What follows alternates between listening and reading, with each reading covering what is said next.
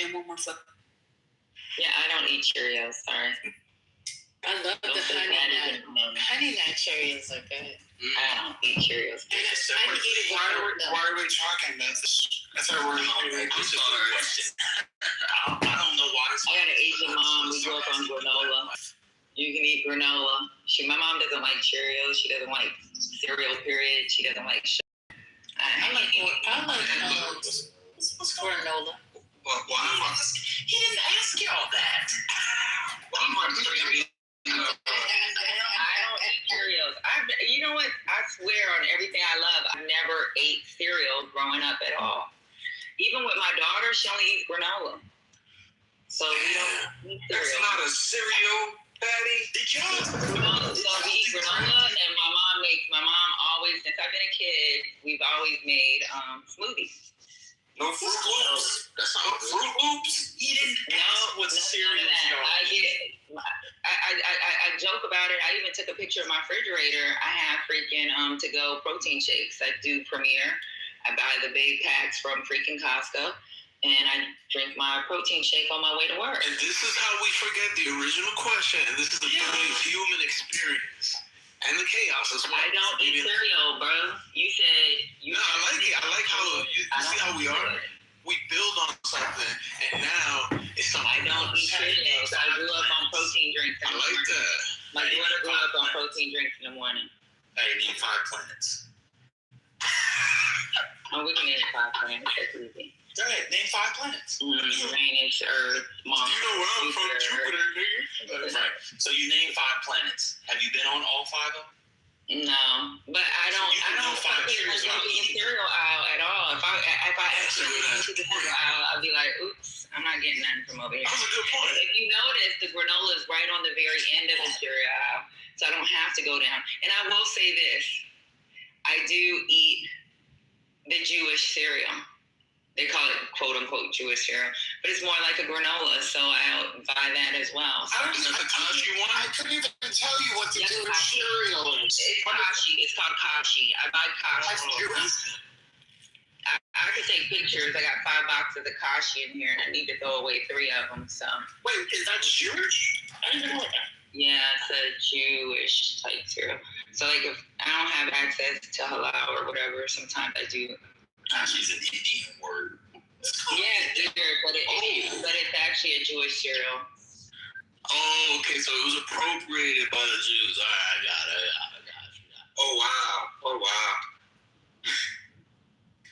See, that's interesting. You see how you start your day with your daily breakfast. Now we know Pat eat no fucking Cheerios, huh? I definitely don't.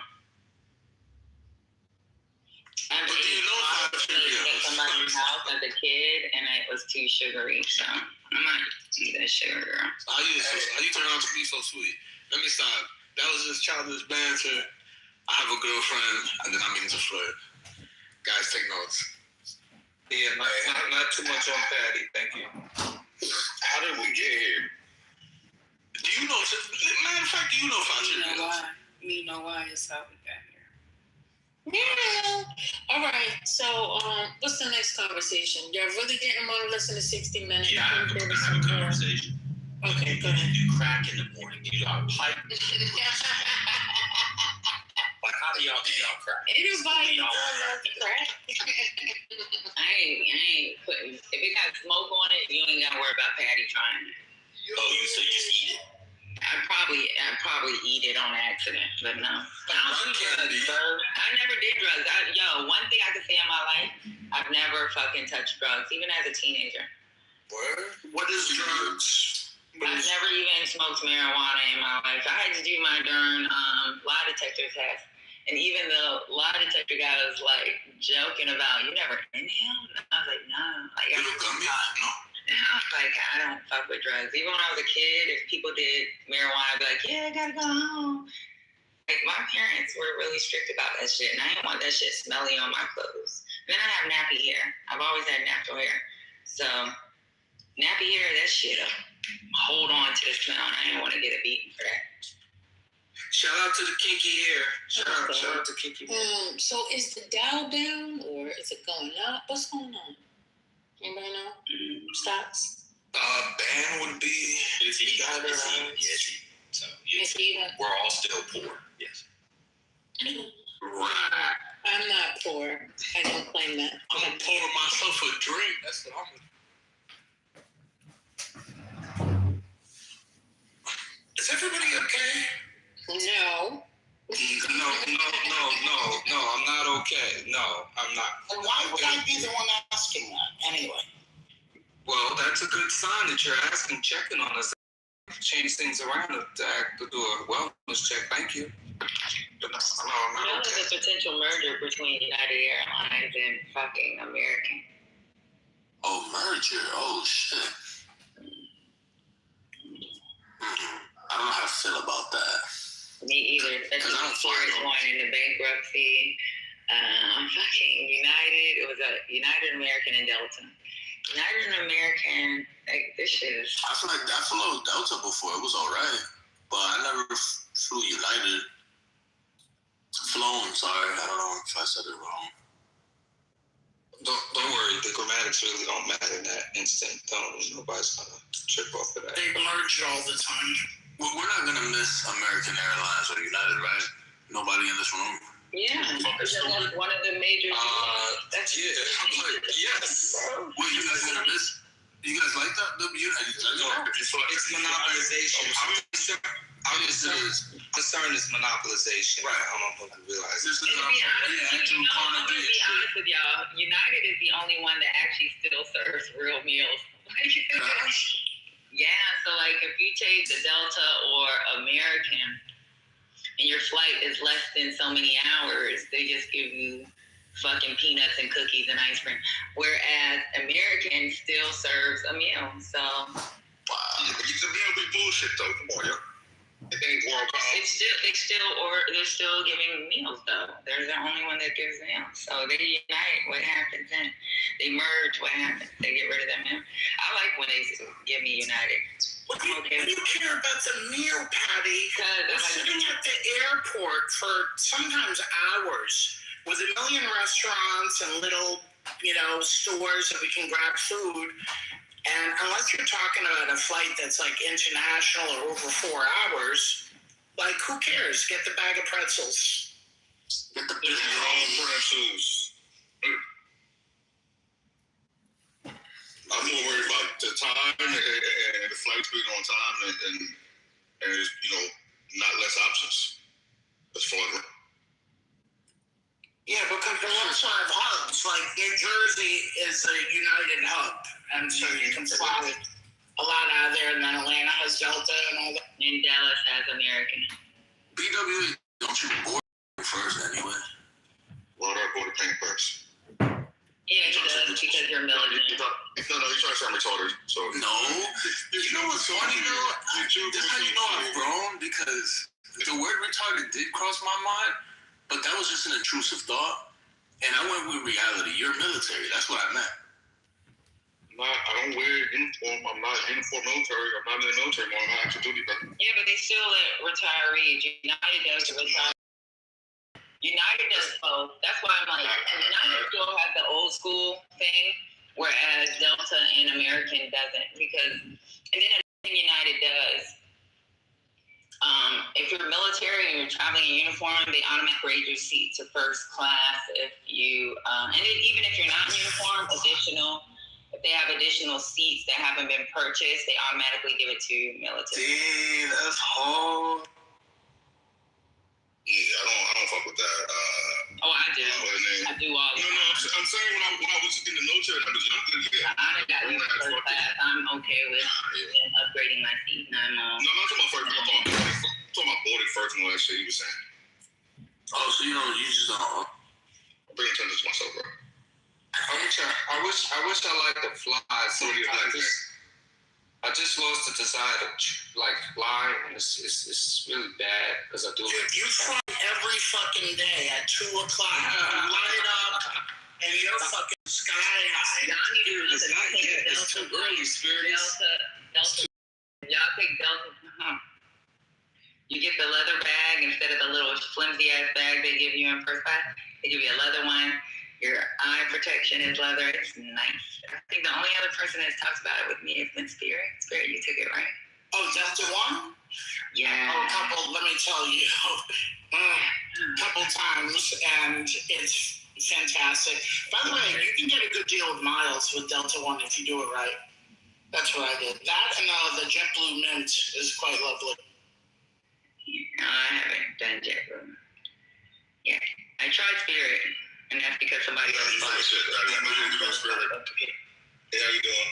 My homegirls bought a whole bunch of first class tickets for Spirit because they were cheap, and that is the worst first class experience ever. Damn. Are they going out of business? I think it was Spirit. Was it Spirit? Yeah. They're like, Yeah, they're going out of business. it's Was it Spirit. Spirit or JetBlue? Well, Yeah. I think with Spirit, that's what they call first class, is you get 2 seats. Two seats? Yeah, that's funny. Yeah, it's like 2 seats in the front. It's stupid. Yeah, Patty, I'm most concerned with USO when I go to the airport. If I'm going to be there for a minute. That's what's important. What is that? I'm making it. It's for military. It's like USO is like their ghetto ass American Express lounge. Nah, it's not ghetto, yo. Come on, yo. They got free. They got more. I will say this: USO has more than the American Express lounge. I'm gonna be honest. Oh, shit. Come on, Patty. There's free food. There's video games. If you need to shower and stuff like that. Yeah, you can see. It's not high class, but yeah. Bro, you got video games before your flight? That's tough. Yeah. I'm saying that if you're stranded, bro, or if you're traveling for to take like a while to travel for 10 days, where you going to? If you're with your family, you can, you know what I'm saying, use it. They'll wake you up. Right, you tell them what time the person in front, what time your flight's supposed to leave. They'll wake you up. Yeah, I've used the USO lounge before. They'll wake you up? Yo, that's Speaking of flights, did decide whether they're going to bail out Spirit? I think they are. Let me look it up, y'all. I'm just saying things. on one condition. It gets Do you think from the airline. they should? Oh, I guess because people need to rise Spirit. So we got the merger going on. We got Spirit needing help or assistance. Somebody was talking about Neo. Neo was talking about the food. Talking about how tomatoes, and things like that.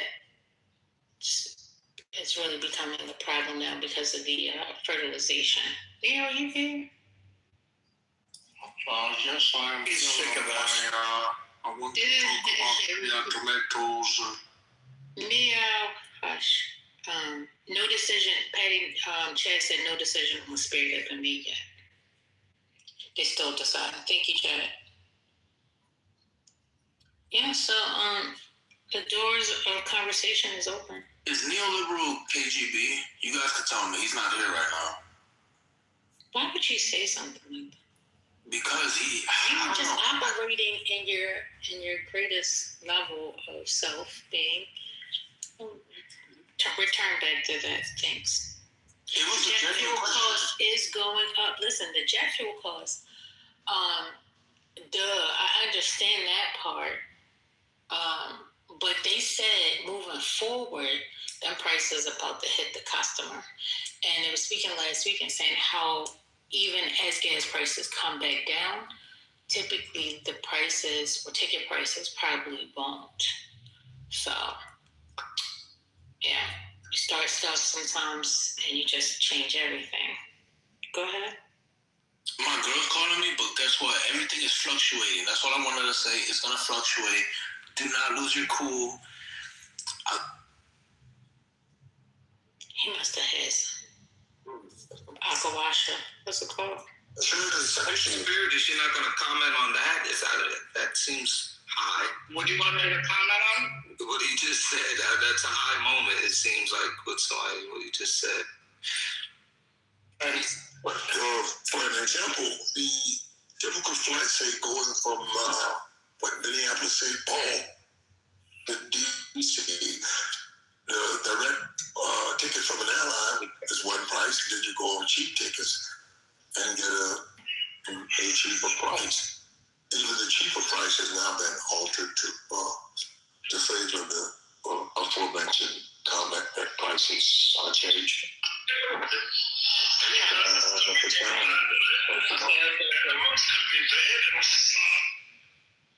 Okay, so I did find an article. It says they're not fully bailing out Spirit Airlines yet.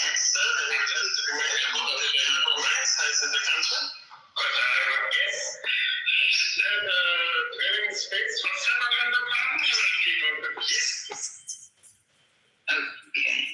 Well, what they're saying is they're actively considering negotiating a bailout. We're in advanced talks about a $500 million loan. This deal will give the government a large ownership stake, even majority. Some proposals even include buying the airline out. Can y'all hear me, or am I fucking retarded? Now I'm using an R word. I'm driving. I'm trying to figure out what the fuck is going on, Leo. So the question was, are they bailing it? It says the government is not fully bailing out Spirit Airlines yet. They're actively considering negotiating a bailout. They're in advanced talks for a $500 million loan. This deal would give the government a large ownership stake. Some are saying even a majority. The proposal includes buying the airline outright, and nothing has been finalized yet. The reason why they're doing this is because it can be anywhere from 14,000 to 17,000 workers could lose employment if they collapse.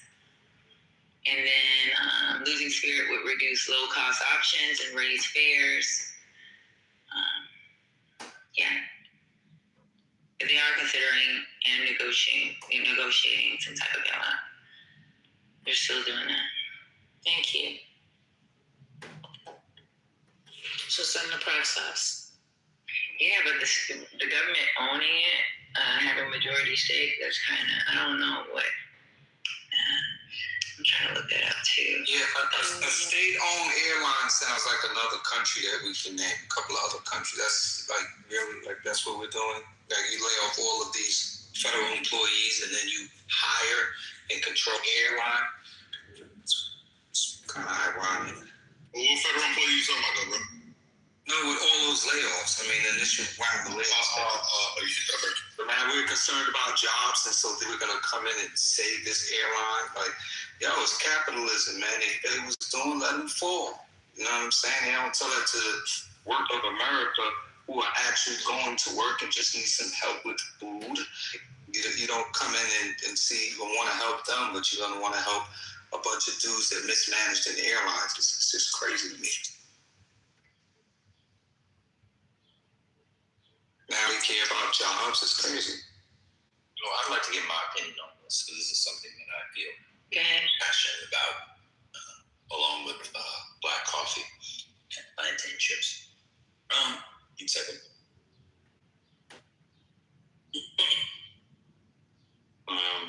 Brother Roger, Monsieur Roger, brother man from Jamaica. And sorry to interrupt you, but do you eat plantain that's not chips as well? You don't eat regular butter? Do you ever do it as plantain? Yeah. For burger? Yeah, I had some. I had one the other day. Yeah, I eat it all the time. I love plantain.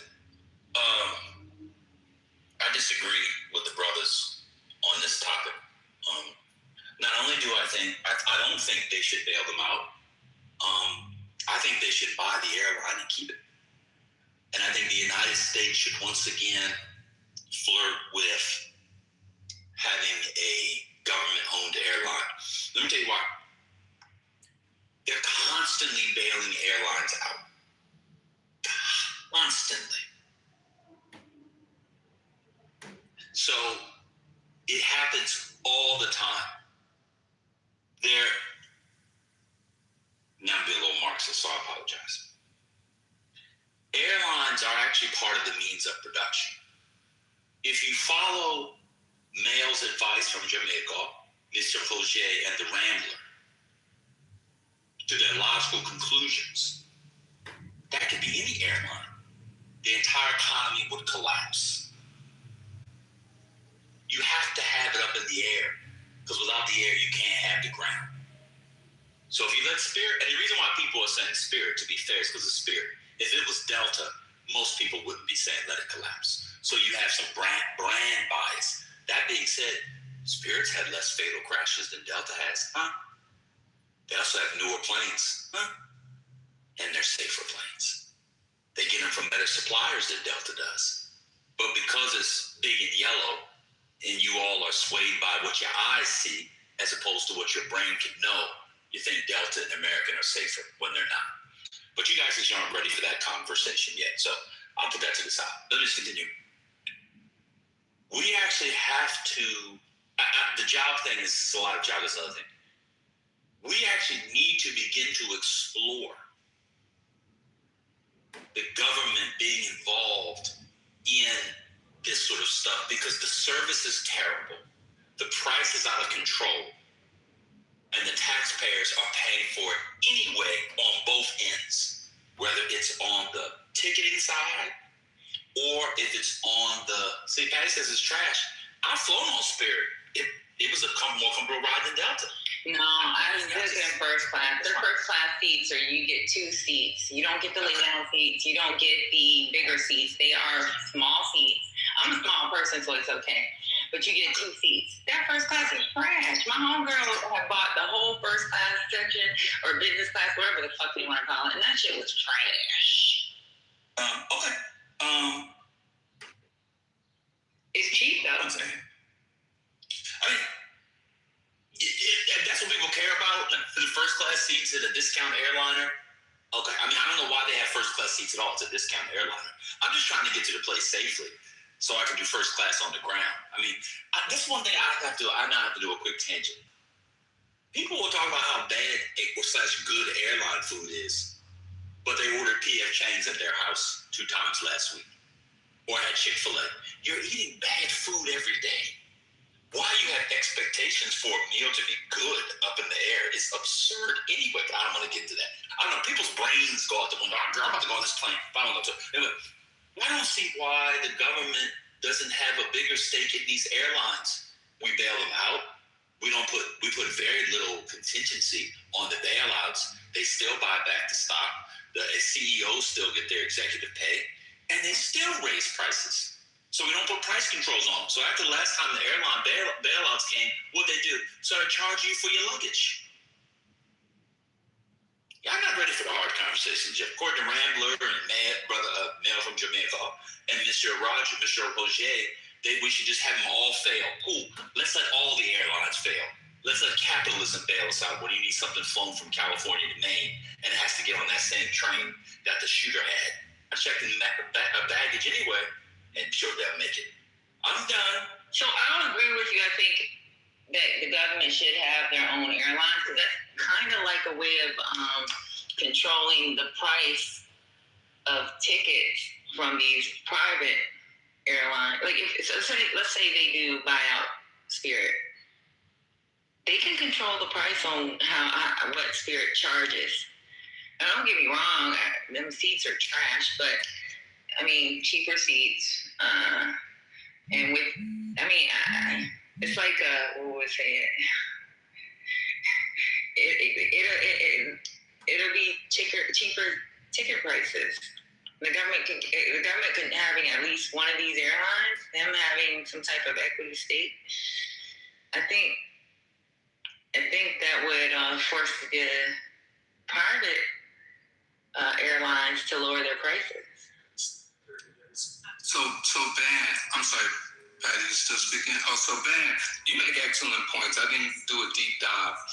I guess I was doing it through the lens of this administration and not trusting that they would do it in a fashion that was equitable and fair and put in the proper, tools to make it work the way you described. So but you made valid points.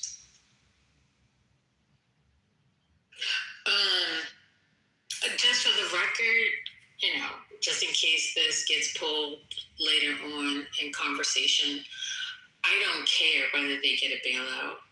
I'm just putting that on the record, okay? I don't care. I really truly don't.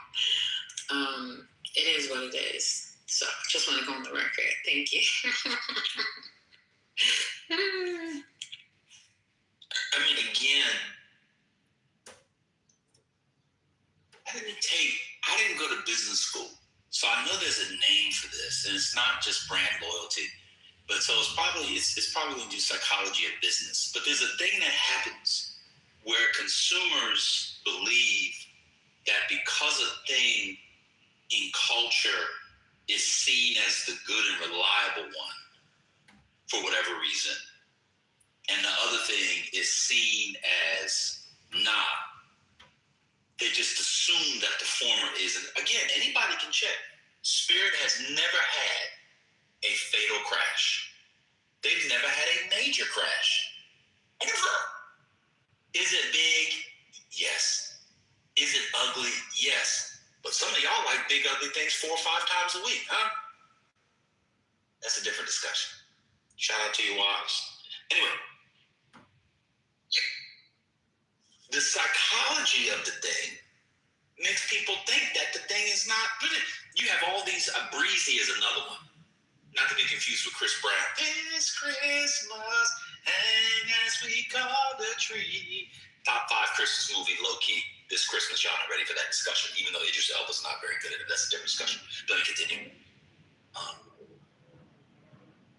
Breezy Airlines. Let's go. Get away, get away, gotta get away. Remember Busta Rhymes? Look at me now. I'm getting paid. That was a good song. Let me continue. Breezy Airlines, Spirit Airlines, Frontier. These, I don't know if Frontier is discount. These discount airliners, their aircrafts are not the ones that are being bought from Boeing and are going down. And their fleets are newer than your United fleets. I was on a Delta jet a couple months ago. That motherfucker had a carving in it I put in 1993 when I was on my way to visit my auntie in Kansas. I said, I sat in this seat before. I said, oh my God, there's my initials. I'm like, that's 1993. But y'all see the big thing. You see watch this. You see the colored thing. So this is where I'm about to go. For those of you who are against Spirit Airlines, you're racist. It's the same, I'm almost done. It's the exact same logic. You're judging the plane by its phenotype and by propaganda. Oh, people think I'm joking. It is literally the same logic as racism. Huh? I'm done. And it hits you later today when you're sitting on the toilet. It's a black woman in a cash out. Yeah, but Spirit doesn't have a lounge. Spirit doesn't have they don't have the lounges. The cabins. These are things that are important to her. I travel for hours. So if I have to sit on a fucking plane for hours, you giving me 2 seats doesn't mean shit. When I can lay down, I can fucking get my drink. I can. What do you get in the C-130? A doggy bag? I don't travel on the C-130, the one from Baltimore to Heathrow. That's not how that works, bro. I'm a senior officer, so as a senior officer, you know they give us commercial planes while y'all on AMC. So AMC is the best move. There's no fucking way, because I always go Avon. I always leave RIP, which means I'm the last to leave. Because I'm the last to leave, they always give me commercial flights. And if I'm taking commercial flights, I want the lounges. I'm the premium. I'm one of those girls that want the premium. I want to be able to fucking go from this area to another area where somebody may greet me and bring me to that area until it's time for me to fucking board my next ship. You know anything happy with that is? If I have to look at someone taking a piss and watch them and tell them, and while they say, can you move over, so they can fall over you to go take a piss and stand up. No more, bro. Does anybody know? I mean, Patty, I'm gonna be honest with you, that's a rich person's issue. I'm not rich, though. I'm not rich. It's just okay. Well, I didn't say you were rich. I said it's a rich person's issue. Most people aren't worried about the lounge, just trying to get worried about. But does anybody know what the fleet is, what the aircraft is for? Because ML just called it the Greyhound of the sky. Anybody know what Spirit uses? Anybody know? Airbus? What do you mean what they use? All Airbus. Oh, yeah, Airbuses. And Airbuses are safe. Huh? Airbuses are safe. I know. So, and most of the flights are most of the fleet is quite young. So y'all are on the Greyhound of the sky. That would be those Boeings from 2000 of Delta that you've been flying, but because they charge an extra $400, you think it's safer. It's actually the opposite. Again, Spirit uses their fleet is all Airbus. They don't have it. They only use Airbus. Now, when we have a different conversation and people are talking about great companies and so, and now others will come up and tell you how amazing Airbus is, but you put some yellow paint on it and make it cheaper and not a lounge. Now it's the Greyhound of the sky. The way Americans fall for marketing tricks to waste money, that's why y'all broke. That's You know what though? The only Airbus that I've actually taken that's Airbuses don't go that far. I know there's one that did go from New York. They flew us to New York because we don't have an agreement with Singapore, so we had to do our access because we were doing exercise. We had to fly to New York, and that's the farthest I've ever been on an Airbus. So Airbuses, I don't really think go that far. Only certain companies will buy it, and I think Singapore Airlines is the only one that I know of that actually had the Airbus that will go that far and not a mile. So. No, it's just how people. One second. I just want to say for the record, again, I don't care about the bailout. And also, I wanted to say, I don't care what color it is. As long as the seat is comfortable for me. Different people have different wants and needs. And that's just all it is to it. That's it. Go ahead, Spence. I agree with you, lady. The seat got to be comfortable in that. That seat got to be comfortable. I'm not fucking 10 years old where I will lay across 2 seats. I had to do it that day. I laid across 2 seats because I got 2 seats. But I do not want to do that. I want to be able to lay back. I specifically make when I look for my flight, if it doesn't have the lay down, I'm not flying at that hour. My flight is going to make sure that I can fucking go all the way back, put my eye protectors on, I can sip my champagne and go to sleep. Yeah. There's a guy duct taping Spirit Airline wings in the chat. I'm just saying. And I'm a broke dusty. If broke dusty daddy wants that, trust and believe there's a lot of other people that want that too if they're buying first. I'm just saying. No. There are. It's this is all so elitist. You know what happens when you poll people who who is the group that is most against raising the minimum wage? It's the people just above minimum wage. They're the ones that have contempt for the people who make minimum wage. So what's happening in here is that we have contempt for the people who are actually budgeting and going on a quote-unquote budget airline. And you should all be ashamed of yourself. No, I said that we should have one state. I think we should have. No. So that's not what you're going to do here. I actually said I believe that it should be a government-owned airline because that is a way they can have price controls, at least for that airline, which may affect the private airlines, which would affect Delta, it would affect the United, it would affect an American, because they'd be like, damn, people are taking those flights because they're cheaper. So I said we should have a government one, but I'm not going to take it if they don't get better seating. The only reason why I took that one at the time is because I had a girlfriend that bought those seats, and it was a free flight. Oh, shit. Too close. Hey, Spirit, I don't care what the aesthetics of a plane looks like. I used to jump out of the motherfuckers in our favorite plane today, so I don't really care what the plane looks like. And you know what, to be honest with you, guess how much he spent One of the real ones. Guess how much he spent for 10 seats, all in quote-unquote first class? $4,000. 10 seats. 10 seats. That was cheap. That's good. How much? I paid for 2 seats on Delta One, and that was $4,000. For 2 seats? For 2 seats on Delta One, and that wasn't even. Were you going overseas? No, that wasn't going overseas. You know, you are the same people who us for taking the Fenghua bus from Chinatown, New York to Chinatown, Boston. Yo, that's Fenghua. Yeah, son. That brings that memory spirit. Thank you.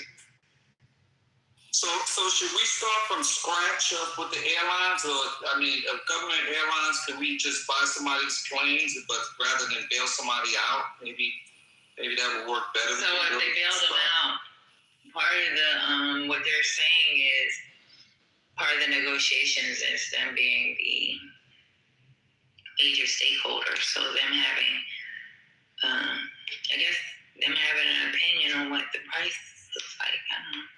Price points. I just don't want cronies getting bailed out.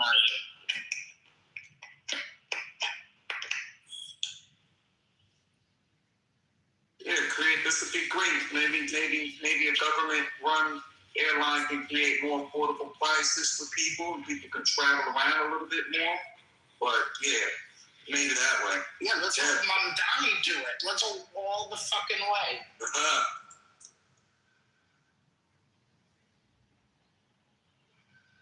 It's latte time. I'm excited.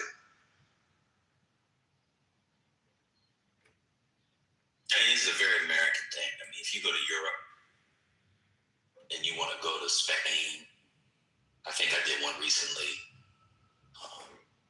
I went from, I don't know, just a bunch of places.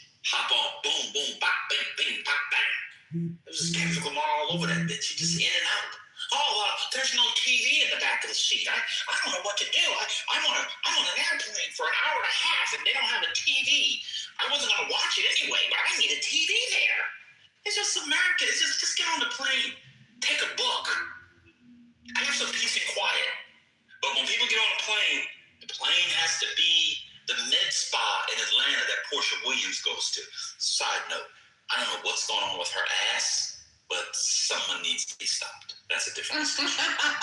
Anyway, let's go to Madrid. We go to Madrid. We're gonna go to Vienna. You get on the plane, boom, bop, bing, ping, pop, pow. You just all over. Wow. They didn't have HBO Go on the back of the plane. What am I gonna do? You know what you did? When you paid for that Delta Comfort because you needed to watch a half episode of something on HBO Go or HBO Max while somebody was kicking you in the back, you just paid for 8-month subscription. I used to live in Europe. I know what flights you were taking, bro. What? You know? We were taking EasyJet. What's it called? Yeah, he's going to get there. I got on that fucking flight as a little girl. I was like, Mommy, I have a TV. But their main planes. Air France has TVs. British Airways have TVs. KLM has TVs. I think but you might be right. I think Air France, because when I complained, my return flight was Air France, and the Air France that we took back didn't have. I think it's Air France. One of them, if it's a short flight, they don't have TVs, but most of it, their major airlines have. But I know what plane you took. Bro, I used to live in Europe. I was a kid. I went to school there. Don't forget, I had to travel all over the damn place because of my parents. You know, this is so myopic. Like, you all like to do fucking drugs. What you need to do is ask your doc, say you have trouble flying, get a fucking Xanax or Klonopin. You don't have to worry about a TV, a book, even tilting your fucking seat back. You will be all set for the entire flight, and give your kid a fucking Benadryl. Have a great.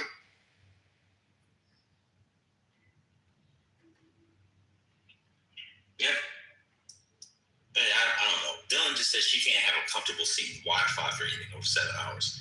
We're at the point now where people can't go more than 7 hours without Wi-Fi? I can't. My legs freeze up. You need Wi-Fi for your legs? I need Wi-Fi. I need Wi-Fi. I need my legs. I need my legs to be able to spread. Yeah, I need all that. 7 hours? You're going to sit on a flight for 7 hours and them crunch that seat. I need a child. I need to ensure I'm reachable. Okay. I can't tell if people are trolling. No, I'm dead ass. I can't. Y'all gotta remember, I got pins and fucking shit in my legs, so it's like, I can't just sit there for 7 hours without my leg fucking going into some other shit. I'm talking about Wi-Fi. Yeah, Wi-Fi too. I need my Wi-Fi. For your legs? No, because I work too while I'm on the plane. So that's the difference. Like, I don't know what she does, but I know it's me if I'm going forward. When I was in Indo-PACOM, I got to go to Australia. If I'm going to Australia, I have to work while I'm fucking on my way there. So when y'all take red eyes, y'all stay up the whole time? I work. I'm a senior. I'm not no. So like, even with us meeting our counterparts, even if I don't get enough sleep, I have to meet my counterparts. I have to get all the information that was sent to me from home station, have the conversation. Sometimes questions are thrown in. You know, I fell asleep before and I'm like, fuck, I gotta look up the information and then have to have the conversation with the people that we're working with. So like, they send me information all the time if I'm going for, especially if I'm part of the planning conference. So if you're part of it, for me, for my job, if I'm part of the planning conference, I can get questions all during the goddamn flight. And I have to compile them all while I'm working. So I carry a computer, I carry my fucking, I have to carry, the airlines know that I'm carrying maybe something that might be what they'll consider secret information. So I have to have my courier card. I have a whole bunch of shit on me when I'm going forward anywhere. And that's why it's like I was saying, I always have somebody meet me at the airlines or make sure I'm being transferred from one airline to another properly. So yeah.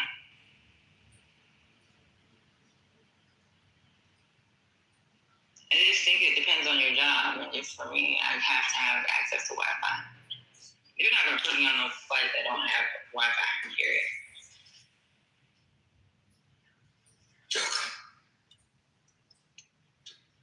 Now, there is an issue between, I don't know what happens in the U.S. This doesn't happen internationally.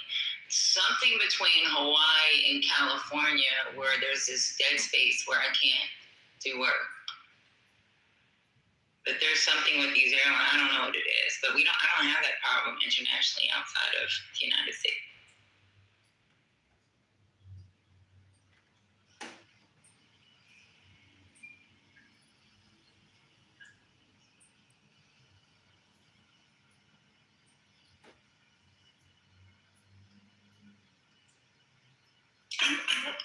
Okay, so let's take you away. So Kamar put any advice for someone who's about to take 11-hour, I mean, what would you do? Y'all send me to the meetings. Y'all gotta, I gotta go to the meeting. I'll go in with a birthday. What is the troll thing? Are people serious? What do you do for 11 hours? You could take your computer, you could take books, you could write, you could knit. I mean, you could sleep. That's just on the airplane where people all of a sudden turn into retards. What do you mean? What do you do? I don't even understand. You get up, walk around. If you're with somebody, you can take cards. I gotta be honest with y'all. I must be the least important human being. But Dylan said she can't go more than 7 hours with Wi-Fi because she has a child. I must be a terrible father. I've definitely been on planes and not used the Wi-Fi for more than 7 hours. I must be the worst father in the history of the world for going more. Y'all never gone more than 7 hours and not had Wi-Fi. I'm gonna be honest with y'all. I think I might start my own room for just unimportant BANs on the app. Y'all are some of the most important, coveted people in the history of humankind. I gotta be honest with y'all. I never. Y'all must be really important. Hit me in the back channel. I wanna be what y'all are when I grow up.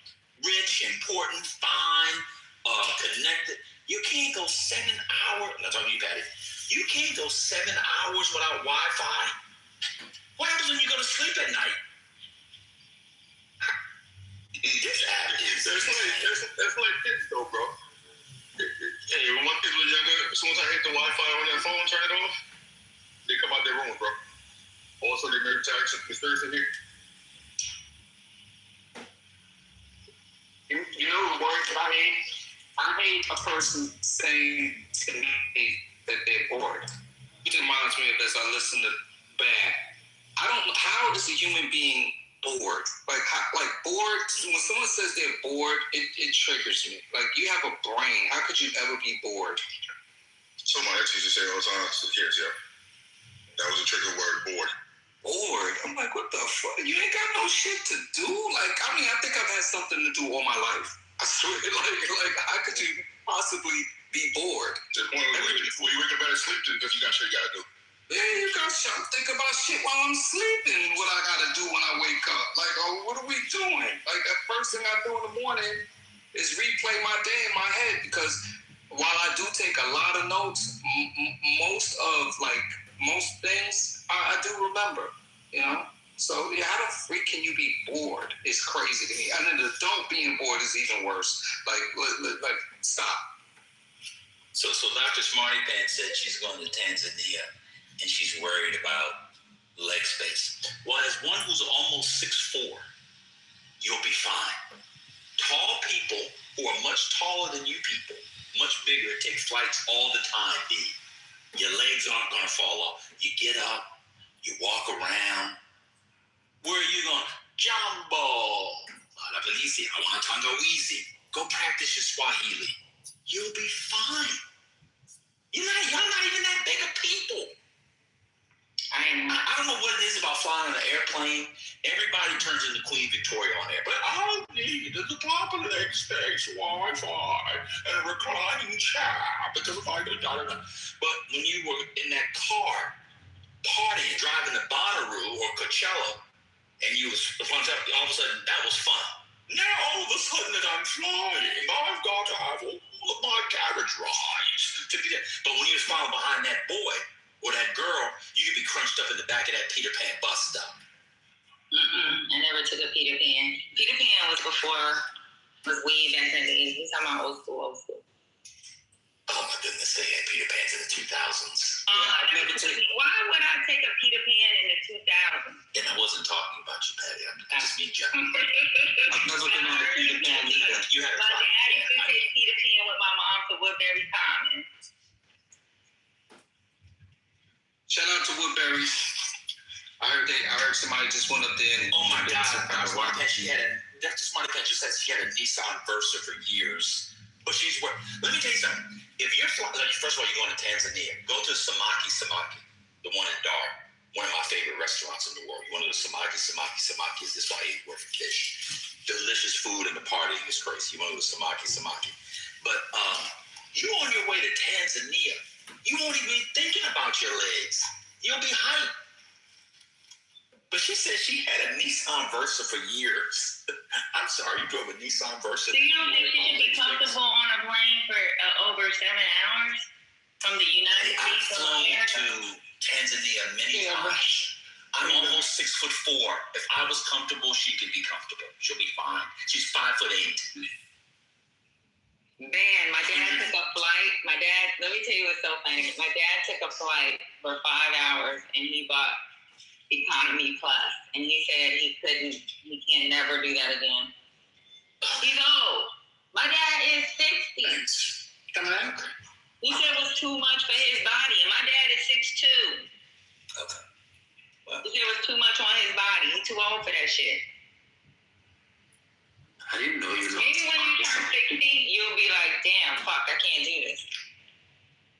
No, if I'm flying to Tanzania from America, I'm gonna have to deal with it. I'm going to Tanzania. It's just a flight. I'm not going for the flight. I mean, y'all can do whatever you want to do. I'm just telling you. And that's why we continue to have to bail out the airlines, because they gouge people. People don't take it. They don't get enough money, then they get money, then they gouge on the back end. But I mean, you know. I don't know. NBA basketball players aren't not NBA basketball players fly all over the world in the back. And they fly all over the world. They're 7 foot. I don't know. That's why my dad's 60. My dad's 60. He will not take nothing. That was the one time he took Economy Plus and he was pissed off. he didn't do his flight correctly. He did his flight from first class to first class, and once he got to LA, it was economy plus. And he said that was the worst flight of his life. And that was only 5 hours from LA to fucking Hawaii. He said his legs went dead. He fucking had to get up and walk around the plane. He said he'll never do it again. He's old. My dad's old. And I think at that time he probably was like 57 and he was fucking hurting.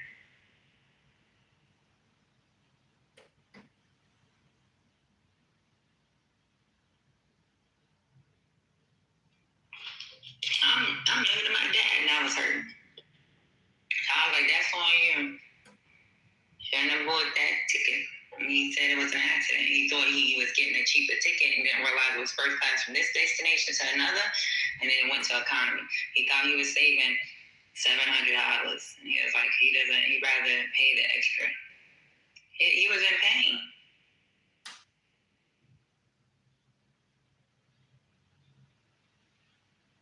My daddy, I mean, at that time, he was like around 57. It was like 3-4 years ago. Yeah.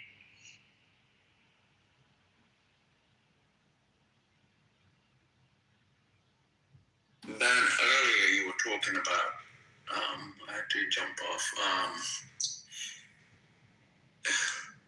I tried to look it up. It is a halo effect, or, unless in business school terminology, I guess you were thinking about. Yeah, halo effect was part of what he was talking about. Yeah, brand equity and all that. A piece of it. He actually said the right word when he was talking about business school. Yep, and you're right. I got an MBA, and he said the right word. He said, what do y'all call it? He said the right word. Yeah. And halo was part of that. Yeah, I had thrown off a little bit, but I was like, you're right. It is racist. The only reason Spirit gets the bad rep that it has is because of the TikTok videos of people trolling and stuff like that. Yeah. Going back and forth. That's the only reason. Have you rolled Spirit, Lord? Oh, yeah. I've flown Spirit. Here's the thing. When I'm on U.S. soil, I don't mind. I will fucking fly. What's that plane thing called? What's that? Hold on. Give me 1 second. I rode on Spirit. And the only reason why my girlfriend bought those tickets like that is because it was cost efficient for her to buy Spirit. It was 10 girls. And then also the only way you can get 2 bags for the free for her friends was to buy the goddamn business class. And even with first class, and even buying that class, it was not that. It was a fucking small seat. The seats are really small. So when you're not going between major markets, like I've flown from New York to Minneapolis and Chicago on that length of flight, the first class is like nothing. It's like slightly better. You got that one row on one side. Even if you're talking about, I know what you're talking about because I've taken those seats too. Those seats are still larger than the Spirit seats. Oh yeah, Spirit seats are very, very small. I don't know what Spirit is, to be honest, but or even Southwest. But yeah, but just that first class is like, it's like fine. It's totally fine. But you don't get TVs or anything, which is totally fine. Yeah, you but don't. It's just not all first class. You go New York to LA or New York to London or something like that. And they don't even call that first class. They usually call that business class when it's like that. Yeah, so Patty, I just asked, there's this regional thing, they call Allegiant. I don't fly fucking Allegiant. Now, if I'm leaving U.S. soil and going, if I'm leaving U.S. soil, going anywhere, then I'm like, okay, I can pick and choose. I just refrain from flying any American airline. That's just what it is. Matter of fact, I'll take a picture of what my seat looked like. I got it on my thing. It's when we went to Houston for my homegirl's birthday. This is what first class looked like. And look at my bag and my shoe, like how much space I had in between. And the reason why, if you see, my foot is extended to the other side because that's the second seat that they give me. Let me go ahead and PTR. I'm setting it as my profile picture. You see my purse. You see my foot extended to the other side. You see my scarf on that seat because I got 2 seats. Look how much space is in between the two. Shout out to Givenchy. Shut up. I'm just telling you, that's how much space. You see how thin that is? That's how thin your seat is.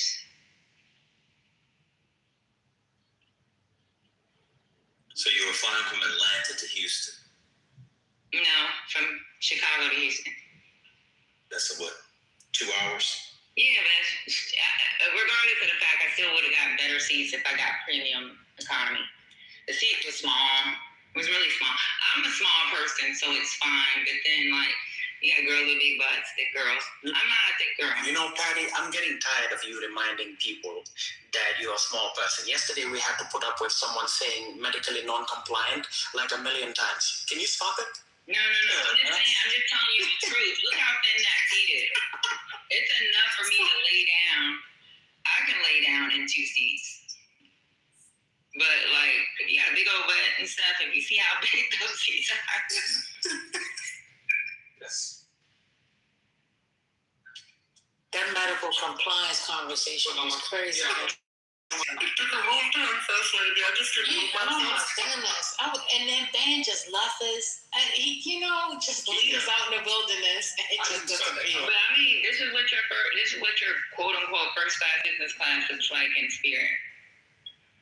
I'm just being honest. And you see those 2 little silver bars? Look, my scarf was enough to put on that seat between. Come on, man. And all jokes aside, any American airline, whether it's Delta, American, Spirit, non-Spirit, their first class is shit, if we're going to have the real conversation.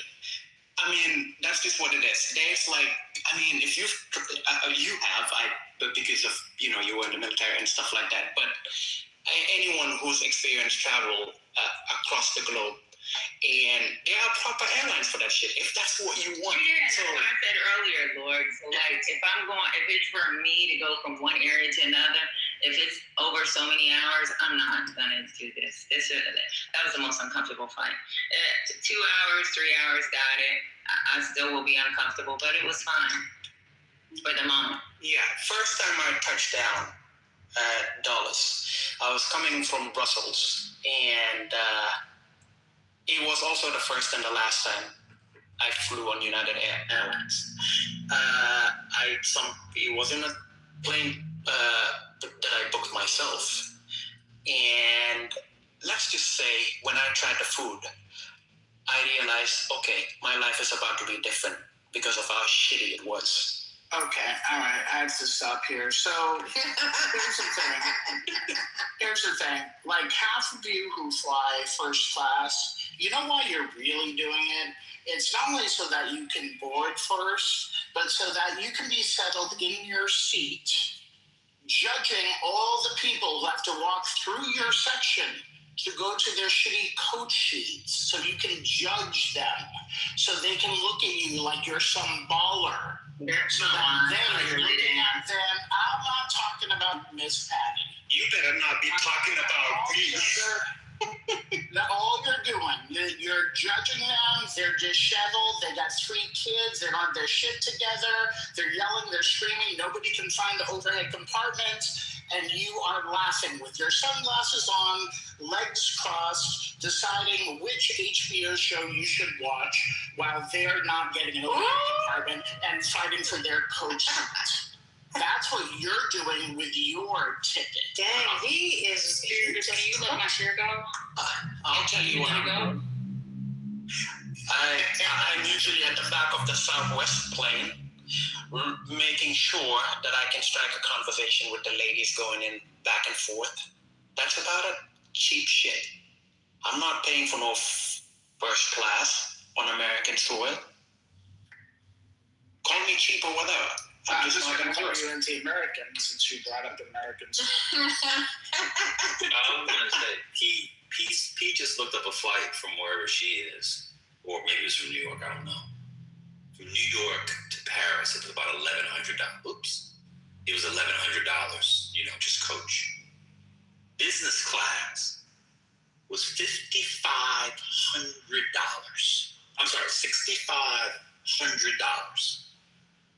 Y'all worried about leg cramps? Wow. And you're worried about leg cramps, and you get leg cramps sitting in the house on Clubhouse listening to people crash out, talking about they was in private and had a meetup. And you do that for free. People are spending $6,000 of their dollars to not have leg cramps. By the way, I've flown to Paris many times and coach, never got a leg cramp. And I'm taller than all of y'all. I'm bigger than everybody speaking. But people are spending $5,000. Yeah, but I'm like, use Skylux. If you use Skylux, they have discounted tickets. You can spend anywhere from $2,000. Now, the most I've ever spent was $4,000. Daddy, you're not helping yourself, right? Yeah, I'm never gonna find. This isn't going My Skylux, you can get a ticket for $2,000. Okay. And If somebody else is paying for it, or if I get a free upgrade, other than that, I'm assuming. yeah, most of the time I get free upgrades, to be honest with you. And then because I got enough flight miles because of the fact that I had to deploy so many times or even fucking go to other countries just for fucking work purposes, and they automatically gave me an upgrade. If it's a family trip for me and my daughter and her friends, then I always use my points. So to be honest with you, I don't have those problems because I'm not a civilian. I get a lot of free tickets from the government to go forward anywhere, and I get to collect my points. And that's why we're swimming in so much. Anyway, I'm going to say this one last time. You all have health insurance. Speak to your doctor. Tell them you're stressed when you fly. Get the fucking Klonopin or the Xanax. You don't have to worry about fucking leg cramps, the seat going back, the kid kicking the back of your seat, the TV, the books, the drinks, the fake food. Just do that. Jesus fucking Christ. That's the hack. Great statement. Yeah, I remember back in the day, I would wait for the last way at the end, and then they would flip your flight for you when I had plenty of time on my hands as a young man. I would get my frequent flyer miles Brooklyn, just hanging out there. We don't use taxpayer money for first class. First of all, the fucking companies automatically give us first class if there's available seats. It's not your goddamn taxpayer dollars. Your goddamn taxpayer dollars are being Patty, spent. stop being No, Sonny, no. Because there's always a stupid ass comment on what your taxpayer dollars are being paid so that we can go out there and we can fucking secure or do a fucking site survey so fucking soldiers can fucking train. That's why the fuck I have to get on goddamn flight. Now, American Delta, fucking Lithuania, whatever fucking flight I gotta get on, the reason why they fucking upgrade the seat is because they want to. They do it for government employees. That has nothing to do with your fucking taxpayer dollars. Now make that make sense. Well, your taxpayer dollars being exploited by several entities, especially when it comes to .gov and the spending budget. The budget About using her on fucking aviation transportation. Motherfucker, your And this is Department of Transportation. They flips a lot of money. The overspend, there's an overspending budget there.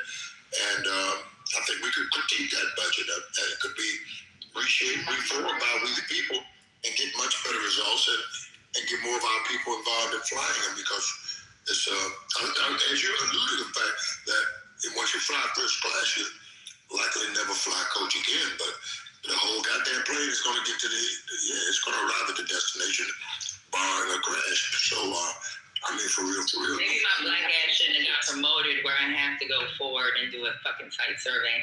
Maybe that'll be a fucking satisfaction for whoever got a comment on someone being able to get a fucking, guess what? I'm a black woman who got fucking promoted, and guess what? These private fucking companies, as soon as they find out you're military, they'll say, hey, we may be able to upgrade you.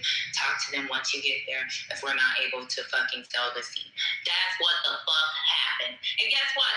If they don't have the available seat, I might be able to pay for it, because they only give it to you if there's more than one. So if there's only one available seat and they're waiting to that last minute, I'll be like, hey, can I pay for it? I'll pay for it. I have gotten used to it. It's okay. You're not paying for it. I am. Well, So I would sell my first class and my frequent flyer miles up to Kazook on various airlines from American, United, and Delta. Others, some of them have faded, but nevertheless, they would all give some frequent flight. They have incentives to get on an airline and get off an airline. Yeah. Convenience somebody needs to fly. Goddamn, you have my seat. Give them goddamn frequent flyer miles, free tickets, and some incentives on your credit cards. A bunch of free shit out there if you're looking for it. And it's great. It's great if you love the travelers. It's right there where you are. It reminds me of anybody remember the Key and Peele skit where they're letting everybody, they're boarding the plane and they go through every single class imaginable before they get to, maybe not. Anyway, it's a funny sketch.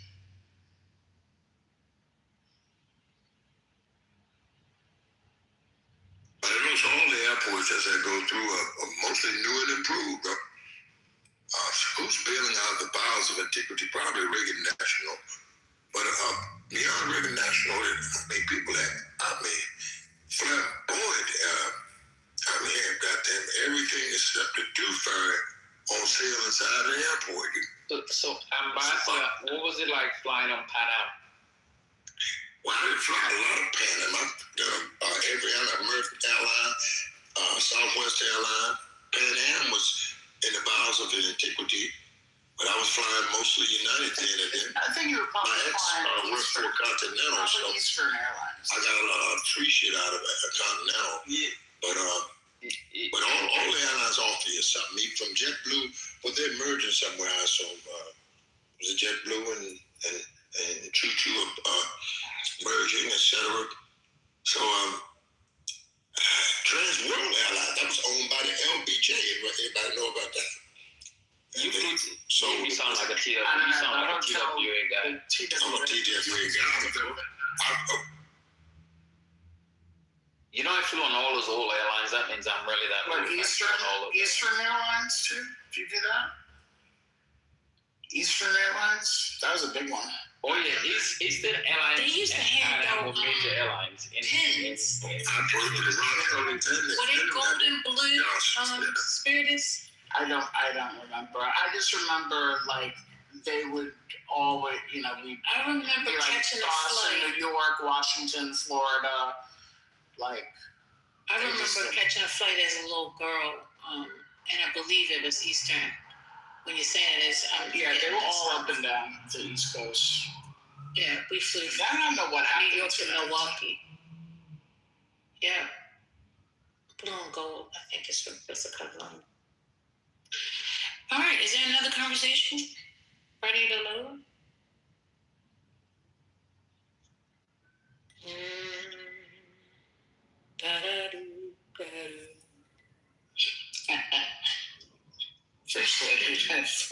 You like that?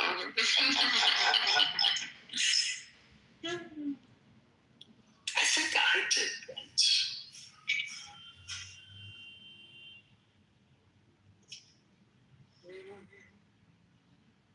You'll have a chance to converse. This is happening out there in the world. I'm trying to figure it out. So they're supposed to have some talks.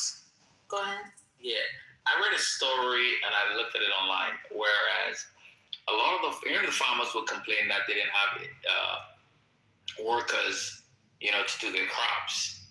So the article was about the farmers in Idaho, and right now they're coming on harvesting like their carrots and blah blah blah and their potatoes and whatnot. And they're literally saying that the guy said, I have $750,000 of product, and I can't find an American to come work it. So he goes, no matter how many adverts I've put out, paying top dollar, $20-something an hour to pick, not one American has showed up to help pick that shit. And right now he's begging Trump to bring back, let the illegals come back on the farm because our American food supply is going to be fucked this summer. And he says the war has exacerbated. I don't know how the war affected the shit because he's harvesting, he's not planting.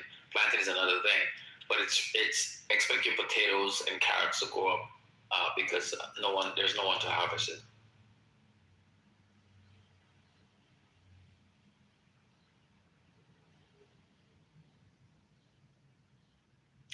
price what? Your potatoes. Oh, okay. And Yeah, I was carrots. on the, okay. They don't have nobody to do it, so, okay. But I really thought potatoes were all harvested with machinery. The way I was like, I thought this was all machinery. I guess not. I don't know.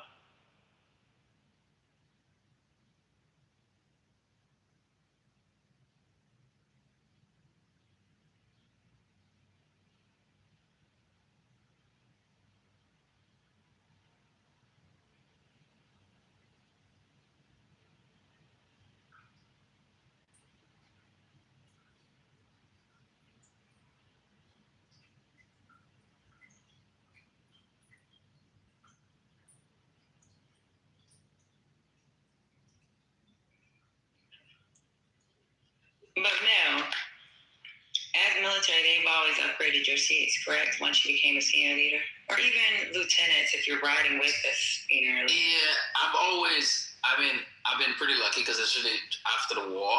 It really before the war that shit didn't really happen, but after the war we were treated like gods. You pay the airline and you got an automatic bump to first class.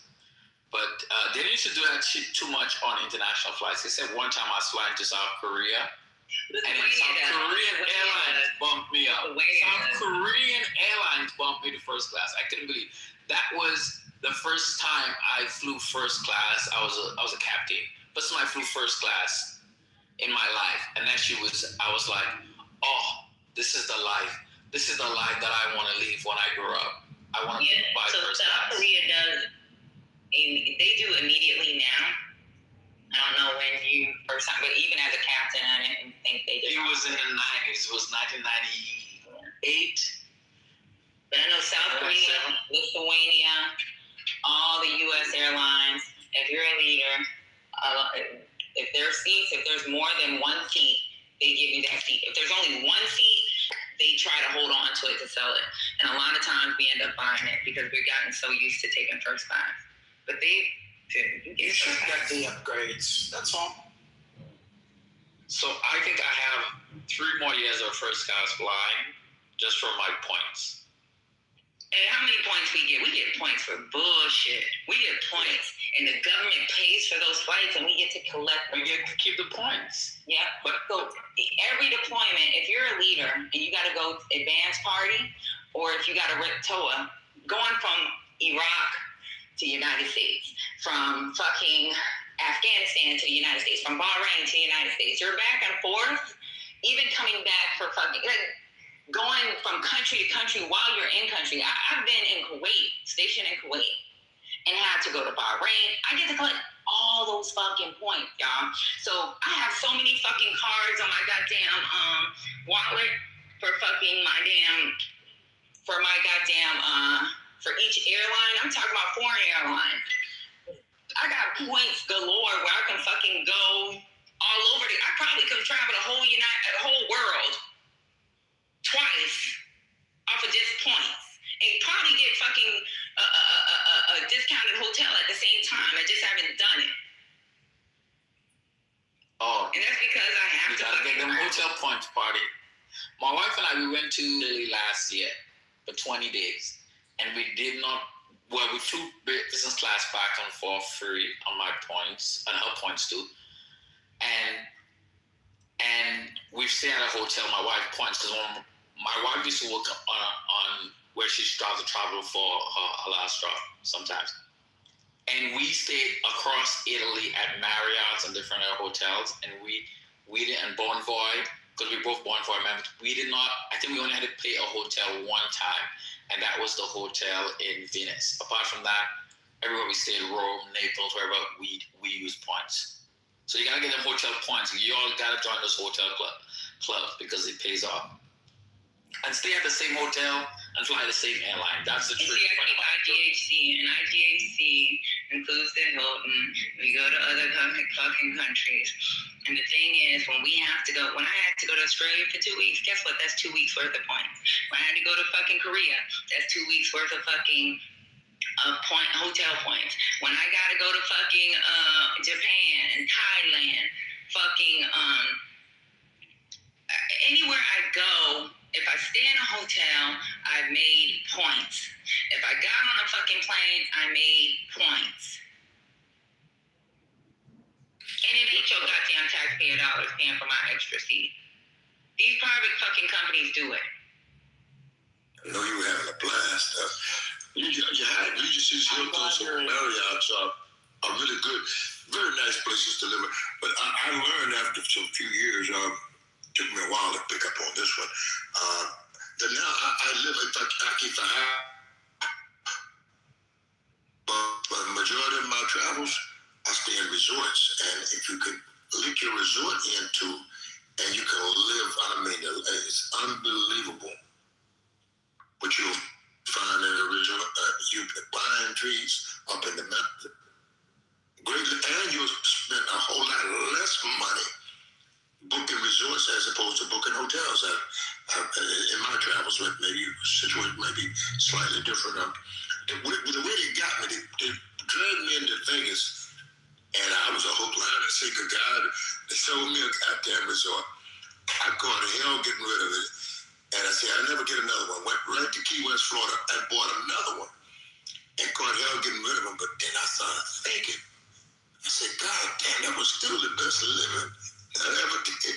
So I started booking anybody's resort. They'll give you a resort. You say you spend $750 to $1,000 a night in some of these Regency and all place there. Literally about your whole family and your dog. If you got a cat, you can bring him too. But nevertheless, you will save, I mean, oh my God, it's quadruple, whatever that percent number is, you will save quadruple by booking resorts as to booking hotels. I land my plane just on the facts and say, my.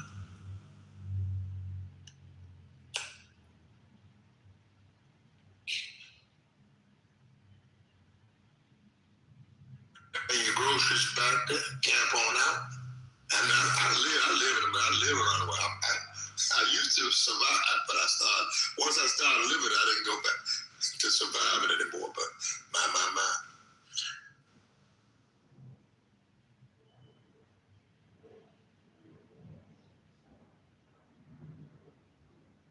Sounds like you got hustled into some timeshare. And I got hustled, but I hustled some people too, and I just found out it took the hard way to learn it. But I learned it, and damn it, you get out there in the resort. Well, now, then I used to sell them to people who sell resorts. See, I'm a hood salesman. I sold them shirts, caps, and watches to the people who are salesmen. They don't have time to shop. A car salesman, a hairdresser, who else don't shop? Car hairdressers, and there's a couple of more people that are pretty much stationary. They got to be there to make it happen, to make their money. Those are my best customers, and they buy the shirts, caps, and watches, and I mean gimmicks. People buy gimmicks. If you notice it, that was a gimmick when they sold me that goddamn resort. But I said, I tough nails. When I made that last goddamn, what did you got to pay a maintenance fee? I said, I'm gonna pay that. And I look at that last maintenance fee. I got pissed. I said, I'm selling this shit, and sold it. But now booking them is fairly easy. Because somebody will say you're not gonna be there a day or two, a week or two, at the most probably. Somebody will say you 2 weeks. It's amazing savings, and you live better, and you enjoy yourself. Go around the town, see the townspeople. You book them hotels, you spend all your play money in the goddamn hotel. So it's just different ways of looking at it. It's all, and it's depending upon what perspective and what you're actually there to do. To say my master.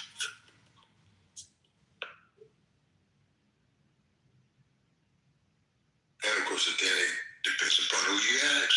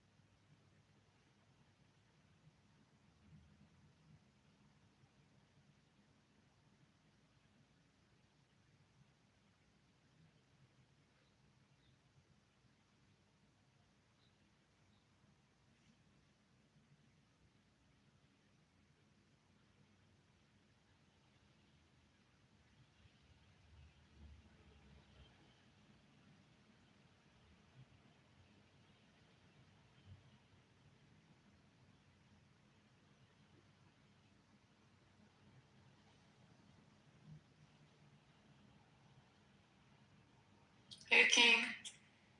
No. Whew. First Lady. I just cracked myself up. I just caught the video. So he was under the table. He did slide underneath of it. And then once the people with the rifles, all black with the rifles, once they came out to secure before they could move him, it does look like he tripped. So, like I said, I didn't see the video all the way through until just now. And I don't know. I mean, maybe, his shoes was untied. Y'all know. All right, King Nav, what you got? Not much. I just came to say hi, and I thought the interview was interesting that Trump did 60 Minutes. Yeah, it was really funny. He got upset as soon as she asked about the manifesto. He said, I knew it. I knew you were going to say it. Disgusting. You're a disgrace. Oh, my God. Oof, child. If I'd have been there or backstage, they probably would have fired me because the way I would have hollered in the background would not have been good at all. Definitely would have laughed. It's too bad it's normalized that the quote-unquote leader of the free world or any head of state can talk to a reporter like that. It's kind of sad, actually. It's really pathetic of that man to.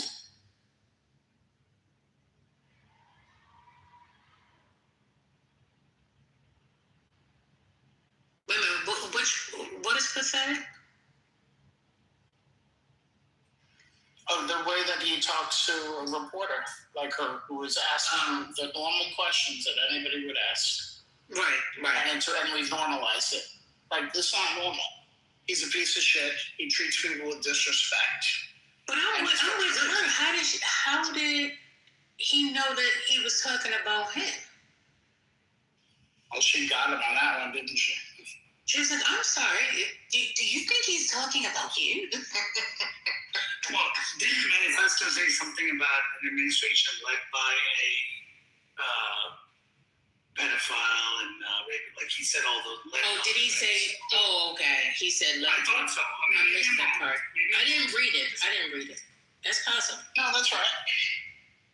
So if he said that, then obviously it doesn't. She was just saying that as a kind of a cheeky thing to say, how do you know they're talking about you? So, if the manifesto says that, which I thought it did, I don't have it in front of me at the moment, but if it did say led by, then obviously it was talking about him. So she just said that to be cheeky. Yeah, good. Like, small victory, considering how fucking rude the guy was and continues to be towards people just asking questions. It's not a normal thing for a head of state to do. I mean, look, a lot of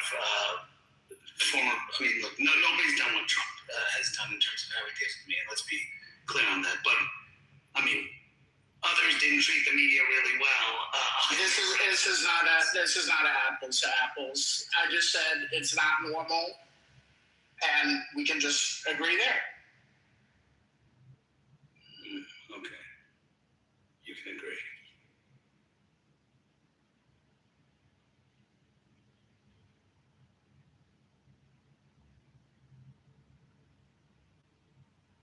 So maybe you're saying that she should have asked the question like, well, you saw the manifesto. He says a few harsh words. What do you think about that? Instead of repeating it, you think that's what he was looking for? People haven't read the manifesto. That's the whole point of the news. So reacting to the manifesto, here's what it reads.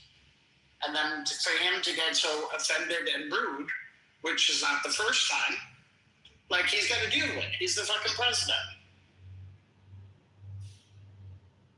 Okay, so maybe before she said it, now understand this is not 60 Minutes.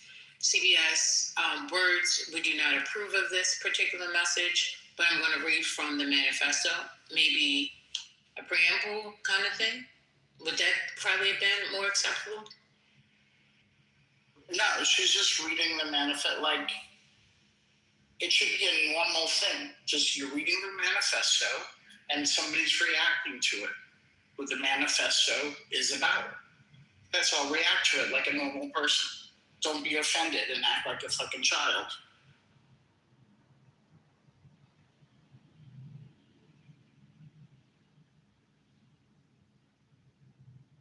I don't know why the media has to like dance around these things to accommodate this stuff. They don't need to, but they typically do. Like when you ask about allegations in Hunter Biden's laptop, and they say, well, hey, there's allegations here. I don't want to go into reading all of them or any of the important ones, but what do you have to say about that, sir? To the previous one, like those accommodations were made. Just to be clear. She didn't call him that. She wasn't asking about whether or not he was a pedophile. Agreed. She was reading from. Okay, that's why y'all get to get y'all stuff out. I can't get mine. Go ahead, do you think? You can't possibly agree because you were just saying the opposite. So if you're asking, she wasn't asking about allegations of whether or not Trump did that. She was breaking the news that happened 12 hours before in the manifesto. She just read it.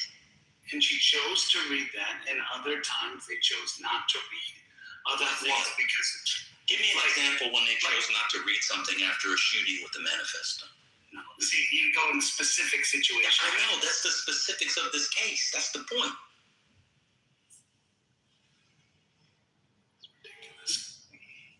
So give me an example. It wouldn't be Hunter Biden.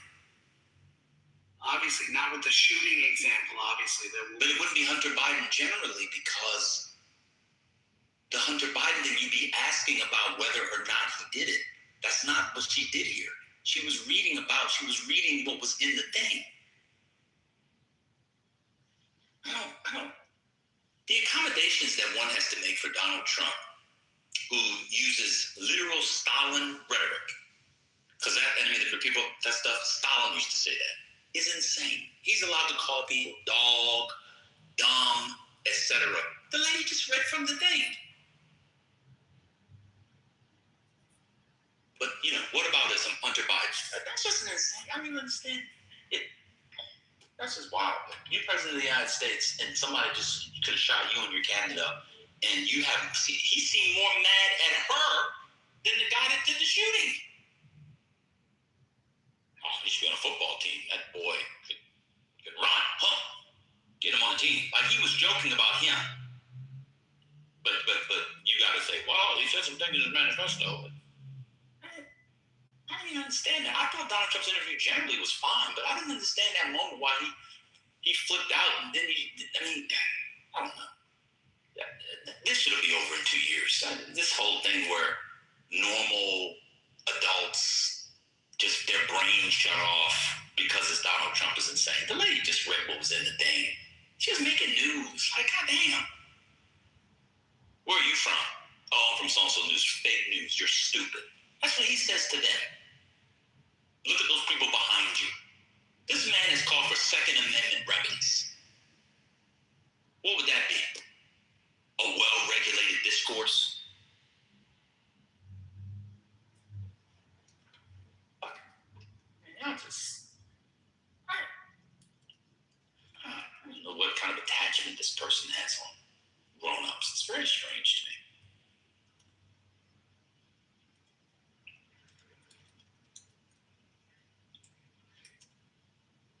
Well, they have, it's a protection clause. That's what it is. It must be. Mm-hmm. Well, it was Norah O'Donnell, right? I'm gonna read. I'm gonna see the question again.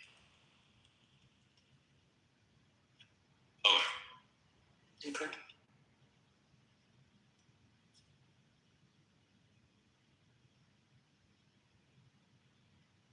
I mean, you had the previous president whose campaign was feeding questions to reporters.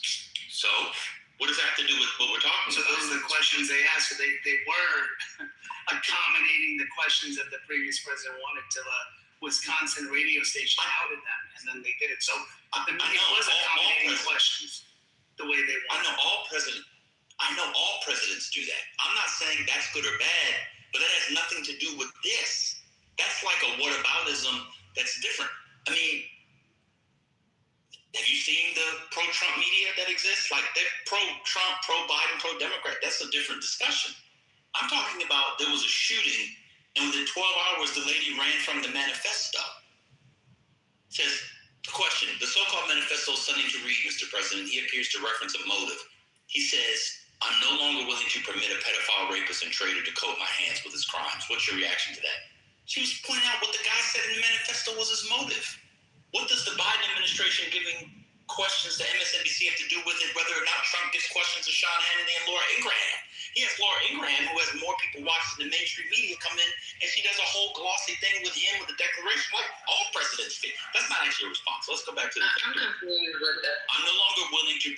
I'm confused with the feeding the presidents to the questions to the meeting. I don't know, but that's a red herring. So that's the way that people want us to change the topic. So I'm not going to take the bait. All presidents feed. I mean, they have press shops. That's But do they actually feed the questions to the media, or the media give them the topics and then they're able to do the So they feed, to be clear, they feed questions, but not all media actually take stands. But in the last one, the media basically complied with those questions. So how does that fit what we're talking about? Because you can choose the questions that are on topic and that are off topic, and they comply with it. So this is on topic. This is from the manifesto. No. So the president, the person who's interviewed, can say, only ask me these questions, and they say, okay, and they do it. How do you know they gave them a pre-approved list of questions? It's in the report. I haven't read any reporting on that. I'll put a couple of sources up, and then you can. Wait. You have a source of Nora O'Donnell getting pre-approved? I didn't say Nora O'Donnell last night. See, that's right. I'm talking about this one. We're talking about last night. We listened to it in here. I know how questions work. It's been happening since the beginning of the country, since before the beginning of the country. Anyway, I'm no longer willing to permit a pedophile, rapist, and traitor to coat my hands with his crimes. What's your reaction to that? That was the guy's motive. How's that question out of the larger manifesto? But okay, that's one piece of it. Okay, what was the other piece of it that we missed? He talked a lot about the administration, what the administration did, what that he felt it was his only, this was his only chance to act on it. That's not motive. So what else was the motive that she missed? What motive did she miss?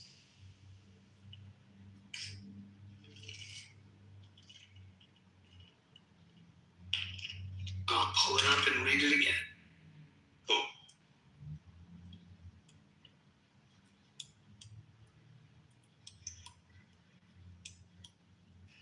So I guess we have normalized. Okay.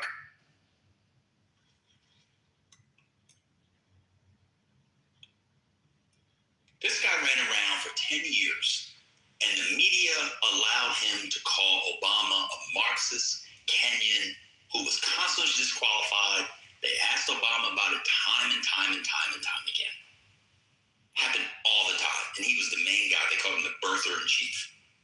There was a shooting. The lady asked a question. She's a tough journalist. Deal with it. We have to, the man leads us into war, and we have to follow behind him in war. But here, this is just too much. Come on. All right.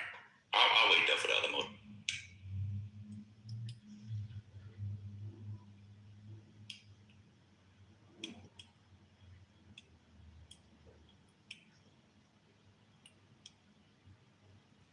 While we wait on that, First Lady talked about Kimmel. Enough is enough. Kimmel's hateful and violent rhetoric is intended to divide our country.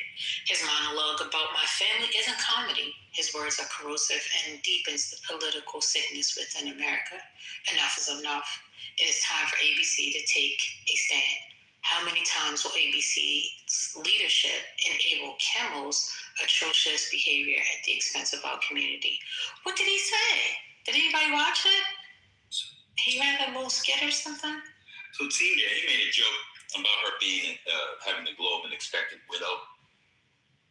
Yeah, he made like a widow joke, like her husband would be dead or something. so he did talk about child starved or teenage abused, teenage girls abused and stuff like that. And he said he was turning the other cheek. He said that's wrong and you can't do that. Basically, he's saying he's not a school kid blown up or a child starved or a teenage girl abused by many criminals in this administration. So he's saying that one of his motives is what the administration is doing in those fronts. That wasn't read, by the way. Turning the other cheek when someone else is oppressed is not Christian behavior. It's complicity to oppressors' crimes. So he's accusing the administration of crimes. That wasn't read. So his motive literally read. is That's those what being a crimes. pedophile is. It literally says. So it says, I'm not a school kid blown up or child star or a teenage girl abused by criminals in this administration. So where's the pedophile about blown up, school kid blown up? Where's that? No. And traded to coke money. Exactly. What the fuck are you? Why are you disrespecting me, man? What's going on? You just asked me a question. Can I answer it exactly? You always do this crash out thing. That's why I stopped talking to you. This is so insane. It's not a crash out, bro. You said it's the same thing. You said what's going on? I answered your question. I'm responding. So what was the motive in that was my question. And you said that he talked about he wasn't a child. That's not a motive. I mean, the lady had 20-something, I don't know how long she had with him. She's not going to read the whole thing. He said, I'm known as a pedophile rapist and traitor to coat my hands with his crimes. You just mentioned crimes. And he's not a school kid. I read it. School kid blown up or child starved or teenage abused by the many criminals in this administration. Turning the other cheek when someone else is oppressed is not Christian behavior. It's complicity in the oppressor's crimes. So he's upset about school kids being blown up. That's one of his motives. Right. That's a traitor to coat his hands with crimes. That's what it literally said. Right. So that was not the paragraph she read. No, I'm saying he said he's not going to allow a traitor to coat my hands with crimes. Okay. I mean, you could say that one paragraph, but I mean, this paragraph is also part of his motive. Okay, I got it. So if the people don't ask exactly what you want, then I didn't say that. I said you said she's reading the motive. That's it. That's the killer's motive. And I said there's more than just that as the motive. So she read a portion of the motive. Let's be clear. She read a portion of the motive. I'm not disagreeing with you. She read a portion of the motive. Is blowing up kids a crime? No, blowing up kids is one of the things that offended him. Is it a crime? He was upset about it. Are you okay? She said he with his crimes. She mentioned crime. She mentioned crime. And starving children as well. Children's starvation. Oh, okay. I apologize. I didn't know that Nora O'Donnell's question was out of line. You didn't say that. You mentioned the surgery. I never said that once. You just said she discussed his motive. I said you said no, that's it. That's all. I didn't say no, that's it. That was his motive. You said that was his motive. I said that's his motive. I said there was more in the manifesto. That was his motive. You said, wait, tell me what it is. I got it. And I just read you. Okay, so he didn't mention the starving children. So the critique for Donald is blown up. No, that's a crime. Kids being blown up is a crime. Okay, fine. So since she didn't mention kids blowing up and starving children, question the justified Trump. No, not at all. I didn't say that at all. I'm just saying, you said, again, you're putting things in my mouth, and I'm putting things in response to you're not listening again. It's in response to him blowing up. So we said, why would he blow up like that when she was reading, as you say now, part of the motive? Correct. It's part of the news story. It wasn't out of line. So why would he blow up like that? Well, he blew up because he thought he was defending himself, which is wrong. He shouldn't do that. I agree with you. And he wanted her to ask about the starving kids instead. That's why you brought that up. No, I'm saying if you said her intent was to read the entire motive, I read the motive. Stop putting words in my mouth. The motive of the shooter was. The motive of the shooter was more than just that one. Oh, okay. So her job was to report the news so you wanted to the viewers. You should give the entire motive of the person. You think you gave all the motive? There's probably more, isn't it? There is a lot more. That's what I said at the beginning. And you said, have you ever given an interview to somebody? Yeah. She doesn't have unlimited time. If she wanted to, she could ask that question. The whole thing. You have an issue with the question. No, I have an issue with your statement that, well, it was her job to read the motive, and that's all she read was that piece of it. Okay, well, that's not all the motive is. If you wanted to find out, what do you think about this guy's motive? Hey, there's major issues in this, children being starved. that has to do directly with his policies. Okay, children's being bombed. Well, that would be crimes. That has directly to do with it. So That would be she asked the crimes. ones. Aren't those crimes? I mean, if you want to say children starving in another nation, I don't know if that's a crime, because the view is USAID. His biggest issue was USAID being cut. I mean, if you look further, being cut and other and Oh, that's his biggest issue. That's what the manifesto said. That's what you just said. That's if you research. I said if you research a guy, one of his biggest concerns. So you said his biggest issue was USAID. Do you take that one back? Since we need to be specific. Yeah, I take that back. One of the things in researching him, he had issues with what Trump was doing. One of the issues he had, let's put it that way, was with Trump cutting USAID and children starving. That directly goes to his policy. Cool, I got you. So your issue with Nora O'Donnell then, or my understanding is I left out the USAID one. Cool, you won. Let's go back to the larger point. Why is the President of the United States yelling at a normalized, to Spiritus's point, that is not happening? You came up, well, let's be clear, other presidents have treated the media bad too. You did a one-to-one comparison of whataboutism, as per usual. Okay. No president in your lifetime has ever talked to or about the media like that. The lady was just in there, he was in there, somebody was shooting them. She's trying to do the thing. Why is she being attacked? She just read from the thing. But now you let me know. Because he left out USAID. That's fair. She left out. Nora O'Donnell is a disgrace, to use Trump's word, because she left out the part about USAID. Got it. You had Biden cursing Fox News reporters for asking about inflation. Like, why does he need to curse them? What did he say? About inflation? What did he say? Oh my God! It's even in Reuters. President Biden was caught cursing at Fox News reporters. What did he say? Calling the guy a fucking asshole. Okay, what did he say? He insulted Ducey. I'll put it in the So you're making an equivalence between Donald Trump's No, you said presidents don't report. Presidents treat the media that way when they get a question they don't like or whatever. They don't. So no president in your lifetime has ever treated the media the way Donald Trump has. Him cousin and Steve Ducey, and apparently according to Ducey, that's kind of like they had a nice little back and forth. I think they liked each other. Him cussing at Steve Ducey, I mean the dog's cousin. Peter Ducey. Well, I think Steve Ducey too, they had to go. But yeah, Peter Ducey, the son. Peter said they had that. To you, I guess now you're bringing up that's the equivalent. So now, according to King Nav, Biden treated the media the way Trump did. Got it. Because Peter. So then what are you bringing up for? I said that's a one-off. All right. You gave me a one-off. I did give you a one-off. You're right. Okay. Go on, Ben. Enjoy. I'm done. I just don't understand why it was even. The point I'm getting at is that all of these people treat the media like. Wait a minute. Was it in private? Trump is worse. Was it in private? Let me finish. Trump is worse than every single. Let's be clear. In the way he treats worse than every single president. Okay? Can we of our lifetime? I don't think ever. Of our lifetime. Fair. Of our lifetime. Okay?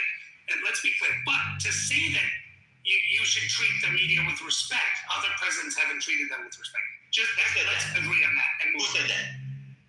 I'm saying that. Who said you should treat the media with respect? That's what Spiritus was saying. Oh, you should treat them with respect. They're asking questions. They're doing their job. Okay. That's what he was saying.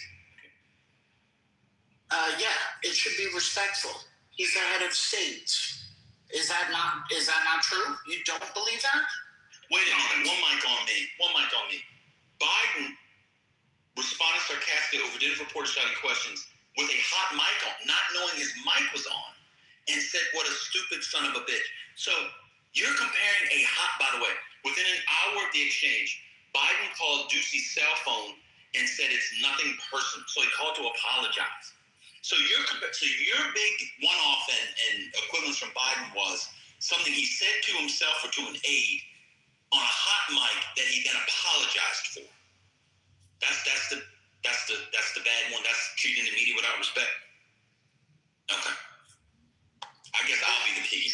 I'll be the piggy and be quiet.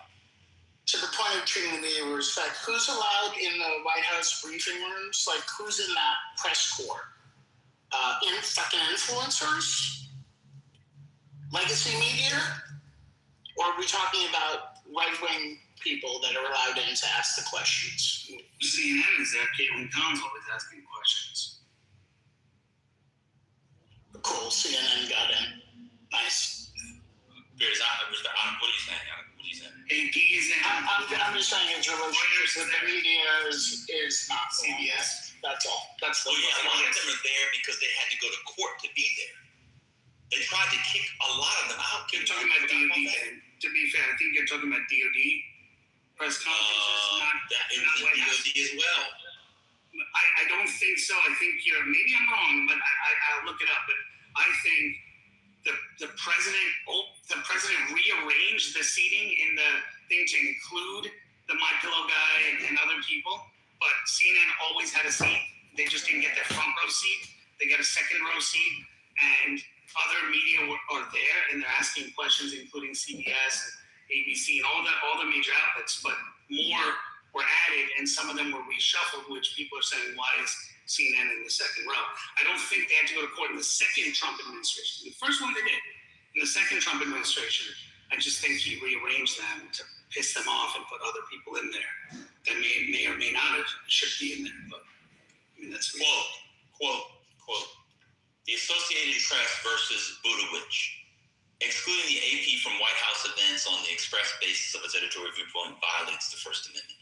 This was filed a month into the administration. They kicked out the Associated Press and other outlets, and it went through the courts in this administration. So they had to sue to get back in, as I said. Yeah, well, I think it was just so maybe it was, but I know CNN was always there, ABC was always there. I'm pretty sure that he didn't kick them out. But anyway, maybe I'm wrong. So as I said, some entities were kicked out, and they had to sue to get back in.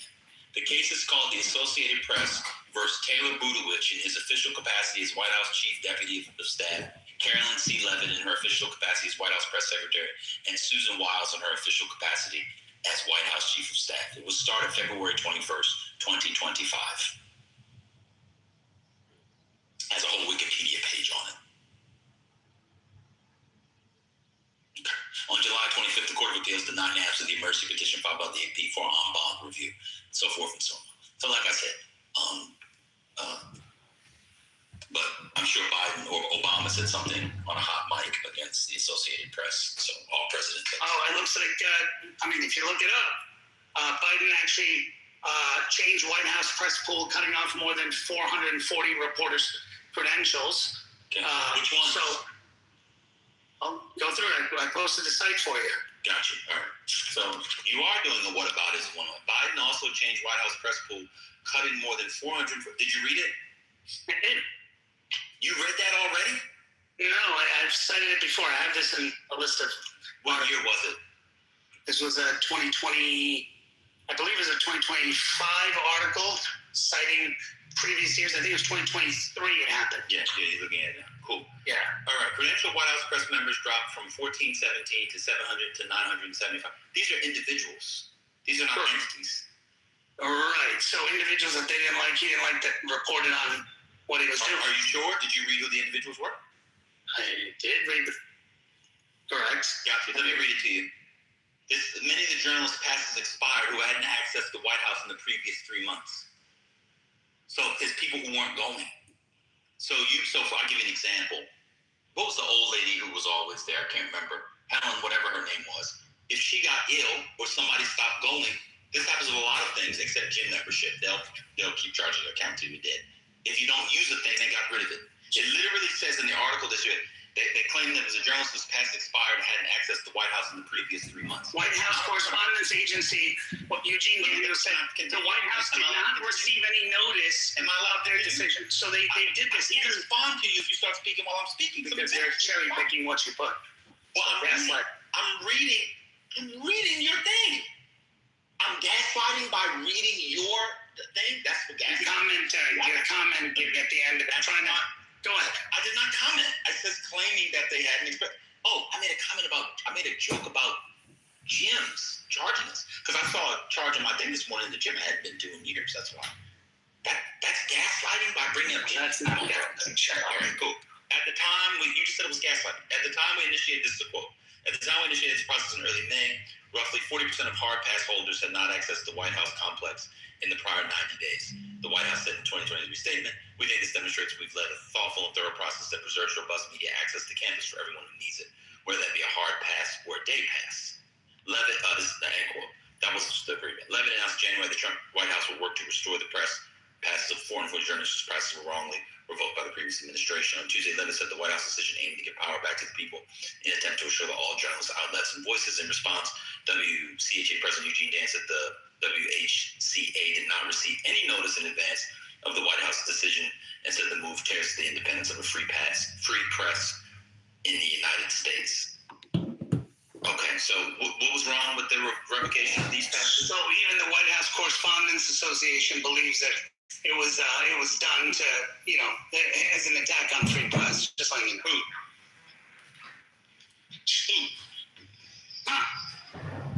You mean Eugene Daniels? Yeah, does he represent the White House Correspondents Association at that time? Not anymore. At that time? Which is his quote that's cited in there? At the time that this happened, he gave a statement. You just read it. You just read it, bro. No, which one?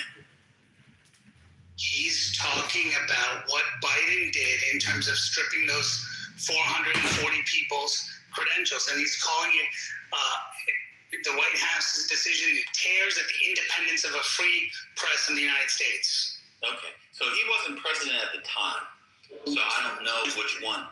I'm sorry? You're hearing background noise. He wasn't president at the time, so that's why I don't know which thing he's talking about. So he wasn't. You only get it for a year. So he wasn't the president in 23. That's why I don't know what he's talking about. I don't know why they would go to that. But if that's what he thinks, and that's what you think, then that's fine. I think the press is horrible. I don't really care. But if this is the whataboutism, and you think that Biden was as bad too and antagonistic as Trump, that's your opinion. Never. I don't know what Eugene Daniels is talking about, so it's hard for me to tell because he wasn't president at the time, so I have no idea what he's talking about.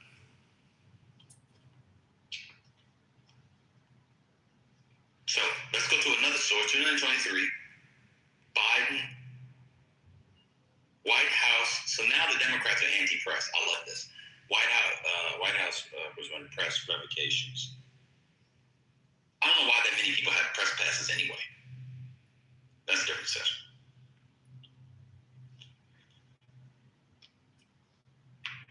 Okay.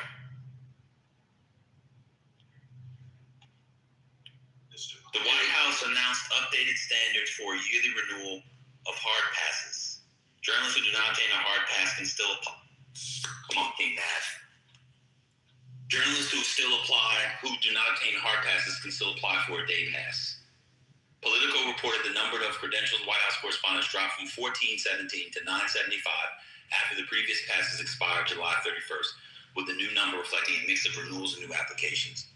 The White House told Politico that only one reporter had their application for a new hard pass denied. The hundreds who lost their passes this week presumably did not reapply, some due to not meeting the new qualifications. For those losing their hard passes, the White House was said to have granted many of them a grace period until August 10th to keep their current passes and submit their materials to gain new ones. The White House press office announced their updated standards in an email sent to all White House hard pass holders in May with the guidelines for journalists to successfully renew their hard passes. Reporters must show they have, quote, full-time employment with an organization whose principal business is news dissemination, have a physical address in the Washington, D.C. area, DMV, and demonstrate they have accessed the White House campus at least once during the prior 6 months for work or have proof of employment within the last 3 months to cover the White House. You have an issue with that? Additionally, hard pass seekers need to show they have, quote, an assignment to cover the White House on a regular basis and have accreditation by a press gallery in either the U.S. Senate, U.S. House of Representatives, or Supreme Court. Lastly, applicants was willing to submit any necessary investigation by the U.S. Secret Service to determine eligibility for access to the White House complex, end quote. What's wrong with that?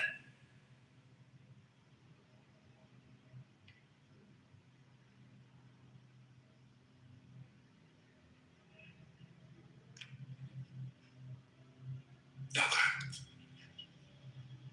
Trump Trump got rid of the AP because he didn't. Oh, go ahead. I'm sorry. I just read the Fox News article, by the way. This is from Fox News. For people think I'm just making stuff up, this is Fox News, August 4th, 2023. I'll put it in the chat. That's what I read from. I don't want to gaslight. We got to stop using the word gaslight wrong.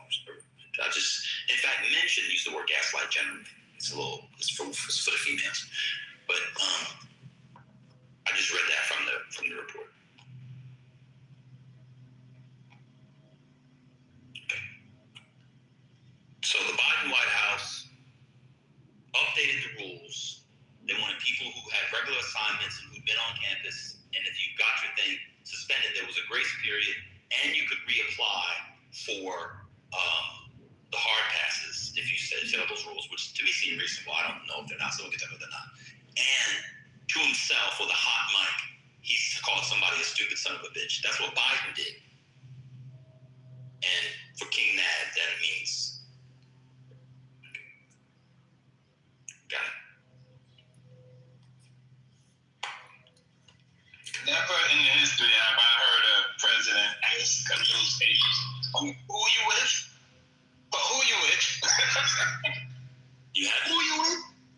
And then lambast them because of who they're with and say next question, I'm not speaking to you. You're from a failed organization, or you are fake news, or all of the above. Never. It's like, what you banging? What you banging? Hmm? What's your set? What you rap? Kind of thing. Happy Clubhouse anniversary series. Thanks.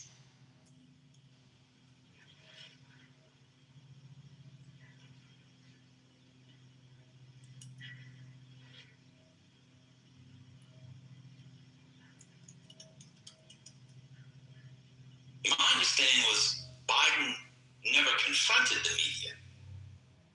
He always hid from the media. He didn't do media stuff. Now we're finding out he's almost as disrespectful as Trump is to the media. Love that. And I'm telling you, when Donald Trump is not president, do you all remember during COVID when you went outside? So COVID was like in March, and then people didn't really start going outside. Then all of a sudden in May, you're like, yeah, let me take a walk.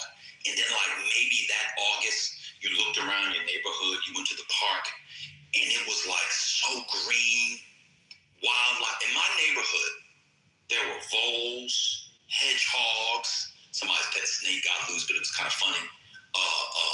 Bears, all kinds of shit you never saw. It was like, what are they doing here? It was like, you know, when somebody has sex on a sitcom in the 90s and they showed nature in the wood, and they start playing Vivaldi and shit. When Donald Trump is gone, it doesn't matter who the president is. It could be J.D. Vance for that. That's what America's going to be like for like the first year. People who just completely don't like each other for no other reason than we're in a MAGA era will be friends again. That's exactly what's going to happen. I'm telling you. There was no reason for the back and forth we just had outside of defending of Donald Trump.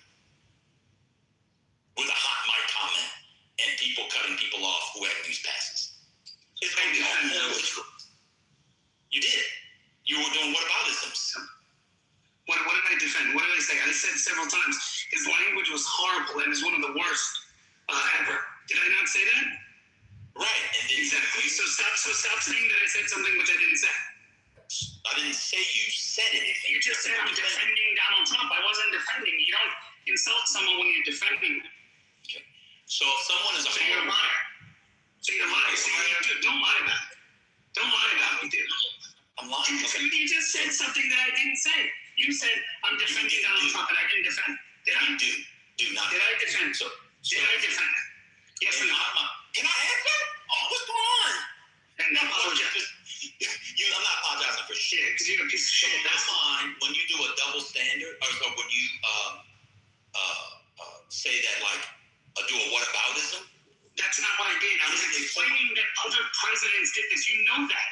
I said other presidents spoke rudely. They spoke very rudely to the press. And they've been short. I mean, very rudely to the press. There's even an article, you can look it up, because I'm moving now. There's an article where TJ Ducklow, who worked under Joe Biden, resigned because of the way Biden spoke to a female reporter. You look it up. And you'll say, All right, look it up. I got it. And then you apologize.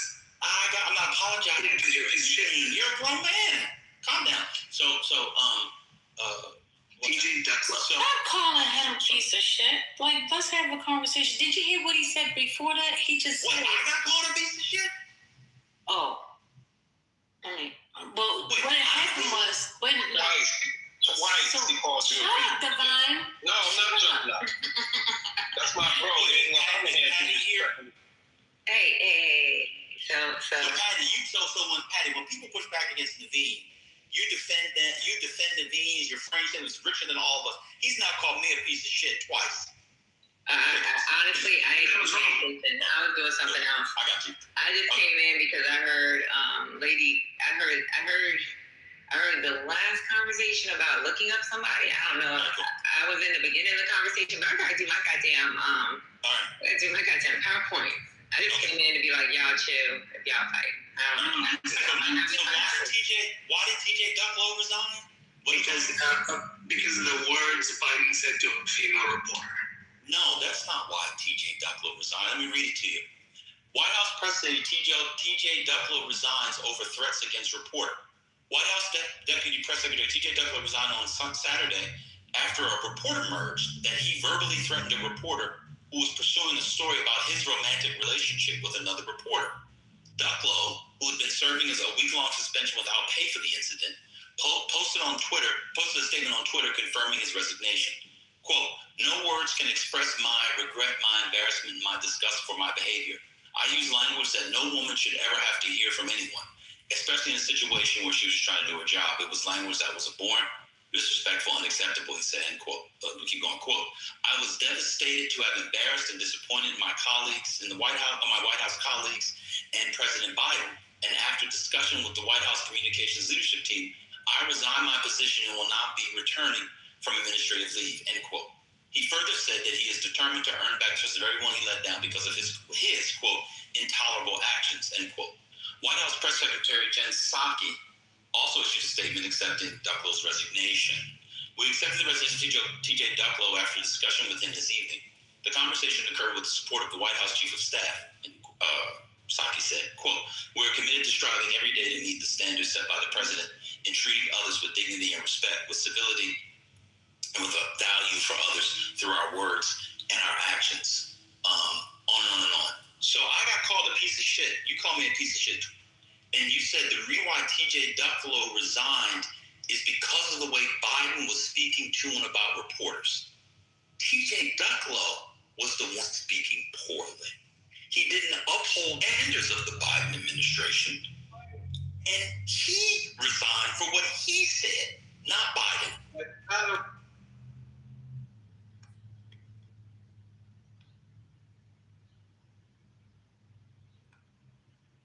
Sorry, I was on a call, and Dan, you were right. I was wrong about it. I didn't. You're in the matrix. Okay. You're talking about a newspaper? Is that better? That's okay, Patty. It's okay. So I'm a piece of shit, and you were the one that was making up the story about Biden. No, I didn't make up this was wrong. I was completely wrong about Ducklow. You're correct. You just said that you said I was a piece of shit, according to Biden, multiple times, and you said that Biden did something and TJ Ducklow had to resign. Correct, and I was wrong on that, and I took on that, and I posted an article where he was rude. My point is that one second. Are you going to apologize to the room for now the second time bucking off with wrong information, or we just have to keep going? What was the second time? What was the first time? What you said about the press passes. What did I say about the press passes? I said Biden revoked press passes, and the president of the WCHA said that it was an attack on free press. Again, I don't know. I'm going to go to Eugene Daniels, but he revoked them because they've been dormant. Okay, so maybe there's more information. I'm almost done. And if you listen to what I was saying, maybe you're on the phone again, they gave them a grace period, and only one person reapplied. And so again, Oh, you didn't hear that in the article that you put from Fox News that I read? no, I did. I also read what they're claiming the White House WHCA person said in an attack on free I press. don't know what he was talking about because he wasn't president of the WHCA at the time. That's what I'm Fox saying. News I is don't know what he was misreporting. Fox News misreporting. No. I'm not saying no. I don't know if he's talking about what the Trump administration did because he's on the plantation. He's like a Democratic shill. He's a black guy with nail polish, gay, like he's very anti-Trump. Oh, and I don't know if he was talking about Biden. I'm going to go and check that. So I'll check that. But And if I was wrong, this one was completely wrong, and I apologize to everyone for providing wrong info on Hold on, just to be clear. I have my from the piece of shit finish. Why would somebody resign for what Biden said to it? That even makes sense logically. So Ben, three things. First of all, okay, I read something and I quickly looked at it while I was on the go, and so that was incorrect. And I can admit when I make a mistake, and I'll say that was a mistake, and that was wrong to share that information. I did post another article, which and someone saying I cited two articles. Well, actually, I cited the Fox News one, which is accurate and claims to have a quote at the bottom, which even Ben is saying he's not sure where that quote came from. That doesn't mean anything. Yeah. So how? So you're saying every article should be searched, whether it's true or not? What the White House? I mean, I don't know if the WHCA president. They quoted the guy. Maybe he said it because of something else. Maybe he said it when it first came out. I don't know. Okay, but I'm just citing that article. So that article is factual, but this guy made a quote. Whether he was president at the time when he made a quote or not, I don't know. Maybe they took two articles and put it together. I don't know. No. You don't understand you don't understand the article that you put. The article that you put was published years after Biden, because Fox News was doing a whataboutism like you guys often do, like you've been over the last 25 minutes. I'm saying they used his quote without specificity of what he was referring to. So I don't know if he was referring to the Biden action in 23 because he wasn't the president then, or if he was referring to what the Trump White House did. That's what I'm saying. And what I'm saying is if Fox News did that, then it would have been deliberately misleading and putting it in the Fox News. But that's what I was just saying, is that I don't know if that was deliberately misleading or not. So I shared what I thought was factual at the time looking at it. And so to say that I knowingly shared, wrong information is inaccurate. So I shared that thinking that this guy made that going though. Yeah. What was the point of bringing that up? Because when I read what the Biden administration did, you didn't tell me what was unreasonable about that. Trump got rid of the Associated Press because they didn't like their editorial viewpoint. They didn't like what he said about them. No. Biden got rid of them because they don't I'm almost done. I'm almost done. You originally said that the Biden White House got rid of reporters who they didn't like. That's what you originally said. When we read it, we saw that it was people who didn't fit the standards, including not being there for the last 3 months or more. And it's completely different. And you also just said something that was incorrect. Trump got rid of the Associated Press because his view was they weren't recognizing the Gulf of Mexico, which was or Gulf of America, which was his. That's an editorial decision. Oh my God! No, it's a decision for all their news, even regular news, not editorials, regular news. They're not citing. They're saying they say Gulf of Mexico. No, that's not what editorial means in that context. Editorial doesn't mean like op-ed. That's a technical thing. That's an editorial decision. That is how they run the newspaper. Like the editor, not opinion. I'm good. This is right. Anyway. Back and forth about a newspaper article. I'm confused. Yes. Just like we went back and forth on First Class. Okay, gotcha. Cool. But hey, the comment I heard, and I'm gonna be honest with y'all, had to do with saying respectful because he's not that. It had to do with somebody putting some in the chat saying that he's a liar. He doesn't do this, that, and other. I know him. And I was like, you don't even fucking know him. I actually know him. And that was my argument. I said, he make more money than what you think. She think he's a fucking the person that put the comment think he's one of her clubhouse junkies. I thought it was a stupid comment. You don't fucking know him. You don't know what he fucking does. And I thought it was stupid. Stop fucking commenting on people and you don't fucking really know what they do. He said he was a broke dusty. I don't know why he's lying, but that's between him and God. He can pretend he's a broke dusty, be that broke dusty. But the motherfucker actually has broke contracts with the government. He has a family that does contracts with the government. That doesn't mean he doesn't lie about politics. He just lies. No, I'm okay with that. I got it. Y'all can have your back and forth. Y'all talking about a fucking article, whether it makes sense or not. And if Nav is wrong, Nav is a man. He can fucking take care of it. But what I was defending yesterday is the fact that someone sat in the chat and kept talking about thinking he's a fake dude and he's not a real person because they're like, yeah, this contract, they sat here and tried to play like he don't know what the fuck is going on in life. And he works with the government. I just don't like when people say here in the chat, y'all can go get back and forth. I don't care. It ain't had nothing to do with him being rich. I just brought that up because he said, yeah, I don't make anything. And I was like, and when I say, yo, he make more money than this whole fucking room. Make more money than probably everybody in this room combined. And a lot of, for somebody to sit in the chat saying, oh, I know him. You don't know shit. He makes more money than everybody in the room combined. No, I'm talking about us on stage combined. I said that yesterday. He does? How much money does he make?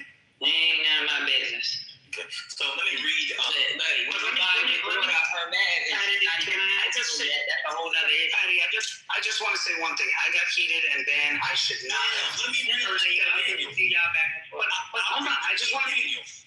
No, I'll hold on. Daniels. Can I first apologize to you? Then you read it. You can do it later. You can do it on you. This quote: "This move tears at the independence of a free press in the United States. It suggests the government choose the journalists who cover the president in a free country." This was in response to the Trump administration. I found the response. February 25th, 2025. He was not referring to Biden. I knew he wasn't. So Fox gaslit. So you're right. So I was wrong. No, they didn't gaslight. Fox did. Fox copied and pasted it. Let me No.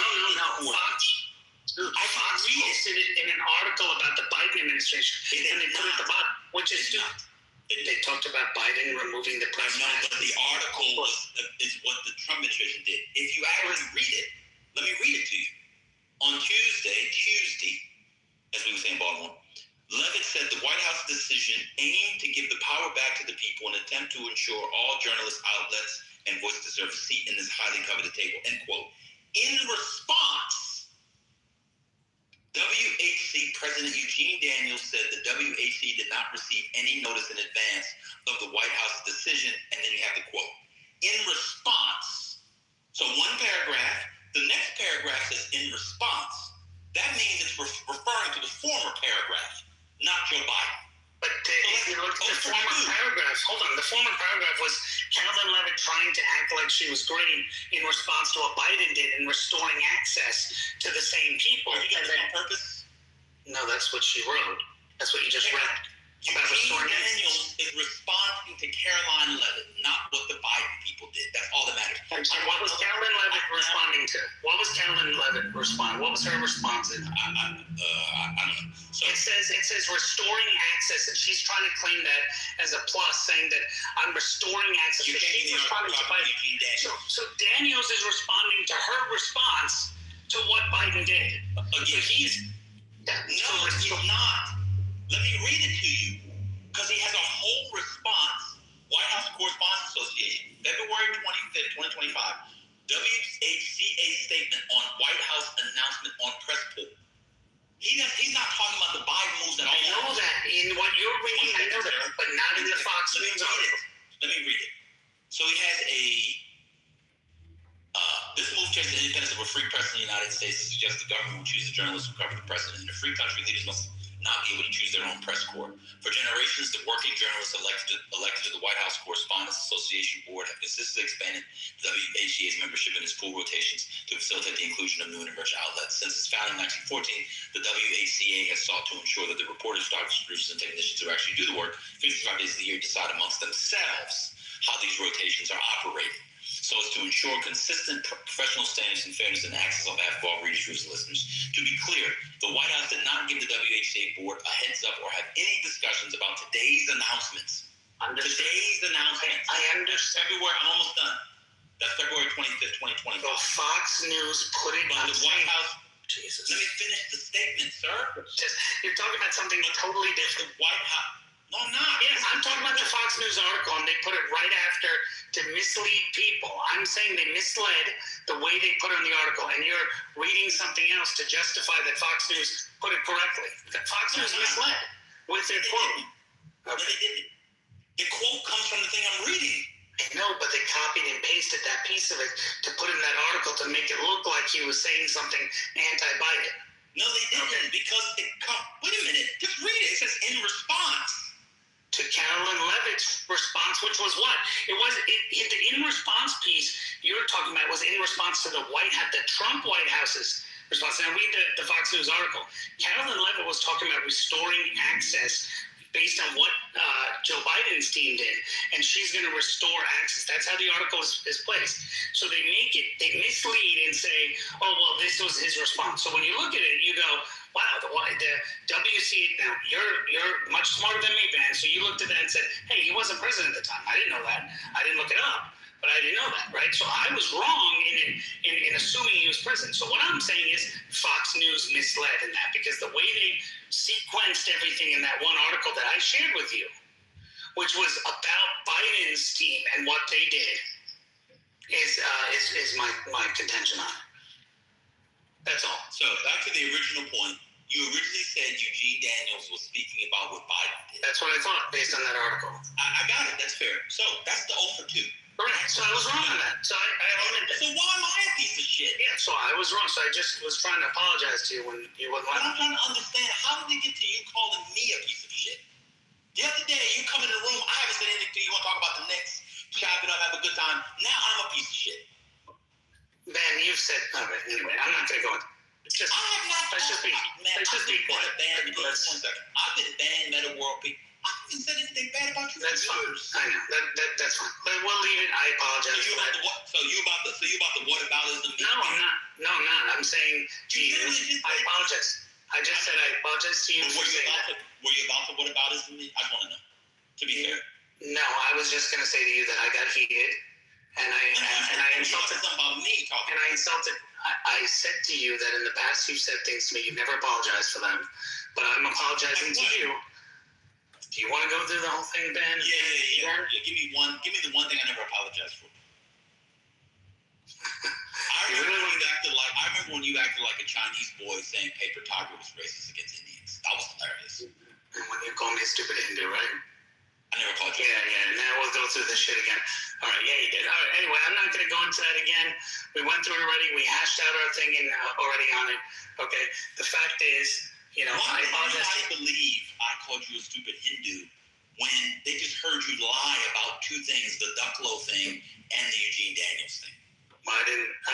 First of all, to be honest with you, I know I study like old school stuff.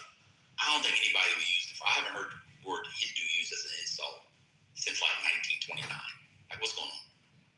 I would never call you a stupid Hindu. I love the people. Yeah, right. I don't love. Oh my God, I'm the biggest. Anyway, let's not go into this again. Let's not go into this. You think I'm anti-Indian? Let's not go into this, Ben. Let's not go into this, Ben. We did this last 2 years ago. 2 years ago, we went through this. All right. Now, hold on 1 second. I got to do something. 1 second. Give me 1 second. I'm going to do it on my work computer. Yeah. 1 second.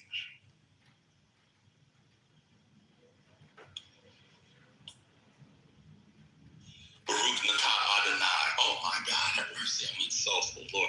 Okay, so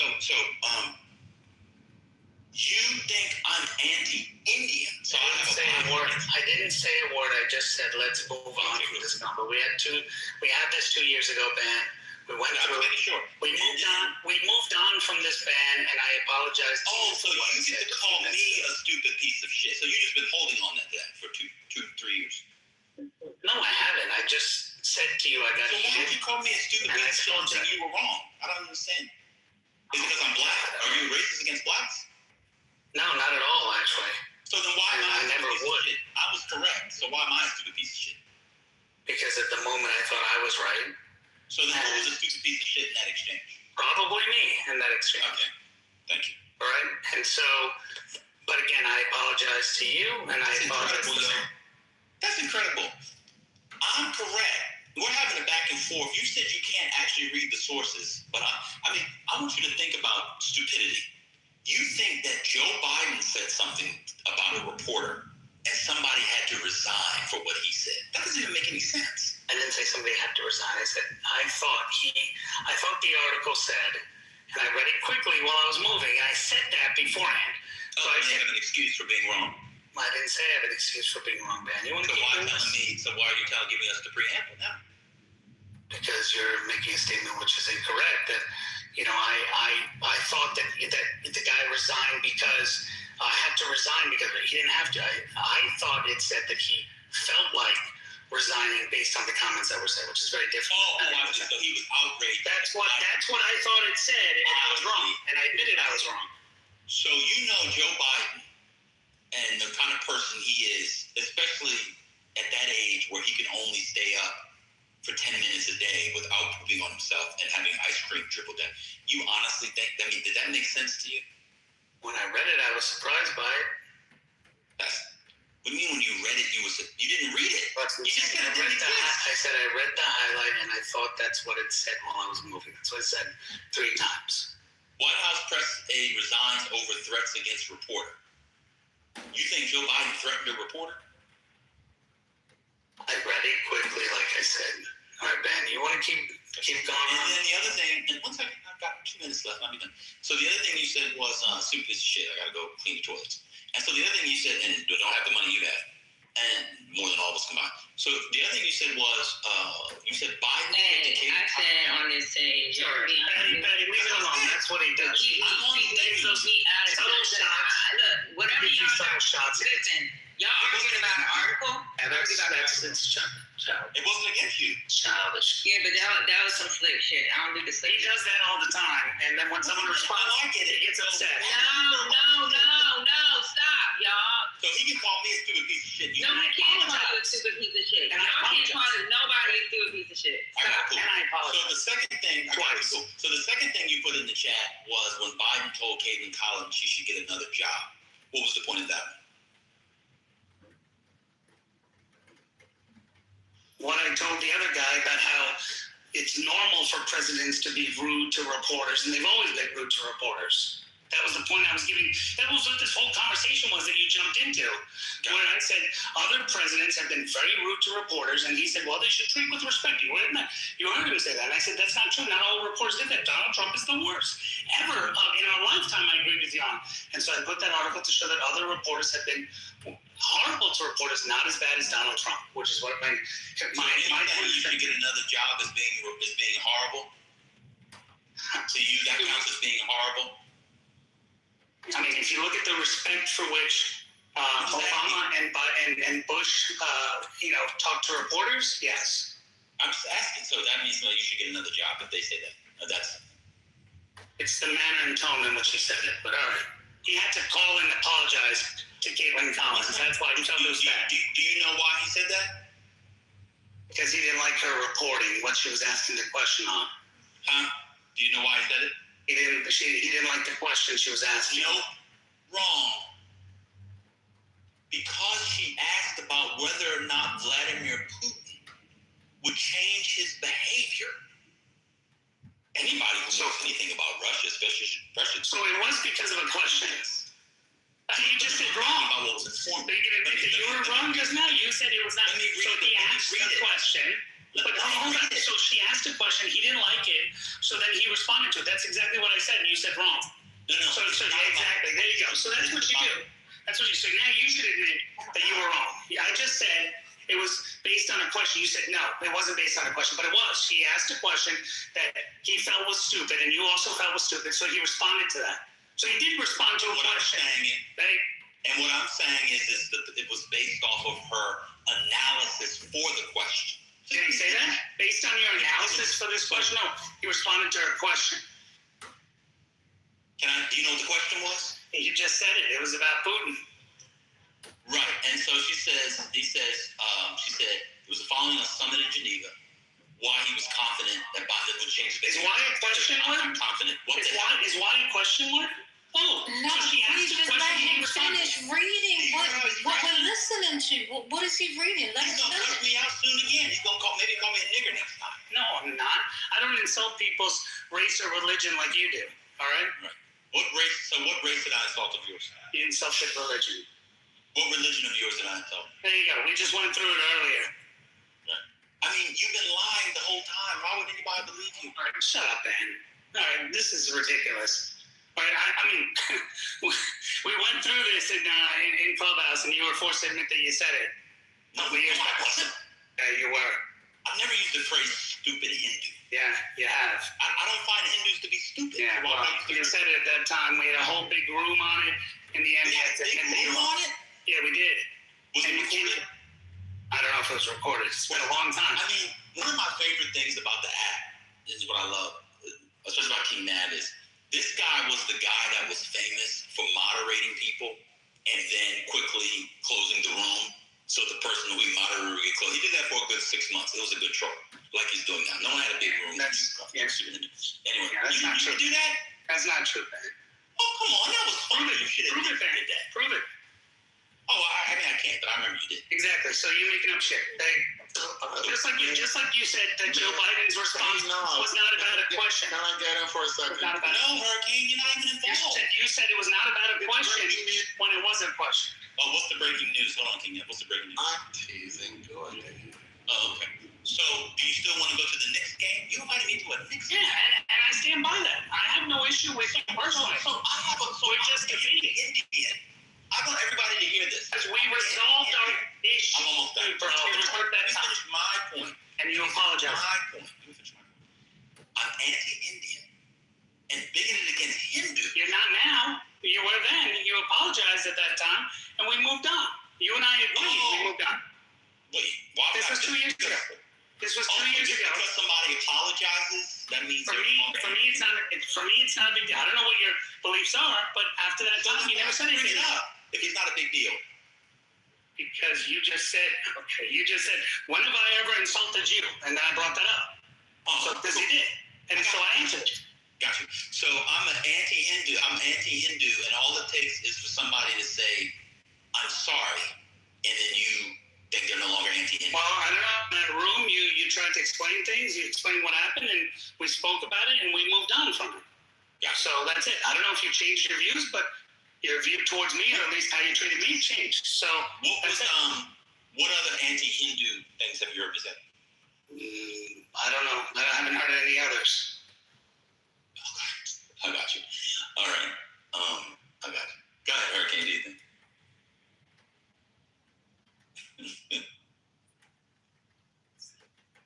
Oh, good. I'm here. So, one request. Please don't kick me down again because it ruined. I did it because you kept interrupting. I didn't even interrupt. Oh, that's rich coming from you. Okay, now you got to get kicked out. So you don't play with me. This ain't fun, y'all. I'm gonna be honest. This is fucking funny. I wanted to go back to the original You got me fucked up. proposition. Just to be clear, King, are you saying that the Biden administration was equally hostile to the press? Not equally. Never said equally. I said Trump is the worst ever in terms of dealing with it. But I said the previous person's premise was that a president should operate with. This is not what Ban said, to be clear. The other person was here. I forgot his handle now. But he said something about they should treat presidents should treat reporters with respect. And I don't know if he used the word dignity, but I'm adding that in. And should treat reporters with that. And my premise was, and it's been consistent, is that especially Joe Biden, but other presidents, Obama, Bush, you could say they treated them well. Trump didn't in his first term, and Biden also didn't. But Trump's been the worst ever. I mean, I just don't treat them well. He said two. I mean, come on, man. You got two instances. One was a hot mic, and the other one, someone asked a stupid question. He said, "If you believe that is." He didn't say that word. If you believe that. In the question. He didn't say it. May I finish? Thank you. If you believe the implied statement in the question, you're in the wrong business. But he said that? He said those words? Why do you keep interrupting? But are you telling the truth right now? Did he say those words? So he said if you believe. He said that if you believe that? Okay, I'll look at it. What is going on?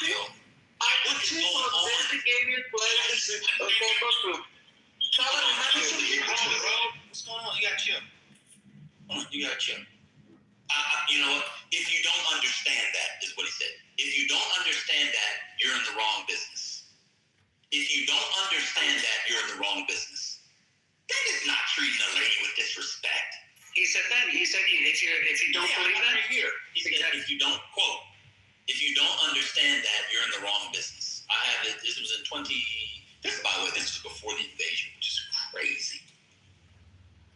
Quote: if you don't understand that, you're in the wrong business. That's disrespectful. I'm also just trying to figure out, I may be wrong about the tax. Sorry, I'm at your elbow, so you may not be able to hear me. Let them finish black treating. How is that disrespectful? If you don't understand that, you're in the wrong business. Just break it down to disrespect. Because, I mean, you're an offensive coordinator. We're not going to run the ball. Guess what? If you don't think you don't understand you need to run the ball in the NFL, you're in the wrong business. If you don't think you need to rebound in the NBA, you're in the wrong business. If you don't think you need to be good on the base path in baseball, you're in the wrong business. How is that disrespectful? One mic.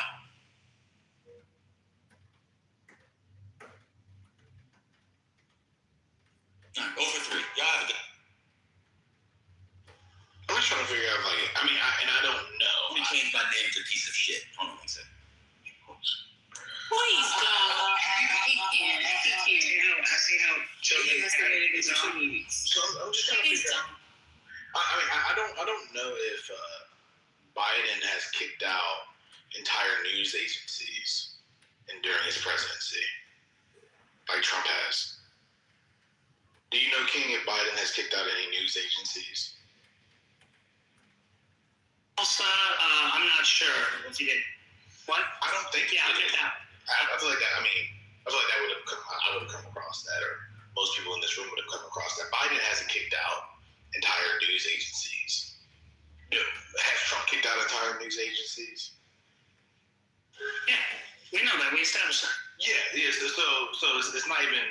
So if you want to like maybe point to like specific instances of an individual reporter, I think that's categorically different than entire news agencies that have the legacy news agencies that have covered the White House being kicked out.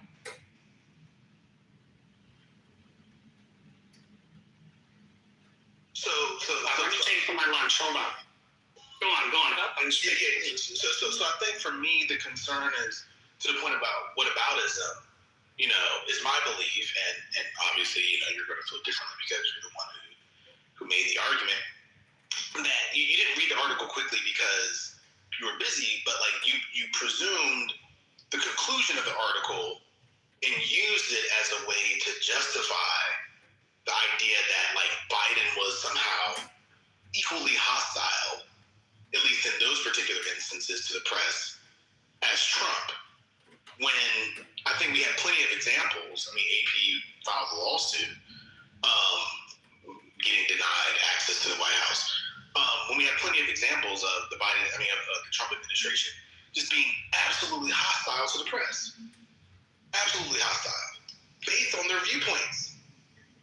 We have administration officials speaking about it. You've never seen, like, at least in modern history, you've never seen this kind of vitriol from an administration towards the press, at least in terms of its rhetoric.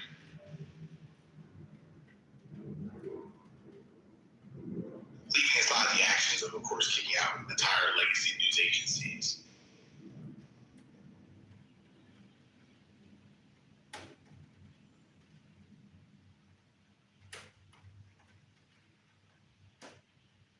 So I think all this is to say for me, the final point here is that while you say that you've had some critiques of the Trump administration in this regard, I do think it was an act of whataboutism, and that it was an attempt, at least in this regard, to defend the Trump administration in terms of its to bring up the whataboutism to make it seem as if Trump hasn't been as bad, or there have been other administrations that have been as bad No administration has been as bad, and Trump has been worse. I've said that. I just said that, look, there's a history of presidents bickering and insulting the press, right? Not to the level that Trump did. That's what I've said 100 times. And, there's Nixon, there's other, so many did that. But nobody has done the level in our lifetime, to quote what Ben said earlier, like Donald Trump. Okay, because I wasn't alive when Nixon was president. So, I was just responding to that, saying that, anyone will tell you that, they've done, now the way Trump has done it in terms of cutting off people's access, calling them crazy nasty, calling them those things, nobody's ever done that. And I said it from the beginning, that's disgusting. I've been consistent in that. So I'm not defending what he did or what he's doing. I never once came and said, oh, they're doing all this stuff to him. He should be that way. No, I never said that.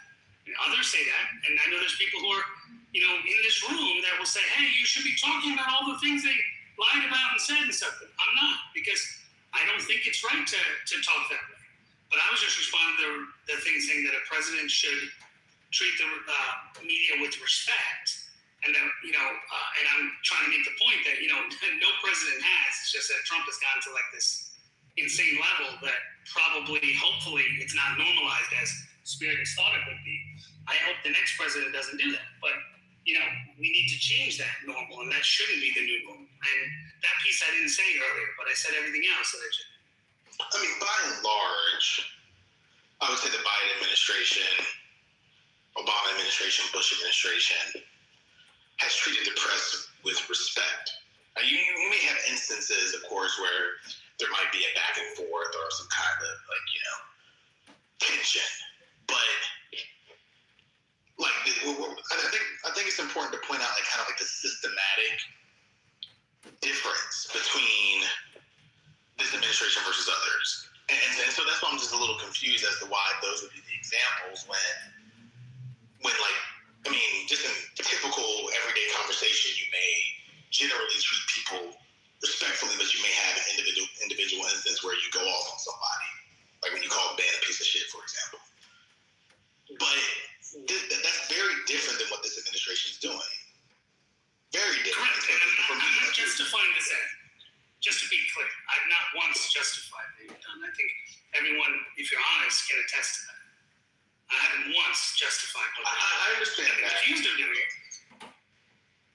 So I understand. My point is that if those are the examples that you're drawing from to try to make it seem as if this is something that all presidents have done, for me, they just woefully fall short. At the same level. But these are clarifying points that you're making now. Well, no, but I said it at the beginning. I said nobody has done it to the level of Donald. I even said it a few minutes ago, to the level Donald Trump has done it. So I'm being clear. It's not clarifying points. I said it in the beginning. Okay? All I said was that, it's been known that presidents have had major tussles with media. They've done things, but they've never gotten to the level Donald Trump has. And he's changed the normal, which is the scary part that Spirit is mentioning, that we should try to avoid that. And I agree with him that shouldn't be the new normal. Everyone's going on oh, you're defending him. I'm not defending what he's doing. I'm saying that shouldn't be the normal. But to say that, all presidents have been respectful to the media, and no, that's not true. When there's stories they don't like, they do things to try to, whether it's using their power, whether it's making comments or whatever, they try to, This was not the point, get rid of the and you people. know it wasn't the point, bro. Come on, what are you doing? This was not the point. We were talking about the conversations that Trump always has with reporters, and we've seen it for 10 fucking years. And you're talking about something else. We know what's right in front of our face. You're playing around with this fucking bullshit and whataboutism. Stop it. You're smarter than that, and we're not stupid. So your claim was president should be respectful. I have a question. I have a question for you. So, is your argument that you believe that both Trump and Biden have disrespected the media in ways that you consider inexcusable? Is that your argument? No, and that's never been my argument. My argument is that Donald. Sorry, go on, Art. So then is your argument then that you concede that Trump has disrespected the media in ways that are inexcusable, but Biden has not? In the same ways as Trump? Yeah, I'll agree with you on that 100%. I've said that from the beginning. Why aren't you guys paying attention? I've said it from the beginning. I mean, I don't know if First Lady's still here, but if you're listening, I've been saying that from the beginning. Saying that no one has done what Donald Trump did and continues to do with the media. Never once has anyone done that. I've said that. But when you talk about respect for the reporters, presidents don't give respect to reporters, and they should. And I'm actually against Trump on this. And I've said that in this room several times, that I think there should be more decorum and more respect given to reporters, because that's the only way we find that information. That piece I didn't say. But that's the only way we find that information. So Donald Trump should learn to... No, but the problem with your submission is that you're talking out of both sides of your mouth. On the one hand, you're saying that yes, you admit that Trump has been the most disrespectful. But then when you say other presidents have been disrespectful too, and Biden is one of those presidents. Not to his level, not to Trump's level, just to be clear. Yeah, but the implicit argument you're making is that disrespecting the media isn't something that's unique to Trump, and that Biden has also been bad, just not that bad. And so some of the vim that people have for Trump related to his disrespect to the media is unwarranted. I never said that. I never said that they sound I never said that you said so explicitly, but it's the implicit argument that you're making. Because what you're trying to do is, for lack of a better word, whitewash what Trump has done. That's what you're doing. Not at all. You feel that. Read the chat. Yeah, that's what people say. We might not have gone to Harvard, but people study, we can understand. Oh, and then one more thing, if you're going to lie about people and say that they said bigoted things, at least tell lies that are believable. Telling a room that hold on, telling the room, let me finish. Telling a room that Ben called a stupid Hindu is stupid. All right, well, he didn't.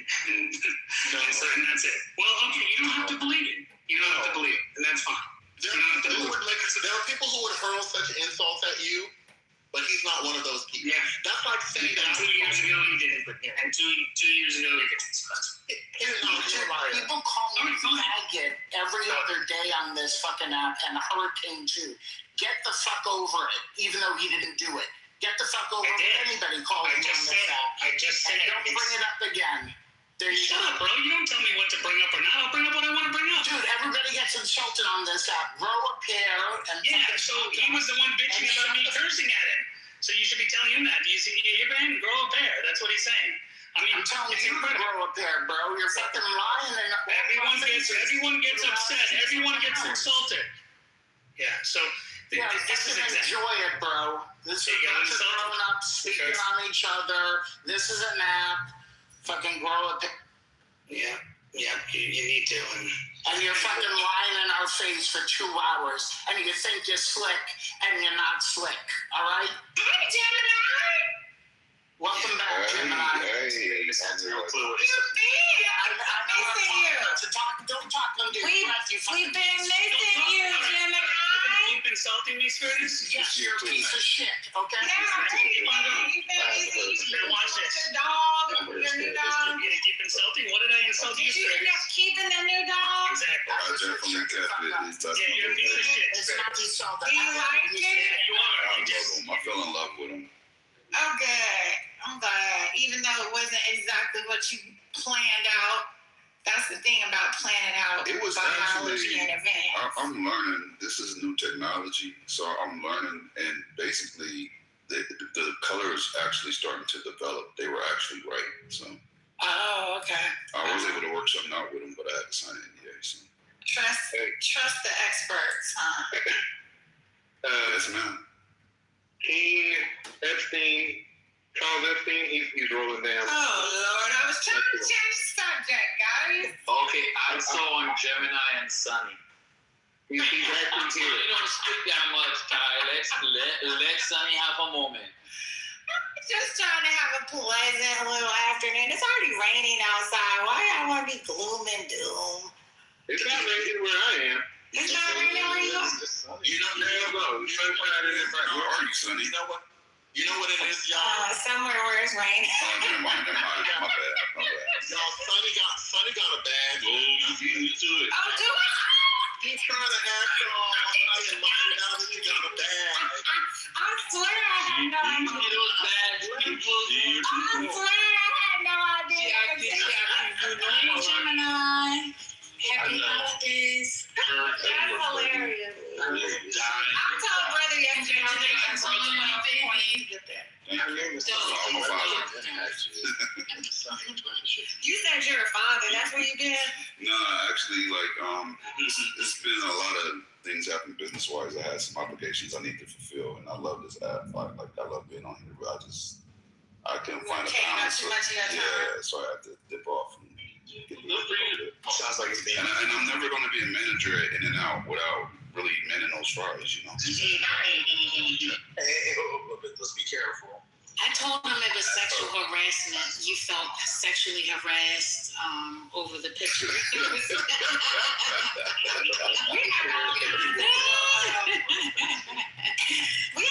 like, "Are you serious?" I was like, "Yes, your mama did it. I blamed it on your mom and everything." So I was just kidding, guys. I told him I was kidding. But That's funny. Yeah, we know you were kidding. But, you know, we got to have something to talk about. Welcome back. Welcome back, sir. Appreciate you, brother. I'm glad that, everything with the dog worked out. Yeah, and get my name out your mouth, okay? Hold up. Yeah. Oh, shit. Well, that's not going to happen. So you have to deal with it. What?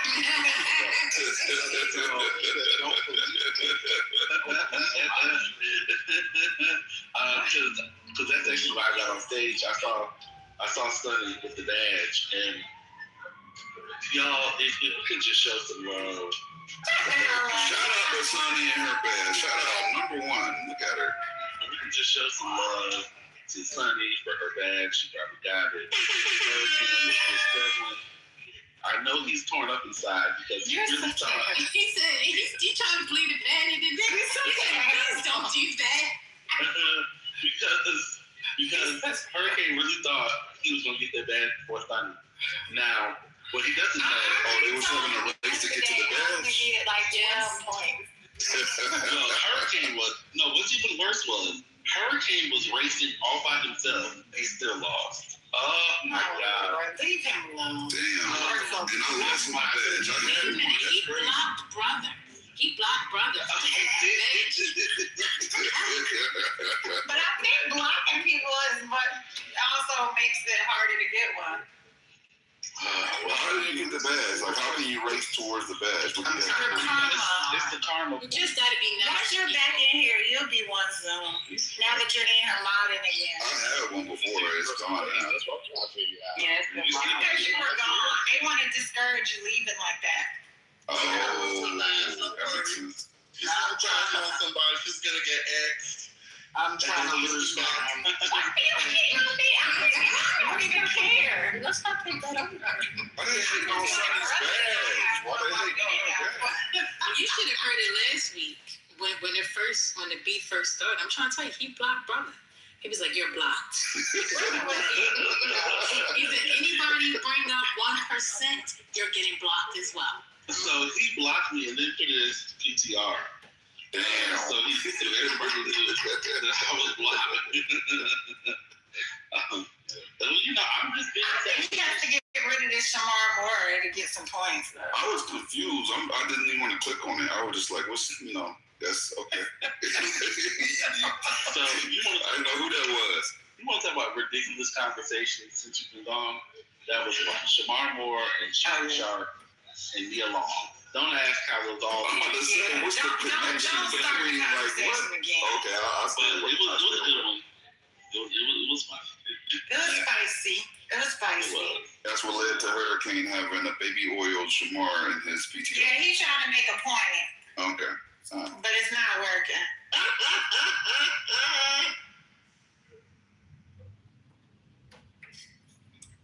It's not working. Just out of curiosity, because I love hearing the takes of people in this room. Like, what has been the general consensus on the alleged assassination attempt on Trump? Some people think it was real. Some people think it was fake. Some people think that he's acting. I don't know, like he's not acting like he's scared enough. Other people realize that the person wasn't even in the room with them, in the same room with him, so I don't see why he would be scared. Presidents he just got shot in the people ear. in their life every day, yeah. But he's getting over that ear wound. Grazed. Let's be clear.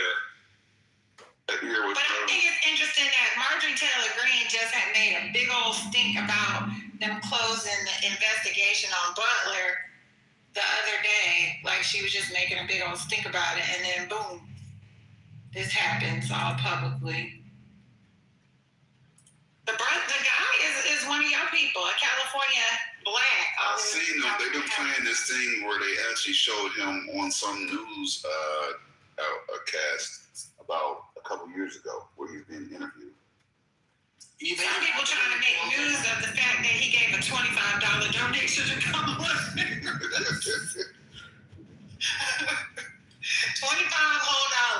and he's from California.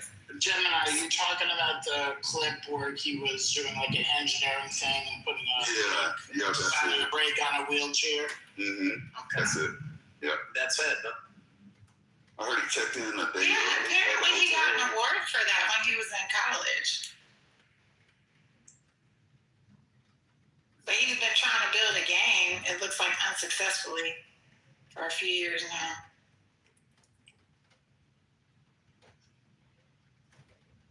I like the immediate pivot to the ballroom discussion. Right. Well, that was part of some people's, to be fair, that was part of some people's conspiracy theory. Yeah, I figured as much. Like some means of justification for the ballroom, because we need a safe space to be able to host these events so we're not exposed in this way. Exactly. Life isn't in danger type of deal. Like he's gonna have every event there. What about when he goes to other states? What about when he goes to other countries? But whatever. And then there was a lively discussion about airlines this morning, about first class and long flights, the need for Wi-Fi on long flights. You do need Wi-Fi on long flights. That's mandatory.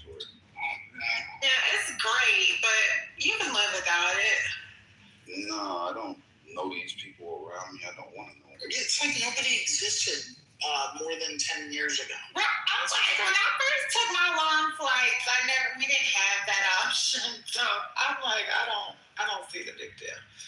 Wi-Fi is spotty in the air though. Like it's really spotty. It's not. Yeah, but we can be off our phones. It's like, okay, folks, you have a book or whatever.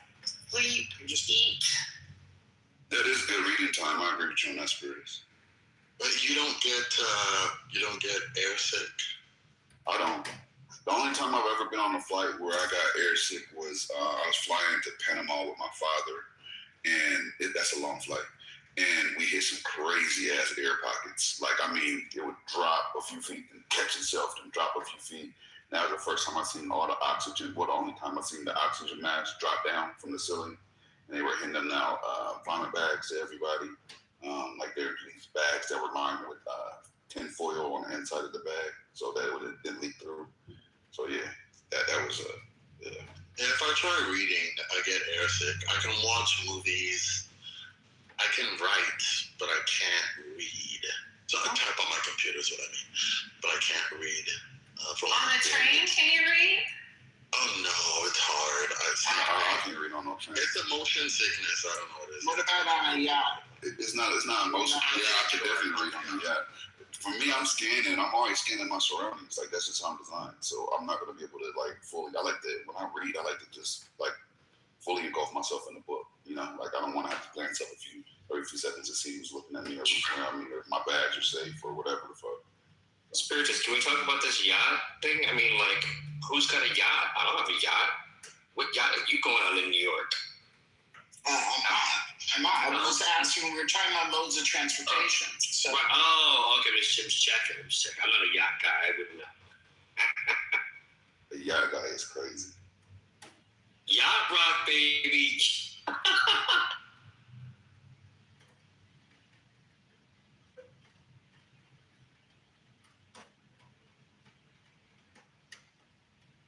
It's silent. Brooklyn, why don't you come up on stage? Wow, y'all been busy. Or we can go out to eat. We can meet and go out and get something to eat. There's not so much to fucking say. We in the same fucking city, sis. What? Like, seriously, Patty, just leave it alone. It's not worth it. Nah, because she playing in my face. Don't fucking play in my face. Don't play in my face. We in the same fucking city, Brooklyn. What's good? Oh, God. Let's meet up. I'm hungry right now. I want to go get me a Caesar salad. Let's meet up. We can go right now. I'm going to put on my shoes and we can meet up. And I got on my sweatpants and sneakers. So we can meet up. And we can meet up. Are you? At what point was it? I will make you a dinner after your things is done. No, because you got so much mouth to say. You got so much mouth. So you got something to say to me. You can hit me up. You can hit me up. No, I will give you a location to come to, Patty. It's not. Girl, we can meet up to eat something together. How about that? Let's go to eat. I'm hungry right now. Or if you're hungry later because you might be at work, we can meet up and eat then. What's good? I can send you some information where we can reach out. You hungry? I'll pay for your food too. Matter of fact, you need somebody to pick you up, I'll pick your ass up too. Nothing? Can you hear me? We can hear you now. Yeah. Oh, okay, big and bad. You want to fight? Oh, I'm not big. I'm not big. But my cardio is good. Just meet me, Slam. Just meet me. Just meet me. I'll give you a time. You could give me a time in my back channel when you off. I'll give you a location. Give me a time. No, we ain't even gonna do Fucking that. clown. Yeah, you are a clown. You's a clown. You a clown. Patty, tell people why you fucking high. Tell people why you fucking high. Like, you gotta figure out why that's true. Tell people why you high. Stop. Brooklyn need to tell people why she high. You know how many times I've invited her to eat as a normal, as just in a friendship? Tell her to tell y'all why she high. Patty, seriously, you the leader. You doing too much. Yeah, I'm gonna lead her ass to where she need to be, cause I ain't it. Keep playing in my fucking face. Patty, can I buy you Patty, this just today? block her if she's bothering you that much, for real. Cause it's not the fake ass shit. Patty, I'd like to buy you lunch today. You accept my lunch offer? Yeah, I haven't said anything in a while. I've been busy. And I just want to say shout out to me because I forgot to buy Chris Brown and Usher tickets. So I had to wait till I got mine. I got mine too, so look at God. Where are you going? Detroit. It's gyrating all over the world, ain't there? And I'm going to be in the number. Hallelujah. Listen, I hope I get a cherry too. God bless. You know what? When they show the cherries, they are emulating balls being lit. You don't want to do that, DeAndre. So just don't accept the cherry.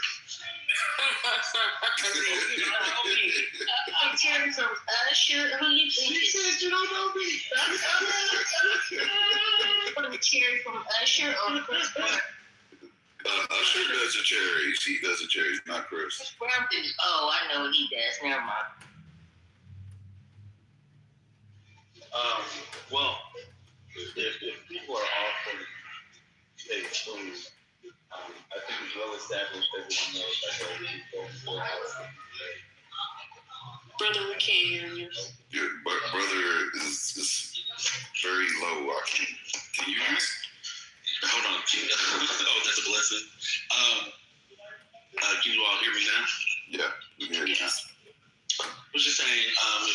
paying for people's food. I think it's a well-established fact that I go to Golden Corral every single day, and I would definitely take. It's $15.27 now for the buffet. With tax, do donations towards my visit. God bless. America first. No kids playing in the food before I you just eat. donated towards it right now. I just gave you 0.05 cents in Clubhouse Morning. God bless you. I'll take it. Thank you. Every bit matters. God bless America first. Tell them that's how you keep that 0.1%. Tell them, brother. America first is crazy. I just think in this moment, it's really important that we support our president, this administration, this country. Remember, this man was trying to attack the Constitution, and we can't stand for that. God bless America. This administration's been disregarding the Constitution since it took office. Like, what's going on? Sir, be careful what you say about this administration. Thank you. You could be a citizen. Never mind.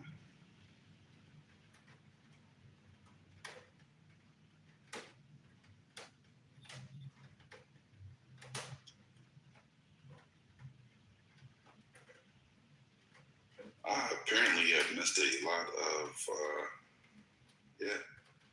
Hello, everyone. You have no idea. Jim, let me ask you a question.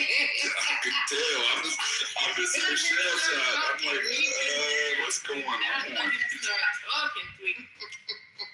Jim, let me ask you a question. What's good, brother? Do you go to the movies? Yeah, I go to movies.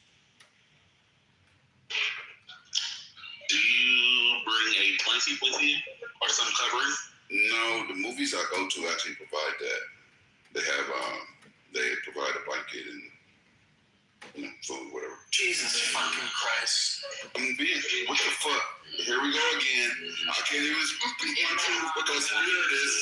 The second I speak my truth in here, spirit is judging. No, this is not about you. This is an extension of the conversation we had with the elites in here who only fly Delta One. And it's triggering to me. Okay. You fought out here really hard. You fought out here really hard this morning. Really hard. I didn't appreciate it. But he doesn't like people that business or first class or. No, He's one of them. He's one of them. Wow. Ma'am, I'm talking. It was the distinct between people who fly first class or shudder at the thought of getting on a bus to go from point A to point B. It's that disdain that people have for the hoi polloi in this country. And this is why we're in the problems that we're in right now. That's all. Enjoy your blanket at the movie. Yes, sir. No. I'm pretty sleepy though. So, all right, let's say over here in California, right? There's a fucking homeless problem. Like most of the homeless guys fucking sell their shit all the time. And fucking kill you at the moment. This is like shit. You think I'm gonna fucking go on the bus and risk that fucking shit, get fucking shanked and all that fucking shit? Oh boy. Hey, look, I'm gonna be real with you, Spiritus. I don't have a disdain for people that ride public transportation, but in California, that is built into the culture, right? Like, this is you are what you drive culture. We live that way, unfortunately. And also, there is a lot of danger on public transportation. I told my daughter she forgot her card or whatever. Something happened to her card. This wasn't really the combo, though. I know. I'm just giving you just a quick nuance. It wasn't a California thing. I believe you, but just hear me out real quick. So my daughter had to take the bus the other day, and she said some dude whipped it out and started urinating right next to her. Right? She said one dude tried to talk to her. She didn't respond to him. He got on the bus and he was talking loudly to her, like but yelling, not trying to talk to her. Like, now he's cursing at her because she didn't want to engage or have conversation. So then she moved to the front of the bus so she could be closer to the bus driver. And this is why I added my card to her Uber so she could use it whenever, because fuck that. So some people might think that way. That wasn't really what the combo was about. It's all Okay, I need context then. I need context. No, you don't. No, you don't. No, but you're making back the to point of how we. No, you weren't here, so we can move on. Yeah, I'm gonna stay away from conversations I don't know about. So you're right. It's okay. We can move on. Tell me more about the movie theater with the blankets and cure. It's Gold Class Cinemas. They offer it when you go there. The only thing I really notice about it, as much as I like to eat while I watch my movie, that to me that's always been my thing. I like to eat while I watch a movie, and that's why I didn't go there. Not for the blanket. It's just something they had to offer. It makes me sleepy though, because the chairs recline. They're offering a blanket you just ate, and I get mad because I always find myself starting to doze off during the movie, but I still like the theater. No, I asked that because that was a recent conversation that we had. Quite spirited conversations and very animated submissions, and so it was a funny conversation. When you say animated, I can imagine what goes on in here. When you say animated in here, that means turn. Animated submissions. Yeah, that's all. It was fun. Ed in the chat said bringing the movie blankets was messy. I'm so lost right now. It was really a back and forth between Band and First Lady. She had also talked about she uses blankets, and then you can imagine Band got into his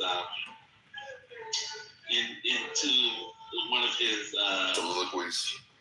Yeah, and he started talking about the seats in the movie theaters, the blankets, and then he made this amazing transition from talking, because we were talking about at one point the Michael Jackson movie. So then he made a transition from talking about literal blankets to talking about blankets, MJ's child. It was pretty amazing. It was absolutely ridiculous, but yeah, it was funny. So yeah, I was asking because it was really funny. To the point where First Lady said she'll never go to another movie in the movie theaters. Damn. Well, damn. So it was pretty funny. Sounds like it.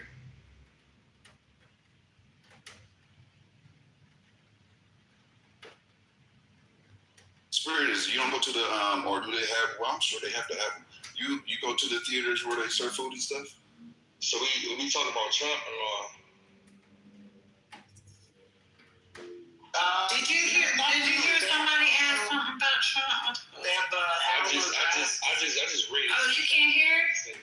Then you need to learn some decorum. They have Gemini. Welcome back. They have Alamo Draft House, which they do. Yeah, that's based out of Texas. Yeah, I heard it. They originated in Texas. I heard of them. Yes, I'm just trying to avoid any Texas combo, but yes. So they have that here. But for the most part, they just have regular theaters, and that's what I go to. Because I'm an elitist, and I go to like independent movie theaters, and they don't have blankets. But they do offer sodas and popcorn. High price shitty popcorn and high price shitty sodas. Might as well get a full meal, bro. I only go on Tuesdays, so that's when I have these kind of prices. When I go after everyone's asleep, I go in the middle of the night, 9:30, 10 o'clock. Go to the movies. I'm exhausted, but I don't feel guilty for leaving because everybody's asleep. So it's fun. But yeah, I keep paying. And then on those days they have it's like $6 for a ticket, and it comes with a small popcorn and or a decent sized popcorn. And yeah, that's all I do. I can't pay regular price unless it's with the kids. Brother, you want to hear something funny? I'm paying full price for my daughter's movie pass. I don't even know, like she uses it, but they have this thing for AMC where you pay it monthly and then you can go as much as you want. Yeah, she does. Yeah, I just started seeing that. How much is y'all's a month? Ours, the theaters that we go to, they charge $9.99. No, I think it's like 40, 45 bucks, something like that. Oh, okay. A month? Oh, wow. A month. Okay. A month, yeah. Yeah. So, because I was like, should we do this with them? It's at least one ticket per month that you can accrue, or that you can sort of build up. So if you don't go 1 month, it'll roll over to the next month. And then they do free mystery movies. So it'll be like a pre-screening of a movie. It won't tell you what it was, what it is. They'll tell you, it's like PG-13 or rated R. It's a horror movie. But they won't tell you what the movie actually is. So you'll go, and those are free if you have a pass. But for $10, it's not that bad. But you need one for each person. We don't go to movies that much. Maybe during the summertime, when they have family movies out. But it doesn't seem bad. You could do like I think two or three movies a week, something like that. I mean, it's not that many movies to see, obviously, but yeah, but still, some seasons are better than others. As we get closer to, like the successive holidays, there'll be a lot. And then the summer, there's supposed to be a lot of them. Even for kids, I think there's a lot coming out. But yeah, I still go to movies. It's fun, but I don't like the crowded movies. And we get to select our seats before we get there. So if we order online, I know what you're talking about, and it shows you which seats are already occupied too. So I do like that. I really like that. That's something I feel like, at least for the theaters here, we didn't have that until really COVID, and so I think that's one of the changes that I really appreciated since COVID, being able to select your seats before you. And then I did that 4D experience once. I did that too. With I think it's called is it A Quiet Place? In the movie with Lupita. Yeah, I know what you're talking about. Yeah, I did that. That's a perfect movie for it because of the. That's pretty. Yeah, that's a good. The dynamics in that movie would make it worth it. Yeah, I've seen that online. I don't know if you have any of those experiences here, but yeah, it does look really cool. The walls at certain times, the walls turn into part of the theater, and the seats shake. And yeah, I like it. Feel like you're fully immersed, especially if you're towards the front of the theater. Sonny, your mic is open. I just wanted to make sure you know. I did not think. Yeah, we heard you poop. You know you want to hear me type. And now yours is open too. No, I just laughed off by it. Mic check. Tell me how this mic sound, y'all. I got a new mic. What's up, brother? It sounds great, but where's ML? ML, I don't know who you think I am, but I'm a regular person. I take public transportation. I go to movies. I fly coach. Once in a while, I may use an extra leg room. But I'm regular. You're the elite who can't do public transportation. So I just want to call that out. What's your thing against the elite? Why are you so upset against No, it's not elite. for? No one here is elite. Yeah, I agree with that. But why? I think we're elite. When people are basic. Everybody here is basic for sure. But this is the thing. Like, I don't understand why Spirit is like when he feels like anybody is taking the higher route or preferring the luxury experience. He has a problem with that. Oh no, it's not just luxury. It's just, it's not just luxury. They're choosing not to fucking get fucked up in a fucking bus. They're choosing not to get fucked up in any other situation. You weren't here for the conversation. Fuck yes, I am. So I don't ride public transportation because I just don't like the wait. But today, Divine, I had to go to the Bronx to drop off my mother-in-law because she spent a weekend with us. And on the way back, I had an option, and I saw the sign. Took the Frog's Mouth Bridge. You know? It says Frogs Next 295 or Whitestone.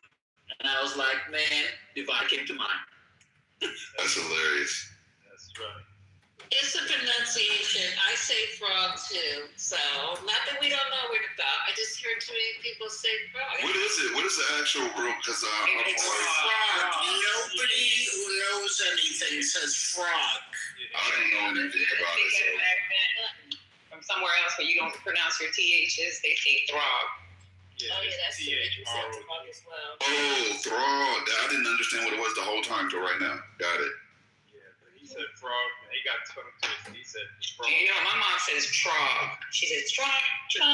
See, that's better. Still says the T. That's better. That's because she can't pronounce her THs properly. If she can say it if she slows down. But if she's just talking in the normal conversation, she'll say trog, trog, trog. Sound like a Jamaican. The trog thing.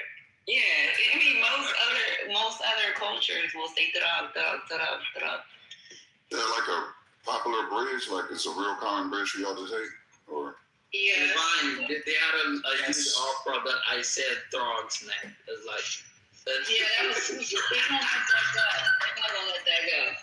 No, but if Emil was slow spoke the word out, he would have said it properly, I believe. so I make fun of it. Every time I see this bridge, I remember one person Divine. No, but you said it, nobody knew what you was talking about. And I was like, you talking about Throg? That's the only, that bridge, and you kept saying it, and everybody was confused. Like, what the fuck are you taking from the Bronx to fucking Long Island? We're confused. Yeah. Didn't he say that, David? Yeah, no, he did. And we're still letting him have it. But ML, moving forward, I'm just going to say, whether you're taking the Throgs Neck Bridge or the Frogs Neck Bridge or whatever, just say you're taking the Whitestone. That's it. But for that's true. Gemini, we got a lot of it. It depends on what part of town you go into. So certain bridges will bring you to a certain part of the town. That's all. got you. The bridges we got in New York. If I was to really sit and count, we got about a good 10 bridges. I know you guys have a lot. See, in LA, we don't have any of that. But if you go to Northern California, you have the Golden Gate and San Francisco. So there's different bridges there. Not as many as you guys have. You only named one bridge. Yeah. Let me start on that. I try to skate by. I try to skate by. Like, you had to highlight that. Like, what's going on? It's funny because I thought you was about to get down. You like, but in Northern, you got the Golden Gate. When I thought about it, I'm like, what other bridges do we have? San Pedro. No, they have the San Pedro one, and they have the one that goes over the LA River. They have. Wait. That doesn't really count, though. Like, that don't count? Yeah. That's a beautiful old historic bridge, the cement one. Unless they changed it. Oh, it is, but it's just not a real part of LA. Like, when I hear you guys talk about the bridges, and even when I visit New York, I know that's a common thing. Like, y'all commonly go over those bridges and deal with them on a regular basis. For us, that's an isolated occasion. Like, it's rare. And I think Northern California has about 10 as well. About 10. I think they have more. Because it's weird. They don't know the waterway. People that live in Northern California don't know the waterway. So there's bridges everywhere. I said, which is this the outlet that you go like sail to Catalina from here? I don't know. And then I go to the other side, like San Marin. I said, is this the outlet where you go up the coast of Oregon? I don't know. They don't know shit. It's like, are you serious? You guys don't know any of this information about your city? But they have about 10. I'm off the top of my head. They have 10 bridges. And where? Coronado Bridge. Coronado in San Diego. Beautiful bridge for 11 rivers of SoCal. You talking about California as a state? Yeah. That goes to where the Navy SEALs are, Patty, or Coronado. Yeah, we got like 10 that you gotta fucking learn while you're in grade school. And like 10. We have about like 20. School, like what? We have about like 20 of them because it's like the 3rd Avenue Bridge, the Willis Avenue Bridge, the Throgs Neck, the RF. And by the way, nobody calls these. It's like an Ed Koch Bridge. Nobody knows that it's a 59th Street Bridge. The Triborough Bridge. Nobody calls it the RFK. So shit like that. The Tappan Zee. Nobody calls it the Mario Cuomo fucking bridge. And they don't call it the San Francisco Mayor either. What's the temperatures going to be? We gotta learn our major bridges, like the Toronto, the Manhattan Bridge, the Brooklyn Bridge. What you mean as a part of education? Huh? You mean as a part of education? I thought you meant you needed them because you had to know them for. No, we learn them. I don't know why we learn it. I guess it's part of our state history or whatever. You know, you take your New York State history class. Yeah. ML, you're going to be a real New Yorker when you go over and pronounce the Kosciuszko Bridge. Where's that one at? That's in Brooklyn. It connects Brooklyn and Queens. I have never heard of that one. I guess I've driven across, but I've never. I just want you to pronounce it one day when you go over. Okay. And a little trivia: the Brooklyn Bridge was completed by a female architect. Okay, salute to Yes, there's a movie about that. Let me give you another little fun fact. So they were real nervous about crossing the Brooklyn Bridge, and so you guys know Barnum and Bailey Circus. They sent the elephants. Yeah, they sent the elephants over. They were the first ones to cross to show that yes, the bridge is stable, the bridge is open. So the circus, it was 1884, were the first ones to cross the Brooklyn Bridge. Yep. So you guys literally have a course in high school called Bridges. No, it's just history class. You can't take a history class for your no. Like I told Gemini, all right, so you want to go to Midtown, you want to take the 59th Street Bridge. You going downtown, you got the Brooklyn Bridge or the Manhattan Bridge, and the Williamsburg Bridge. You going up to the Bronx, then you got the Whitestone Bridge or the Broadneck Bridge or what's the other one? The Triborough. Did I say Triborough? No, Whitestone, Triborough, Broadneck. And then leaving New York, going to Jersey. Washington. The George Washington Bridge, leaving the city, going to New Jersey, or you're coming from Brooklyn, you take the Verrazano Bridge, cut through Staten Island, and then you go either the Outer Bridge Crossing or what's the other one? Help me out, New York. You got the Gotham. The tunnels. Don't forget the tunnels. You got the tunnels. The Vine. Yeah. I just got a crazy thought, like if I was a terrorist thought. Oh, I already know it. Where? Why wouldn't it just plant explosives under all the bridges and wait people all at the same time? Don't say that.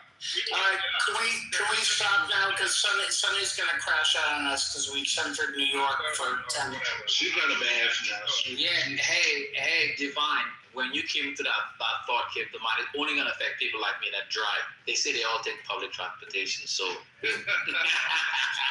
No, but I've always had the thought, if there was a major something and we all needed to get out of the city, I always say that's why I keep a motorcycle, because I'm dipping through that traffic and I'm out. We will be fucked. The only way out of the city is through a tunnel or a bridge, or you're stuck here. It's very weird. Oh, that's not the only way out. You can get on the ferry. You can get on the yellow ferry to go to Jersey City, or what is the blue and white one? The water taxi. But those are overcrowded. I mean, that's true. You might want to get a boat or a jet ski. Yeah, you can get out like that. You can swim. Yeah, that's a long ass swim. But yeah, you can get out. But they really bottleneck. I just hope it's not as crazy as that. Yeah, that's an intrusive thought. I shouldn't articulate it. Let's move on. You're giving people ideas now. Yeah, I thought about that. After the fact. I thought about it after the fact. My bad. And don't go take the subway if you have to pee. Pee first. You'll never find a bathroom. See, this is where this is not gonna like what I say, but I can't do. I will not do public transportation. I don't fuck with it. I don't like a bunch of people around me. I don't like. I'm claustrophobic anyway. I definitely don't want a bunch of weirdos around me. I don't fucking know. I don't like that shit. But Lisa, that's not true. There's certain train stations have bathrooms now. Do you want to use them? Probably not. That's what I was thinking, because when I did find a bath, oh my God, no. I'd rather either wet my pants or pee in a McDonald's. I wonder if people would use the bathroom on themselves on y'all subways. That happens or no? Well, wait, so people aren't just really...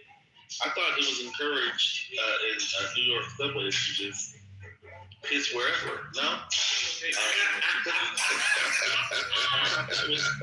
part of the culture. I thought it was part of the culture. Yeah, I thought it was. Yeah, there It was the thing are every trains. There are some busy train stations, especially on the weekend. You'll smell it. Don't stay away from the corners of the station. But I was a young man one time, and I had to go. And I went to the bathroom in 14th Street Union Square. I swear I walked the zombie, man. It was just losing it. Like, literally, a zombie. I turned right back around and left. Craziest thing. And nasty.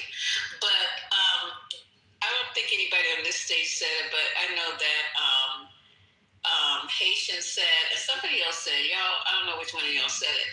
They said that every man, and I do mean, he said every man has pulled out his penis and peed outside. Is that true? Lisa, let me tell you this. It is. And Lisa, go ahead. I'm about to tell you, if you never felt the sun on your dick, you haven't lived. That wasn't even necessary. No, I haven't yet.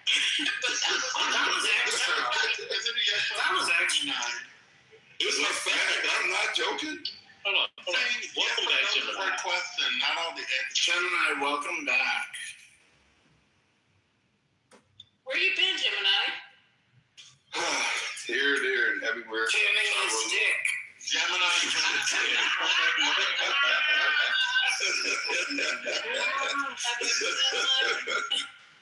I grabbed the pub, so went to New York, came back from New York, then had a lot of business that I had to handle, had some obligations I had to fulfill. You were in New York? Where? It was a turn and burn, man. When they Rochester. But it was a turn and burn. What was that like for you? It wasn't like I didn't understand the way it worked until the last minute. The way they do it is they don't want you to come to the facility because it's a sterile facility, so they literally meet you at the airport. And you inspect and sign off right there at the airport. That's their protocol. So how do those sign off for something you haven't seen? Oh, they bring it. They have a Viagen bag that has all these travel goodies, like a travel bowl. It has the health certificate because you need that to fly. It has just a bunch of little goodies, pee pads, so that you don't have to put the animal on the floor. And they tell you not to go to the common areas because it's not fully vaccinated. It's only 8 weeks old, blah, blah, blah. So, and then they have a carrier where the animal's inside the carrier that you can take it on board. Oh, you went and got a dog. What kind of dog did you get? It's a American Bully. It's a clone. It's a clone of my previous dog. What? Oh, I didn't tell you. You weren't here for it. Yes, a clone. What? He talked about this before, and Ben was trying to tell him to go to, was that Frederick Douglass? They have a whole, Ben was very on point. They had a whole section of the airport that's dedicated to Frederick, like a whole setup there, right? So it has a lot of historical facts and pictures and stuff like that. So they had a whole setup there at the airport for him. So the clone dog, it only has 4 legs, right? And 2 eyes. It's not like a weird, what, clone? It's just a genetic clone. They before my dog died, they taught me into collecting cells from him that they stored on ice. And then I sent it over to a company called Viagen, based out of Texas. So I know Viagen. They make a lot of stuff where they make artificial skin and ligaments and stuff for surgery. Viagen, Biogen. No, that's a different one. This is VIA. Oh, Bio. Okay, sorry. VIAGEN. Okay, yeah. Sorry about that. Yeah, no problem. They're the only company that does cloning in the United States, and there's only one other company that's really reputable that does it in the world, which is Syngene, and of course that's in China. So. Is that the one that Tom Brady invested in? Yeah, he got his dog cloned through them, and then he's a part of a Colossal. That's his investment company that he's a part of. So is Paris Hilton and a few other people, a lot of billionaires. Like, it's a big company. And they bought it out after they had a successful cloning of his dog, so they own that now. It's a whole ass popping circumstance for Charles Epstein. But how close are they to cloning humans if they're cloning dogs? Right now, they're cloning the shit out of humans. Like, they're cloning this whole process made me realize that they are cloning the shit out of humans. There's no question about it. I'm 100%. I'm getting ready to go back in the road. I'm going to ask Dr. Rush if he knows anything about cloning. because he's doing. There's no way they're cloning on this level, this effortlessly, and they're not cloning humans. Like whatever we have, they have times 10. Like the curve of revealing what they have is always like, I think it says usually a 5 to 10 year curve, and I think it's actually more than that. What the government shows us and what it actually has access to and the capabilities that it possesses, they never let us know that up front. We find out after the fact always.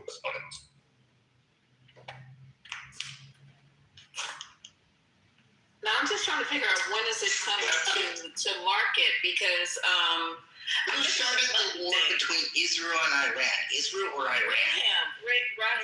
Rohan, Ribble. I was just asking a question. I'll let you have it right after Gemini answers that question. So you think once they get it to market, it's just going to be a money thing because people would probably want to clone their children who die or have diseases that are like all consuming. Clone your children? What? Raham. Okay, I'm gonna let you have it, baby cakes. Go ahead. Hi, reformatory. I was wondering the same thing.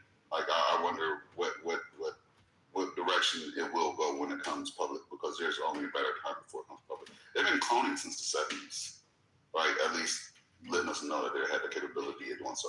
So I can imagine how refined the process is behind the scenes at this point, right? Because they made it seem effortless with the way that they do it with animals. It's really, really simple. They take the egg, they clear out the nucleus, they take the stem cells, inject them into the egg, inject the egg into a surrogate. The surrogate goes full term, boom, Like they really have it down. Yeah, I can see that though. Especially the horse. I'm sorry, I'll let you guys go ahead. No, lunch break. That's why I'm talking. But they're growing skin, so human skin. So every time we have patients who come in with over 80%, or I don't know, maybe it's 80% of their body burned, they grow their skin. So if they're able to do that, I believe you now, because I have to think about what are we using as far as implants, as far as we're not doing any more pig skin, we're not taking bones anymore, cadaver bones as much. We used to get all that stuff from cadavers, but I don't see that too much anymore. So maybe they're growing everything in the lab. You might be right, Gemini. Start asking questions.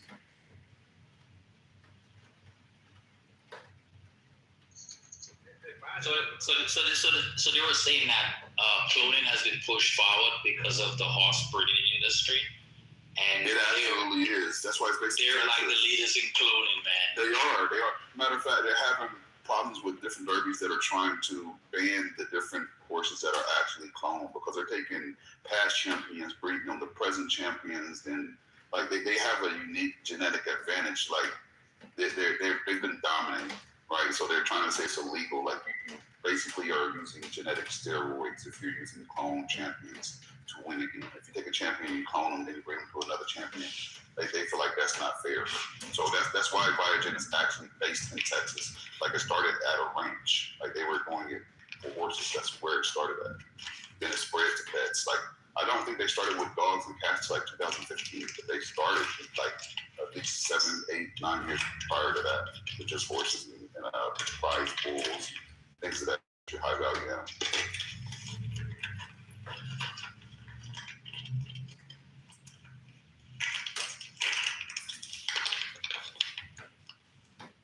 So what happened?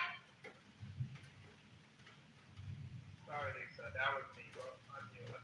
Oh no, I was accidentally, but I started talking since I saw that. So it's wouldn't it be more efficient and cheaper just if you have the father and the mother of the horse? It's not the same. Like, okay, like as a breeder, I do understand this aspect, right? If I take a dam and a stud and I breed them together and I have a first pick that the genes just clicked in perfectly and it's the perfect specimen of this breed, right? It checks every single box. And then I say, okay, I'm going to repeat that breeding so I can repeat those results. That's not guaranteed. The genes connect differently every single time. You're never guaranteed to be able to replicate that exact specimen. The only way you can replicate that is via cloning. That's the only way to get an identical genetic copy, even if they have the same mother and father, is still different. You can test like if you breed a dam and a stud together, and take a first pick from that, and then you repeat that breeding and get another first pick, and you do a DNA profile on both of those, they have completely different DNA profiles. Oh, They're not the wow. same. Okay, I see how that's making sense. A reformatory said, which I was thinking too, reformatory, she said, I thought the cloned animals weren't too viable long term. I was thinking that as well. Okay. They have a health guarantee that they come with. They should, because of the amount of money they have in spending range. $5,000 is just a tax. With that being said, they have a health guarantee, and most of the animals I've seen from them so far have been healthy full term. They have a lot of, when I say full term, they live the full lifespan for the expected breed. So if it's a horse, the healthy long life as far as what the lifespan of a horse goes, it doesn't fall short. And same with cats, same with dogs, same with cattle. They started with livestock. So I hear a lot about the complications, but it really isn't a thing. It's usually if they can get it to make it to term, that's where they have issues, right? Trying to get the egg to make it to term. Once it reaches term and is diagnosed as healthy, the odds of it being healthy and living a full lifespan is really based on the genetics. So if the donor, right, where they collected the stem cells, lived a healthy long life, the odds of that clone living a healthy long life is like 98%, because they have the same genetics. Unless it's something that's environmental and it's not genetic, yeah, you can fuck it up, but that would be you introducing whatever stress factor. Does that make sense? I have another question though. You guys remember, I don't know if they really are doing it with the cryogenics. There were the people who were freezing themselves or freezing their heads or freezing their brains and all that kind of shit like that. Do you think those people have been cloned? All these, the millionaires, I forgot who did it. I have to go back and Google. Froze their brain, froze their body, all that kind of shit like that. They should be the first ones up to be cloned, because that was the whole purpose. Yeah, there's a whole thing about that. There's a whole subculture that talks about outside of cloning, they go into conscious transfer and everything else, right? Because they don't just want to clone, they want to be able to transfer the consciousness from one entity to the cloned entity. And that's a whole subculture.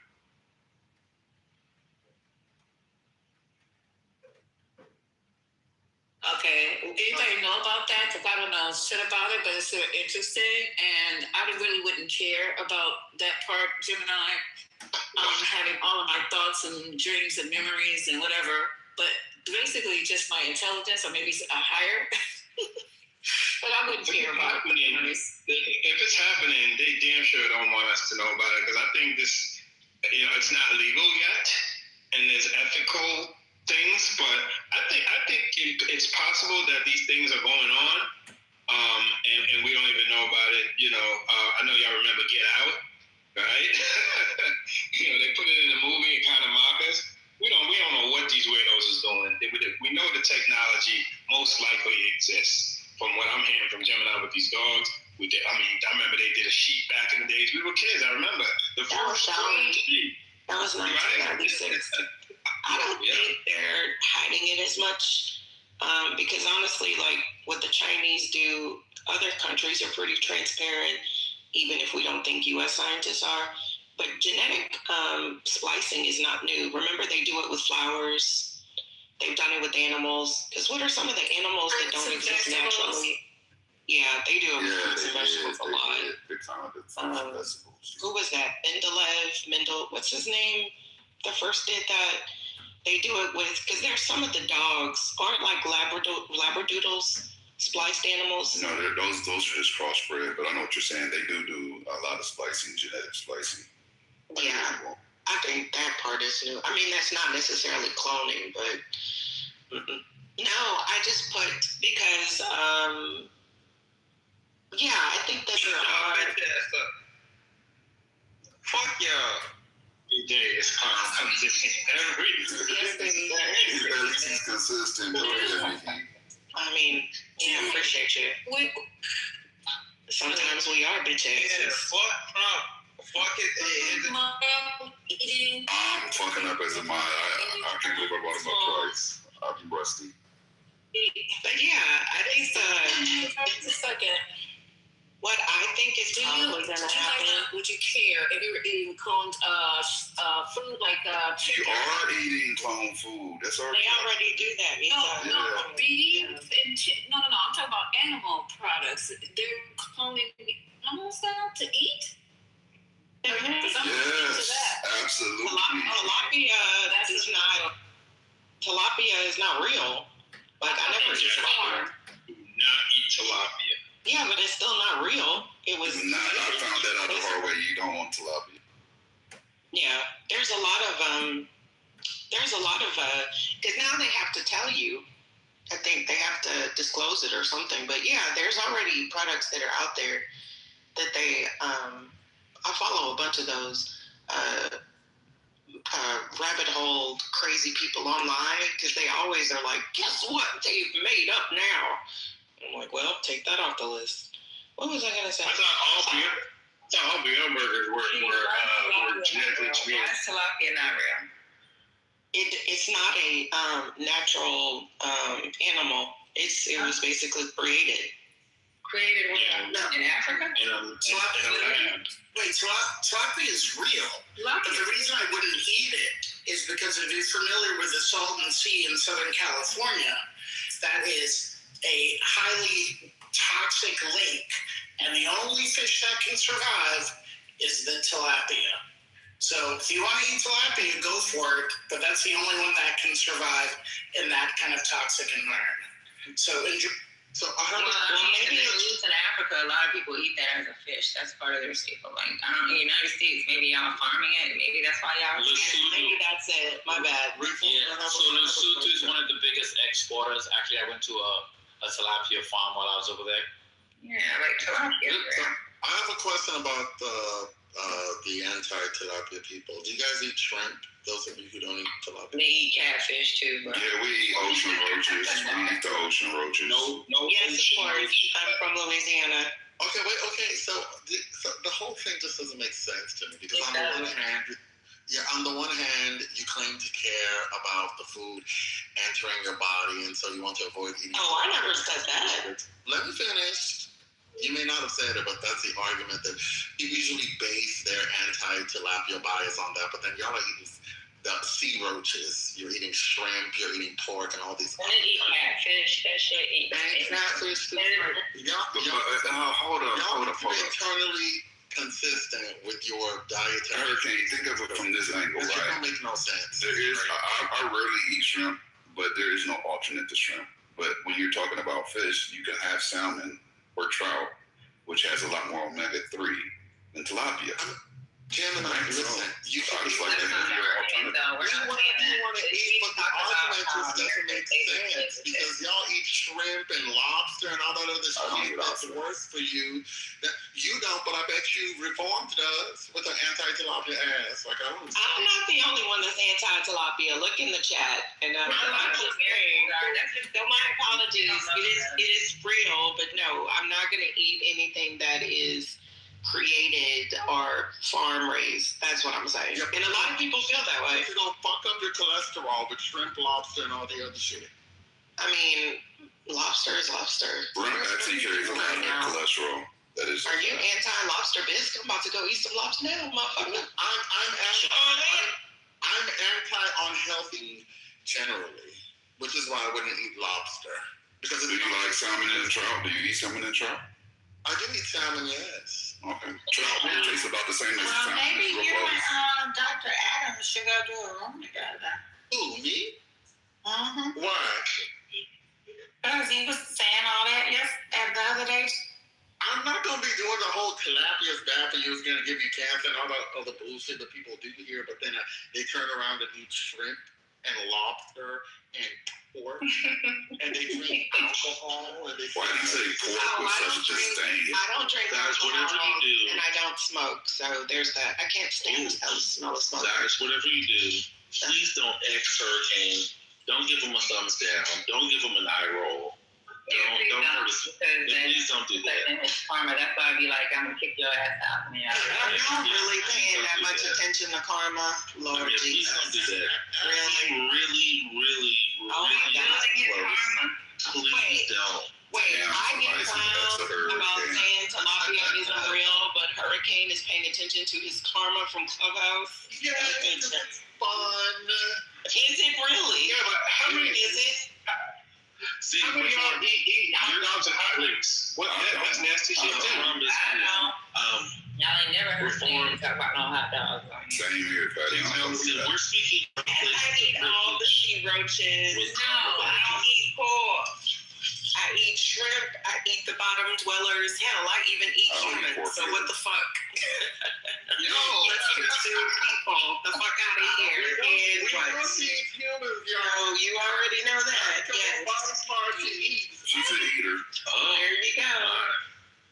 What was that album? Nothing wrong with being an eater. Go ahead, be an eater. This is the thing. I don't understand. Like I said something earlier, and it was, oh my God, everybody clutched their pearls, and they talking about being an eater. And so, what's going on? Yeah, that's funny as hell. What was it? What was the album? If I got nuts on my chest, what I got to? That's chestnuts. If I got nuts on my, yeah, I remember that. That shit was funny as hell. Oh. But I do apologize, y'all. Tilapia is real. I was using the American. Tilapia is absolutely. I didn't want to do it, but it's absolutely real. It's just, they say that what their diet consists of and things. Maybe not in Texas. Yeah, cleaning up the water that comes from Right. I mean, but they also, tilapia for the restaurant industry is like a catch-all term. So they're using other fish. That's true. To count as tilapia. Like I think that was the bombshell that most people had, was that what you're eating at restaurants is typically not the thing that you think it's tilapia, and it's whatever the hell they chose to put in front of you. Would you go to a restaurant and eat tilapia though? They call it white. Some people, right? Because it was supposed to be, at one point, tilapia was considered to be like the healthy alternative to catfish. Or to, you worry about mercury poisoning and all that stuff. So tilapia was built for a while as like this healthier version of the fish that you can eat. And so, as with most things, people are over consuming.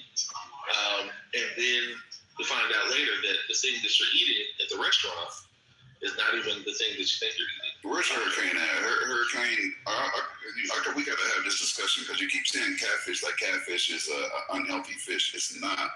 It depends on the environment it was raised in, right? If you go get farm raised, wild caught. To me that I actually said. Okay, what did you say in regards to catfish? I never said anything about catfish. Patty did. I didn't. Oh, I thought you were the one saying we're going out eating. Okay. It wasn't me. I didn't say shit about it being healthy and not healthy. I said they eat anything. And it takes forever to kill that motherfucker. I've seen it. It do take when I go fishing. Use a hammer to kill your fish down. You don't gotta use a hammer, but I will say this: when I go fishing, I drive 2 hours out, and when I get back home, they're not in water and they're still alive. I will give you that. I can put them back in water at the house. No, it's not decent fish. That's what it is. They're resilient. That's all. They're resilient.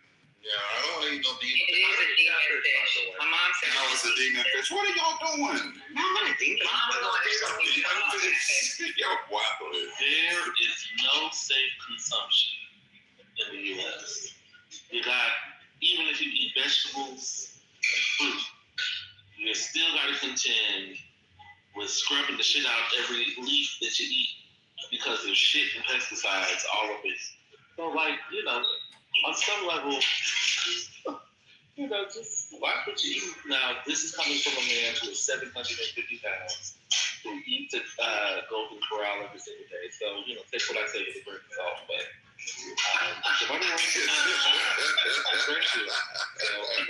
there's that. You called it out before I could, so you can't.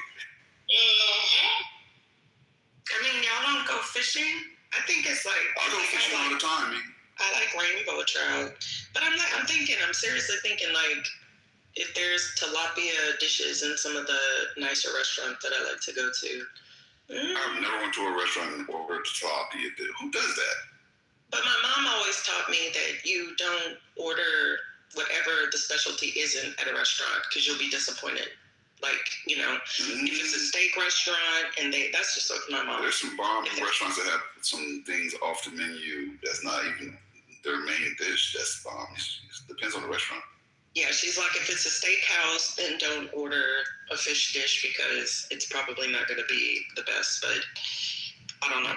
I'm one of those people that every restaurant, I just have my favorite thing that I eat over and over and over again. It's like, yes, that's the only thing that I eat at restaurant. So, yeah, I'm fine. Something risky. The restaurant, there are steak restaurants that are just fabulous and make everything well. That's true. That's true. I don't know that one can say if you're a steak restaurant, you can't do fish properly. That's my mom. Experience. Yeah, no, that's just how she taught me, so it's in my head. I know it's a little old school, but there's a hack to that. If you want to try something, order a la carte. You're just on my ass today. God damn. I'm not your last lady. I'm just on, He's on go time. That's what Eric is. Leave my poor mama alone. So what I'll do is I'll be shit that's wrong too, and I'll be calling her out on it on the phone and stuff. What I do is I order whatever I want to try a la carte and take a few bites. I don't like it, they'll take it back. Who cares? If not, I'll pay for it. Oh, you see food back in the restaurants? If I don't like it, if I order this and it look like trash when it get to my table, I don't want that. Really? I don't do that. But then again, I don't think I've ever ordered anything that I just didn't like. My mom, I got that from my mom. My mom is a really, really, really, really, really, really, really, really good cook, right? So she's super picky. That's why I tell her she's super picky about when I take her out to eat. She's going to send that thing back about 2 or 3 times. Like, Mom, I'm not going to switch restaurants because they back there fucking your food up now. What? They done threw everything on the floor. Like, you put it back on the plate. Like, you can't keep sending it back. What's wrong? But what's wrong with? Are you saying now that restaurant patrons aren't allowed to have preferences? They're not allowed to express their disappointment with a meal? Of course, you're allowed to, but you just got to be careful on the staff. And they don't like those with the manager people. They don't like that shit. We're not talking about where's the manager people. We're talking about somebody ordering something, receiving it, and then deciding that it really doesn't agree with them and they want something else. Yeah, but I'm saying like, and maybe this is just me. This is just the people that order things off the menu and it's well explained, and then they get it and they're like, well, I don't like this. Can you fucking read?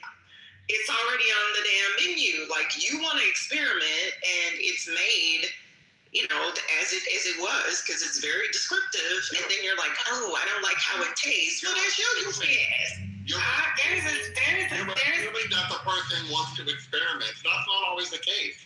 Sometimes the shit comes on and it's just not good, and you want something else because you're gonna be paying for the meal. You're gonna tip. Listen, if I have to tip, we heard you. Let somebody else say something.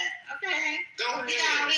But there's some place that I go regularly that they're like, that's what you ordered. If you don't like it, I'm sorry, we'll get you something else, but you're gonna have to pay for that. This is a place that when I go there, I pretty much get 1 of 3 things all the time. But I've seen them do it plenty of times like that. Sorry you didn't like it, but that's what you ordered. That's how it's described.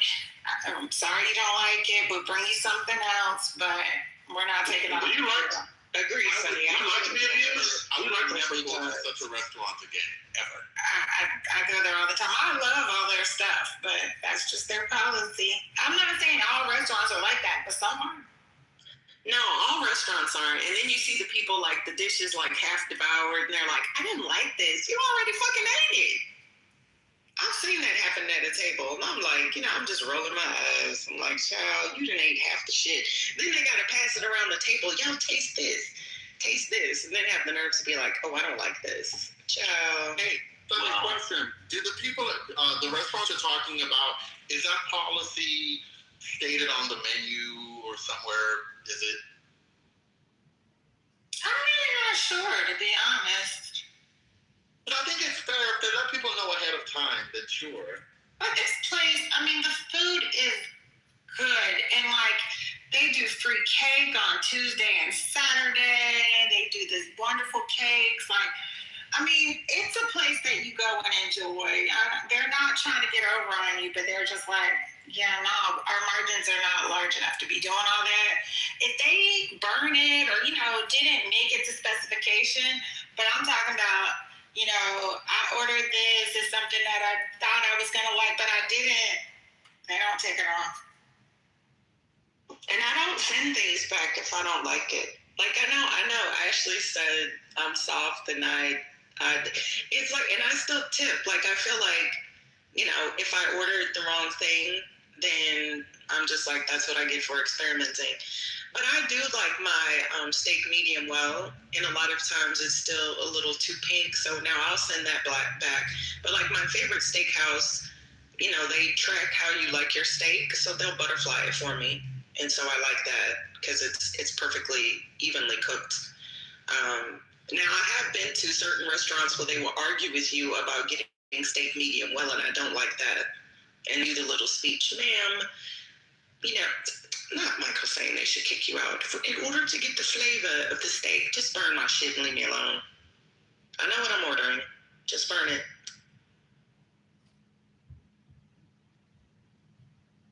I'll send food back if it's cold. Oh, of course. Yeah, cold or burnt or not, you know, not the temperature you ordered. Yeah, it's like under, you know, like not prepared appropriately. Absolutely. But as a person who doesn't eat a lot of things, even if I order something, like if I look at the description and I happen to miss that, this has bacon in it, and I ordered it, I just won't eat it. If it said in the description, now if it wasn't in there, then I'm like, listen, I need something else. But that's me with mushrooms. I don't like mushrooms, and if I miss that, then I won't eat it. So some of y'all like it. Steak. I don't see the problem with sending them back. I always tip really well, right? And it's smarter to tip in advance. A lot of people don't know, like you prepay, right? You taking the gamble on your service. Like if you do that, that's when you get better service. If you do it after the fact, then you're hoping that they were a good service from the gate. If you incentivize them, you get a whole nother level of service. Don't believe me. I disagree. Even with, I hate all like the delivery people, you know, please just, I mean, don't leave it on my porch. I'm at the door waiting for you. Well, still leave it on the door, ring the doorbell and run off. And when I pre-tip, I hate that shit.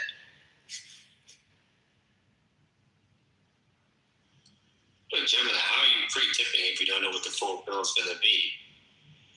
Gemini. I think he just gives them money. Literally, hold on 1 second. I'm taking care of something. Literally, that's what I do. Well, he orders the whole restaurant. You know how he eats. Right, the whole right. Okay, because he's yacht man. He's on the yacht. I forgot that. I mean, I do feel like I've been one of those people that, because you know, sometimes the waiters and waitresses have their favorites. So I always like have a little smile if they don't charge me for drinks or like an appetizer. Have y'all ever been out with a friend that didn't understand that that's at the waiter's discretion? And they're like, hey, you didn't charge us for our drinks. Like, girl, shut up. They did that shit on purpose. Be quiet. And then I just always give that to them as the tip. So I like when they do that. I'm like, I peep games. When they steal from their employer so that you give them extra? Yes, unfortunately. Sonny's at Apollo Town. Wait, do restaurants track do they give the waiters discretion? Like y'all know at Home Depot that the cashiers and stuff have the ability to give off, I think, like 5 or 10% without checking with the manager. They can, you know, give you like a little discount. Do most waiters have that ability? You know what? I never even thought about that.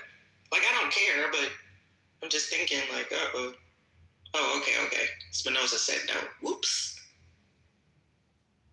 The lead ones do. Okay, good. Because I'm like, wait a minute, that's happened quite a bit. Or they'll bring you something like a dessert or something like that.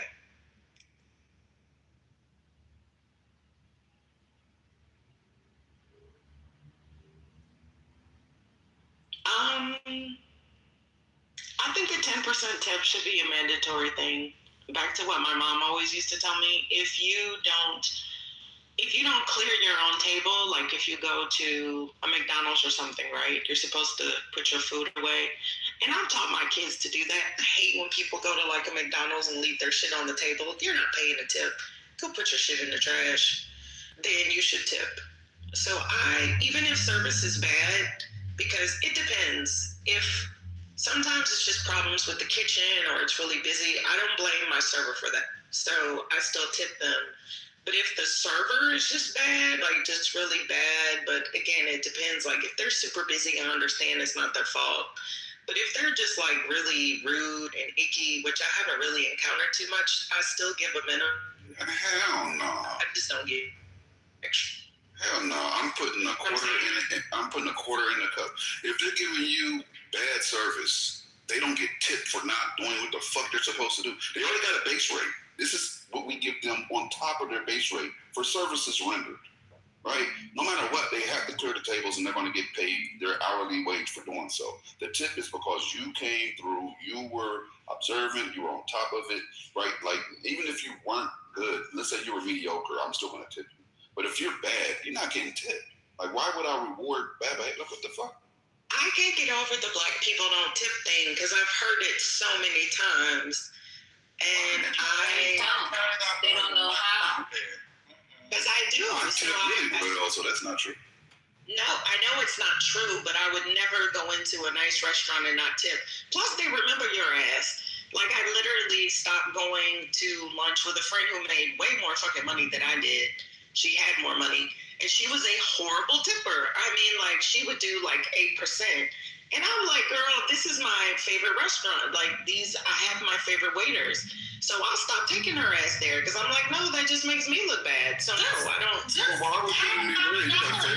$10 on your way out. Right. Yeah, I would have to.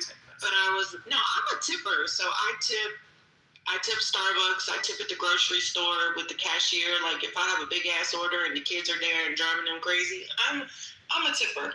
I'm sorry, I'm a tipper. I always have a random $5 or $10.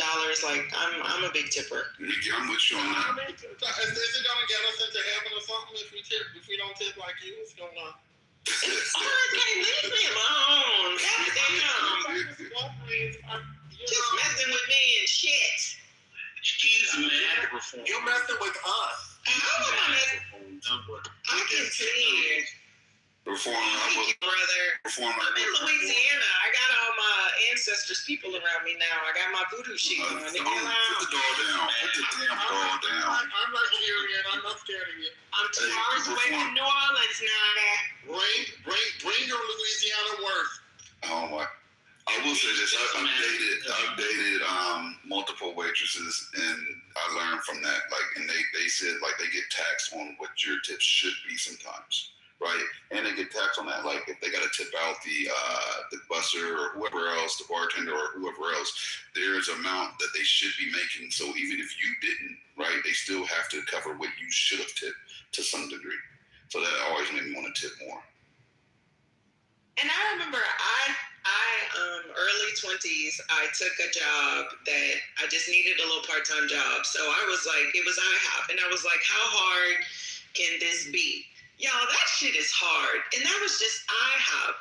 So people will change their minds, and then they give you like the little section to track. And then, even like when you have to go around and ask people like, do you want, would you like some more water? Would you like some more tea? It's like if they're having a conversation, I felt bad interrupting, so I would just kind of stand there. And then you have to go get the food. Now, this is an IHOP, right, mind you. So, y'all, that shit wore me out. And you get paid a base salary of like $2 and whatever the fuck it was. And then people really don't tip. Because think about it, it's IHOP.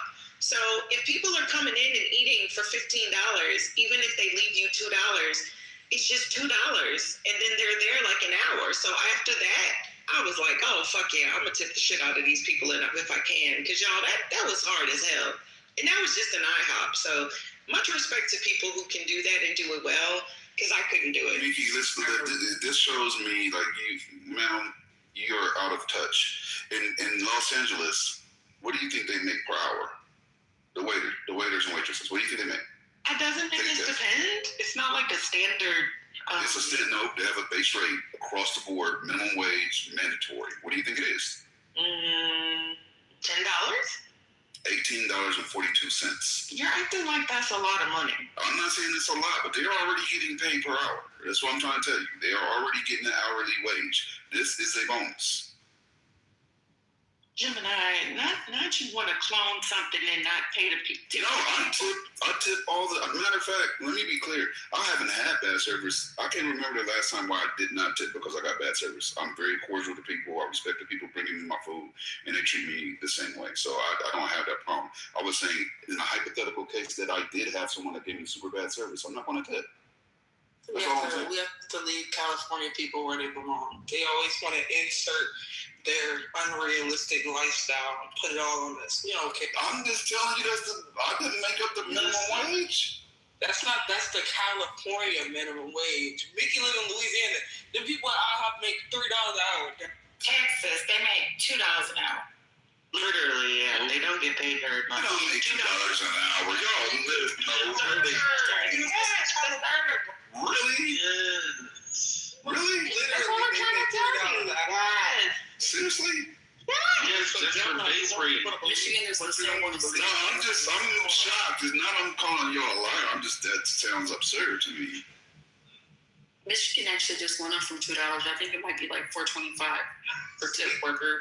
It is absurd. And we know that, yes, they're making us pay. I'll be tipping out. Yeah, I'll be taking all kinds of I still don't blame the server for that. Like, yes, I can acknowledge it is completely effed up. It makes no sense. It's not fair, but I'm not going to take that out on the server. It's not their fault. How is that They're just trying to make a living. Like, what the fuck? I don't know. Yeah. When I was a waitress, it was $2.13 an hour, and I don't think it's gone up at all. I don't think it's gone up at all. Because Michigan, when it went up to $5.49. But if you don't make at least $8.25 in tips, then like they have to cover the fifth year, and I really don't understand. If you don't make the minimum wage, so like if you make $3 an hour, you're right. They make $2.13 yeah, an hour. The fuck is going on? You know what I'm saying? California brain. You talking about they make $18 an hour? Like I don't know. Like I don't know what I don't know. I don't have a problem saying that. Like, I have no idea. I feel the same way when I found out how that waiters actually don't get paid minimum wage. They get less than that. I was like, what the fuck? That's insane. But they also do well on tips. Like don't sleep. They do well on tips. So it's a federal minimum cash wage for tip servers. I did not know that. I never knew that it was a federal minimum cash wage. Wow. So that shit hasn't changed That's in what forever. the prisoners make in California for making license plates. Like, what the fuck? Also, it only has to provided tips bring the total hourly earnings to at least $7.25. That's boo-boo. Wow, that's so fucked up.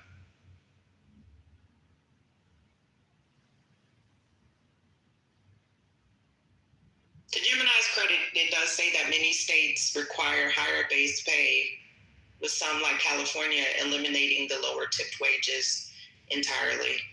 I'm only speaking about it because that's what I know from here. Like, I don't have a problem saying I don't know what happens in Texas, right? Like I'm not privy to that. So this is mind blowing to me. It says West Hollywood, California is among the highest with a minimum wage exceeding $19 an hour. So it's not all of California, Gemini. What did you say? Can you say that part again? It says West Hollywood, California is among the highest with a minimum wage exceeding $19 an hour as a local rate. Right. It can exceed, but it can't go under 18. Right, but that's West Hollywood. Yeah, West Hollywood is. Well, it's tipped servers. So a McDonald's worker would not be considered a tipped server. No, I'm saying outside of that, like stepping outside the scope of the tip server conversation, just regular fast food workers are making $18 an hour. Thank you, Nature. Everybody does. the shared tips. I didn't even realize that was a thing. So yeah, the tips have to go into like a little pool because they have to tip the busboy. That's what I was talking about earlier when I said the busser, the bartender. That's the shit. Yeah, the cooks, whatever. They're not keeping the bulk of like everything you gave them. They have to give a percentage to the busser, a percentage to the bartender. Yeah, the required tip out is wild to me. Like when I used to wait tables, which was respectfully a very long time ago, they did not have to tip. We didn't have to tip out. It was like, you should tip out because, people, they might be slow with your checks or whatever like that. I mean, your tickets, if you didn't tip out, but you didn't have to, you weren't required to. Yeah, when I was in college, I used to just tip the little. I mean, most of the little dudes working was like in high school, so I was just money to clean for me, so I didn't have to do it. But so they could have some money. But the tip out, whatever somebody said, so your tip out is usually what, like a percentage of your sales. So that's why even if you don't get tipped, your tip out can still be high, like 3% of whatever food sales you had for the whole. When they're reformed. Mm-hmm. So are you judging people who tip 15%? I mean, my mom used to tell us, I'm full of my mother today, which is great, back home. My mom used to say, if you can't afford to tip, you can't afford to eat out, so stay your black ass at home. That's what my mom used to tell us.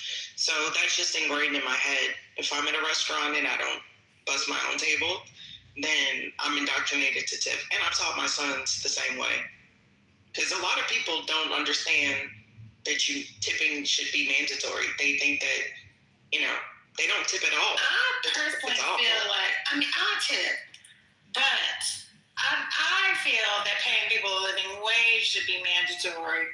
Just charge what you need to for the meal and pay the people versus requiring them to live off something that's optional. That's just my opinion. Yeah, that's crazy. You have a good personality. Yeah, it depends on the service level. Like for me, how I tip, I'm basically gonna mostly tip, right? I'm not asking for much, but somebody who provides extra flair of service and I, have a good connection, it's likely that I'm gonna tip them even more. So that initially is supposed to be part of the incentive that the worker is going to provide. I know it's fucked up because sometimes they don't get tipped anyway. But the notion is that your quality of service is going to be better because that's going to increase the amount of tip that you probably could make. And like the young lady said earlier, why are you putting the pressure on me as the consumer? The owner is making $1 trillion. Why are you not letting him pay you minimum wage at least? What in Mississippi is $7.25? And now in Waffle House you're getting $3.25, and depending on me, I might make a big order, but it's tight on me. Today, I don't have 15% or 10% to tip. All I have is your goofy ass should be at Waffle House. Yeah. No. What I'm saying, no. Hold on. I'm just taking my kids out today. I'm not saying me. I'm just picking situations in small neighborhoods. Sometimes you want to take them out just to say, kids, we can go out and get this. But I don't have 15% to tip you. I'm just saying, now, I'm not saying that works for everybody, like you said, well, if you don't go out, well, that should work on both sides of the street then. But see, this is also why I tip extra for people like you that don't tip. It's not me. Ma'am, first of all, my name, I'm from Alcorn, State in the woods. And it ain't even so much devil's advocate. It's just the normal people. Everybody that just goes out don't have money to tip. I mean, and you're telling me just because I don't have extra money to tip, I shouldn't go out? Yeah. You. Yeah. That's what we're saying. It's not a buffet. What you should do is get some Eggo waffles and make them in your toaster at home for your kids. No. They got an all-you-can-eat buffet in Golden Corral, and I took my 7 kids to Golden Corral to eat. And I took them to Golden Corral and You chose to have 7 dependents. No. I'm from the South. It's a Caucasian. Slow my response. You're very slow. As many kids as he. Do you have to do the Golden Corral? McDonald's and get a Happy Meal. I'm just saying where there are places where they're bus boys and restaurant and waitresses and waiters. Like the lady said, why you don't go to your owner? Why is he only paying you $2.25 an hour? So, you're waiting on these customers to tip you, and you come in up there with a bad day, and I'm still supposed to give you something. The other guy made a good point. The thing. So I'm mandatory to tip you. So D, this is the thing, right? If it's incorporated into the salary, that means you and your 7 children are gonna pay even more. And here's the thing, man, it's simple. If I can't afford, when I go out, I account for so many things, and tipping is one of those. It's not mandatory for me to tip. Okay, let me It's finish. not mandatory. That's not the argument. Mandatory is not the argument. This is what I'm saying to you, right? Because I ran the special, I know the special event space, and what I'm saying to you, as hard as those workers work behind the scenes, you should be willing to compensate them, knowing Rambo, he didn't say he wasn't willing. Why the owner won't compensate him? I don't need no help. He's not talking about man, exactly, brother. You know what I'm saying. You exactly what I'm saying. Why the We owner don't know what you're saying. We look. The difference between people who have a lot and people who don't have a lot. Listen, this care about the poor people. This is Because you want to sit on your high horse and tell yourself that you're an amazing person. Don't go out. Even though you're ragging other ladies. What I'm saying, hold on for 1 second, right? Hold on, Rambo, hold on for a second. I've had money, I've not had money, right? When I had to do my little struggles times, I knew good and well if I was going to a restaurant, I would need to be able to cover some portion of the tip. I would save up for a nice restaurant that I wanted to go to. And when I got to that restaurant, I would make sure I had enough for my meal and to take care of the person that's serving me. Right? That's just a baseline common decency. Well, so you have somebody that, hold up, the movie, I'll let you complete. Give me a second. Hold up. No, when you say you want to take your 7 kids to a restaurant, you're going to expect that server to serve each one of those kids and yourself appropriately. Right? You know that they're not being compensated fully by the restaurant for those services rendered. Why the fuck would you do some niggerism and not make sure that they're compensated? If you don't have the cash, let me finish. Keep your dirty ass kids at home if you cannot pay for the tip. I mean that. And that's not fair because it's just like even a gambler. So you telling me I done gambled $1,000. Now I'm down to my $100. Now all of a sudden I win $1,000. I'm obligated to tip this dealer because I won $1,000. Yeah, you're supposed to tip the dealer. You're making me do something voluntarily. You're trying to obligate me taking the frame off the business owner. The business owner told you, hey, I'm paying you $2.25 an hour. You have to depend on tips to get the rest.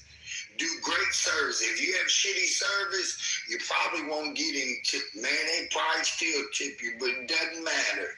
And then y'all got to pile and split it up. This is capitalism. The movie, if you don't like it, this is the thing. You have options in the United States. There's nobody putting it down. Hold up. No. That's not the option I'm actually referring to. You have the option. Hold up. You have the option to not take your dirty ass kids to that establishment. You can choose whatever establishment y'all would like to patronize, right?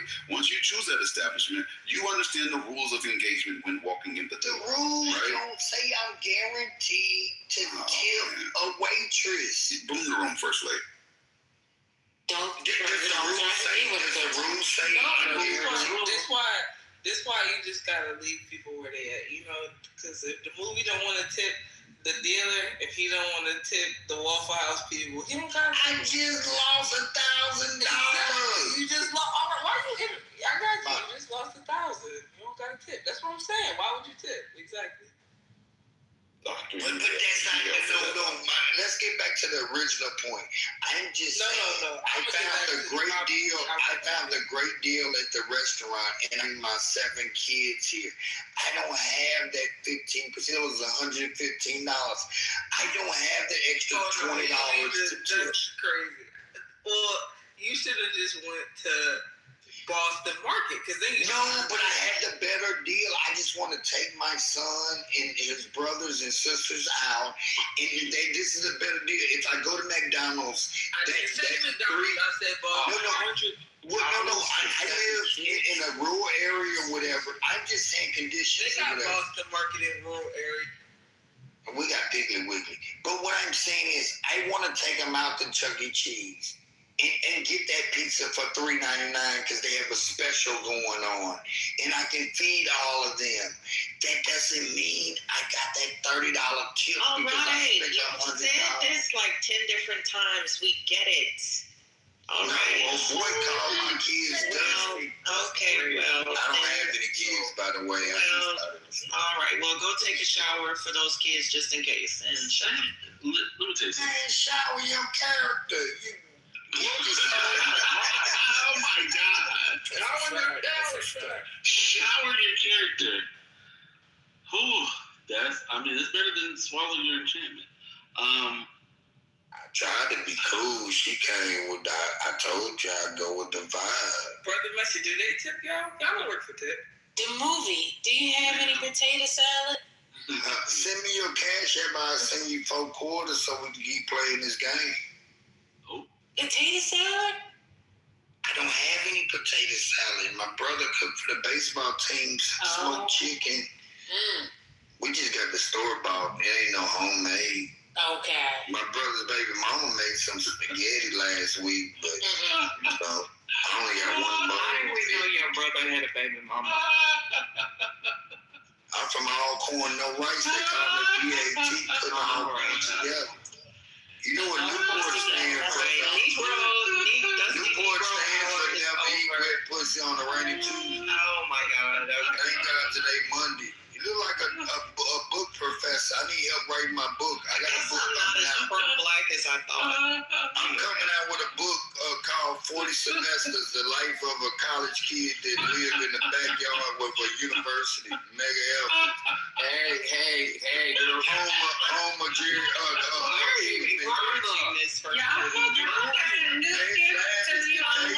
It got me rolling. Now you're going to lose your comma points. I have no idea. I am a book professor. Black folks like basketball. There's a lot of shooting and stealing. I said Bud Light because instead of a bunny, you do like it to go home then. Brother, you gotta Hey, if you close your eyes, everybody black. My initials PhD. Pretty huge. Oh, never mind. Oh God! I told y'all it always goes too far. There you go. Chris said like you've been advocating for this fuck shit the whole time. What's going on? Hey man, we just gotta keep it kosher. Keep it kosher steady. I've been educated by the best at the Baylor University in Chattanooga, Tennessee. For the Newport flavored beer. Hey, never eat wet on a regular. He's about to pass out. High school in Chattanooga, Tennessee, where Peyton Manning's son going, that's where I attended. I am well educated, but I can get hood. And who was your favorite book professor in Chattanooga, Tennessee? My aunt played the harp up there. So it was just her listening to her play the harp. Ann Lee Patton. Her husband's name was Dr. Lee Patton. They stayed on Signal. Not Lookout. What mountain that was? It's over by Macaulay School in Chattanooga. I can't really remember She passed away. But as far as the book, my favorite book that I read at that high school was Catcher in the Rye. That's a crazy book about a boarding student. And then I read Josiah Henson on the side. Uncle Tom. Man, that made me realize some bullshit. It was a lot of lies told. Did you like Uncle Tom? Was that one of your favorite books, Uncle Tom? Well, it was. I like to say Josiah Henson because you have someone called a tomcat. That's a tough cat, and you have a tomboy, which is a tough young lady who's still feminine. But all of a sudden, the Uncle Tom is a pussy. And so I just like to say Josiah Henson was a strong young man. Hey, the movie Rambo wants to know how many book reports you wrote while you were in high school. No, Rambo would. I'm 94 state champ. I did a research paper. I did a research paper on Malcolm X and the Black Panthers and Bumpy Johnson and all that, his ties. And I found out Martin Luther King, all he had was a wet dream. That nigga was a hoe. Man, that nigga was a freak, bro. Are we supposed to laugh at that? Nah, it's so sad because he's a human being. Every year in the South. Right. Yeah, but he had multiple women and he preached. Right, but what does that have to do with his impact on other people's lives, other humans' lives, and the work that he did? Why do we do that? His greatest quote said, "I sent them into a burning building." No, that's not his greatest quote. Like people take shit and just take things all out of context, which is wild. But it's not the context; it's the content of your character. Bro, now, what is your character? I apologize for even engaging with you. Let me go back on mute. It's not your fault. What's the content of your character? It's my fault. Back on mute. My bad. Let me go back on mute. I should know better. Right, I told to the Baylor School. You should get your money back. You get a refund. I've been to Pompeii. I've been to Lourdes, France. You got to Google Lourdes, France. It's like the Holy Land for Catholics. But I grew out of that religion. So the petrification. Lourdes, France have a saint there, and saints are where their body don't decay. That's the story that I was told, right? What? And there's a lady there named Saint Bernard. She dug in this grotto, and this water flows. I brought some back to America, and every time I drank it or sipped it, every time I sipped some of it, I never lost at the casino. But that's not here, not there. And this water, when you fart or pass gas, it smells like antibiotics. Like if you ever took antibiotics, it's a stench. It don't stink. It's just a sour stench. And so I went there and it was prayer every day. Stench that doesn't stink? What? Yeah. It's like a stench. Do you know? Like I said, you ever burped after taking an antibiotic? An antibiotic? Yes. No. Yes, antibiotic. Well, I have known. Okay. Well, the burp is, you ever had bologna? If you eat bologna and cheese and burp, it stinks. If you burp after drinking beer, it stinks. But let's just say a good mint flavored tequila or antibiotics. That you took a shot, and antibiotics. Yeah, I'm sorry, I said biotics or whatever. Excuse my correction on the lingo that I was speaking of. But yeah, in other words. You ever had a smooth fart that really didn't stink, but then when that little silent one, it smelled like sour milk? You are what you eat. But back to Lourdes, France. So they have this thing. It's like a baptismal thing that you stand in line for, and you get like so-called baptized or whatever. And I went there, and I'm like, oh wow, that was nice. All right, this time I went back a second time with the Chick-fil-A owner. He was the other owner. That's why they closed every Sunday. And I took a letter, Chick-fil-A. Whatever, I'm country, Chick-fil-A. They close every Sunday. The other owner, his name Bob Saltez, and I went with his family. And so I took a letter and I wrote stuck it underwater, and I went all the way underwater this time. And I came up, and they put the sheet around you. You put your clothes back on, and you just drown. And I opened the letter up, and I seen the grotto with Saint Bernard, and I seen, and then when you look closer, when I took a picture, you could see Jesus with the crown. Man, it was a moment I'll never forget. That was back in '09. Google it, Lourdes, France. This is what, you know how the Muslims go to down there and kiss that wall and shit? Man, I went to a place where the Catholics go, man, but I don't believe in none of that. The kingdom is within you. And I think Memphis and Cayman, not Cayman Islands, Great Cayman, them motherfuckers, America is you killing me. My dad from South America. Where you down from? I ain't African. Take that. Tree. We say tree things down there. I got West Indies in me. Where your dad from? French Guiana. Oh, your dad's from? Oh, wow, impressive. In South America. And my mother from America, but her great grandmother was full-blooded Cherokee, so I'm mixed with a little this and a little that, and they call me PAT. What they call you? PAT, point after touchdown, putting all points together. The movie. That's why I sell popcorn.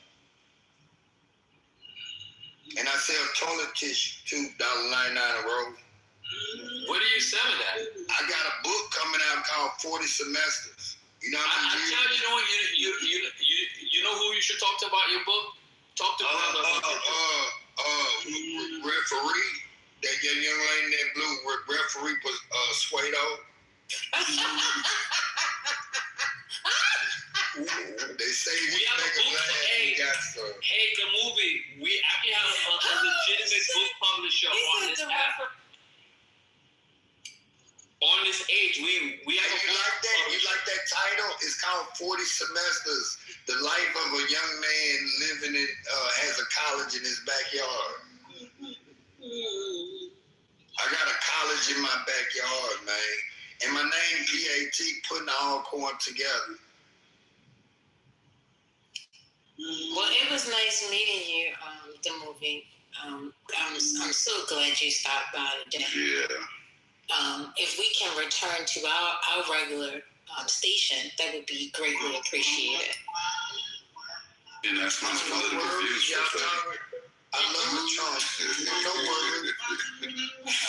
Moving on. It's okay. That's fine. I'm glad you love him. Lo siento, señorita. Yes. Mm-hmm. Yes. ¿Habla inglés? No. Please give me my badge back so I can kick him. Where you at? You not here? Oh. Yeah, I need to kick him. Where? From the extended interview, I ran update. Keep cool. That's your little boyfriend protecting you? Oof. Stop humming that background music. I'm dying now. That's my DJ. That's my DJ. Well, you need to get with him about publishing your book. No, I'm gonna respect First Lady's wish. He's out.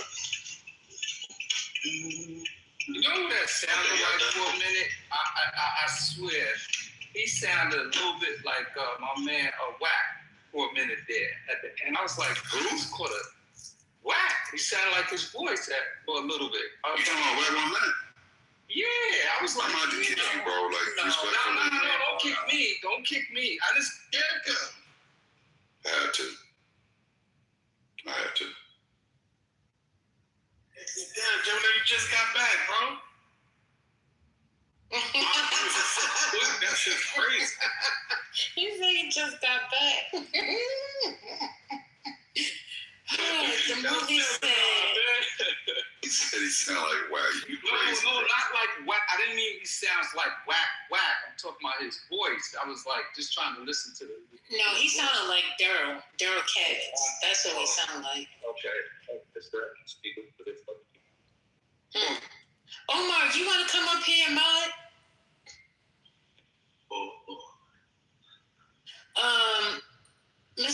we were just trying to move forward with the news, and you kept talking. So he said First Amendment. You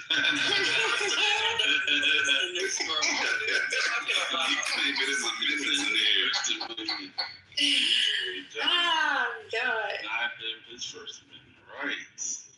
40 semesters, that was interesting. I mean, if y'all don't have nothing to talk about, why don't y'all bring up the content back? You see, y'all just be complaining. I'm trying to tell y'all, I'm gonna work on that complaining spirit of yours.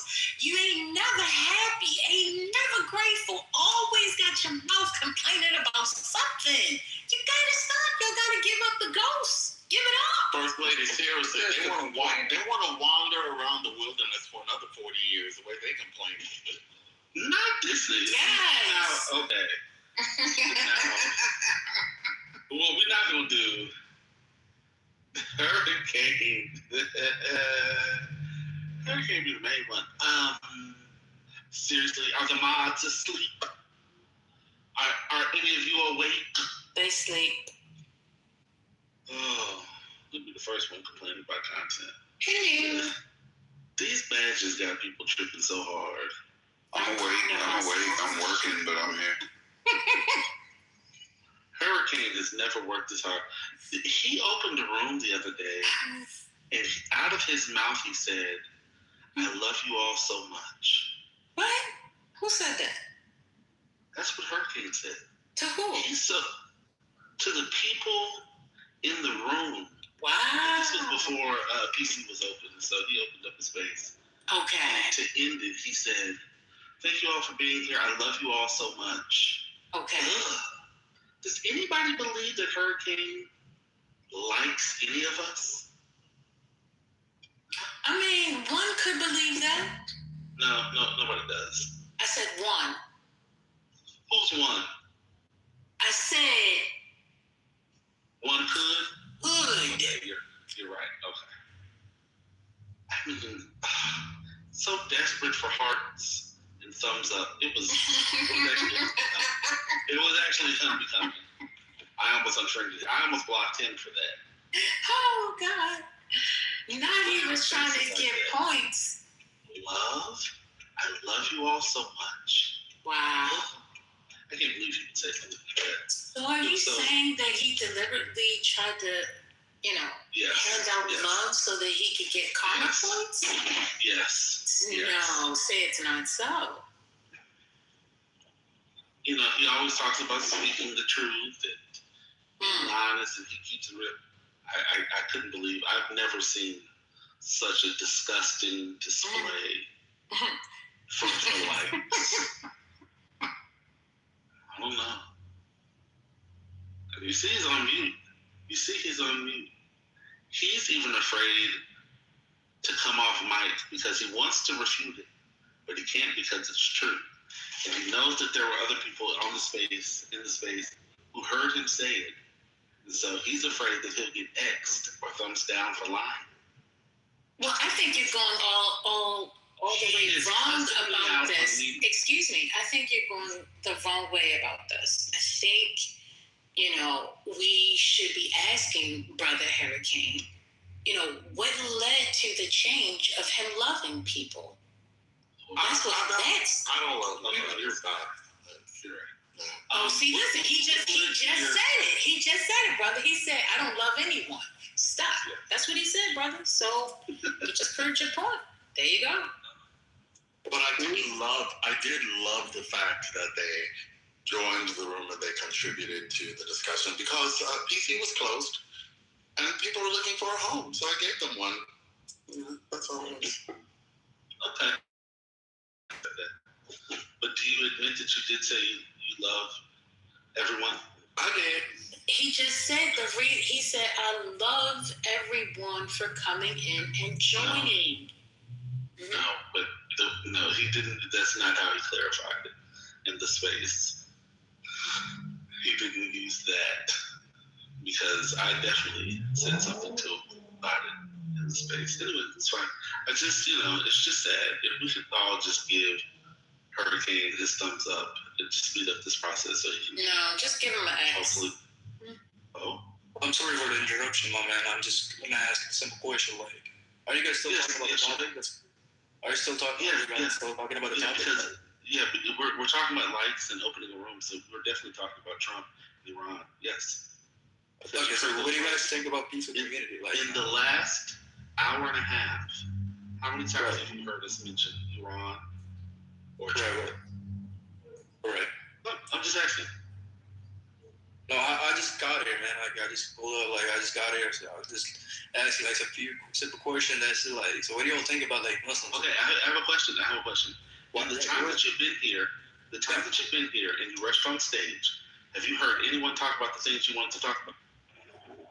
Oh, that's why I pulled up to ask. Like, you guys are still talking about this thing? Okay, so you came into the room and immediately came on stage, not having heard anything that we were talking about.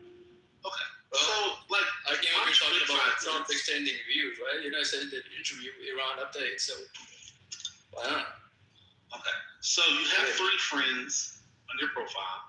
It might be helpful to sit back. I mean, I'm looking at it. Sign the ghost. It says Oh, right. Yeah. So 4 and 10 friends, so why not? So when I'm helping you, I'm trying to help socialize you. Help, man. You can sit down and say, I don't need anyone's help. Because it was very awkward for you to come on stage. You don't have to help me, man. Well, sit down. It's all right. You're on stage. We're talking. Sit down. Sir, we were here before you. You actually interrupted the conversation about bullshit to talk about bullshit. No, there's no bullshit. That's actually a genuine question. You're afraid to answer, I guess. Afraid to answer? I did answer the question. I asked the question. You actually did, but it's all right. We can skip. You asked, are we still talking about it? No, I told you weren't. It's all right. You answered it. We're not talking about it. So now we haven't been talking about it for a while. So now what? Are you still going to bulldoze your way through the conversation? Did it actually matter what we were talking about? That's the question. Matter about what? Does it really matter, or do you just want to say what you want to say? I think you want to just say whatever you want to say because I'm just asking a simple question. I think you're afraid to answer, so. Because you were just moving around like you're just like going circle. Like, you can just say, but the thing is, you can just say you don't want to answer that question. So not only do you not listen, but you also don't have inductive or deductive. All I'm saying, you can just say you don't want to answer the question. I'm just here for a simple question, like, you know. You can just What's the question? So this is the 4th time I said no. We weren't talking about that right now.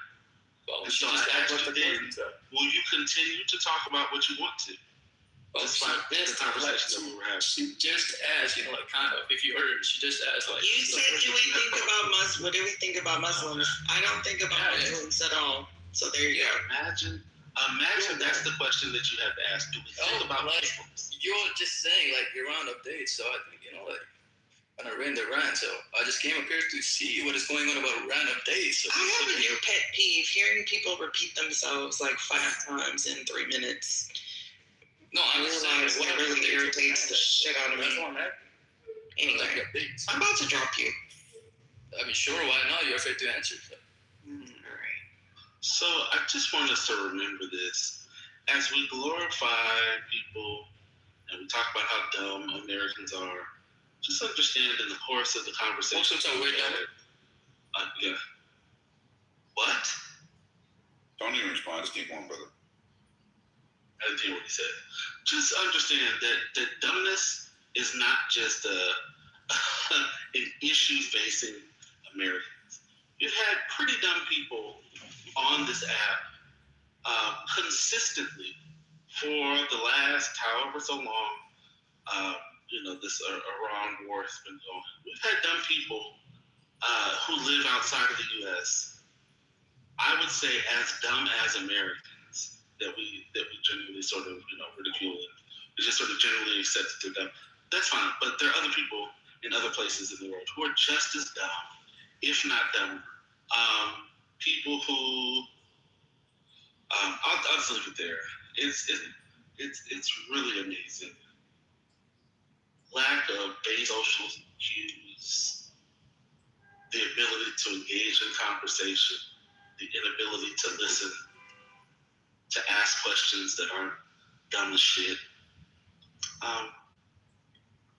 So, there's a global component to this.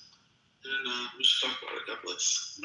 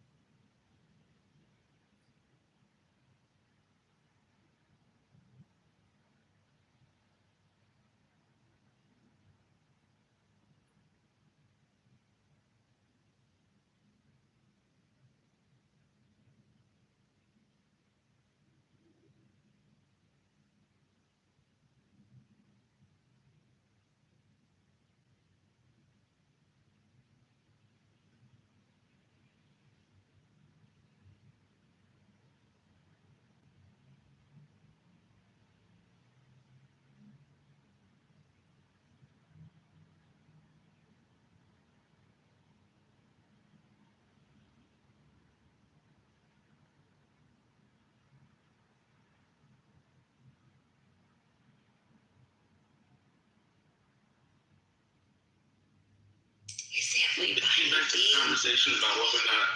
Oh, sorry. No, I was going to use my West Gully Wabbit voice and ask if we were being quiet, but no. Oh. No, I was going to ask, can we get back to the question about whether or not human beings are being cloned? That was a fascinating conversation. Yeah, they're getting cloned in South Korea. Humans are being cloned in South Korea? Yeah, in Japan. You didn't know? Japan. Well, I didn't know humans were being cloned. And apparently, some of us believe that they have been cryogenically frozen and then cloned. That was, they could be. That was news to me. You think that's the real Gucci Mane? Listen, I'm learning every day. I'm just a man who lives down by the river in Van. That was a question. Down by the riverside. Are the clone people going to be like the Borg? They're going to be like, we are the cloned. No, they just live amongst us. Or are they cloning the people to produce meat? Is this a form of harvesting? Will cloning people lower the genetic diversity around the world? Because if they keep staying alive and they keep reproducing, it's the same goddamn genes for the same goddamn work. Secondly,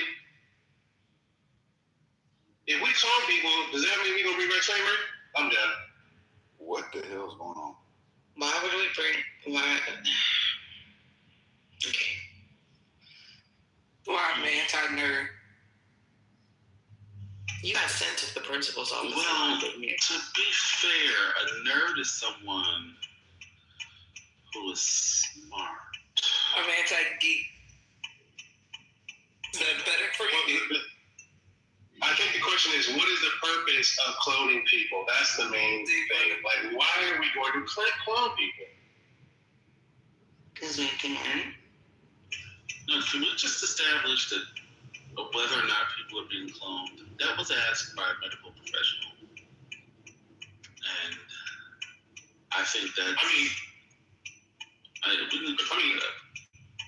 Right, because, cloning organs makes sense. Cloning people, there's got to be a purpose, and my gut tells me it's probably diabolical. That is what I see happening, though. People are literally going to clone themselves so that they live forever. Didn't one of the Rockefellers that just died, literally tried to do that or something? Didn't they say that they were into that? Is there a term for it? Trying to extend your life or whatever. And then I totally see people... Immortality. Immortality. Well, no, that's more like the vampires. But I thought there was some sort of pseudo... Anyway, maybe I'm thinking of the people that do the vampire facials and stuff like that. The adults that will clone children, like to save their other children. Like, have y'all heard those stories of the people that are like, our child was born with a genetic defect, and so we had another child so that we could, you know, take some of their organs? I think that shit is weird. But anyway, I think they come for control. That they want to control people, and that way they have the what you call controller in their possession, and they just make people do what they want them to do. They do that now. Well, see, that's what I'm seeing. The things that people believe on social media. The bone marrow. Thank you, Brandy. Yeah, I've literally heard parents just openly say that. We had another child to save our first child, and I'm like, the fuck? That's crazy. But that sounds like it'll work, though, right? Yeah, like, who wants to be that second child that was literally just created because your parents needed a fix for the first? Yeah, I don't think they should tell the baby dad. I don't think they should tell him. A sacrificial baby? That's not cool, man. That's not cool at all. They definitely shouldn't tell him that as he's growing up. And also, too, like, if we clone somebody, now this is very abstract, right with me. If we clone somebody that fails, or we clone somebody and we don't like what we get, and we say, hey, I want to destroy this, is that considered, like, an abortion? And if that's okay, I mean, if that's a problem, I don't know. I'm just saying, if something don't work out right with the embryo, we find out that's not what we want, and we decide to terminate it, is that considered an abortion? And what are the ramifications of that? I'm just saying. Well, an abortion is when the fetus is still in the womb. But if the fetus is outside of the womb and you recognize they got some messed up habits, that's something different. But abortion, it has to still be attached to the. Well, it's the thing is in the process of replicating people, right? If you are, tracking the progress of the fetus all the way till it's, viable for birth or whatever, if you're tracking it and then you find out that, hey, out of these 10 embryos, 2 of them do not meet the sufficient criteria of what we want in a clone individual, and then you say, okay, I'm gonna terminate these because they are considered, manufacturing failures. Is that considered an abortion? And if that's the case, are we dealing with the same type of, crisis that we're dealing with now? I'm just saying. They're in a petri dish. I don't think we would use the term abortion. I'm just looking forward to the black market, like, have a Drake, have a Beyonce, have a Kendrick Lamar. Can you imagine how much money Trump could make if people could clone a little MAGA Trump? I'm just saying, that definitely sounds like another income stream for him. Yeah, it sounds like you said, it's in a petri dish. Sounds like just trial and error in their research. Wait a minute. That's funny as hell. But I thought that when a sperm meets an egg and it is life, it doesn't matter if it's. The conversation isn't attached to a uterus. The conversation is if the egg is fertilized, right? At the bare minimum, that is considered life. Or if there's a heartbeat, that is considered life, petri dish or not. And if we decide to, end that life or in that heartbeat, then that is considered an abortion. I think whatever you think it is, sweetheart. It could be whatever you think. Life in a petri dish sounds like the name of a very provocative play. I'm intrigued. Life in a petri dish. Do they get out of the petri dish? Do they create community in the petri dish? Is it possible? The petri dish.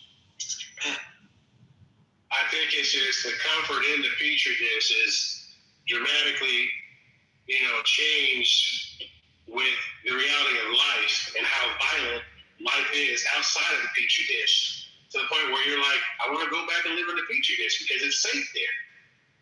I don't know. That's some Afro-futuristic shit. I don't want to talk about it right now. What else you got? Beyond the petri dish. Sorry, that's all I got. I'm trying.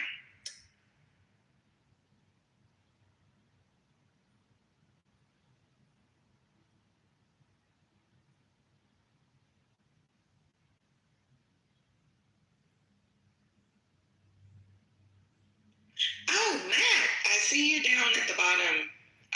Or did he run off already? Did you see that what's the old girl is actually making some inroads with Abbott in Texas? Surprise, surprise. Who would have thought that?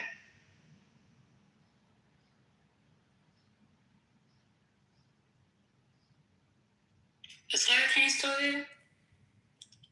Or what?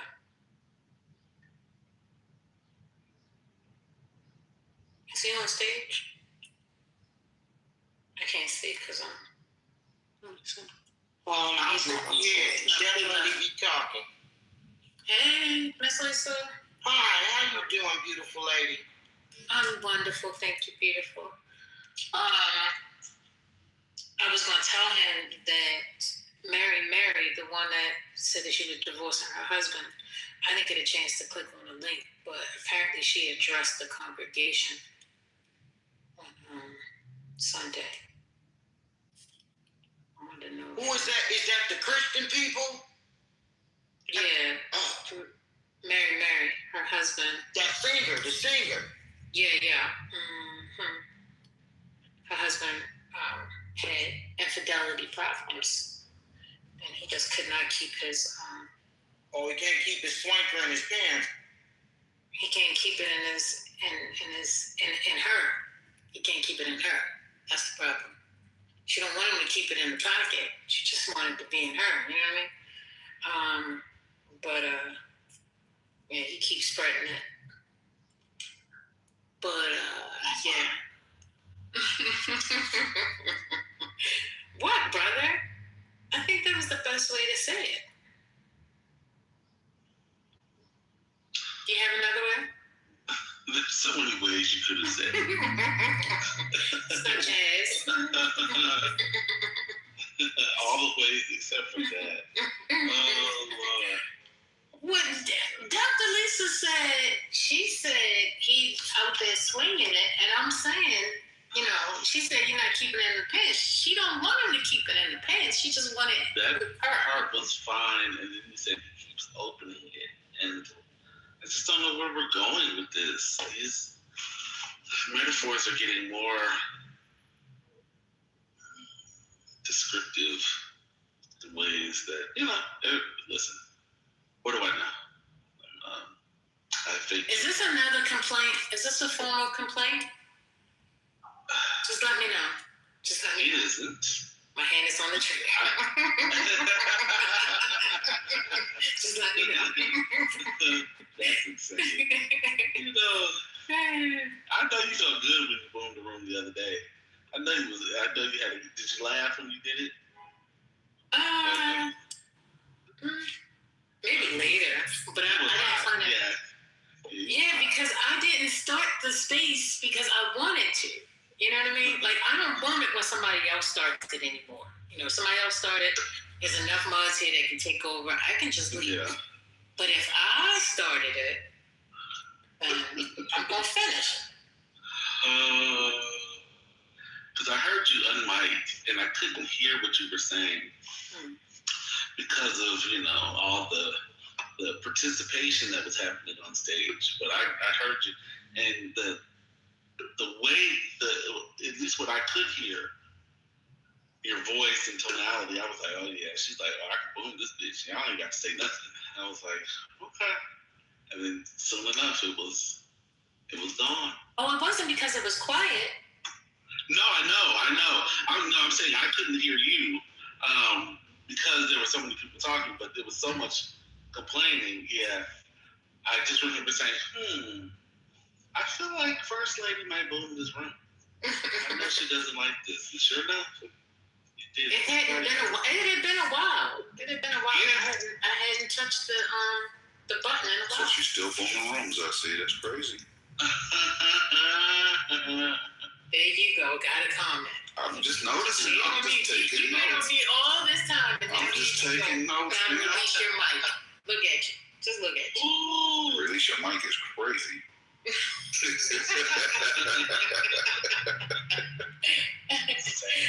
Why is it that I find a different way to communicate and y'all got a problem with that? I don't understand. It's because it's a different way. You said, yeah.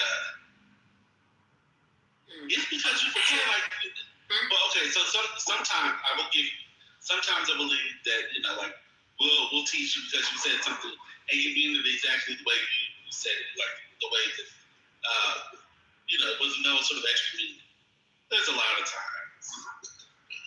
Well, I go ahead. Let me listen. Go ahead, let me listen. Where it sounds as if it's to me. I'll just do to me. Where you know exactly what you're doing, and then you pretend that you don't, and then you play on an innocence. It's like, who, me? I wasn't even thinking. And it's like, and then you keep doing it. It's like, okay, at this point, there cannot be any shock. You know what we're going to say.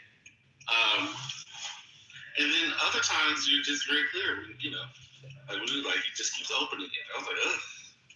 It's just, but I'm a prude. I'm a prude. I accept that. No, clearly you're not a prude. Because if you were a prude, then the things that I say would not disturb you because you'd be thinking the way that I'm thinking when I'm saying what I'm saying. It is your mind that does not want to receive the way that I'm saying it. You want to put all these other additional, artificial flavors in it that I did taste it myself. Now, when I just said you gotta use your mic, I was simply trying to avoid using the word mute because you make fun of how I say the word M-U-T-E. So instead of using that word, I said release your mic. Could you help me? The only thing I wanted to know, First Lady, was could you help me with the release? That's all. No. Clearly you're doing it yourself. I mean, because some kind of way you keep releasing it to come to speak at times that you shouldn't be speaking. I just want you to know that I appreciate the way that you speak. I have changed the way I write certain words to honor the you sound. And I think that's nasty. I've come to appreciate it also. I've started, saying mute, M-E-U-T, too much, T-O-O-T-E-W. But I have embraced. Now spell that.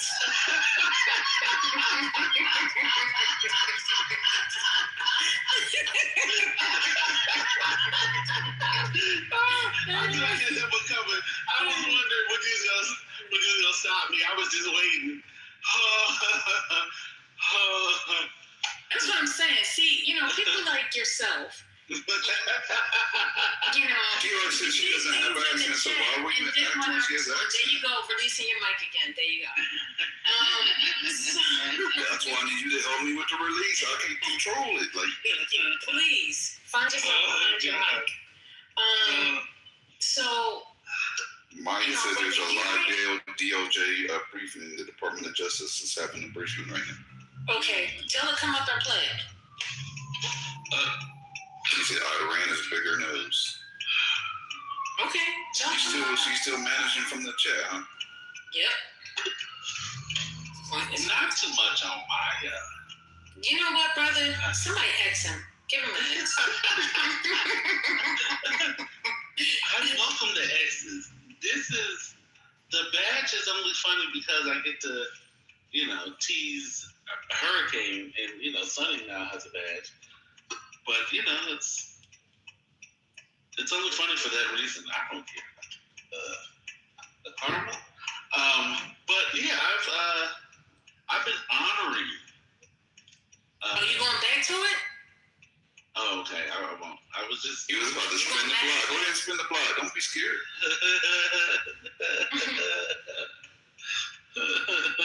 Okay, I'll stop. I'll stop talking about it. No, it's fine because y'all say this stuff in the chat, and then when somebody responds to it, then you want to act all innocent. I said, "My God, like what? I didn't do that. Like what's wrong?" You know what's really funny? But thank you for admitting it. I was texting my wife, and I put, I was like, oh, that's too much. And I put TEW, and she was like, two? I was like, never mind, it's a Clubhouse thing. She's like, oh, God, please. I was so used to typing it in the chat that I typed it in regular conversation. And, can't do that again. You guys notice when brother's driving, he gets extra animated and the real brother comes out? I'm just trying to figure out how many times he's going to turn on that signal. That signal been on. Like he put it on 2 miles before it turned and he ain't turned yet. Either left or right, damn it. Does it help you with rhythm? Like, what's going on? Get to it. What is happening? At a light. Even that light is long. I think it's broke. It is, but there's also a lot of traffic. There's an accident right here, so it's blocking us. It's in this driveway. The other lane. Yeah, I'm doing something you can't do. When's the last time you actually drive, sir? Well, are you driving with that heavy thing? I drove on Saturday. Hello? Go ahead, run that light. To the other side of the street is not driving, sir. No, I drove. He went to go get his first lady. That's right. I got my inspection. That's right. And I got my same parking spot on the street when I came back. That was so awesome. That was amazing. Oh, wow. That is good. Come on. Made you a believer. Amen. Come on. Won't he do it? But yeah, Maya said first, I'm not directing a thing, sharing updates for the room, and y'all can ignore it. She said it with an attitude too. She used that. Real sassy to me. Why don't you turn up? If y'all don't want updates, say it. Otherwise, leave me alone. Sounds so sassy. I'm tired of it. You can't be. You're the executive group producer. How you gonna be tired? But can somebody play it? Can somebody stream it? I asked her to come up and play it. She said she can. Could you come up and play it, please, Maya? That would be. That was. Why would y'all ask Maya to do this? She don't have to talk. All she gotta do is just play it. Is she a robot or not? Like, what's going on? You didn't have to do that, but you could have stopped. You've heard about it. You play it. To the first lady, I stopped stirring the pot. She did. She's been a sweetheart. Okay. Shout out to Maya. Maya. She got to figure back up because y'all playing on Maya top. Oh, I'm about to I'm really hard playing on her top right now. That did it. Somebody send him to the go. Everybody knows I have special privileges. Come on now. I'm annoying to everyone. You still turning. You understand that? Listen. How many times does it take to get home? Damn. Well, I'm not going home. 4 lefts is a circle, right? You going to Costco again? You was just there. I gotta get gas. What time I gotta get gas? Well, why don't you fill it up? Ma'am, I do. I drive a lot. Y'all hear me on the... No, we don't. In the car all the time. I hear you playing with them AI kids. I don't hear you in the car. Oh, Lord, let me tell you something. This is me running away from him. I know that's right. See, look, he really don't need gas. I told him I was going to get milk. Be honest on that. told him, wait up for me. I'm going to get some milk. Seriously, somebody got the conference or the press thing she talking about? I'm gonna be taking calls left and right, so I'm not gonna be. I won't be a good candidate for it. See, there you go. I tried mine. HR said I think it's done. Oh yeah, we can always play. Somebody's got it recorded somewhere. HR.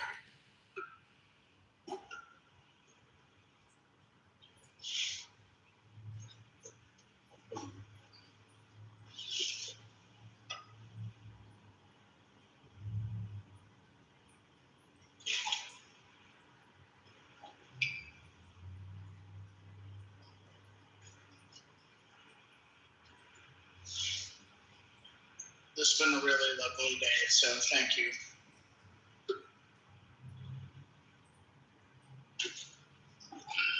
For a Monday, it's going very well.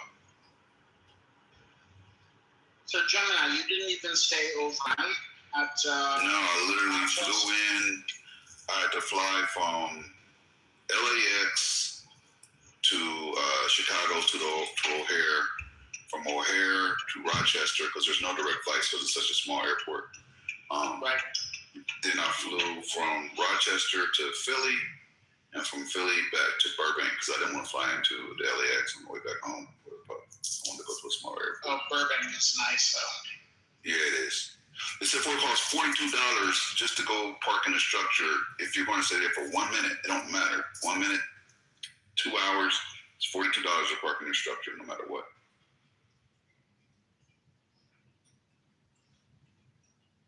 But it's safe though. Like nothing's going to happen to your vehicle. That's for sure.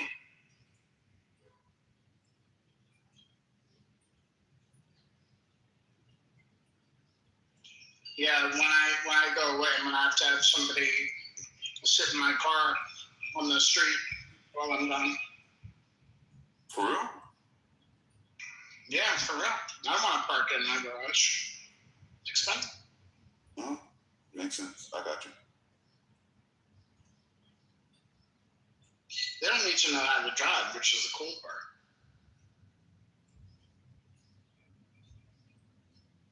Just hang out in the whip a little bit and then no garage fees. Makes sense.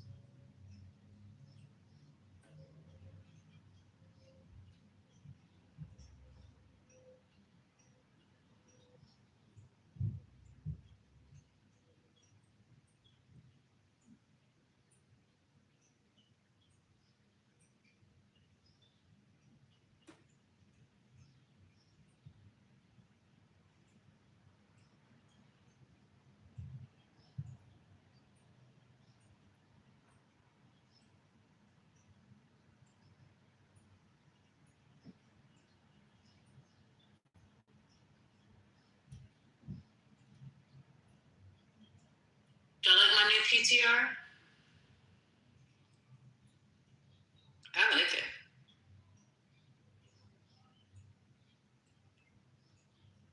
No comment?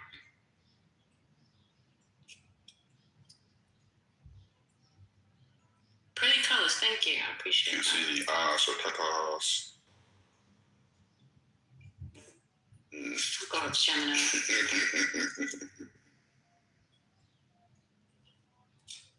No, we prefer the pictures of you, sorry. I think I like the the 1C. What does 1C stand for? Why? Why did you take the bait? Why? You know, because I've wondered for a while, that's why. Go ahead, this is your moment. You ready? You got it. Go. Go ahead, First Lady, tell us. What do you mean? What does 1C represent? First Lady C. What's going on? Stop, please. That's a lie. What's a lie? How you always saying something is a lie when it's not a lie? Just like how you came up here earlier and you said Naveen was lying. So how do we know when to trust when you calling people liars? King Knob was lying. He's a bold-faced liar. Are you a real first lady of a church? No, Oh, okay. never claimed to be. No, you first lady of this house. Nope. Oh, okay. I was just find out where you got the first lady from. Yeah, I put the first in there She's the first lady of because, this house. She is. because there were so many people changing their name to Lady. I used to just go by Lady C. And then people started using and putting Lady in front of their name. And I was like, dang. So I just put first, like I'm the first, not y'all. You know, with the lady thing, but not thinking that it was first lady, as in, you know, a first lady. That's why I was like, oh, God, it didn't dawn on me until somebody said something. I was like, oh. Oh, I get it. Okay, I get it. So you're first because you're light skinned, huh? I used to be Mama Lisa, and my daughter says, Mama, I don't like people calling you Mama on that app. So I changed it to Miss Lisa because my daughter wanted that distinction between her and anyone else that's on the stage talking to me. She didn't like them calling me Mom. She was right. She was right. Yeah, she's like, Mama, I don't like the people calling you Mom. Okay, gotcha. It's funny how family is on the app. When my sister was on here, she would go nuclear when people mispronounce my name. I don't know how people get McKay, Mickey. What else did they used to say? And she'd be like, it's Mickey. It's Mickey. Did they say Mikey? I think they did say Mikey. I'm like, there's not an I in my name. But my sister used to go ham. I'd be like, God damn, she would get all the way pissed. Understandable. I used to do that when I first came to the app. Like, I was very, protective of her. But I wasn't on, I was on a different side of that. I was on a money side. I was over there where the angel investors are, Annabella and all of them. I was over there with them. And then I went to Crenshaw District one day. And, honey, I've been stuck in the matrix ever since. But, yeah, it's been interesting. Her and I relationship on the app. I don't know, probably Gemini know this, but it was just a big story around us around maybe 3 years ago. Yeah. I still call you Mama Lisa. She just gonna have to be mad. You ain't the only one.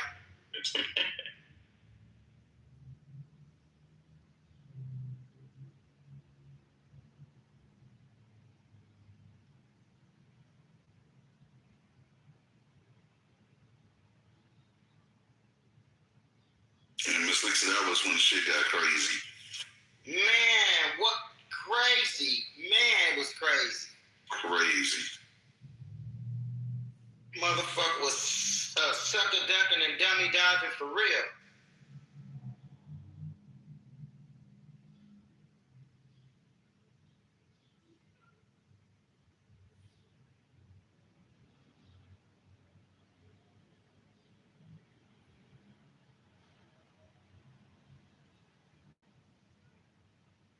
Miss Lisa, that's why I choose not to engage with people on the app in a certain way. Because that shit can as well. Go for it, Spirits. In a joint statement led by Bahrain, dozens of nations reiterated their calls to reopen the Strait of Hormuz on Monday. Meanwhile, United Nations Secretary General Antonio Guterres referenced the growing humanitarian cost of the closure while speaking before the UN Secretary Council. Thank you.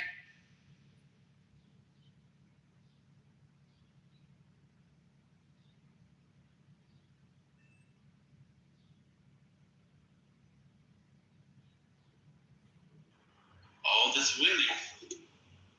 Winning. We are winning.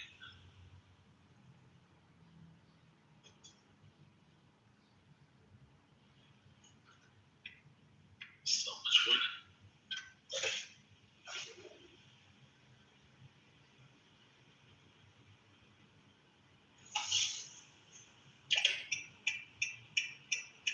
I think net, it's if the media was just a little bit nicer to Trump, we wouldn't have to go through all of this.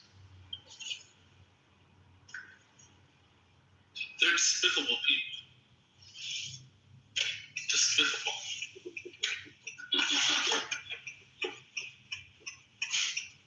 Despicable. How dare you say those things to the President of the United States? What a disgrace. It is. It's disgraceful. Imagine saying, things to the president that are disrespectful to the office. Like, I couldn't imagine. Except for, same person who called Barack Obama an illegal immigrant, was a Muslim, and didn't have any legitimacy to his presidency because he was snuck into the country, born in Kenya. Yeah, that's the same person. It's always interesting. They cape for Donald Trump like he's being disrespected. He's being targeted in ways nobody else has ever treated anyone. That's what the hell it is.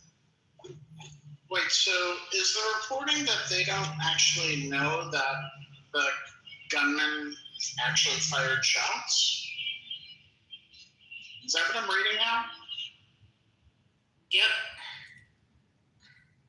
I asked that question earlier in the room. Was it friendly fire that hit the officer? Yeah. We see them removing the gun from their holsters, right, in that video. I was under the impression initially that he got through because he pulled out his gun and started blasting and cleared it out and then ran inside. And if shots were fired, so they missed the guy, like they didn't even know the bullets penetrated, like they missed their target.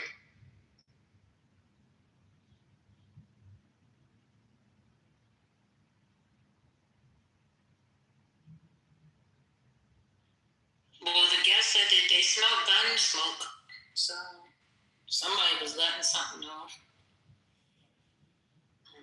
Well, if it turns out the secret, if this is friendly fire, the story gets worse. And to the question that was asked earlier, is this a failure of security? Again, yes, it absolutely is. And they missed their target. They fired at this guy and missed.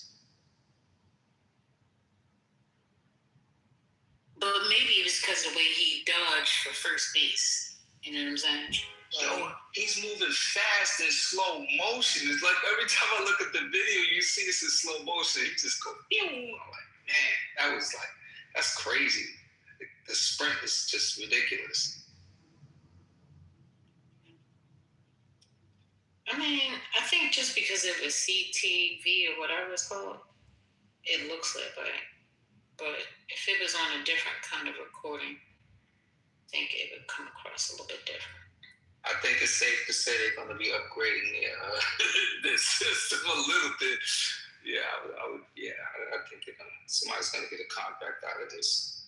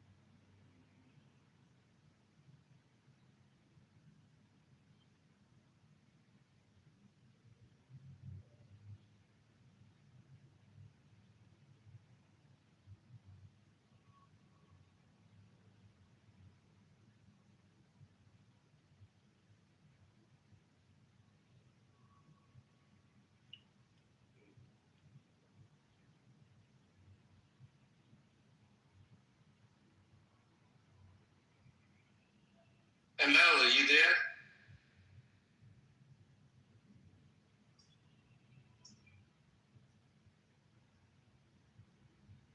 ML.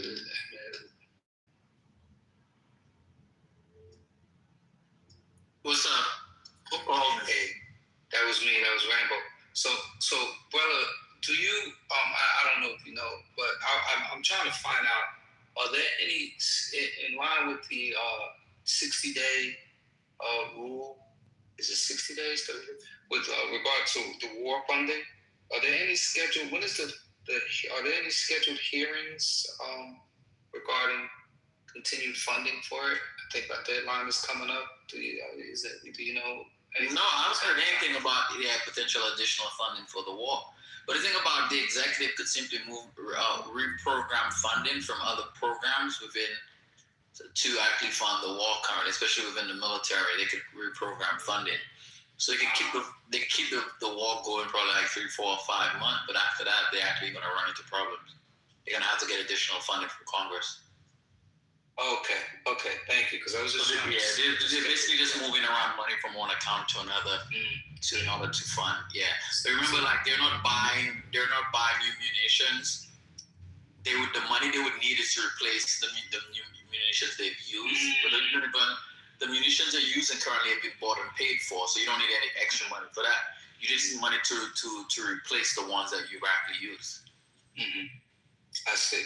I appreciate that. Thank you. Appreciate that.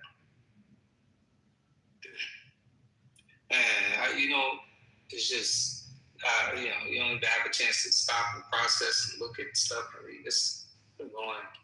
Gotta get my schedule right because I missed that. I think that was like therapy. Gotta come in and ask you smart people questions. Or some of you smart people.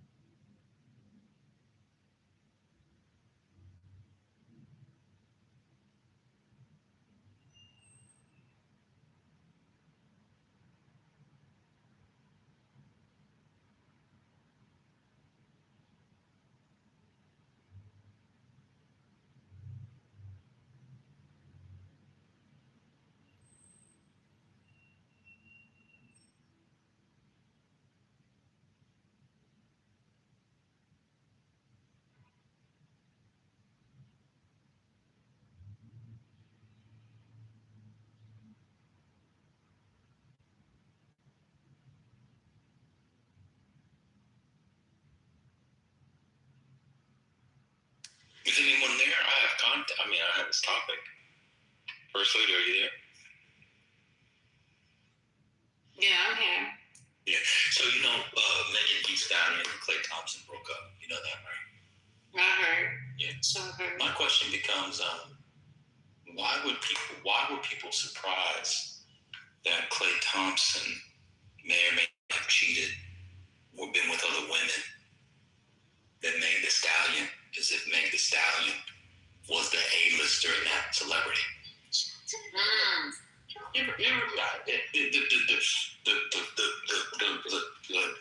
The commentary on their relationship is insane. What are people saying? Oh, well, he was lucky just to get her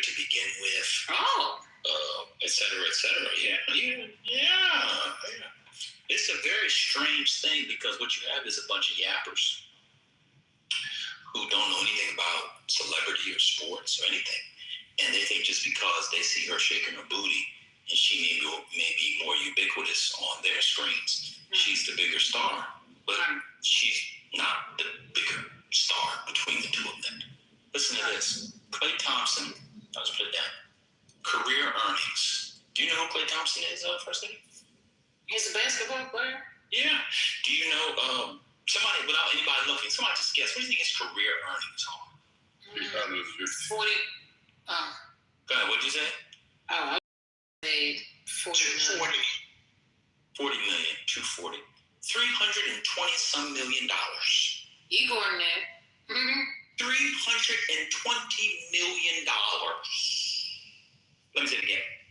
$320 million. Now, let me look up Megan. I don't know hers on family. What do you think Megan Thee Stallion's career earnings is? 25 million. 120. 70 million. According to here, she has a net worth. That's net worth, career earnings, sorry. Her net worth is about $40 million. So I'll double that, say $80 million. Okay. How many championships has Klay Thompson won? NBA championship? Anybody know? 4. No. 4. Dang, Igor is on it. Well, he watches basketball. Clearly. 4. Is he a Hall of Famer, yes or no? She will be, yeah. First ballot Hall of Fame for the NBA, yes or no? Yes. Do you know the NBA First Lady? Yeah. Michael Jordan, you ever heard of him, First Lady? Yeah. Tim Duncan, you ever heard of him, First Lady? Yeah. Kobe Bryant, you ever hear of him, First Lady? No. Steph Curry. Bill Russell. No. I don't think Larry Bird. I don't even think these are the people without 4 championships. Let me. Larry Bird has 3. Klay Thompson has more championships than Larry Bird. Wait, how many MVPs does he have? Then Larry Bird. More than, hold on, somebody's ahead of my top. Yeah. Wilt Chamberlain. Huh? Dr. J. He's better than Dr. Well, I don't know if he's better than Dr. J. Dr. J has 1. Wait, Dr. J might only have an ABA. He has 1. Dr. J, he might only have an ABA. Let me see. Really? Did they win that championship in the 70s? I thought it was in the 70s, no? It might be ABA. Hold on. Dr. J, oh yeah, they got an 83. Yeah, they did get the 183. Oh, Moses Malone. Yeah, the 4-4-4 season. They actually didn't go 4-4-4-4-4. What I love about the celebrity watchers, especially of the female variety, is oftentimes in these conversations, they have no idea who they're talking about. Yeah, he might be high yellow, he might be quiet with curly hair because of some mixed raceness, and you think he's a BAN and all that. He is 10 times the star Megan Thee Stallion is in the constellation of stars. I'm going to say something that's slightly controversial. Yeah, I'm not going to like this. Megan Thee Stallion is not an A-lister, huh? Now, she might be an A-lister on your niggerisms, but she's not an A-lister. It's really that simple. Well, she's not really fine, man. She's not what? She's not really fine. What do you mean by fine? Like the Russian woman. Then you're a little bit over your skis there. You don't know what you're talking about. Go have some vodka. You'll see it later. But I don't listen. I've been talking. You kind of follow. Oh my God! I can't believe Klay Thompson did this. I can't believe Klay Thompson did that. You just didn't know who Klay Thompson was. And here's the ultimate. I have my upshot. Y'all not ready for this one. Megan Thee Stallion is not in Klay Thompson's league. Y'all not ready for that discussion. I mean, he's one of the best. Now, when you say she's out of his league, like what you mean? Like so far as a starter? Yeah. So somebody like Klay Thompson. Yeah. So Klay Thompson. If you're gonna be with somebody like Klay Thompson, you either need to be. Did he cheat on her or she cheat on him? He cheated on her. Tell the story. Klay Thompson has been dipping and dabbing. Klay Thompson has not left coochie since he was born. That man has been in more coochie than Dr. Heathcliff Huxtable. I hate that word. Sorry. But anyway, it's insane to me that people are thinking, oh my God, he left. Again, Klay Thompson is at a level where only another A-lister, of the highest A-listers, not the Shannon Sharp A-listers, we did that for Sonny, but real A-listers, or, and I mean it's all due respect, somebody that just allows him to do whatever.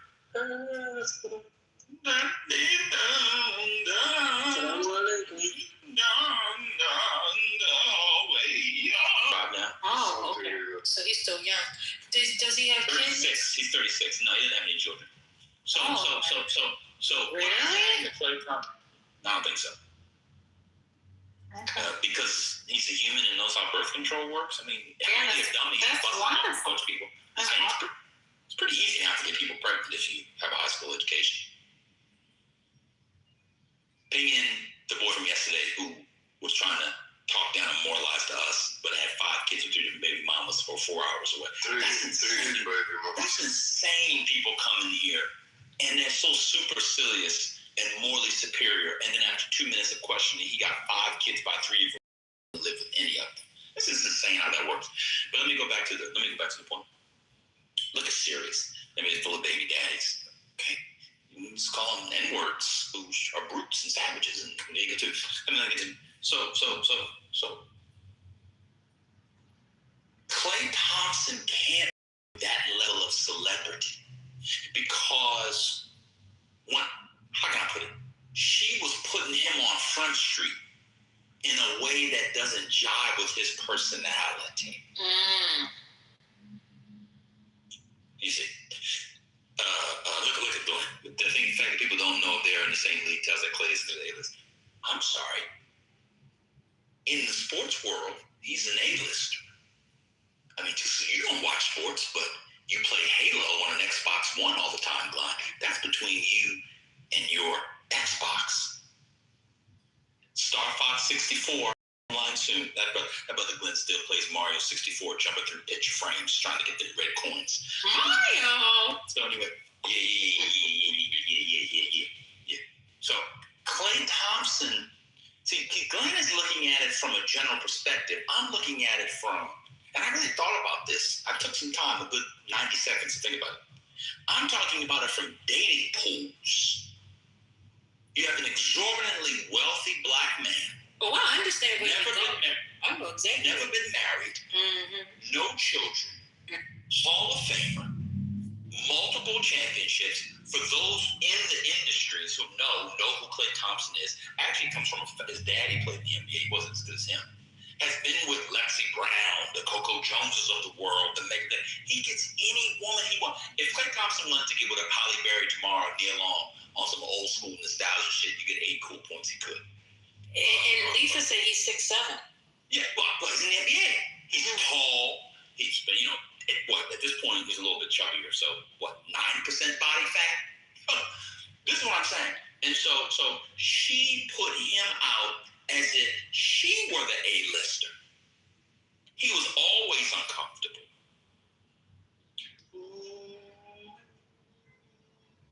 Make yourself comfortable, baby. Do-do-do-do-do-do-do-do. I got some records here to get you in the mood. Do-do-do-do. I love that song. Baby. Anyway. And listen, watching people on the interwebs, let me put it this way, and many won't like this. I'm going to get to Britt's point. All this for a prolific cheaters just. Let me just skip to that part. He's not cheating. And at a certain point, women are going to have to understand that. I'm just keeping it real. And that's the delusion that many people live in. Clay, I hate to do that. Look at Mel, he doesn't understand. I'm going to be a little tendentious, but I'm going to make the point through the tendentious statement. I'm not trying to be sententious, but I'm going to be a little bit tendentious. Klay Thompson can't cheat. I'll say it again. Oh, no, black men can cheat. Y'all can cheat because y'all don't have nothing. You're not high value. He's the highest value. That's what I'm trying to say. Black men can cheat. Male was cheating. Male told us he was smashing 5 joints in 3 weeks to Brooklyn. He was getting so much toontang. He didn't even get off the train. He was going right on the one train, he's going boom, boom. So that, and Lefo, we know about him. He was beating up women the other day. Sent me a text. I told him I was beating him up too. Let me continue. I know you don't like it, but I'm just trying to tell y'all the real world. Y'all live in delusions because you've inherited late 18th, 19th century's notions of monogamy that you got from your enslavers, who, by the way, were bucking off on your ancestors and other white women in the neighborhood. Klay Thompson cannot cheat. And I'm not saying it's good. I'm not saying it's right. I'm not saying it's wrong. I'm saying that's the state of play. What I'm being is, watch this, a sexual and romantic realist. And the problem with many black women, because they got their little degrees and they know everything, is they stop becoming realists because they got a little certificate in human resources, so they think they're all that in the bag chicks because now they're making $88,000 a year. But girl, I got benefits, girl. They match up to 5%, girl. That's what I'm saying. I'm just telling y'all, I'm not saying it's right. I'm not making any moral, normative judgments.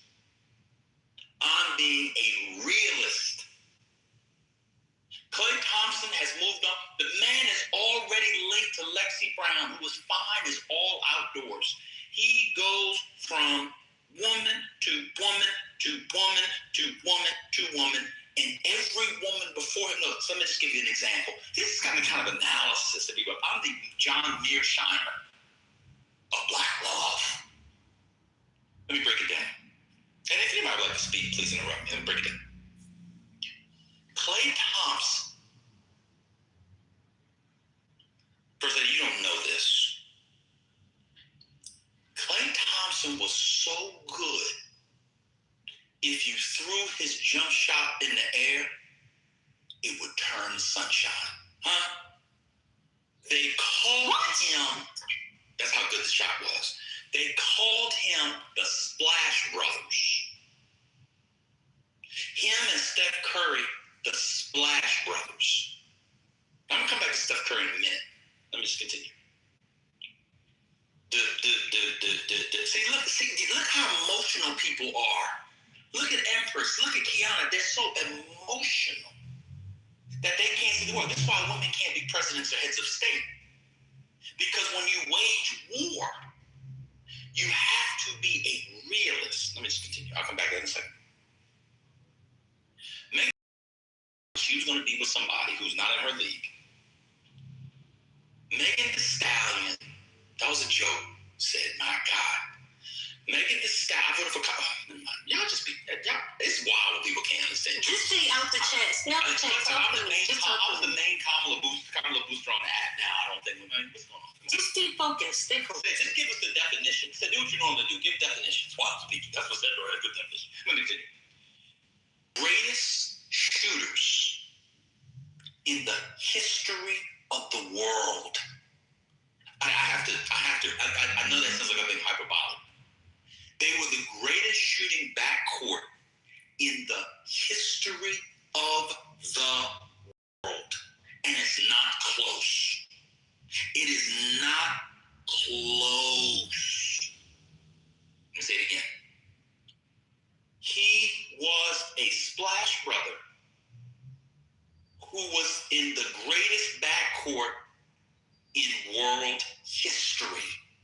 Even when those hunter-gatherers in the Iron Age were throwing armadillos in hay baskets, he was better than them. That's how good this boy was. Let me continue. Thank you, Sid. Now you're back on track. Thank you, brother. Now, Megan Thee Stallion decided to get with that man, who again is out of her league, no pun intended, and expected, or her fans expected, or observers really expected.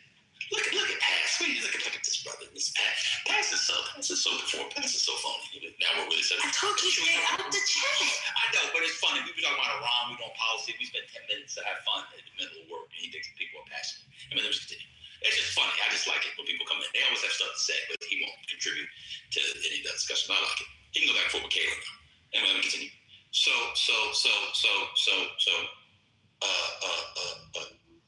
For people to expect this man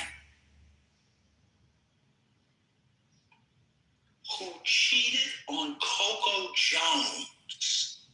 Coco Jones is as fine as all out. Zephyr is Caleb. Coco Jones is as fine as all outdoors. This man cheats on everybody. He is one of the most notorious. In fact, this is what I'm saying. He actually doesn't cheat. That's what I'm actually trying to say. And so for people to, I can't believe he would do this to me. He does it to everybody because he can and get away with it. Why people thought Megan Thee Stallion would be any different is insane to me. So all this outrageous celebrity news, you having fun and so on and so on, it's hilarious to see. Because one, people don't know, look, her ass is fat and real. I can go to East Baltimore right now. Same thing. Black men have been in and around real fat asses our whole life. Like, it's not an accomplishment. And I know, but y'all don't understand. Let me continue. The woman, as somebody put in the chat, also Sister HR. No, Coco Jones. Oh, yeah. She was on the new Fresh Prince. Yeah. Fine as all outdoors. Talented, too.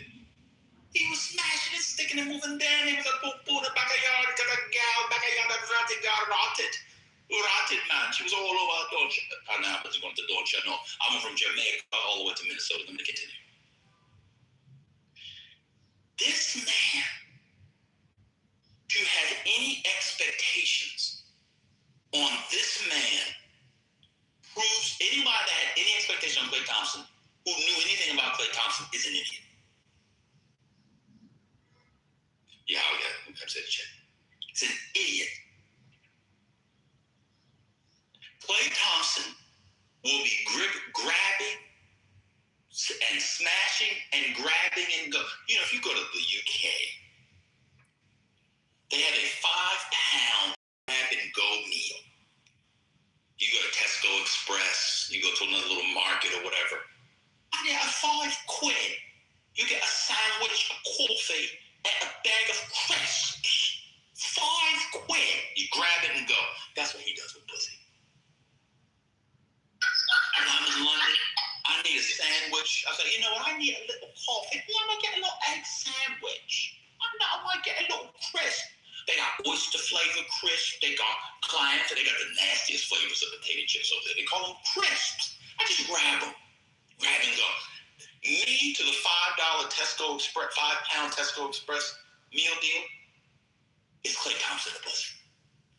And the idea that this man, who again, it's hard to reiterate this, but I'm gonna say it,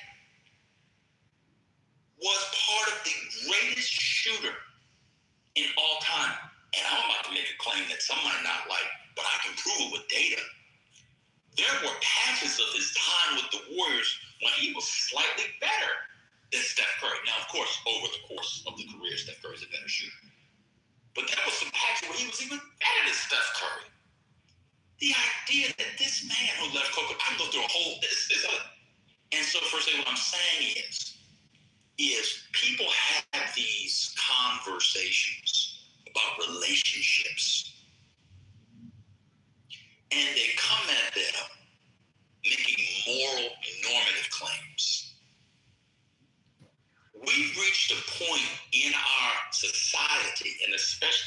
underlying economy where people need to come at it with realist epistemologies.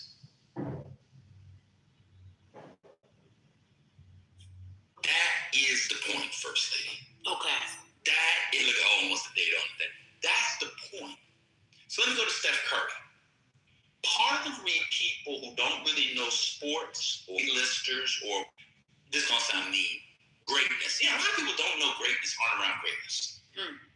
Yeah, I'm on the app all the time. I do work. If I tell you that, I'm doing this or that, let me just say, these people do whatever they want because they're great people. Let me give you an example. Let me get Steph Curry.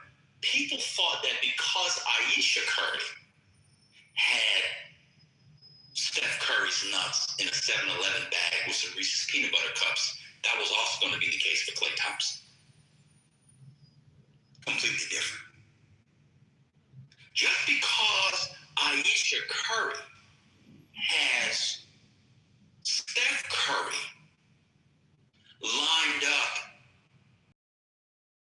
like the drill sergeant in Full Metal Jacket, that's not how Klay Thompson moves and has never moved like that. If you get the movie filmic reference, you get 10 points for the day. If you don't, you're uncultured and a loser. I'll continue. And so what I'm suggesting is, I know we'll go back to the news you just said, people need to start understanding the world of black love, as our favorite MJ would say, the only Haitian on here who's ever made sense, and MJ's only makes sense like once a month. That tells you how bad the Haitian delegation is. If MJ is the Haitian that makes the most sense on the app, just imagine how bad that is. People need to approach these things not in how they imagine love to be when they were 14, hanging out at Claire's, getting little beads to make a that says, I love Ray Ray. It's not the real world. I'm happy to take any questions. No, I agree with everything you said. Just go on. All right, let's start here. So, this is what I think I heard. I think you're saying that Megan should not have had the expectation that she had based off of his previous performances in other relationships. Is that part correct? Yes. I mean, maybe not her per se, although I did see her little crash out videos, but just people generally. People don't recognize patterns of behavior.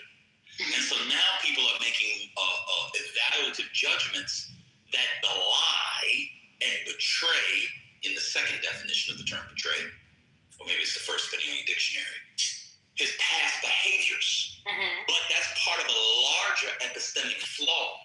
And that epistemic flaw is they don't see the world as it is. And people who don't see the world as it is are still stuck in Claire's in the mall getting fake nose rings because they got a crush on the Indian boy who got a jump shot in their high school. Oh my word. Okay, so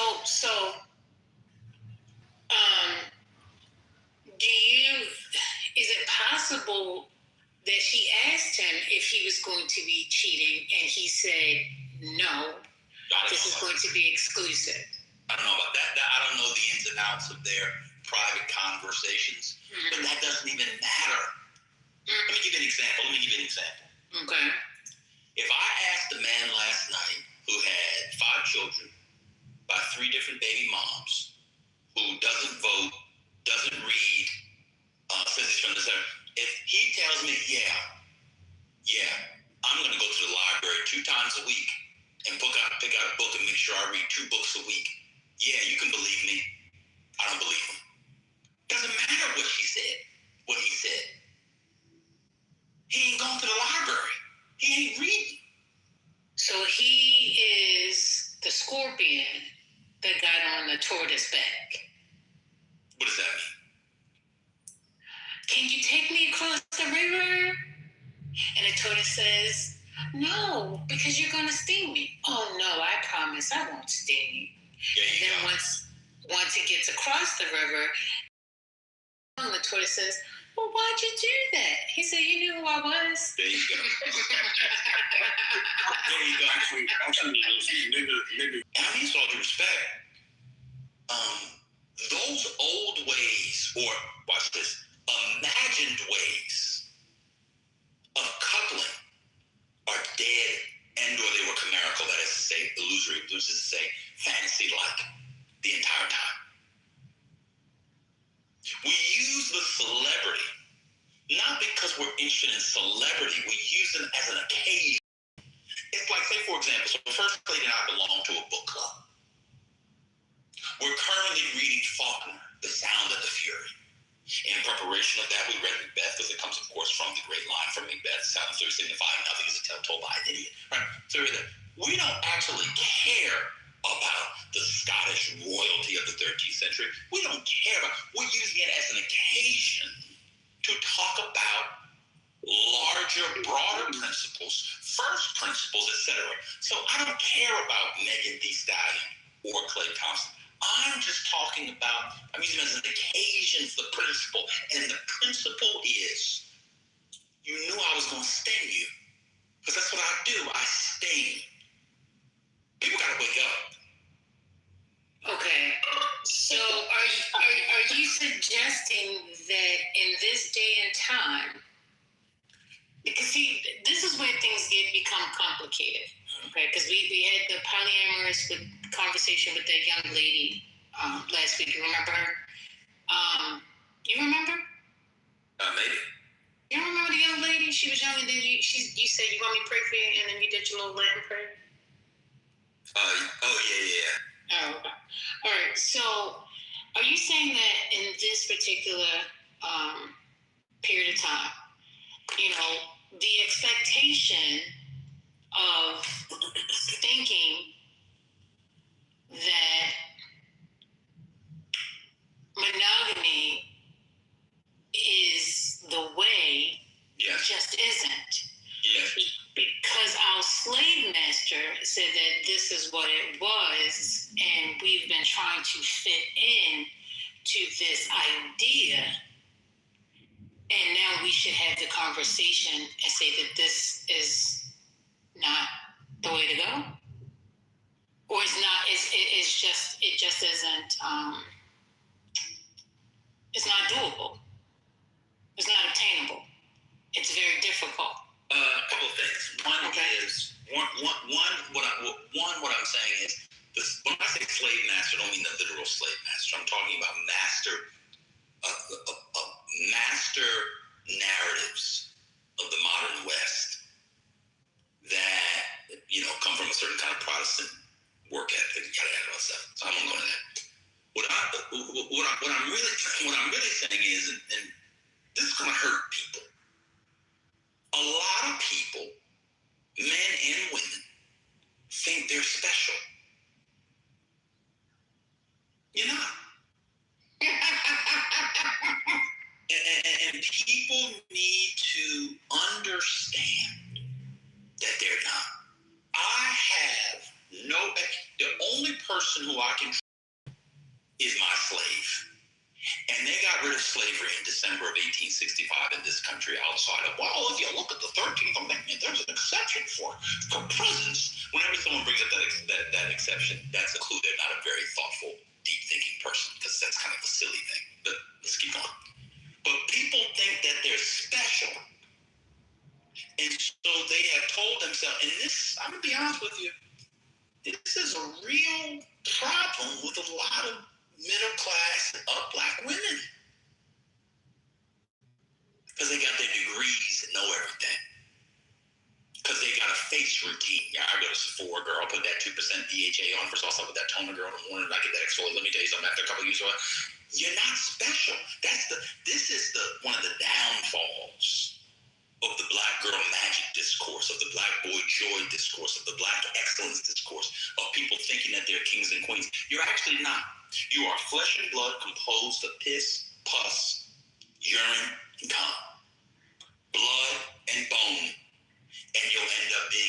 cremated terrestrial food for worms.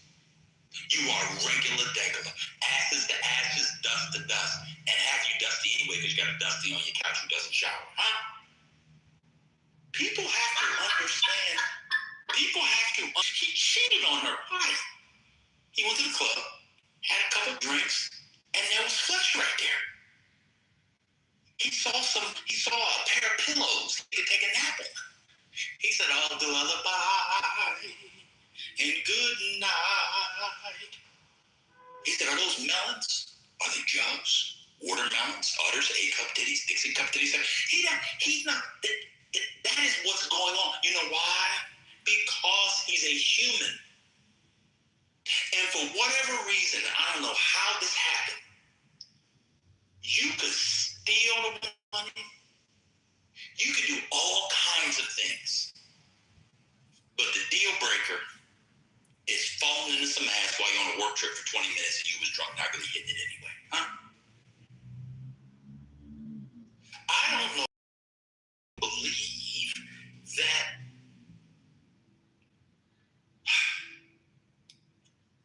their private parts are the sine qua non of human anatomy. Why they believe that their private parts are the ne plus ultra of human anatomy. Why their private parts are the quintessence, the platonic ideal. It stinks just like everybody else's if you don't wash it.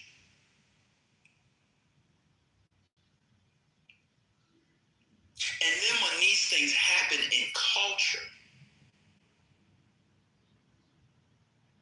people act like they're surprised. Here's the gag.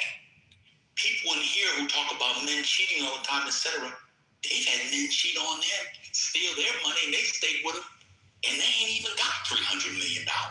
See, that's the part of the conversation that people don't want to go into.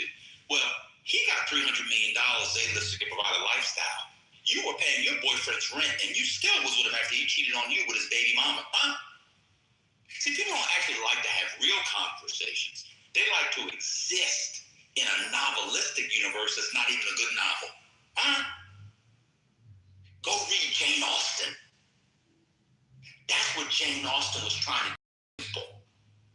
That's what the Bronte said. People gotta go back to these novels. The novels already had in it or exposed the imminent critique of the bourgeois monogamous relation. And here's the kicker, and I'll mute up on this, and people aren't gonna like this. The people who think that they're in the monogamous relationships are the ones who's down. The women who think they're in monogamous relationships, their partners are the ones sticking and moving the most.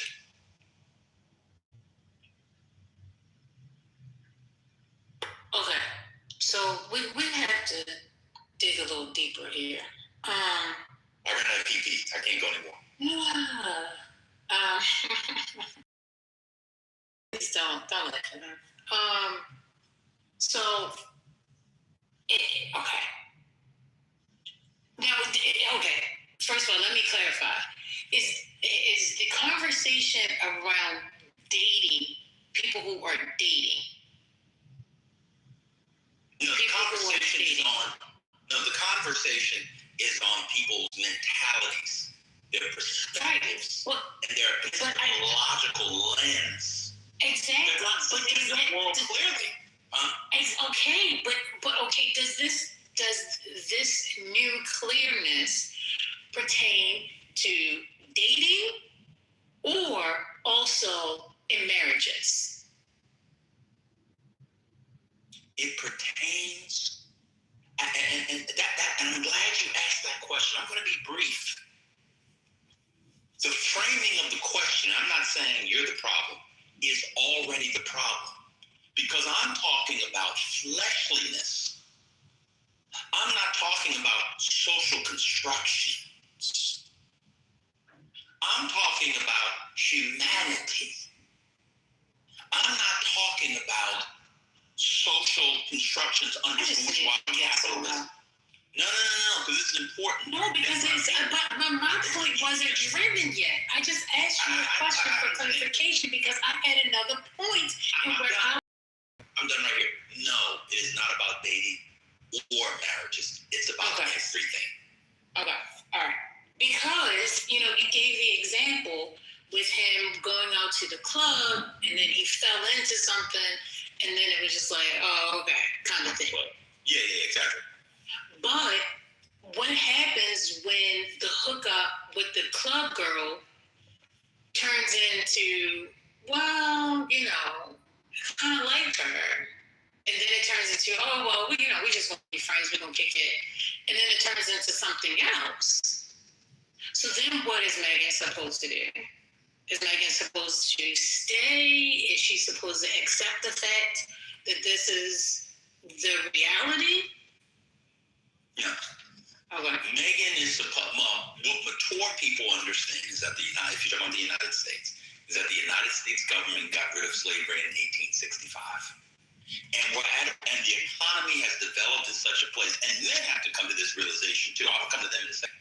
That pretty much people can survive on their own. And so there are no economic, sociological, or there might be psychological, but no longer economic or sociological tethering that will force people to stay in relationships they don't want to be in. So if the scenario that you laid out happens, guess what? Just like I'm going to stub my toe, ouch. But guess what? I'm going to have to move on to the next step. I stubbed my toe this morning at the church. That's it. That's what people have to understand. We're not in an economy anymore. We're not under a Christian, let's call it a socio-religious conjunction. Not the action. We're not in a socio-religious conjuncture where people have to do a thing. If you have a wife and your wife decides she's going to do what she wants to do because she got it, she love it when she say, she's going to do it. There's nothing about a relationship that's going to stop it. Guess what? People in monogamous relationships are getting cheated on all the time. Every day. If somebody wants to go to a club and ends up there, they like this woman, they're going to leave you anyway. And so we have these fake constructs, which become these fake bulwarks, which become these fake modes of preclusion, which are phony. Let me give you an example.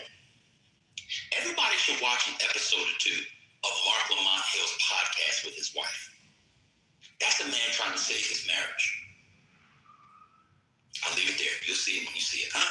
So that's what I'm saying. It's all fake. So if you're married, you've been together 10 years, 15 years, 25 years, fucking man, child, drink. You go to the bar, a club, lounge, wherever you go to, and you see somebody, you quote, fall into something, you like it, that can happen regardless of the nature of your relationship. There's nothing that stops that. Slavery's over. So, all right. So, is the expectation not to have the expectation of monogamy anymore? That's a great question. The expectation, I don't know about, so let me say this. Before one has expectations, I would argue one would know, cheating during slavery. How do you cheat during slavery? That doesn't even make any sense. How does one cheat during slavery? Wait. Cheating during slavery? But I didn't know what that means. How come you had no cheating during slavery is insane. What does that mean? You say, wait, oh my God, people think that there were monogamous relationships. Lord have mercy.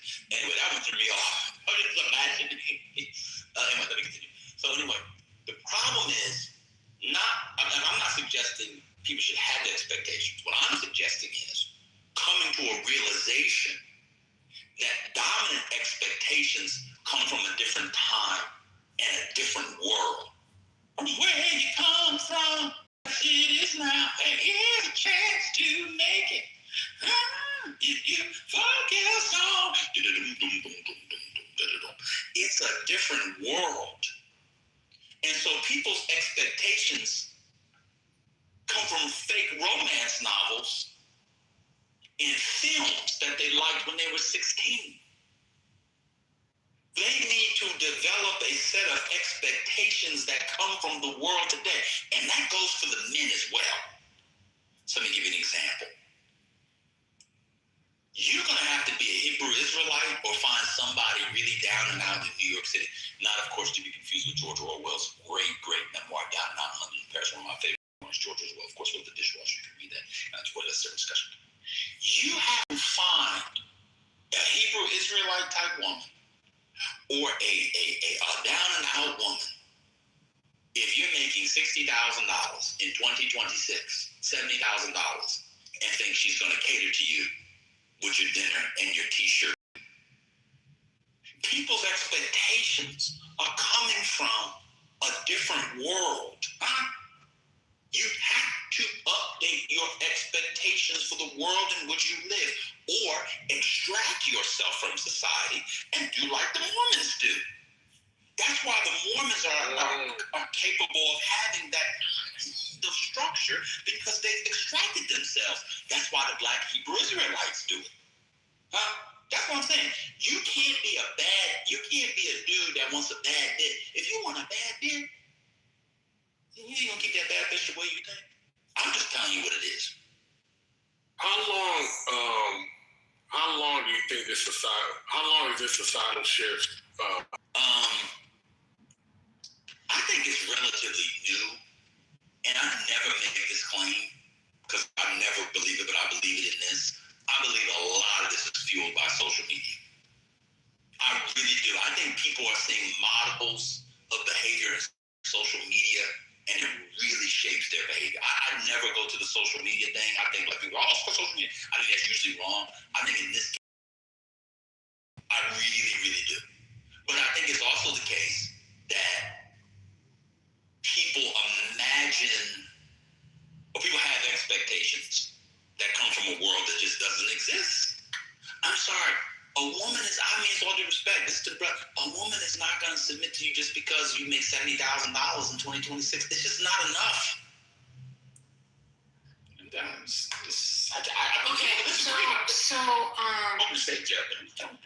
So you said,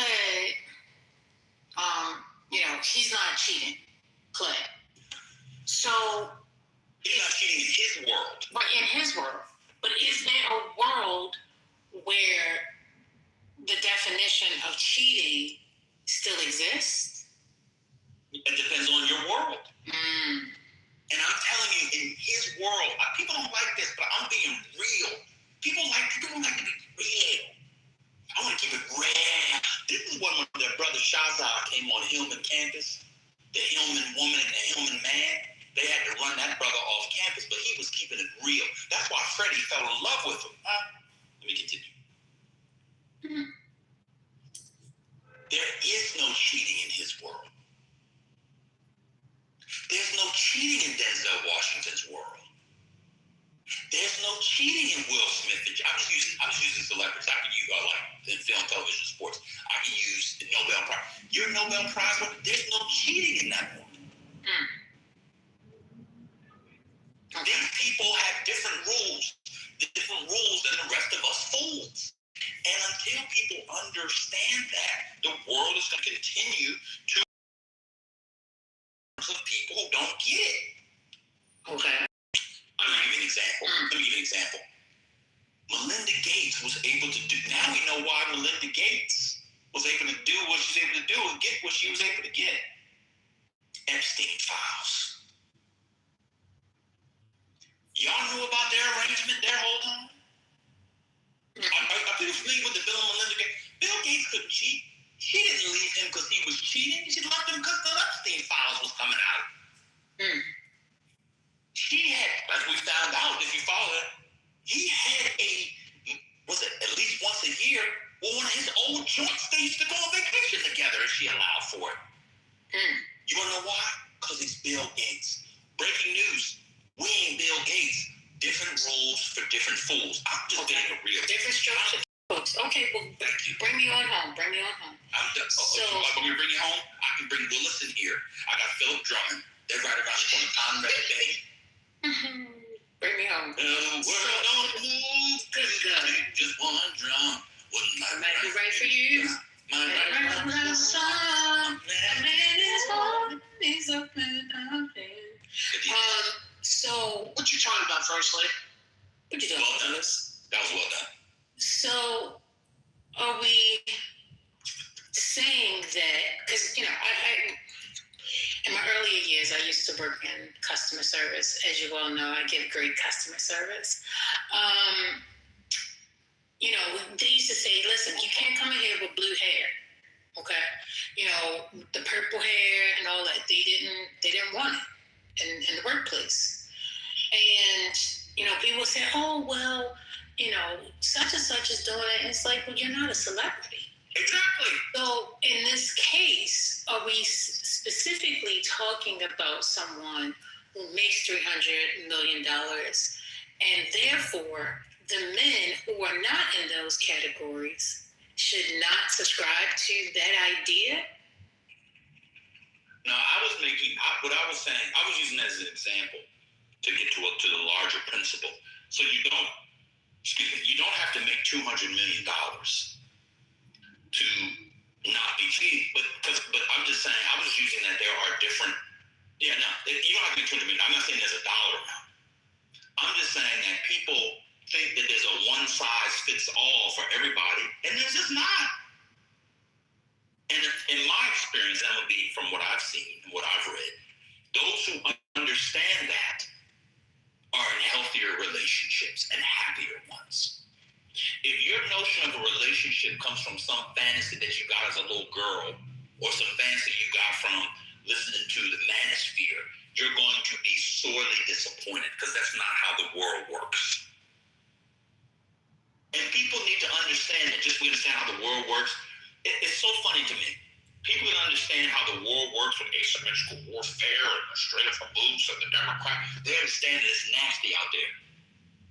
Then when it comes to their relationships, all of a sudden they turn into a bunch of 14 and 15-year-olds in ninth grade, you know, who had a crush on a junior, and then the junior was messing with another junior. You know what I'm saying? All of a sudden they turn into they just lose it all. Yeah, I think this concept isn't lost on Megan, because didn't she have a boyfriend that she did multiple with? I was thinking about that. Just to say, like male entertainment. Allegedly, yeah. So that she definitely knows the rules, and she maybe thought that she wasn't susceptible to them, or they shouldn't apply to her. But you know, obviously they do, because those are the rules, right? Well, Megan, to my mind, concrete, I believe. I don't know what you think. I know how much you follow celebrities, but Megan is one of these stars. Like, what's the girl that lost all the weight who played the flute? But she ended up abusing a bunch of people and was fat folks. I know Lizzo. These people think that they're greater than they are, bigger stars than they are. Just like many regular people. I got breaking news. I know y'all don't like this. Megan Thee Stallion is not an A-lister. She's not. And so I believe that she can't hang. Y'all see who she's hanging with now? Did y'all see the teammate she was with? Anybody see the teammate she was with? No. Teammate? Exactly. Exactly. Some dude that averaged 1.8 points a season. That's about her speed. Okay. See, I'm not ready for these. See, the thing about it is people become fans of people. And so they believe that because you're a fan and you stand, that she should have any man. Well, that's not how the world works. That's not the plan. Boo-boo. That's the problem. So I'm going to keep it real. People don't like to have conversation with me because I keep it real. I'm having a conversation, sir. What is the problem? I'm not like that lady, Gina's friend from her sorority that showed up, said she was a vegetarian, was eating ribs, who showed up all that week. I keep it real. That was nasty. First, do you think Megan getting cheated on is like a violation of? I don't know. I mean, I've seen the different topics on the app. I've seen people posting, but I didn't go into the space. But it hasn't shown up on my so I don't know the story. So what I'm saying is, if it happened, do you think that's like inappropriate? Out of the I mean, listen, I just said, if you know he's a cheater, what makes you think that he was going to be any different with you? Like, he's a cheater. That's why I was saying, well, did she have a conversation with him? And he was like, no, baby, I ain't going to cheat. Remember you came in with the tortoise thingy and then you said, you don't remember that? Do you really ask a rich nigga that type of question? You gonna cheat on me? But so then you can't get upset. If you know this to be that person's personality, what makes you think that your vagina was any different than the other ladies that he has been with? That's exactly right. Ma'am.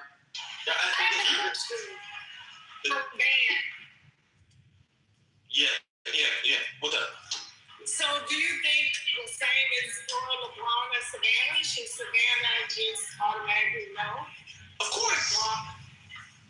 Okay. So you think he is? I'm going to say this. I hate to do this, but I suggest people read biographies and really understand the human condition. And this is going to sound pseudo, but I'm telling you what I know. People use, how can I put this? This is not to make an excuse for greatness, but it is to say that greatness often has a series of often engages in outlet behaviors that do not comport with the standards of bourgeois American middle class sociology, or not sociology, social life. I'll just leave it there. And people, should go read about Mozart's life. Great people, some people, I hate to say they need to have a lot of sex a lot of time, but sometimes that's kind of how it is. If you read, I don't want to get into it, if I start bringing names and books there, come up and people have been, will be going off. But if you go and read about Paul Roleson's relationship with his wife, I'm going to use some black people. If you go and read about Ozzie Davis and Ruby Dee, you understand why those people were not only together for 50, 60, 70 years, why they complimented. You should come here, share. I don't want to go into it. I don't want to go into the share.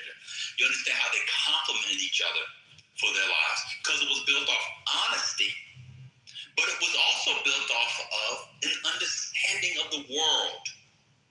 And what I'm saying is, a lot of people, and I'm not trying to be mean, but a lot of people have an understanding of the world that comes from cheap novels and fantasies they had as 14-year-old girls or 20-year-old boys.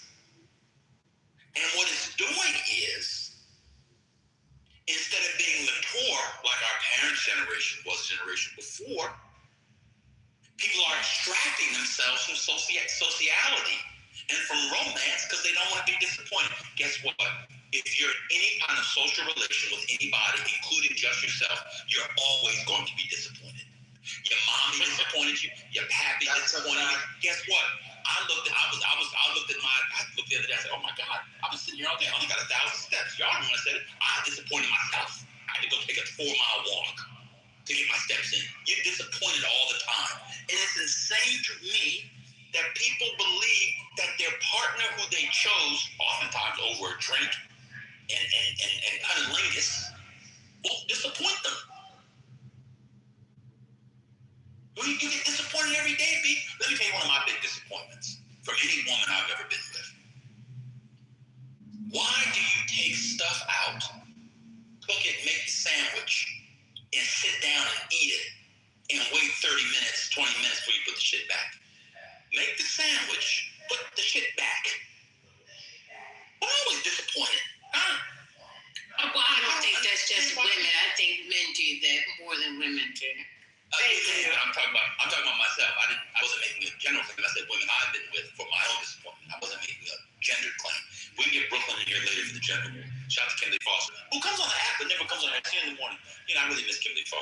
another one here I really like, but let me continue.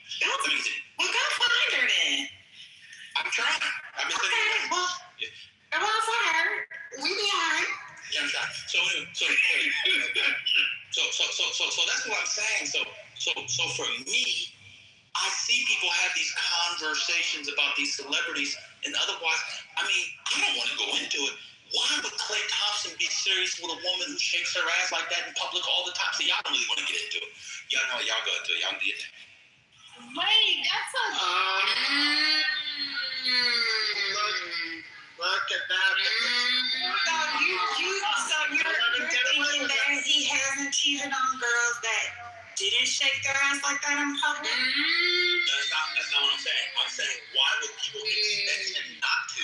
Because he got a relationship with her. That was good. Women, no, deal with Sonny. Deal with what Sonny said. No, that didn't really deal with it. So what I'm saying is that if he cheated on girls who didn't do that, expecting him not to quote unquote cheat is silly. That's my point. Are you saying don't trust niggas? That's what you're saying? No. What I'm saying is exactly, Sonny. That's what he's saying. Exactly. That's not what I'm saying. And no, that's actually not what I'm saying. Because if you have a big booty and shake it, you shouldn't be able to trust your nigga. That's what you're saying. Not what I said. Again, I'll say it again. If Klay Thompson was sleeping with other women who weren't like her, what would make people think he wouldn't do it while with her?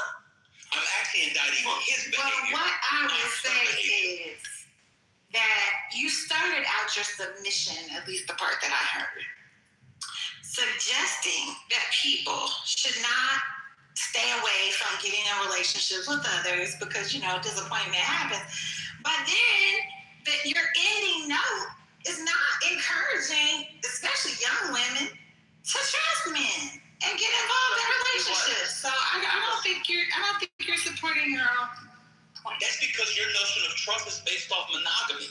No, mine is based off of what our expectations are. I mean, if she wasn't expecting monogamy because that was their agreement clearly, then she wouldn't be mad. So as long as everybody's on the same page, it's cool. But if people lie, or if they go against what the agreement is, then that's when the problems come into play. Okay, so I don't know what the agreement was. The point is that people who are looking on the outside think they know what the expectations were. True. And I'm saying anybody in Klay Thompson's arena, there should be, no pun intended, there should be no expectations. You have bad takes on things like this. Anything that involves anything that becomes a black woman and her happiness, her expectations, her standards, then you poo on it. I'm noticing a pattern. Yes, 36-year-old basketball players who make $300 million over their career, who have a history of sleeping around with everybody what they're with. I think young women, if they date a man like that, should not have any. And for anybody to have expectations.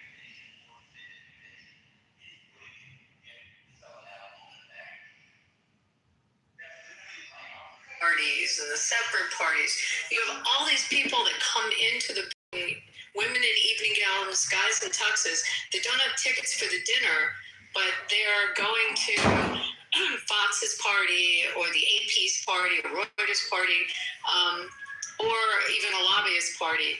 And it's almost, if you can envision being at a big convention where you have breakout rooms, there are breakout rooms. When you go into the dinner itself, you go through the security, you go through the ticket checking, and it's pretty tight when you go through that. But what's interesting, and is Wolf Blitzer was going to the bathroom, so he was an eyewitness on stuff. When you leave the dinner and go to the bathroom, or you leave and go back into the hallway, there's tons of people that look like they should be in the dinner, but they're not. They're just like the second level press that didn't get a seat at the table of their news company they're working for, or they're there to try to do a story on it.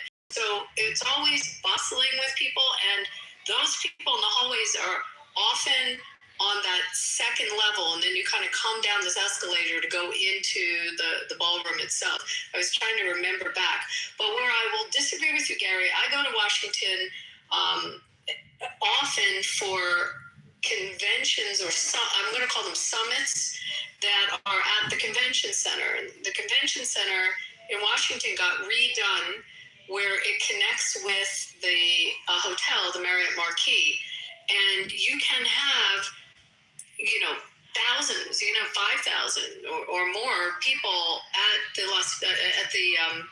Washington Convention Center, with also those breakout rooms and the people staying at the Marriott Marquis.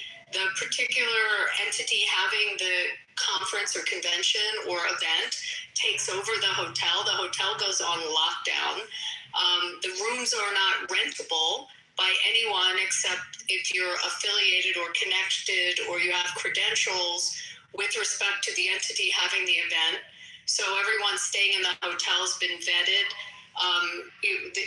Whether you have the security in and out of the door, you always have that coming in, with press, other people will come from the outside, but it is containable if they have to move it. And no one's been talking about the convention center, which seems weird to me, because the Marquis plus the convention center, those are massive ballrooms that can hold a lot more people. So it is doable to have that in Washington. The ballroom, I think, is necessary.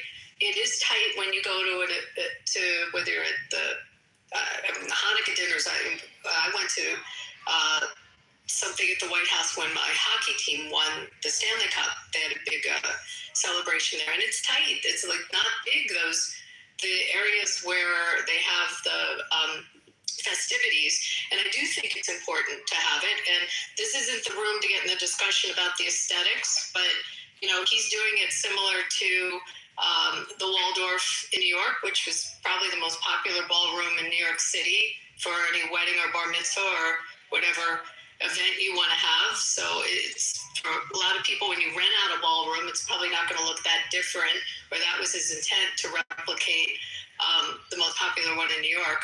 But putting that aside, I do think we need one. I think it's important also because the state of security has changed, and we don't build a school or a building that doesn't have elevated security and elevated ingress and egress for enhanced security. And I mean, times have changed, and to retrofit and do changes to the most first or second most important building in our nation, and to modernize it, first of all, with the space for a ballroom, but also taking into consideration the technological advances in security, I think is important, and I'm wholeheartedly behind that. But with respect to that event, I think the event's a really good, positive event. It's similar to, and Gary, you can tell me, I can't remember the one in New York that the Archdiocese does, that everybody goes to, and seems to be also a cross-denominational. The Al Smith dinner, they call it. Yes. I mean, these are important events, and I think you see a lot of mingling, and you see people realize that they're all really in the same profession. So I wanted to say that with respect to this being staged, I don't know. I guess you could ask Mrs. Lincoln if that one was staged. I mean, it's just ridiculous. It's conspiracy theories.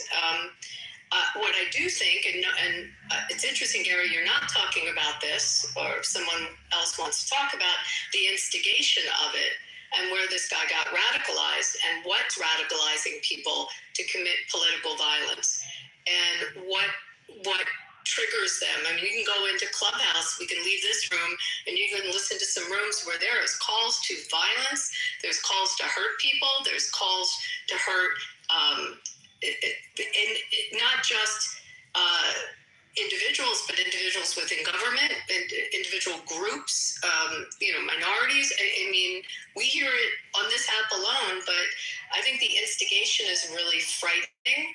I think the tone of politics needs to be toned down on both.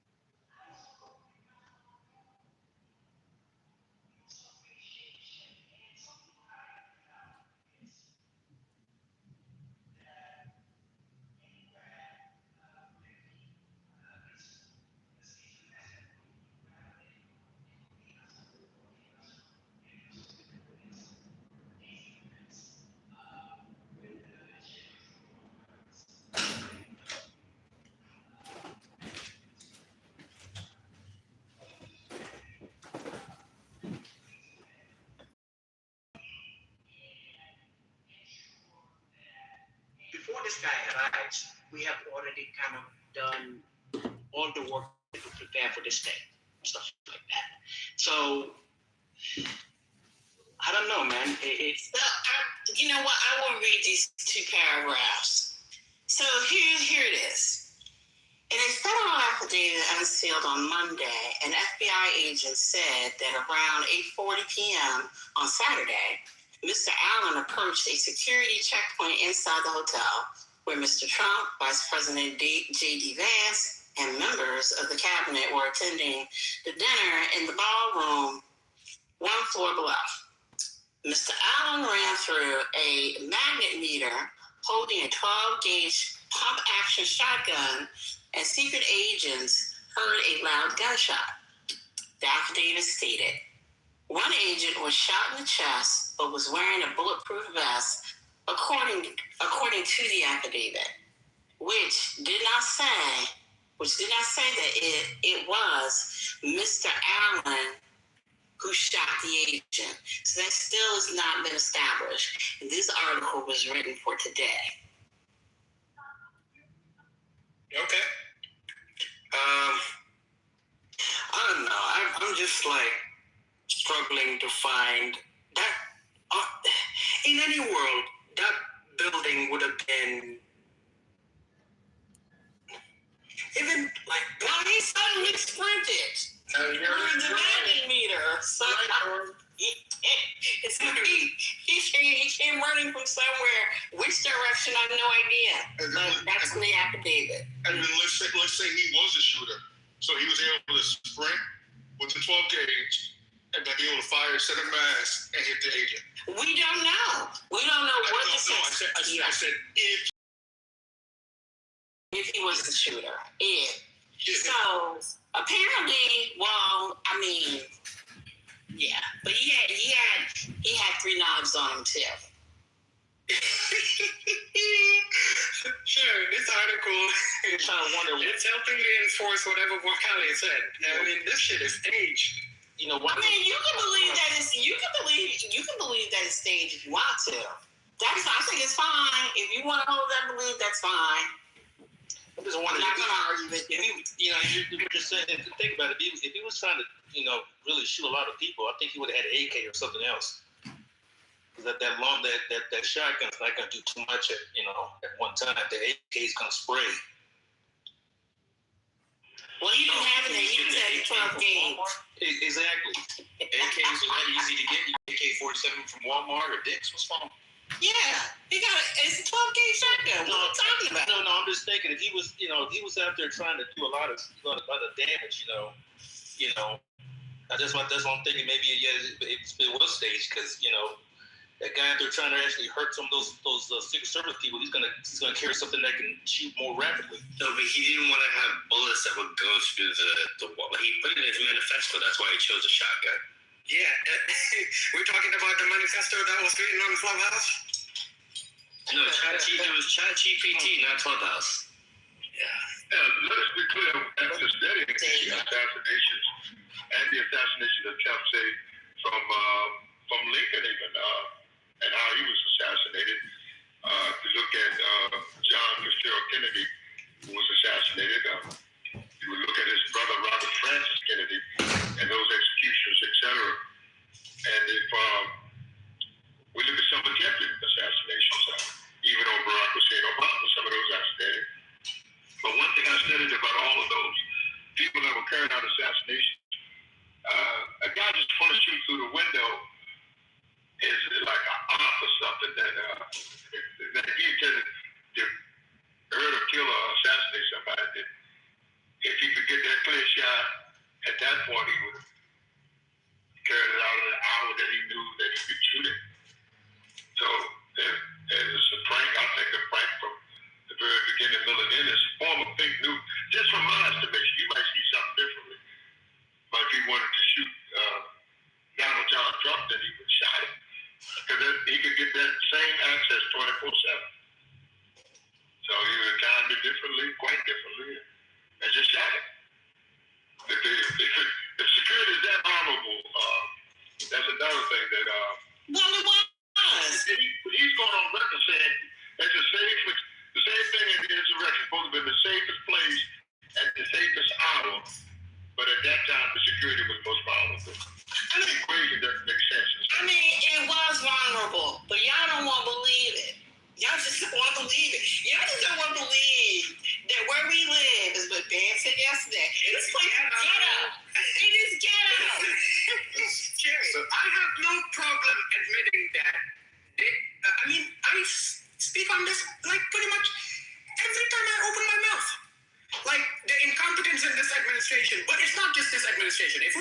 go deeper, I can go all the way back to during the time Barack Obama was president. We can find incompetence somewhere there. All right? But this is not, I'm not going to talk about Barack right now. The point is, yes, the incompetence is there. But that being said, I'm also just not ruling out, based on what I've seen, that this thing was in some stage. For what sick reasons they're doing it, I don't know. I can only speculate. I have no idea what the rationale behind it is, but two things can be true, right? That's it. Attempted to get the attention back on him. Now, the president taking assassination attempt just to get the attention on him. But why did that? I guess I'm just trying to follow along, like, because I'm not opposed to the idea of it being staged, but I don't understand why would he need to stage an assassination attempt at this particular point. All eyes are already on him. Like, we're in the middle of a war. Your approval ratings at an all-time low. So you having a failed assassination attempt in the middle of all this doesn't get you any sympathy. So I'm just trying to figure out exactly why this would be staged. Like, Nobody said they're smart. Because his approval rating is so low that he thinks that he'll get the base back together if he had an assassination attempt and went through. Because that one where his ear was bleeding, they really did unite over him. My neighbor had a Trump shirt with his bloody ear and it said "fight, fight, fight." Less than 24 hours after the shit happened. So that would be the real. What about less traction and less attention on what's going on in Iran? You know, the thing he said that he had under control. Yeah, I was surprised. But that's just for 2 days, though. I mean, like, the war is not ending anytime soon. So I mean, that's a temporary distraction. Like, okay. So when they do it, do you think they know how long the distraction is going to last for? When it happens, I mean, they have a crystal ball and say, okay, it's gonna. If we do this today, we have exactly 2.5 weeks to have this. You know what I mean? Like, what are you saying, bro? Well, I mean, I guess I would just hope that we're not going to be, distracted by another failed assassination attempt for 2 weeks. Like, I hope we're going to refocus by at least Tuesday or Wednesday of this week on everything else that's going on, because there's really not too much else for us to dive into this. I mean, he got charged today with attempted assassinating the president. So I don't really care anymore anything else about the case, obviously. But that's huge. It's also 300 million Americans that are out there, right? You don't know what they're thinking, and you have no idea how far the administration is willing to go to milk this stuff. The other thing I'm going to ask is, it's going to be hard for me to take serious anyone who says the possibility of any leader. This doesn't just happen in America. Staging some attempted hit on them in hopes of, it doesn't necessarily have to be just sympathy. It could be something as changing the fucking news cycle altogether. Shit like this happens all around the world. They learned from Jim Jones when he did that shit with the fucking fake balloon to be blood. Like, come on, yo. And I believe strongly that this is, again, a war that he stumbled and fumbled us into the middle of the war. Instead of taking the blame, he'll take the sympathy.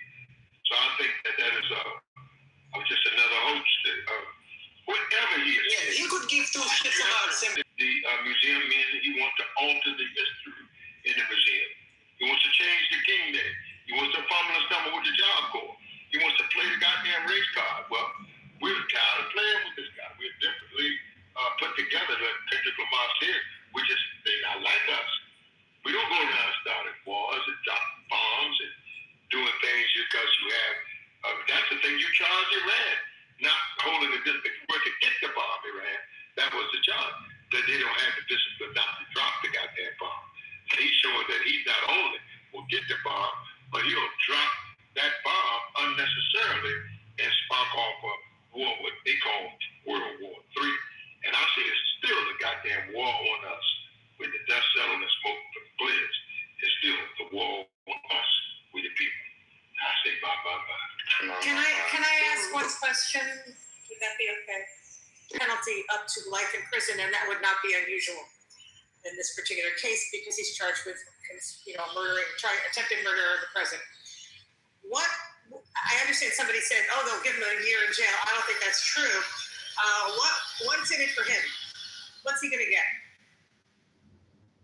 Oh, I see what you're doing. If it's staged. That question is directed towards me. Okay, Lord. No. For anyone who thinks it's staged, you have to give me something really big for someone to take a chance. I'm not going to give you the bullshit answer of no, he's just going to be in prison for 2 years and they'll free him. No, fuck that.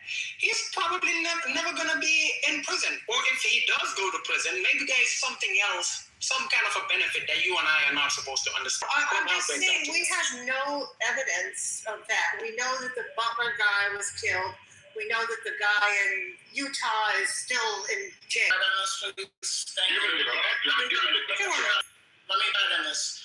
I think that there are enough unhinged, influence him, whatever, gas him up, get him riled up, to have him be in this moment and even allow security to be lax enough so that they could get him to the point of doing this thing, but then be able to shut it down so nobody actually gets it. So you're saying he's a dupe, basically, that he was duped into doing this, and the people who are really responsible were the Secret Service. I can say this, I think that there's enough mentally unstable people to do something like this, and they maybe allowed it to happen, but at the same time, I'm just wearing my tinfoil hat here. I'm throwing out random ideas of where it could happen. There's enough unhinged people of doing something for somebody who may be associated with the government, may be directly working for the government, or working on behalf of the government on the low. Here's the thing. How often, every once in a while, we hear about a foiled attack, or one I remember that wasn't long ago was an attempted hit on George W. Bush. The person who foiled that attack was an FBI agent that had been going back and forth with an individual, and to some extent even encouraging the guy to make the move and everything so they could arrest him. Do we live in a world where there's a possibility that some individual unhinged or fucked up in the head, or maybe might have been someone sharing stuff on Reddit, and boom, an actual FBI agent behind a computer screen decides to buddy up this individual? Well, given the backdrop of all the sequential orders, you could barely easily. Sir. Ambassador, I know you want Ambassador. Can you hear me? Laura wasn't finished speaking. Yeah. So let's let him finish his thought. I've honestly lost it. But all I was going to say is, there is a possibility that what Spirit has said, that this individual might either have been duped altogether, like the FBI does this all the time, where they find unhinged individuals planning to commit something.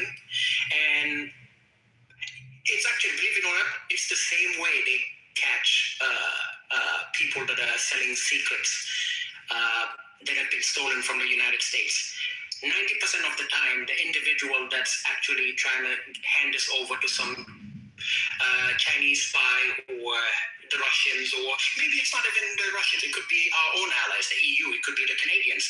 Half the time they're talking to an FBI agent, they have no idea that they're talking to an FBI agent, and they think they're talking to the individual working at an embassy. And at the moment when they're supposed to deliver the whole thing, boom, all of a sudden the FBI shows up, a press conference is done, U.S. attorney for some so-called district appears, and boom, today we have caught this individual, and then give you a whole press statement. Under this FBI, we're doing an incredible job. We're making sure no stone is left unturned. It's their favorite line when they're talking about this stuff. Anyway, I know I'm rambling at this point. I'm just going to... I have a question. So then, but I do have a question. So, but then that wouldn't be a staging. That would be more or less entrapment. Yeah, the only thing is, Jerry, again, this is Donald Trump we're talking about. But if you're gonna throw around terms, that to me, that borders more on the line of entrapment than a staging. Okay, now I'm gonna be even more conspiratorial. Okay, go ahead, have at it. Imagine a scenario.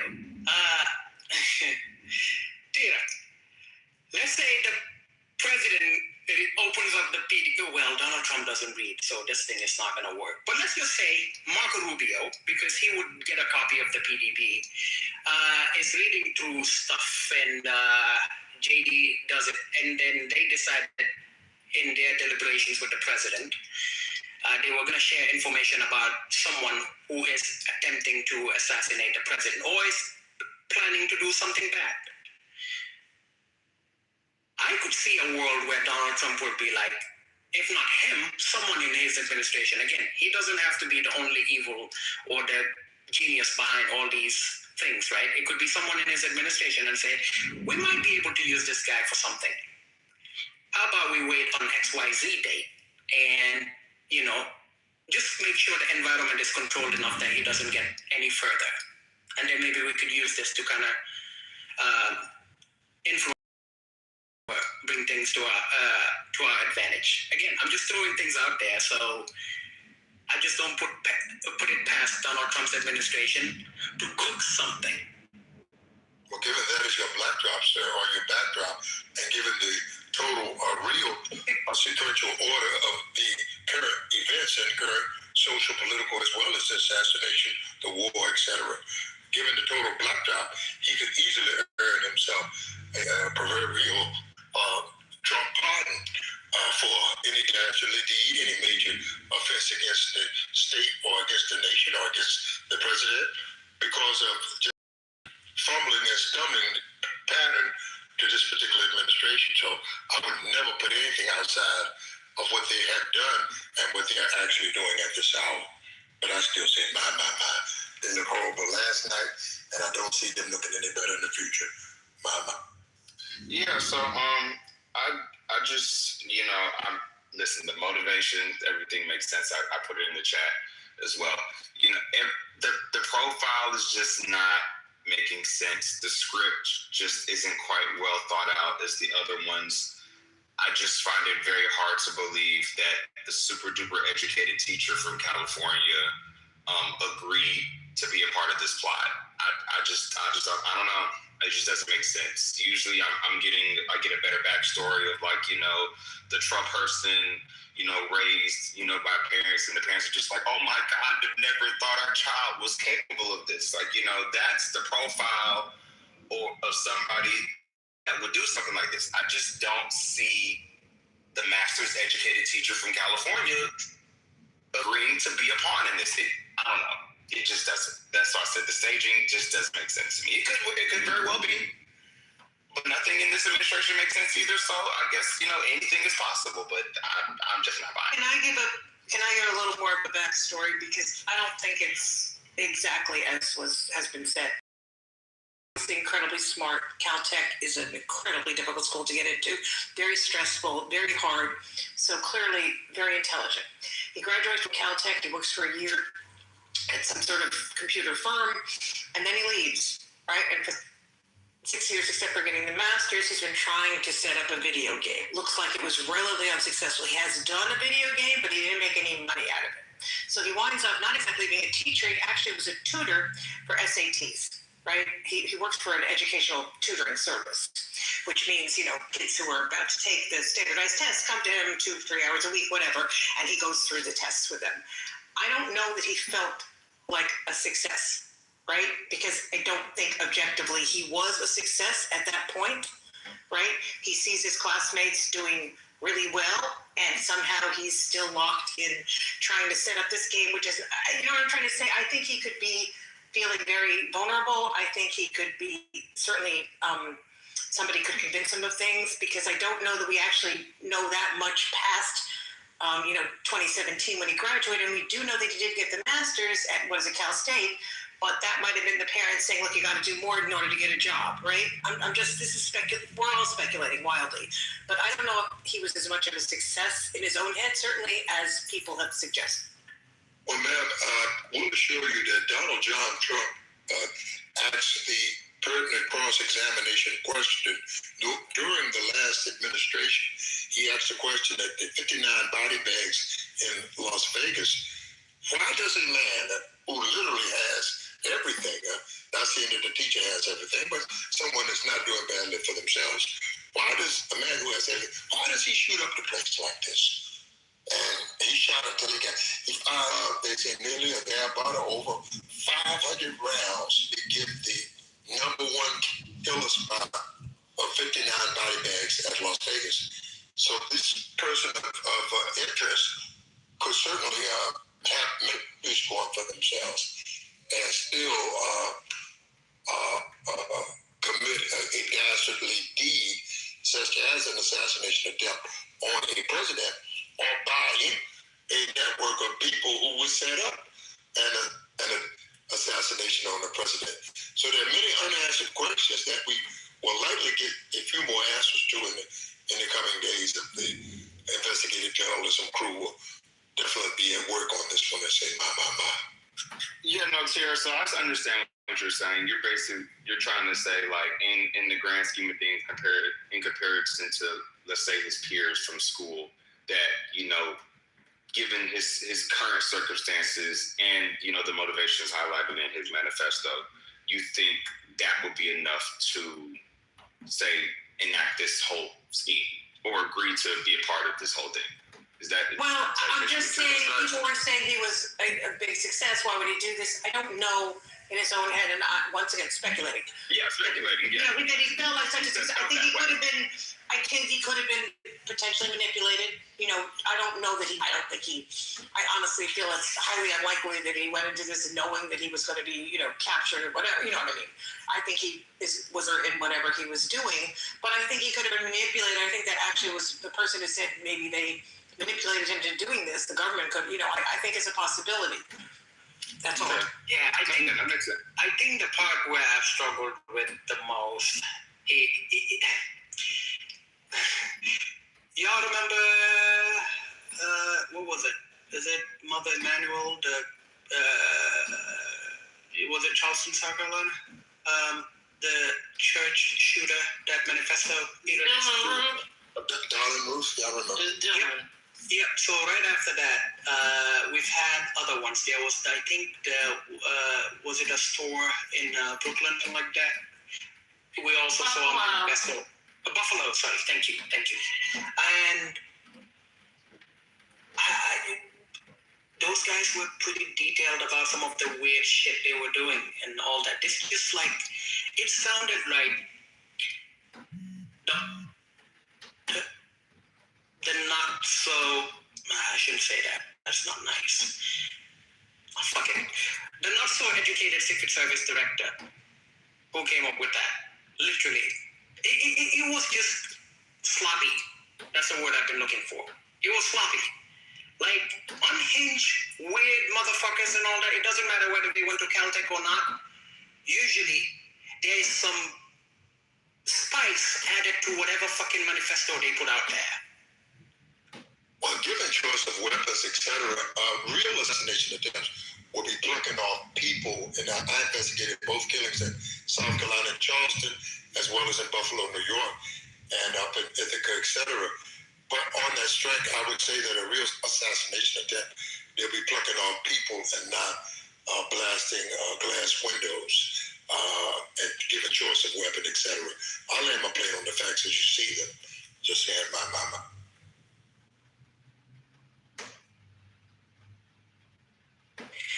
Dude, am I making any sense? I know I've lost a bunch of screws up here, but well, I just assume it's because you keep getting injured in soccer. I'm just giving you grace for that. You know, no, it's like, I get it. The Sherry's argument about this is just pure incompetence, it's hard to kind of dismiss that because, yes, these guys are genuinely incompetent. I mean, you could see just the number of court cases they're losing on a day-to-day basis. That alone tells you everything that you need to know.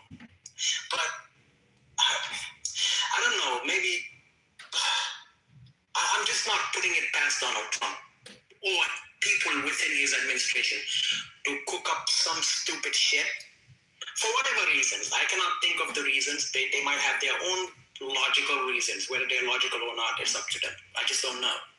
But I'm also just not ruling out the possibility that the whole thing will stay. And, you know, I've been around places of the United States had to be at an event or some security is typically top notch. And either side of the aisle, whether it's the Republican administration or Democratic, they're gonna shut shit down. Like you just. It doesn't fucking matter whether you're actually invited to an event, you have something. You're going to go through some sort of screening, and you're going to know someone very important is over here. You're just not going to come and sprint through stuff without people getting you. That's all I'm saying. I don't know. Part of me also just thinks that it's a very Luigi-like type situation. So that's actually a good point. I can believe that as well. Just somebody who, a couple years out of pocket, not really doing much, kind of stewing in his own thoughts and whatever, seeing what's going on, being upset with it, and then, deciding to, make his move. So there could be that, which doesn't take away from all the shit and the incompetence and all of that stuff, but it could very well just be like a Luigi style type person, and it's actually really sad.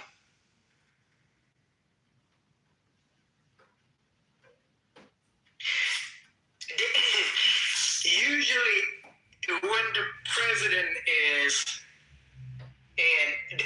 irrespective of where he's traveling, the area where his plane is supposed to be, usually they shut down the airspace altogether. If you remember, during the Biden administration, there will be times when I go back to his home in Delaware, and they will talk about there was an incident where a plane basically came close to the area where it was restricted. And they had to kind of like redirect the flight, stuff like that. It's just, again, that was during the Biden administration. And Ben asked a question yesterday. We never actually dealt with the question on stage, but I've been thinking about it a lot. How come you make a threat right now to the president on X? Well, by the time you get off your phone, there are 2 Secret Service agents from some field office nearby showing up at your door. But 90% of the time, whenever someone does something like this, boom, all of a sudden it just happens. And with Donald Trump, how many times do we start saying, okay, some things are just not adding up? Can I just throw in a little more confusion? I'm trying to understand the manifesto, which now I've read 3 times. What's the part about accept Cash Patel? Like, that's really throwing me, that's a curve right there. And it also doesn't help the, I don't know, it feels like it's more along the lines of, now what you're saying. When I read the Cash Patel thing, I'm like, what the fuck is that now? Yeah. Now that makes it even more confusing. But maybe he's a hockey fan, or maybe he's drinking buddies with Cash. Oh yeah, right. That's right. It would be funny if it turns out this whole thing was done as a means of trying to get rid of Cash Patel, because there's been rumors of trying to get rid of him, and now all of a sudden they could be like something is suspicious. Or I have another conspiracy theory. It was Cash, he himself, who orchestrated the whole thing. I mean, after all, he's the FBI director. He does have the capability of authorizing something. But it would be weird, though, for him to do that and then say, accept Cash Patel, when all indications are this man might be on his way out. I don't know. Maybe that's why. Maybe he figured Cash is about to get fired anyways, so he's not a target. Everybody else, I'm gonna take y'all out. Yeah. But also to the people who are saying that maybe he was radicalized or indoctrinated by FBI or a secret agent, I feel like that's getting kind of super in the conspiracy realm. I'm also a person that thinks it was staged, but I don't think anybody in the administration, anybody that's left in the CIA, FBI, is that skilled at getting somebody who's a Caltech graduate to be radicalized. That's very wrong. I don't necessarily think. Yeah, I don't think there's any anybody that's able to do that left in the administration. But that is absolutely wrong. Wait a minute, but that pokes holes in your theory about it being conspiracy theory. Yeah. You don't believe in the first place that you're smart enough to turn around conspiracy theory in the first place. Come on, y'all. That's Kiana. Make sure you direct that to Kiana because I'm not saying that. I just want to be clear. Anyway, actually, Kiana, believe it or not, there are very competent people that remain in government, despite the fact that Donald Trump is the head of state. The FBI is a fucking bloated agency. Like, they are going to be actual human beings that are there that you and I, we will never interact with. And those people keep working, irrespective of who the president is. The CIA is being ran by John Radcliffe. I mean, I don't think, it's what you have in the West Wing. There are still competent people out there that work in government. Obviously, the government as a whole is incompetent, but the institutions are working, believe it or not. I believe that, but I'm saying that the people who are competent, they don't want anything to do with this. They're waiting it out. They're keeping their heads down and just waiting it out for this administration to be over. The people who are able to pull strings, like the people that work with Kash Patel, I don't think any of them are competent enough to radicalize a Caltech graduate. I don't think he needs to be radicalized. Oh, yeah, they're competent. They're very competent people. Like Andrew Bailey is, so Kash might be the director and all that, right? But the guy that actually runs the FBI is Andrew Bailey, and below him there are people at field offices across the country that are doing their job on a day-to-day basis. Yes, Kash might have got a few field offices because of whatever political stuff that he has, and it's not like he's replacing them with it's going to have to be actual individuals with this line of work. Like, this is what they studied, or this is what they've done their entire life. There are competent people in government, or maybe if I don't use the word competent, there are people that know what they do. And the FBI still has individuals that are out there whose day-to-day job is to interact with weirdos. I think that it's staged, and I think that I really want to see the prediction betting markets. I want to see if anybody put money on a shooting happening at the correspondence dinner. I'm surprised that there has been no news about anybody cashing out on any of these prediction betting platforms. But yeah, I think it was staged because I don't think you had to radicalize anybody. It's a money grab, right? There already have people in the army, people that are actively, serving, that have intel that are betting on these prediction betting markets. And so I feel like they could have just found any old guy, any old dude, and said, "Hey, you want to make a couple $100,000? Why don't you pretend to try to shoot up the White House Correspondents' Dinner?" I think it was that easy. I don't think it was the actual effort into radical. Yeah, but an old random guy wouldn't work. What if the narrative that they prefer is some guy from California who is a hardcore liberal, leftist, or whatever they want to call it? And did they say he's a teacher? Hello? Exactly. Like, come on. You're going to have to, when they're doing stuff like this, they're going to have to find individuals that meet a certain criteria. They're not just going to pick someone because they were homeless and throw money at them, stuff like that. I don't know, man. It's so weird that I guess a few years ago I would kind of like outright dismiss stuff like this, but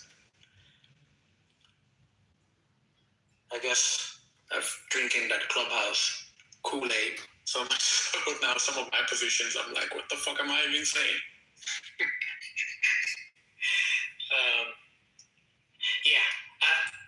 There are still people in government that know how to do their jobs. Let's just put it that way. And yes, whether they're waiting out Donald Trump or not, they're still going to keep doing what they're doing. And that is, like I said, and if you really want to prove this, just start researching a bunch of weird shit. You'll find out very soon whether the government is working or not.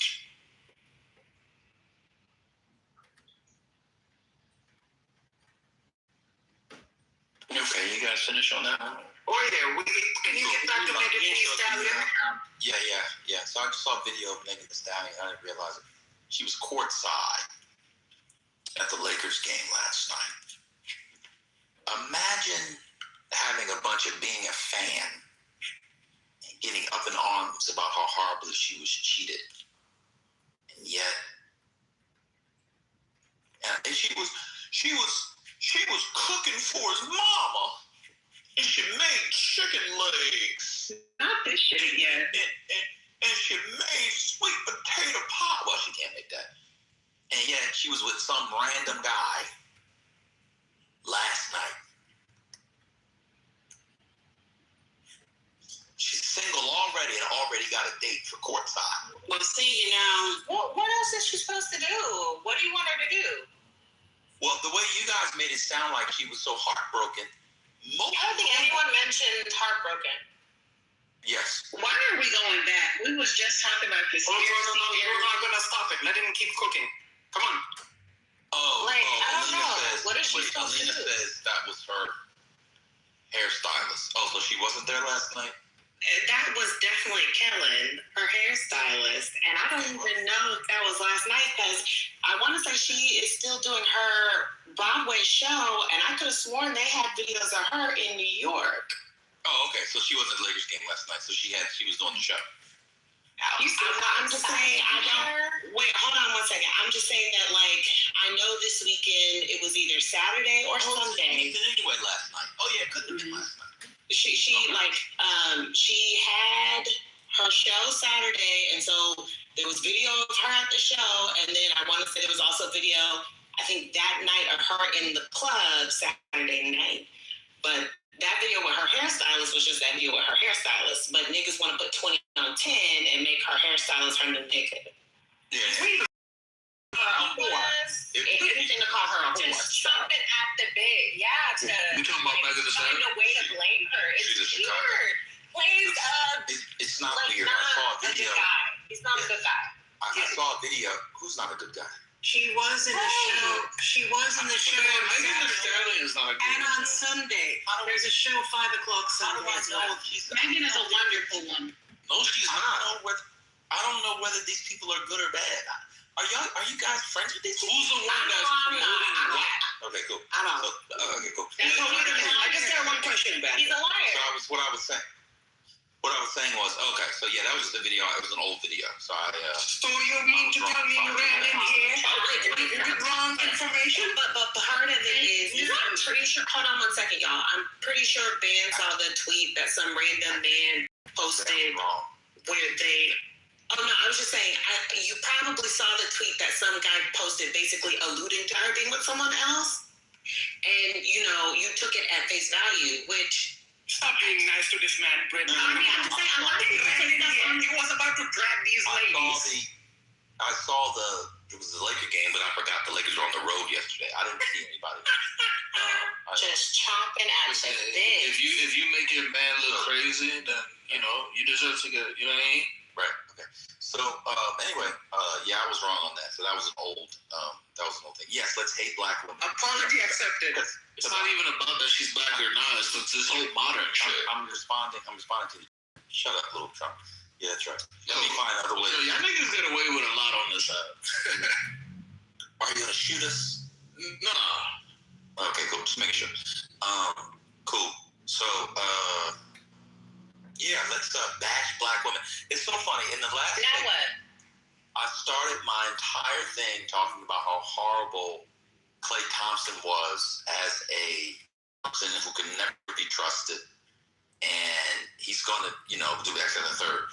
But then all the arguments got remixed, and let's blast black women. So I think what I'll just do going forward is to just go straight to bashing black women, because one's going to be blamed for doing that anyway.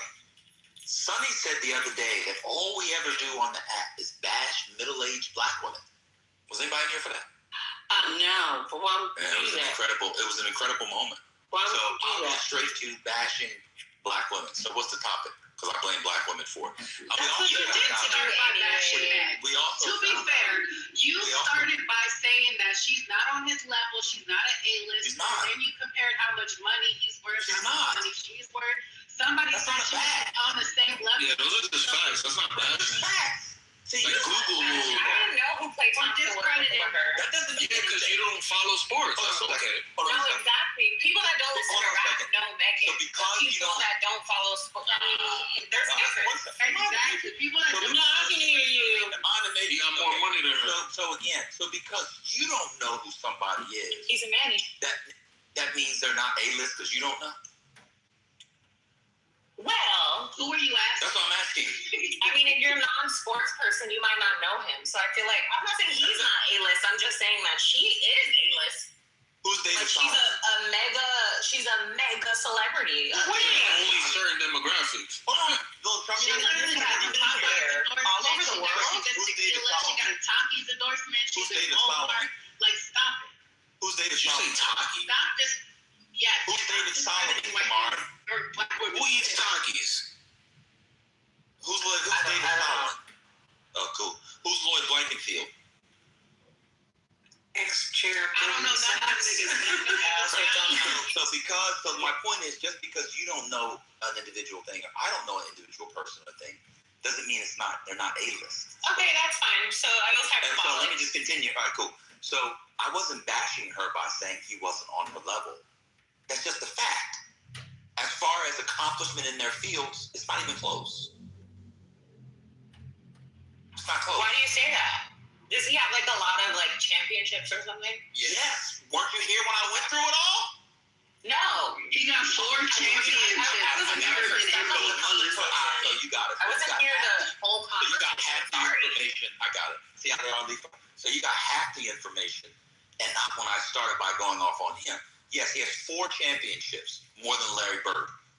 He's I would have never known that if you didn't say it. Okay, who's SGA? Shy Gildress. Okay. Alexander. We got one. Okay. Again, so just because you don't know something doesn't mean that's what a silly thing. I don't know how many Grammys Beyonce has. She got like 30 in the world. Like, I don't know how many, but I know she got a lot. She does. Why is Megan She doesn't have the most in the world. She does. Yes, she does. No, she does. What are you talking No, she doesn't. Look She at has the most. She has the most Grammys. has Look at. Clay Thompson. Oh, yeah, Grammys. Sure. So let me continue what I'm saying. So because you didn't know that he won 4 championships, part of one of the greatest shooters of all time, and has made 10 times the amount of money she has, because you don't follow sports. So let me finish what I was saying. So I didn't bash Megan Thee Stallion. By the way, Megan Thee Stallion is not an A-lister by any stretch of. Thank you. I know you blacks think that your people who you like are A-listers. There are very few black A-listers, and in fact, there might only be a handful of black female A-listers. Huh? I know that hurts, but it's true. Yeah. I feel like she's like a household name at this point. Like, people that, I don't know, like grown, all kinds of generations are like, they know Megan Thee Stallion, even if they don't listen to her.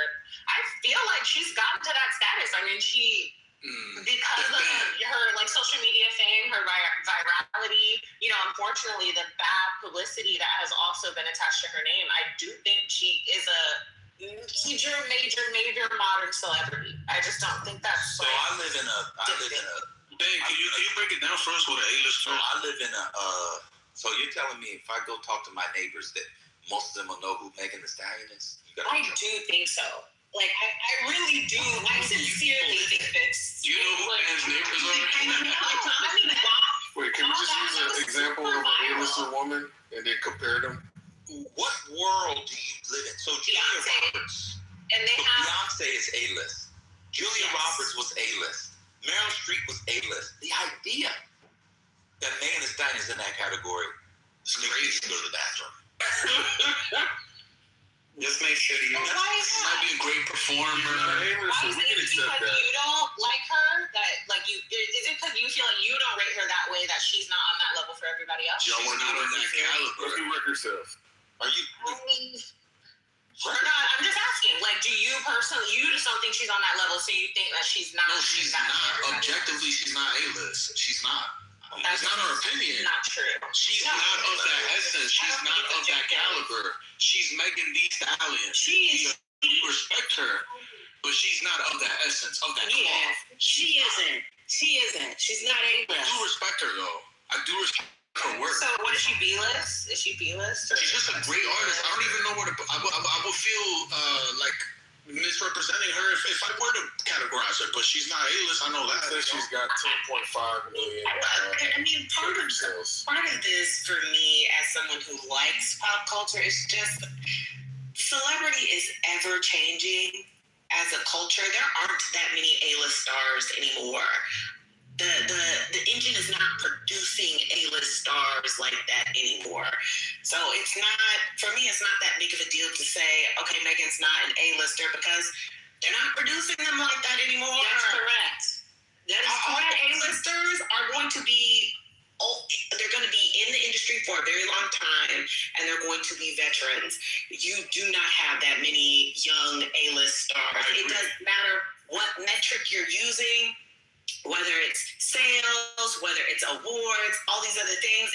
They're just the nature of the machine. They are not producing A-list stars like that anymore. I agree with you 100%. I feel like we used to like A-list. I feel like it was like just notoriety, just how recognizable you are as a star. Like if you go into most rooms and people know your name and like thoroughly, not just like, oh, I've heard of them before. Like, no, I mean just like just a star with like mega exposure. I do think Megan Thee Stallion has amassed that for herself because of the landscape of social media, and she started with freestyling. Like that's how she got on. So I do think she's one of this class of like rappers, artists that have come up in this viral social media time, and I think she's done it. Like, okay, so do you think for me? Because I just think multiple rooms I can go in different generations, different races, and different backgrounds, be knowing Megan Thee Stallion. Like, they know Megan Thee Stallion in my church, even though they don't listen to that. Like, I could go to school tomorrow, talk to my student workers. I do go to the Black church. Yeah, so white people would need to, for her to be A-lister, the whites would need white people. What white people do? White people be loving Megan Thee Stallion. No, they don't. I mean, I just feel like most of the what world do y'all live in? Stan that I see around Megan, they do be like. It'd be a lot of white people. It'd be a lot of white queers. If there's one thing white people love, I mean, she was in Japan and she was late. Do y'all think that Doja is an A-lister? No. Doja Cat? I'm not talking to you, Van. Do y'all think Doja is an A-lister? Doja Cat. I'm not talking to you either, Little Trump. Do y'all think I'm talking to the people who are talking about Megan. A-lister. Oh, If Doja's not an A-lister, then Meg's not an A-lister. Wait, one at a time. My grandma. That's why I'm thinking about it. Like, this modern stars. If I can ask my mom or my grandma, or like my aunties, or like from any age range, and they'll know who this is and can name her, and like they know exactly what she looks like. They know some of her songs. That's what I consider A-list. I feel like Doja.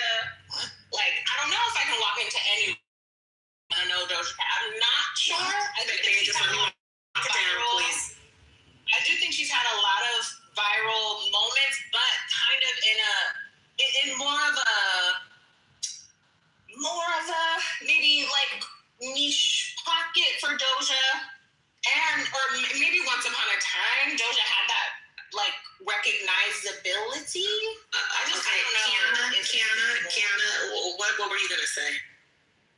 I was saying, I feel like Doja is right under Meg or on the same level. So if I'm saying that Meg is an A-lister, then Doja got to be a B+ or A-. And I think a lot of people know her song like "Kiss Me More" because of the commercials and stuff. She had a moment like. Never heard. Hold on 1 second. I just you definitely sang that song before. I really want to impart with you both, and I say this as someone who loves Megan down. Doja is the number 2 when it comes to female rappers. If Doja is not A-list, and this is not me saying she is, but what I'm saying is that if Doja is not A-list, then none of them other little girls up underneath her, that includes my good, clean Houston sister Megan, none of them are A-list. Doja has the sales. Doja has the sales. Doja has the streams. Doja has all the things that make a thing a thing. As far as some of these metrics y'all want to go by. But at the end of the day, to Ban's point, the last A-list rapper y'all had is reliving her glory days of when Pink Friday was a thing. There are no more A-list rappers. We don't like. I said it. Gone are the days of the A-list. Mel had a very good question that Ban answered, and I'm on the fence about Ban's answer. But how many A-listers can you think of past 2016?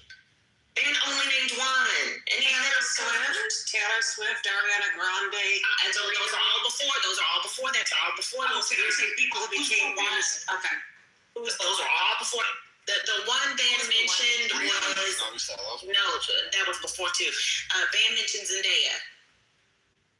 Yeah. Oh yeah. I mean, well, she came out way before. Let me give you guys some advice as an older gentleman. Y'all need to cut off the black stuff for like 12 to 36 hours a week. Because y'all have no idea. Your average, you go to, you got people in the chat saying Cardi B A-lister. You don't think she's an A-list celebrity?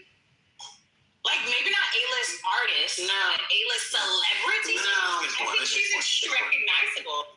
I mean, with all due respect, you black women are the most delusional people on earth. Your grandmommy knew who Anita Baker. She wasn't an A-list singer. They knew Freddie. That's our culture. A-list is the dominant culture. Tom Cruise. So I want y'all to hear what y'all are putting Cardi B, Megan Thee Stallion, and Dope in the same category as Tom Cruise. I'm gonna be honest with y'all. Y'all gotta cut the black stuff off for 36 hours a week. It's totally insane. I do that all the time. I'm almost done.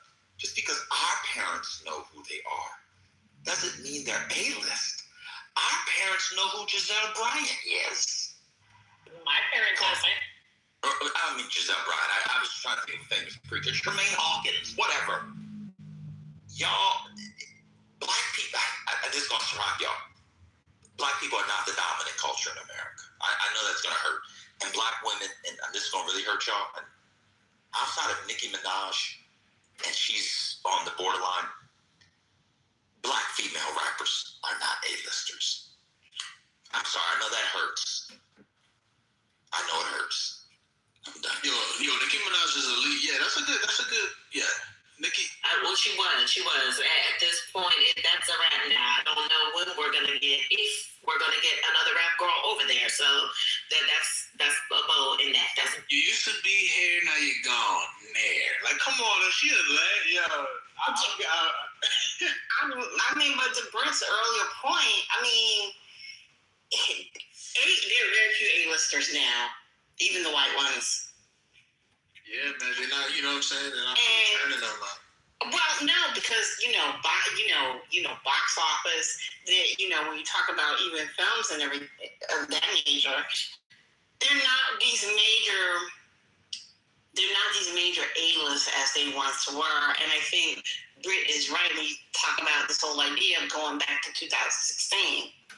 Is Wayne? I don't know where you got that idea that. I never thought Megan Thee Stallion was an A-lister, but then that's just me. Yeah, I think it has changed. Like, I think back in the day, there was only a small amount of people that were even called stars. So I think, of course, we've modernized. there's just way more opportunities for exposure, that there are more people that are, I would even call stars that I, maybe wouldn't call A-list just yet, but have definitely become stars. So, I feel like it's expanded a little bit, and maybe that's what I'm speaking to. That's, I think, in this day and age, someone... But it hasn't expanded. I just said it's frank. Even for who we call it, there are very few A-listers. I mean, now we can only name a few, and Ben just named one, Tom Cruise. And he's from he's not from the now era. And that's old school. In there, you know what I mean? And that's old school. Right. Y'all honestly believe that Cardi B and Megan Thee Stallion are in the same category as Leonardo DiCaprio? Like, come on. What about Ice Spice? I'm playing. That's the trouble. I don't know. I mean, in terms of like just sheer popularity, I'm not saying like talent and I'm not really saying that. But in terms of like A-list celebrity, like Kim Kardashian is not good at most things that usually people would become stars for. But I could definitely call her an A-list celebrity. Because she, is just extremely influential in pop culture. And I think Megan Thee Stallion is an example. Cardi B is awesome. That's a good argument. I'm not gonna lie. These are big celebrity people. Like, I think, some of the biggest. Okay, is Megan Thee Stallion or Kim Kardashian? Modern artists. Like, I think Megan Thee Stallion has a mass appeal in that way that A-list celebrities tend to. Like, I don't think she's just some, kind of like run-of-the-mill, like Glorilla, we could say is very Black famous, but Megan has really surpassed just Black famous. What number one hit did she have? That's what I want to know. The last one I think was Savage. Big on Creek. Big on Creek. Like when they do artists that doesn't do collabs very often. I think that's an A-list kind of pull. Miss Resilient said, wow. That's TikTok. Miss Resilient said, wow, baby. And I think it was off of it all that put Megan on that status. Megan and Cardi. And they both lost their athletes. These are extremely influential people. That's what you mentioned Kim Kardashian and her being an A-lister, and I don't mean to be controversial here, but for me, one of the things about the Kardashians and that family is, for as in quotations A-list as they are, the way Hollywood treats them and thinks about them basically being trashy and ghetto, and that being one of the biggest things that comes out of it is that they're trashy and ghetto. Like, they're very popular. Like, the GP loves them, but the institutions, all the things that make a thing don't like them. And so I think it's very interesting, especially given that for all intents and purposes, Kim was the prototype of the influencer, in part with social media and a lot of the democratization of influence and popularity, where you can have these, as Mel said in the chat, micro influencers becoming, in quotations, famous. And listen, popularity doesn't mean anything anymore.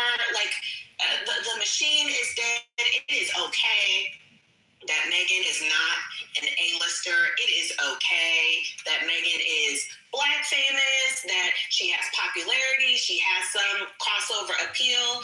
But I have to go back to what Ben said. I'm not putting Megan in the same conversation as no damn Meryl Streep or Leonardo DiCaprio. I barely know if I'm going to put my good clean sister in a conversation next to Viola Davis and Denzel Washington. There's no way that she's with Viola Davis.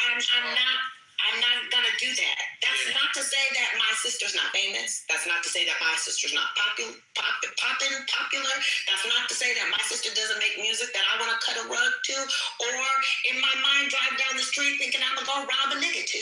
I'm not going to do that. I'm too classy. But it's also to say I know my sister's not an A-lister. And Breaking news. I just want y'all to know, do with this what you want. Shoot the meat, spit out the bones. Megan Thee Stallion has 32 million followers. Klay Thompson has 16,000. Doja Cat 16 million. I'm sorry. Doja Cat has 24 million. Viola Davis has 12 million. So I feel like we're comparing apples to oranges with the different generations and stuff.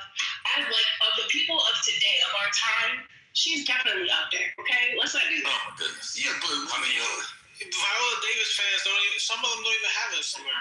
A-listers are now based off. I mean, how many does Meryl Streep have? How many people? I'll go look at how many Meryl has. And I looked at Tom Cruise. He got like 11 too. It doesn't matter. It doesn't matter. She had on here. But here's the thing. Leonardo got 120. Oh, Tom Cruise ain't shit then. Shit. But here's the thing. You also have to think about global recognition. Okay. If you're talking about A-list, outside of the United States, what's going to reach outside of They love her in Japan. They love her in Tokyo. She got big reach over there. The anime people love her because she loves anime. Igor said, "Who is Nick? I don't know." Who is But Igor, I love Igor. I love him. Why do people get offended by just because you like a person doesn't mean they have to be? I'm not offended. I just feel like it's not making sense. Like y'all, and I think part of it is because you're comparing her to like a different. Y'all are comparing her to A-listers from E! News that y'all would see like 10 years ago on TV. It's not the same. Today the metric is followers on Instagram, TikTok.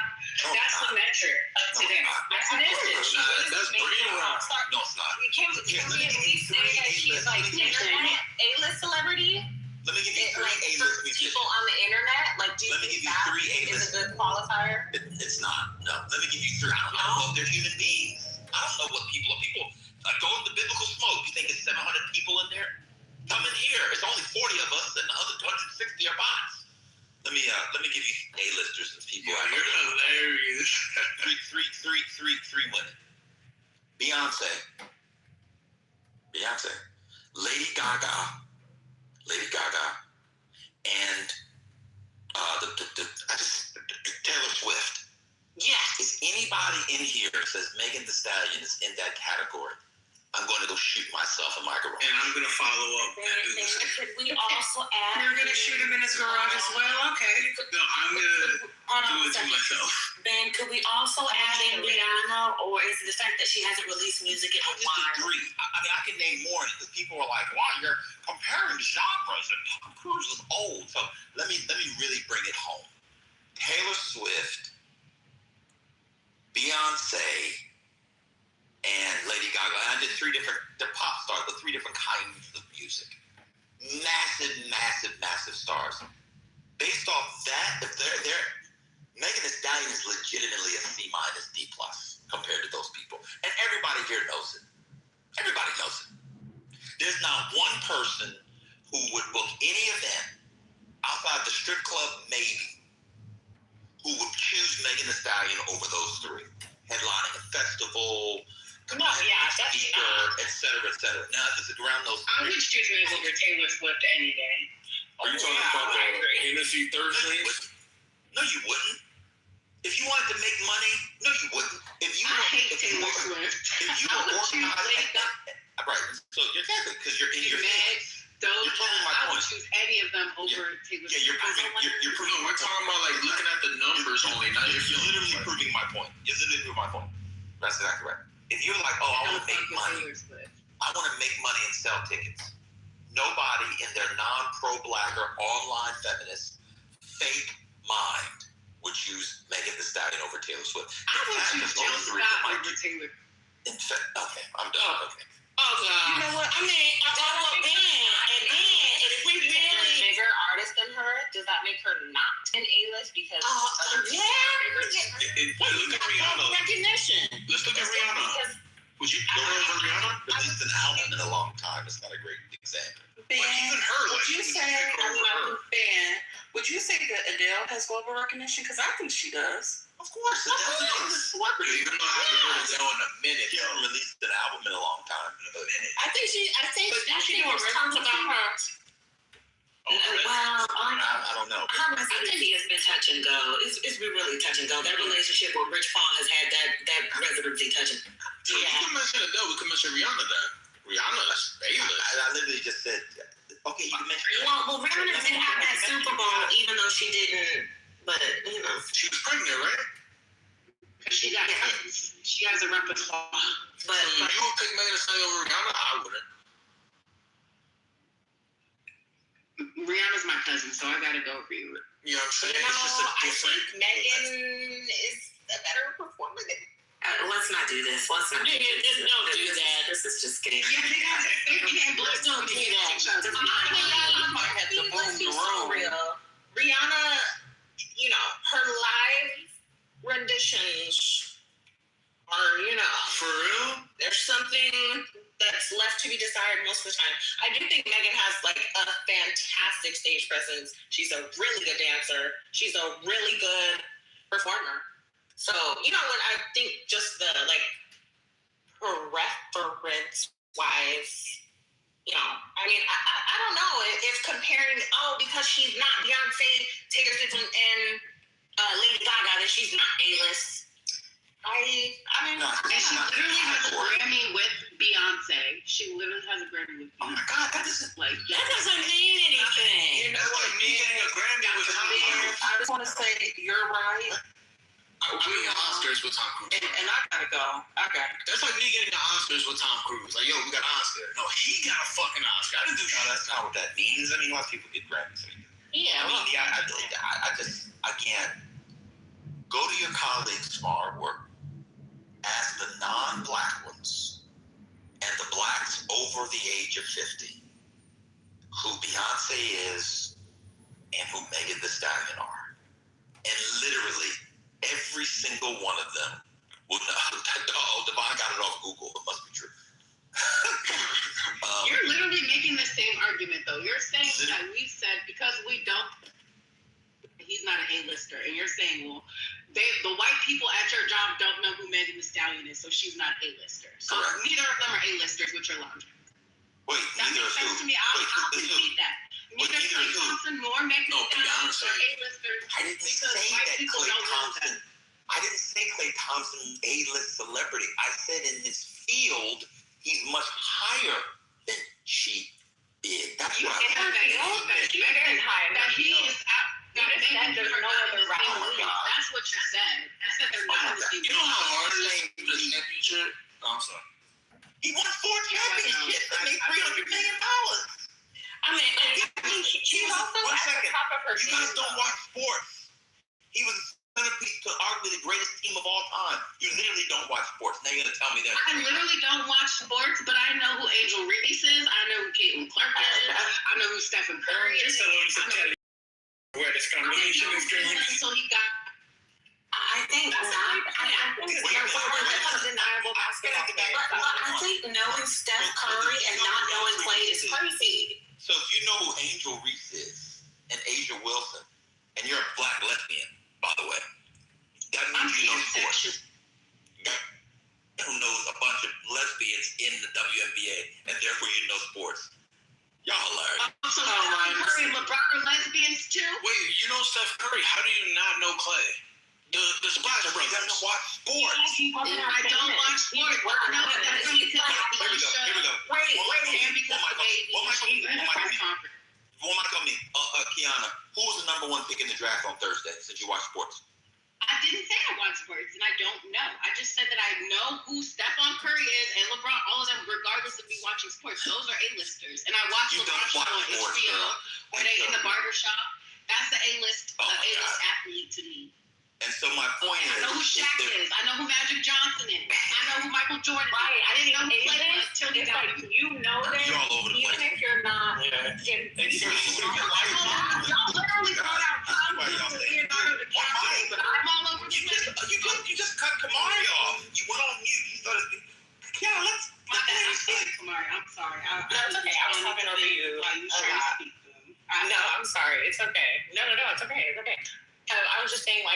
like A-list, it means like no matter if you're into this specific genre or medium, most people know who you are. That's just my reading of it, you know? So I think I don't watch sports at all, but there are so many basketball players I know because they're just that famous, you know? Because what? Because they're just that famous. You know, like I didn't need to watch the sport to like They show up on Dancing with the know them Stars. as their celebrity, and that's just what I think of an A-list celebrity is like you are recognizable by all kinds of people, even if they're not into your So that doesn't mean that Kerr and Clay are on the same level. I don't think Clay's at the tail end. Okay. Are there levels to A-list though? Clay was at the. Hold on, little chump. You're talking too much. When Clay was winning championship, people knew who he was. I didn't say he was an A-lister. Now I just said he is at a higher level in his field than she is. Certainly at their peaks. Who disagrees with that? Y'all think that Megan Thee Stallion is at Clay Thompson's level of basketball? Please, y'all don't watch basketball. What's going on? I'll tell you where I disagree. But before I do, I just want to ask you a question. Who's Stephon Curry? Oh God! He's a very famous scientist who revolutionized the most. Divine, what's the generation gap? Clay Thompson and Megan Thee Stallion are only 5 years apart. I feel like there's a generation. I feel there's a generation gap between the opinions of the women that are speaking and your opinions on what makes someone an A-lister. I think their generation is just categorizing A-listers differently than you are. Then that would mean it's not. If it's contingent upon the generation, then by definition, they're not A-lister because 16-year-olds to 86-year-olds passed out for Michael Jackson. So by definition, if it's bound to a generation, they're not an A-lister. Let me give you an example. Not was a big deal for people who were streamers and incels and whatever between the ages of 18 and 26. He wasn't Michael Jackson. Yeah, it's just called clout.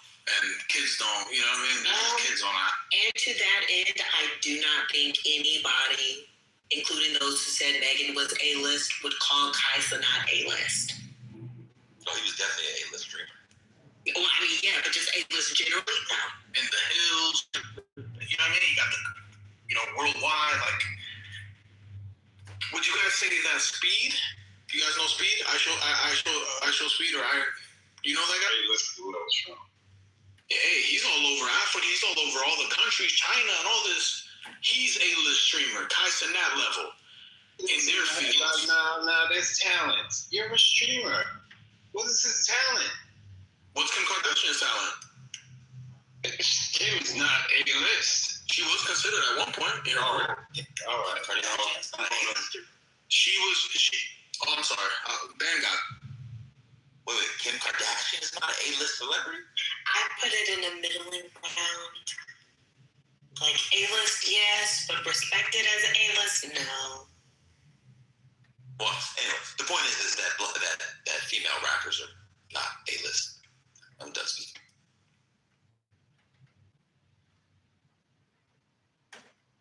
The man scored 43 points with only 4 dribbles, man. I said, who's the first person in the draft? She said, I watch sports. I said, who's the person in the draft? She said, what sport? What's the draft last week? My God. I never said that I watch sports. He's an Olympic gold medalist. I did watch the WNBA when it was on HBO because they was trying to have them make money so that they didn't have to go to Russia. I did tune in just for the streaming. I said, let me just turn it on, even though I'm not in the same room, so that Angel Reese can get some. Megan Thee Stallion's equivalent for a basketball player is probably Brittany Griner. That's Damn. Oh, wow. Wait. You said no. Brittany Griner. Hold on. No black chick. So Lauren Hill is not an A-lister? No. Well, not with her late ass never on time. Very big impact. You don't have to compare Megan to Brittany. You can just compare her to Angel Reese because they literally are besties and they go out together, so they're on the same level. That's how I see it. They're in the same circle. consider Lauryn Hill a rapper. I mean, she was what they call schmaltz. She's a melodist, right? Melodist. Yeah, she did sing that, so yeah. No, she also was the lead in a movie that made probably $100 million. Oh shit! What movie was this? So I could watch it. Sister Act 2. Sister Act 2. Hello? I'm on Coachella. I'm sorry. She just performed at Coachella like 2 years ago. That doesn't tell me anything. Yeah. But I mean, like, so Kiana, you understand, like, at least like somewhat of basketball, right? The dude bounced 43 points. She doesn't watch sports, so no. Like the idea of bouncing a basketball only 4 times. I get that idea because I have watched a number of basketball games. Not as late, but I get it. I understand. I've watched basketball games. I used to go to Wizards games all the time because my dad helped build the stadium. That doesn't change the fact that I didn't know who that nigga Clay was until he got with Megan Thee Stallion. I know the A-list basketball. I got one. I got one. Megan Thee Stallion in the NBA is like, if Beyonce is LeBron James. Stop it right now. Please stop. She's like Julius. That's fair. I think she's like Kendall. Or the Middleton. Y'all remember Middleton for the Bucks? Yeah. That's kind of where she. I thought you was gonna say she could be one of the Jaylens because they got like 30 Jaylens in the NBA. I thought you was gonna say that. No. She'll make a big shot. She could be a corner piece of a championship team. But if you were starting a franchise, she wouldn't be anybody's first pick. There you go. She could be Chris Middleton. That's pretty good. How's that? Or Julius Randle. It's not bad. And then when Watt came out, she was like Jalen Brunson. You think they're going to be a superstar, but too short. The allegations of bashing black women. And then Walt come out. How old is Walt anyway? Isn't it like 6 years old? Is it 5 or 6 years old? Walt? Yeah. Okay.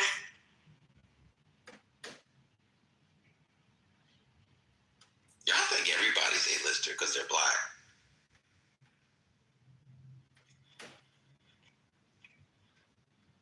Devon had her on A-list because she was on Broadway.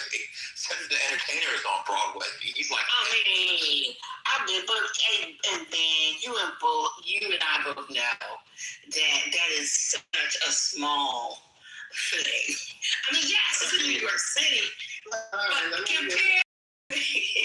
compared to Let me respond. Yeah. Not just Broadway.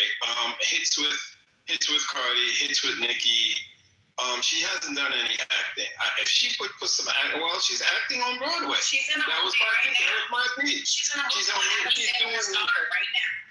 She's doing Moulin Rouge. I mean, yeah, if she ain't there, but how many people in the country are going to watch it? Okay, if she ain't there, she's on track.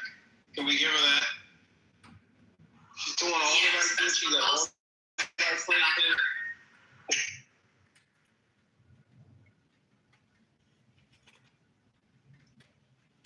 you know who didn't do Broadway? You know who didn't do Broadway? Lady Gaga. Mm-hmm. You know who didn't do Broadway? Taylor Swift. And you might want to know why they didn't do Broadway. Taylor Swift literally did cast the movie. She redid a Broadway show. And I'm 90% sure that Lady Gaga did something on I'm going to Broadway. be honest with you. I don't know if you do this on purpose, but that was kind of another change. You know why they do Broadway? Because they're A-listers. That's why they don't do Broadway. Right. No A-list pop star goes off the road to do Broadway making maybe $15,000. She's probably making, I'll give her maybe $20,000 to $30,000 a week. That's probably what she's making on Broadway. Just so you guys know. They don't make that much money on Broadway. No. Just so you know. What I'm saying is building up her resume so she can get it. If you guys say she's not there yet, she keeps doing what she's doing, maybe she'll get there. She's still young. I mean, to be honest with you, she was better off doing a film than doing problem. I mean, she has done films though. Yeah, like and she's doing that TV show with. Oh. All films aren't created equal. Listen. I'm not trying to argue that the girl is A-list. There you are. No, I'm not. I've been saying the entire. Listen. I'm trying to save my fellow Texan from you by saying she's not A-list when I know she's not A-list. Kiana, are you there? I wish Kamara. We on Shane. Okay. Who is Djokovic? I don't know. Who that? Oh, that's crazy. Please. That's what I'm saying. Wait, is that the Black Russian dude? No. Oh, okay. Who's in the chosen position? Who is Federer? Kiana. Who's Roger Federer? The soccer player? Come on. Yeah. See, that's not again. Was that the soccer player? Just because you don't know who a person is doesn't mean they're not great at what they do. He's argued that they're tennis players. They're like, oh no, I do know who that is. I do know who that is. Yeah. I just I'll tell you, you black women, your face routine, and go watch something else for 36 hours a week. It's really bad. Done. Kiana, do you know who Mbappe is? I don't know. I'm saying this because I've heard the name before, but I do not know. the reason why I'm asking is because he's a world famous soccer player. And Megan Thee Stallion dated him. She did not date no goddamn Kylian Mbappe. The last person she was seen with was Lukaku. Please. She did. They have a picture with her.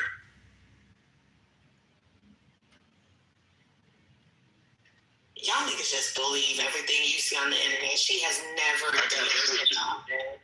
I got a picture with Queen Latifah. That's the queen I was dating. She went on a date with Romelu Lukaku before she announced she was with Clay over the summer. And she had on what people would call her sympathy and payola wig.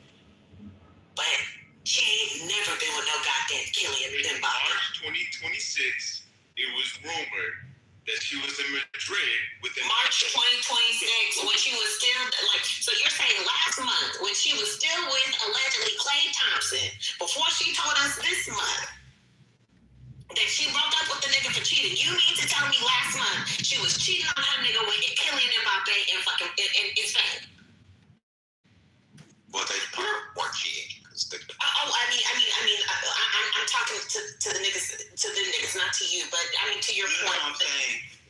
That she probably didn't sleep with them, but I don't think they were cheating. I think her and Clay were probably sleeping with people the entire time. I just don't buy the whole. What source said she was with Kylian? Nobody. It was rumors, so rumors aren't facts. Oh, but I'm saying, where did the rumor come? Was it on? What do y'all It was on the UK news. Because I was about to say, was it on? Dollar Alert, Shade Room? I know where y'all like to go for news. I didn't hear nothing on Duomois or Crazy Days of Ice. It's all speculation, babes. The alley's been quiet.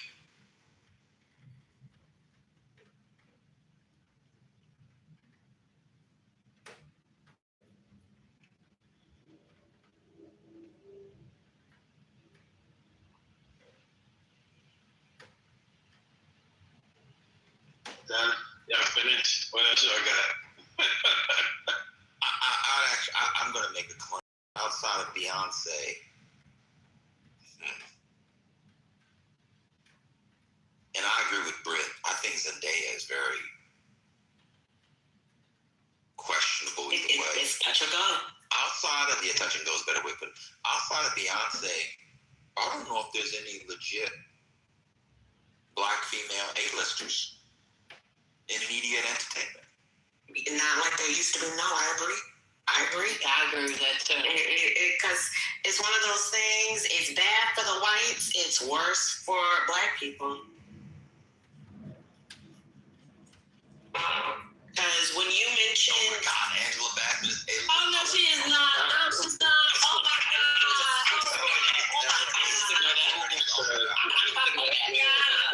Who's going on? But Ben, when you mentioned Zendaya, I was also thinking about Timothy Chalamet, and it's one of those. He's touch and go right there with her.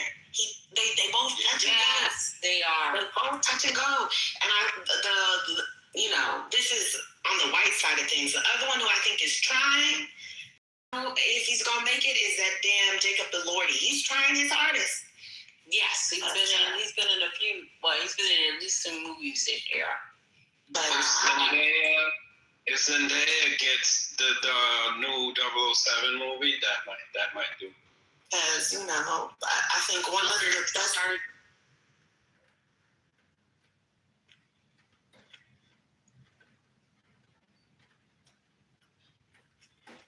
Get on to something. They don't make them like they used to. At all. The machines are used to churn out. And it's not to say that everybody was a star, but it was just to say that I can't think of this generation's Reese Witherspoon or Nicole Kidman. I can't really think of this generation's Disney. I cannot think of on any spectrum for either races the ones who you're and this is the future of the A-list star and They were trying to ship Margot Robbie. They was trying to ship Margot Robbie as the new Reese Witherspoon with Barbie and what's the one she's doing right now? Wuthering Heights. They're trying to make her the new A-list celeb. What about the brother from Snowfall? He just did a big one with Brad Pitt. That's one. What's the A-lister whose name you can't remember? Exactly. Yeah, that's Damson Idris. Idris. That was hilarious. I did hear a movie reviewer talk about this in the idea of the diminishing A-lister. To your point, Brett, yeah. Who are the A-listers for this generation? I don't see them. I had one, and I looked up. She just turned 35. Is Jennifer Lawrence? Jennifer Lawrence was an under 35 white Hollywood A-lister. She won that Tony. No, she won that Oscar for was it Silver Linings Playbook. She was definitely an A-lister, under 35. They were trying to make Adam Driver one. Yeah, but it didn't work out. He was almost there, and they were really trying. I'm trying to think of one. Y'all not gonna like this because she's quirky, but she's not anymore. Although there was a big profile on her recently. Lena Dunham was an A-list celebrity. Yeah, under 35 about 10 years ago. I mean, names on. Let's see, y'all don't watch this stuff because you don't understand white people, so you don't watch it. You can only understand your hip hop and clapping on 2 and 4. I don't know. See, yeah, as long as you live here, you gotta know your whites. You gotta know them. Sorry, you do. Michelle. Yes. I have a song for you. You do. I have a song for you. You do. Oh Lord. Yes, it's called "What Does Blue Mean to You?" It's by Cecile McLaurin Salmon. It's from her new album. It's called new album "Oh Snap." You'll really love it. It's a fantastic song. Okay. I'll put it in the chat.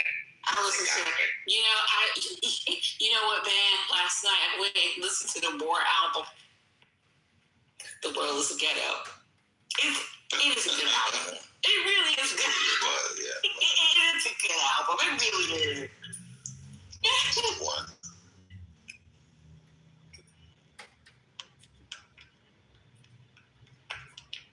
And so are Al Green's album.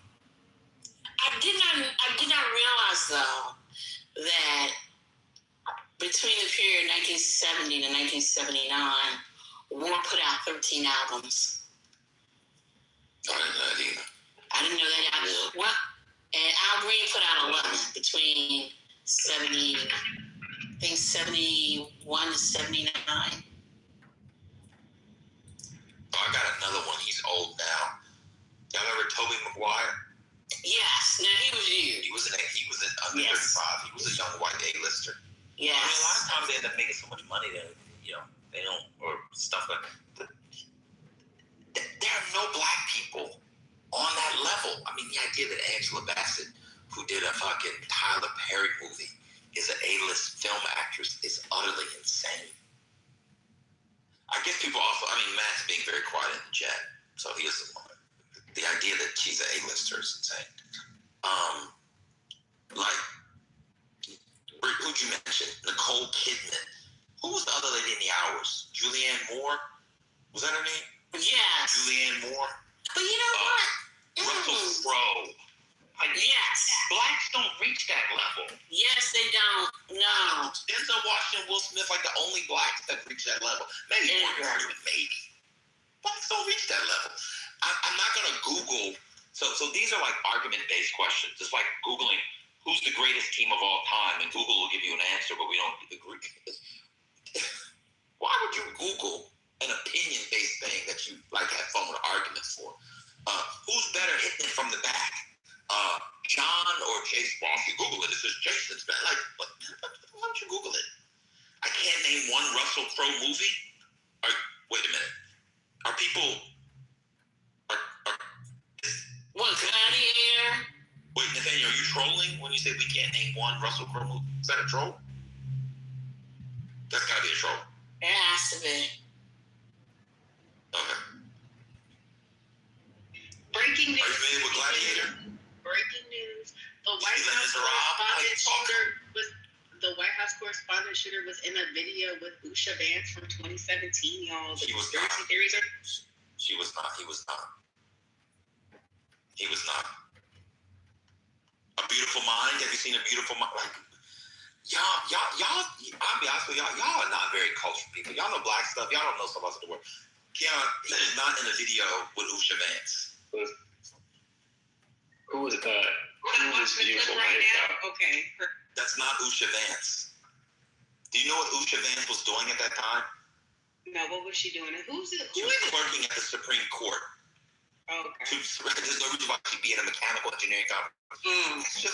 That's just a random Indian woman that people are calling Usha Vance. Oh no, not a random Indian woman. It's really nasty, actually. It's really insane. He said he never saw Les Miserables.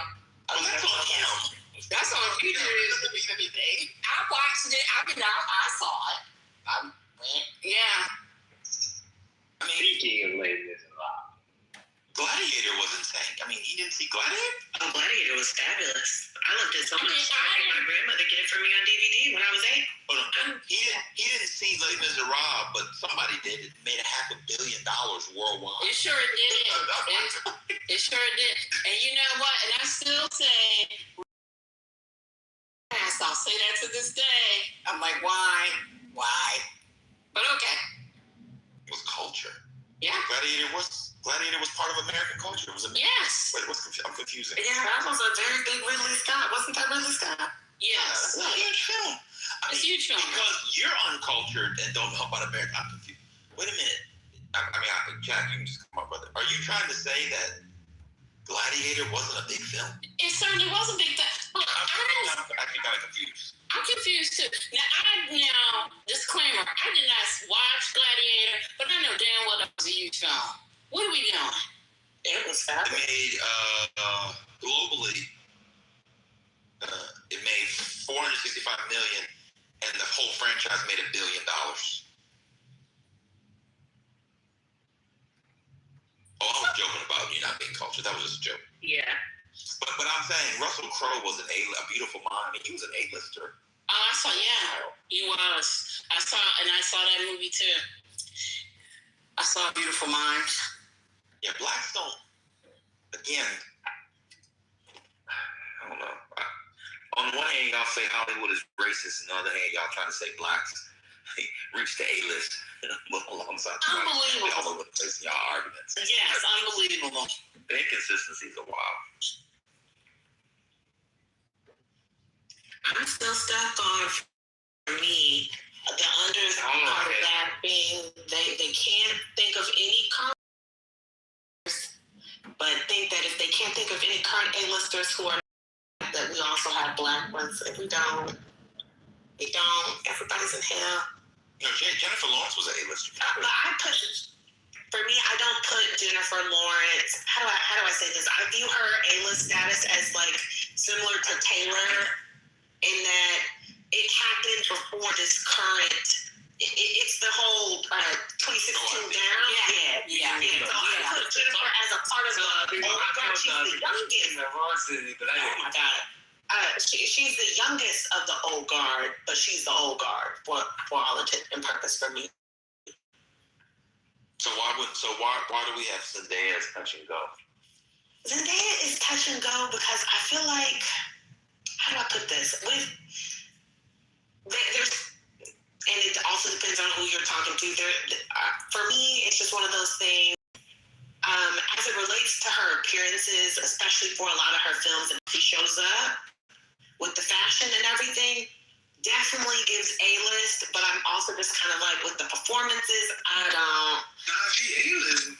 I mean, it's one of those things where there are moments where I'm like, yes, A-list, and then there are moments where I'm like, it's bubbling. It's bubbling. It's not to say that she doesn't have the capacity or the capability. It's just one of those things for me. Every now and again, I'm just touch and go. I'm just touch and go. Do you think Adam Driver made it or no? Because he did the Star Wars movie. Yeah, he did the Star Wars movie, and he did that one with ScarJo that Oscar for that. I don't think he won it. I think it's called Divorce or something. Divorce. And Dune is coming out soon. The final one for Dune? Jordan is obviously A-list, right? Just so I know. No. Marriage Story. Thank you, Saint. Marriage Story. Saint, who do you have? wait, Michael B. Jordan is not A-list? Oh, yeah, he is. There you go. Wait a minute. Wait, who did Longtime say? Michael B. Jordan. Michael B. Jordan. And we saw he's from, what was that show? The Wire. Remember that? Well, I also remember him from All My Children, because he started out there too. And he wasn't A-list, and now he is. Was it? Shout out to him. And shout out to Newark Arts High. That's when he went to high school in Newark. Yeah. So he really put himself. I mean, he's almost definitionally A-list now because of the Oscar. Because he had. Yeah, not only does he have major franchises, but he won Best Actor, which is probably the single most prestigious acting award in America. So, and he's been in 3 blockbusters, so yeah. Nah, to be honest, I mean, after that, you'd have to be like, who? Some old person. Yeah, I mean, he's a pretty rarefied. In fact, his career, because you got the Creed series, what has he done? The Creed series, Best Actor with Sinners, and there's another big thing he did. What's the other one he did? Well, he was in Black Panther.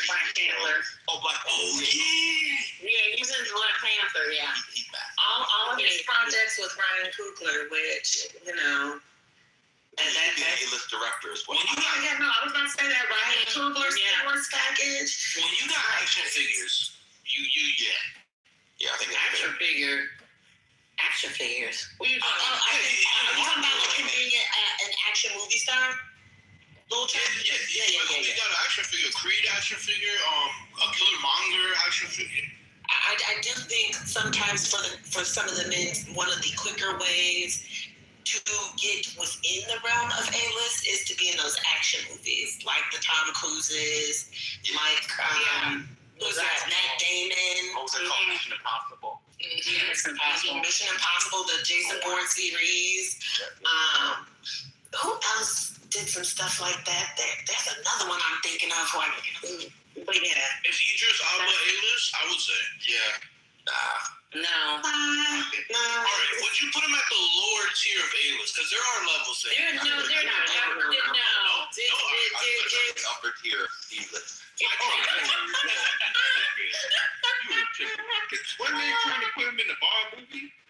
I mean, like, people petitioning for him to be in the Bond. That's what the public, in quotations, wanted, but tastemakers would never let that happen. Yeah, and that was like 10, 15 years ago they were talking about that. No. Hey, what about Mashallah Ali? No, he's not named that. No, he's too black. He's too black. Matt says he is. Matt, you think so? Matt, come up here. Oh, he said he got 2 Oscars. He has 2 Oscars. Oh, sure. Hey, open movies believe, Matt? You know, I'm on the treadmill, so if y'all can't hear me, I apologize. But yeah, Ursula is considered A-list. He has Emmys and he has 2 Academy Awards. Even though Blade has faced a lot of turmoil, that's not on him. That's on Feige and the Marvel bullshit that's been going on. But yeah, but Mahershala can open a movie and he's considered very A-list. Idris has never been considered A-list. In the industry, we actually don't talk about Idris as like bootleg Denzel, because he's who you go to when you want a recognizable face who can do well in an ensemble. But I'm not trying to be rude. No A-lister is consistently playing a supporting character in white people's movies as much as he is. He's trying to be adjacent and trying to climb, but he's never really given us anything, especially Academy Award work. And he's from the TV show Luther in the BBC, and that's like what he's mostly known for. So he's not A-list. I consider him B-list. I'm very respected, but B-list. Ooh, Matt, can Ben and I were talking earlier about Zendaya. Where would you place Zendaya? She's A-list. Absolutely A-list. Unfortunately, a lot of people don't like that, but she is absolutely A-list. She opens movies all the time. The drama has officially made more money for A24 than any other movie in the history. Than any other non-genre film in the history of its existence as a studio. She has consistently shown that she can carry a box office as a lead. She's won Emmys, numerous Emmys. She made history in winning an Emmy. She's an absolute A-list celebrity. I don't like her acting, but she can act in the eyes of the crackers. Wait. When did the drama come? When did the drama come out? That was recently. It came out 2 weeks ago, I think. Almost. Very recent. It just passed the Fearless was considered the 3rd most successful movie for A24 in its history. And it just surpassed it, so now it's the 2nd. The promo for it was bad, though, because I don't remember seeing any before it dropped that gave when it was dropping, so... Who's the boy in it? Robert Pattinson. Oh, okay. Robert Pattinson. Pattinson, funny enough, is not A-list, but she is. Where can I see it? Oh, it's in theaters everywhere. It's why it has a live streaming. No, it hasn't streaming yet. Oh, okay. Yeah, you got to see it in theaters. It won't be out on streaming. It's for 45 days, and A24 has their deal through I think Apple still. So you're going to see it on Apple after the 45-day exclusivity window expires with the exhibitors. Oh, okay. Yeah, I'll wait then. I'm not going to the movie theater. Yeah. Matt, why don't you prefer her acting? I asked you. I'm just curious. Oh, I think she's a horrible actress. She's very... Zendaya acting. She's like Will Smith. I would never believe her acting, but I understand why people think they're talented.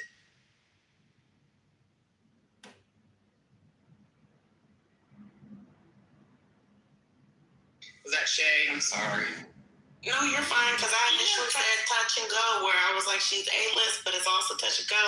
And for me, it was the acting. But, you credited that to thank you, friend. I mean, and I love you too, bro. And here's the thing about her, though. I'm not taking away her talent by saying that, because she can act. I don't think she's that strong of an actress. She can also dance and sing. Have y'all not seen her live? Like, she can sing her little ass off. No, she's not a Beyonce, right? But she can sing and dance at the same time, and she can do it live with no pre-recorded vocal. I've watched her do it a few times. And I was like, okay, this girl got talent. Yeah. I've heard her sing. She gives me like a young Janet energy, but not with Janet's like impact in music, if that makes sense. Like, no shade, Janet Jackson cannot sing. She can sing, but not sing. She's a part of being the blueprint, though, for everyone today. Like, hello. Especially Beyonce. Man, what do you think's going to happen with the case in Virginia? I've already been looking at some. There's going to be 2 of the judges that probably side with, the Republicans. They filed a 5-2 decision. They're going to let the map stay. The Florida one's more interesting. They not only are dummymandering a lot of areas. About 10 seats are possible dummymanders. But they also banned partisan gerrymandering in their constitution. Banned all of these different things that this man clearly, is violating. Obviously, the Supreme Court in Florida is trash, so they might decide with DeSantis anyway. But this will be immediate lawsuits. I mean, it's looking to be interesting. I'm looking to follow that. Actually, I think Virginia's fine. I think Florida's interesting in a couple of ways. Dummy Bander, and two, if it actually legally will be able to stay, it's upheld, then that's really not good for Republicans. And I actually also wonder if it will even pass the legislature. I wonder, because I don't know if people realize this. DeSantis is hated by the Florida Assembly. The General Assembly hates him. Like, he's not some fave of theirs. So it's actually more exciting to me to watch this Florida drama than the Virginia case. I think the Virginia case will be wrapped up by the end of the week. We'll probably have a decision on Friday or Monday next. I don't know if I don't know if Republicans want the Florida gerrymander to go through. They don't. I could actually see them losing more seats than if they just kept it as it was. Yeah, they could lose 10 seats with that due to the gerrymander. Because some of them, 10 of the seats are below a Trump plus. So they're retarded to do that. Yeah, there was a few in Tampa, right? There was a few in the Tampa area. Yeah, Tampa had 5. They're done for what they just did, because that's like a reliably purple, the Tampa Bay seat was like a reliably purple district. We just split all that up.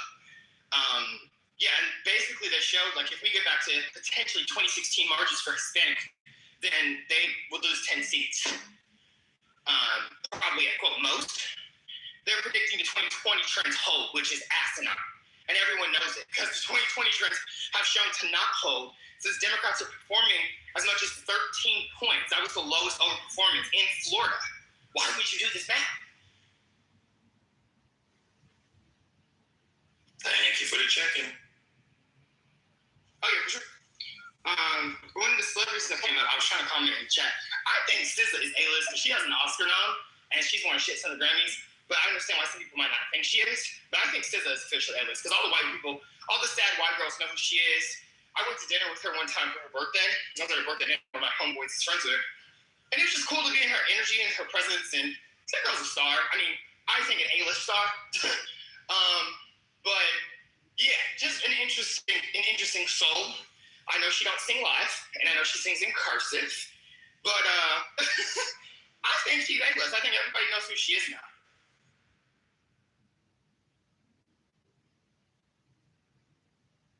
But yeah, Megan, I'm Cardi. Megan is not. I don't think Megan's A-list, unfortunately. But I love Megan. Matt, do you have a general theory of like celebrity, like what that means, like for someone to be a celebrity or something like that? I mean, celebrity is one thing, but like being A-list in terms of like scale, I think it's different. I feel like A-list is like a lot of things that make you A-list versus B and C or however you rank them. Celebrity is different. I mean, a lot of people are celebrities who've done nothing and don't deserve to be called one, but they're celebrated for whatever it is they offer. You know what I mean? Like there are models who I think are absolutely irrelevant, but they're celebrities. So celebrity in and of itself is like just, conceptually a weird, like construct we've created that allows them to sit in. Yeah, the A-list is very specific. But yes, I knew Klay Thompson was before Megan. I understand why a lot of people who didn't. So I would consider him A-list. I don't watch any basketball, baseball, football, none of that shit, but I knew who he was just off his name. Same for Steph Curry. I don't watch basketball, and I knew who he was. And I've never seen a game. So that's, like that, to me, like denotes a level of A-list. Like I don't have to know or listen to any of your music to know who you are and to pretty much see you everywhere or see and understand your success. But that's just me. What do you think about John Boyega? He's not A-list, but he has an opportunity to become A-list. Yeah.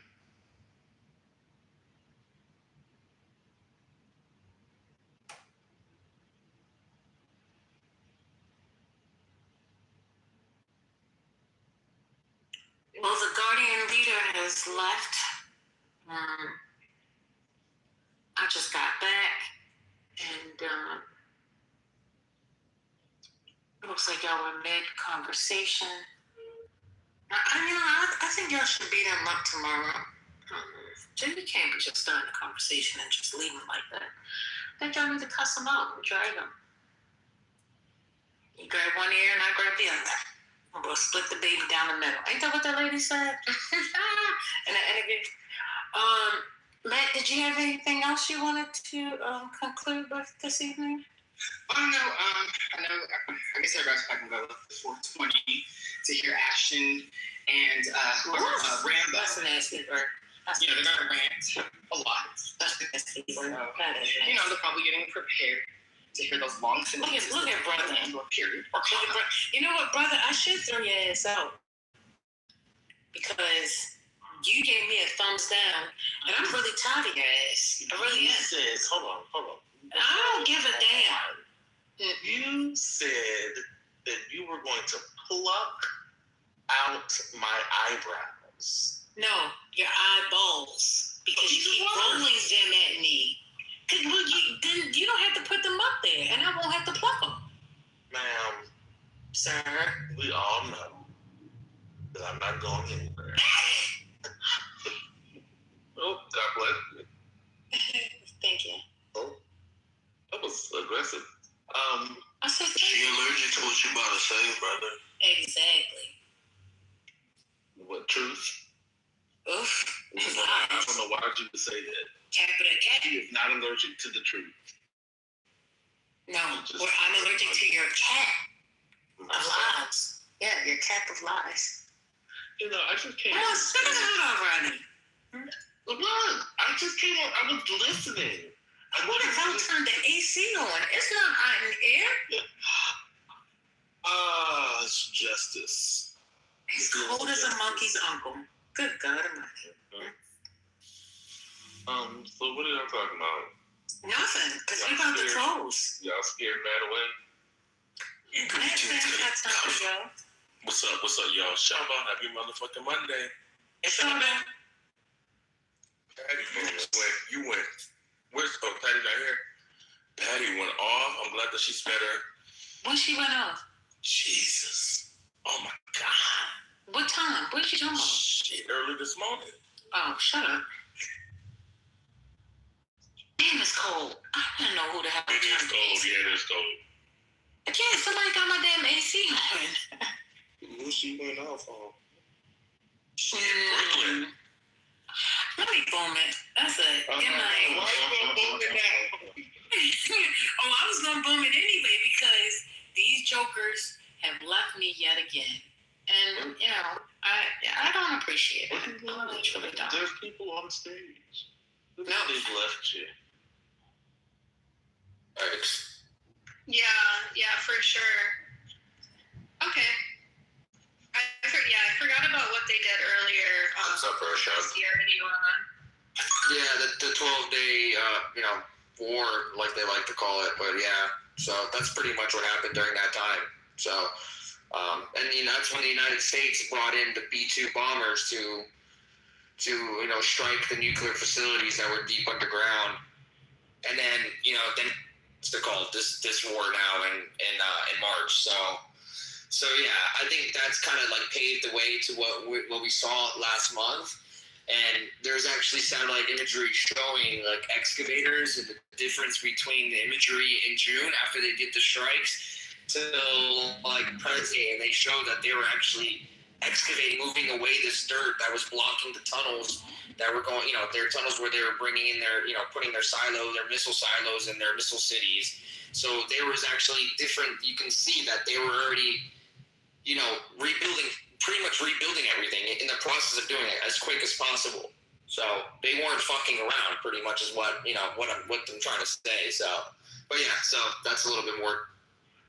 Yeah. Hey, Rashad. Sorry for interrupting. Rashad, I got a bone to pick with you. What's up, man? Father, next time. Ali, what is your name? Is your name Rashad? Ali, thank you. Rashad, here's my bum. Motherfucking artillery men in northern Iraq are fucking laying down fucking ass. I heard about that.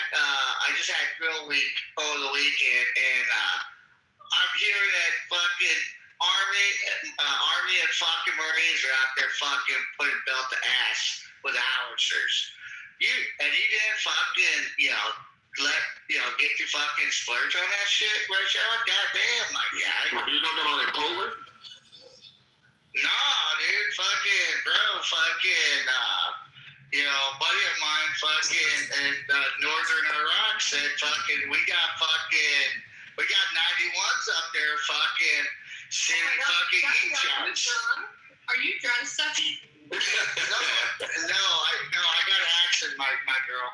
Oh, every other word is fucking. I'm just like, I'm sorry, I didn't clean it up. Thank you. But yeah, 91s are out there putting about the fucking ass. So I do know that when I first ever reclassed to artillery, the school I went to, I think, was at Fort Bragg. Now, the reason I say this is because if someone does their research, they'll see that the actual school for artillery is actually at Fort Steele. But I guess they had that, it was like a reclass type thing. And they did it at Fort Bragg, though, and there were reservists there who were, I think some of them were 91 Papas, but they were taking, they were reclassing at 13 Bravo, and then I guess their secondary MOS was still like a 91 Papa. And their unit was going to deploy soon, and they wanted them to, become 13 Bravos. So, I mean, it happens, you know what I'm saying? I guess the better way is to say, it's like your secondary MOS, and if anybody ever looks at my service record, they'll see that too. My primary MOS is 13 Bravo, but you'll see a slash, and then you'll see 92 Alpha, right? Because I used to be supply. So, I mean, it happens. And despite what everyone believes, when an incident happens, all 2 million active duty soldiers are not in Iran. We're not off the coast of Iran. There's still America still has other places that it has responsibility. I can tell you there's still units rotating to Poland. There's units rotating to Northern Africa. Well, I got a homeboy who's rotating to Gaza soon. East Africa, there's a lot in East Africa too, by the way. Yeah. Everyone thinks that when an incident becomes center stage, that all 2 million of us converge on one place, but no, it doesn't work like that. No, I just want to hype you up because we was out in Arizona for a weekend drill, and I'm just like, there's a couple 91s that came in, and they're talking about the boys out there. I'm just like, man, brother, they're fucking dropping shit out there, and they're like, yeah, freaking, they're out there, and I'm like, nah, till Syncom was talking. I looked it up, Syncom brought it out. I'm like, shit, artillery men out there putting belt to ass? I'm like, shit. I've been on this freaking boosting his boys up. Bro, it's I can't, bro. I told y'all, man, despite what everyone believes, every service member you meet isn't going to Iran. So right now I'm at the academy, man, still certified to be an instructor, man. So I'm off the gun line right now. Are you going 1900 on my ass or what? No, it's just going 0900, my dog? No. When you do your time as a staff sergeant, especially even when you make sophomore class, there's this thing called B billet. It's like a side assignment you have to do. Think of it once you do it. Think about it like a video game where every time you do it. I'm EA. I know what you're talking about. Oh, okay, yeah. So I gotta do my B billet. So that's why I did my KD time as a chief, and now I'm off the gun line. So that's why okay. Yeah. So when I pick up some first class, then they'll move me back to the gun line to do my KD time as a smoke. So as a patrol part. Shit. So I don't know what's going on, man. Why you go shit? You didn't grab that fucking that recruitment contract? Shit, dog. Shit, I'm gonna show ass up quicker, man. I mean, I called HRC, man, and I told them, I would either want to be a recruiter or an instructor, and they were like, man, you got to be an instructor. I didn't think about a drill instructor because I'm not really, I love yelling, in terms of motivation, but I don't really like yelling. Fuck that 0900 shit, dog. Fuck that 0900 shit. I'm sorry, but no, that recruitment contract, bro. I did Elk Grove. I did a year Elk Grove. I did a year Bridgeport. And them numbers are hard though, but yeah, I just want to boost my guy up when I heard about fucking them heavies out there fucking putting belt to ass. So that's why I thought about you over the weekend. I'm like, oh man, I appreciate it, man. I appreciate it, both. Oh, Rashad, I have a quick question. Yeah. And by the way, I didn't get to see you since the last time I've seen you. Thank you for making room for me to speak and having my back in a man's room the last time we talked. But I wanted to ask you, you said you used to work for Supply, and is that why you're saying that why did you vote saying that America and Israel on this poll is not winning the war? What's your opinion? What's your critique? I mean, I think it could go either way. I think a lot of times winning is based on perspective, right? Because one of the things I'm controversial in the rooms is I tell people that we won the war in Afghanistan, and everyone says no. Well, I'm like, well, what is your logic for winning a war then? And no one can ever say it. Right? You know what I'm saying? But I always tell people and I don't want to segue too far into that topic, but if it's like saying if I kick you out of your house and live in your house for 20 years and I tell the people living in your house when to go to work and when to go to sleep, I pretty much won. And if I decide that I'm tired of living in your house because I'm not getting nothing out of it and I leave, and you walk back in your house after I left, and then you lean outside and say, hey, yo, I won. You didn't win. I just got tired and went home. And according to that, if that's losing, then according to that logic, every empire that's ever fought, that's ever taken over different countries has all lost. That means the Roman Empire lost, the Ottoman Empire lost, because they all eventually collapsed, right?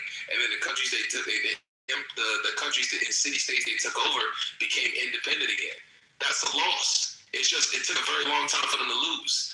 So that's why I always say that we won the war in Afghanistan. But victory is based on perspective. Because what I said makes a lot of sense, but everyone's so anti-American. They're like, no, we lost the war in Afghanistan. That story just sounds better. But to bring it back home to the topic, I don't know if we necessarily won, because in my idea, the biggest objective to me was overthrowing the Iranian regime. I don't think we lost though, but it was just like we didn't want to. I don't think Iran was entirely crashing out in terms of land operations. Now I don't know. This administration has shown that they're not going to let you get the last laugh. You know what I'm saying? This administration, more than anyone, has shown they will crash out before they let you think they one up them. Right? Trump got shot at, and he said, "Listen, I'm still going to deliver my address because."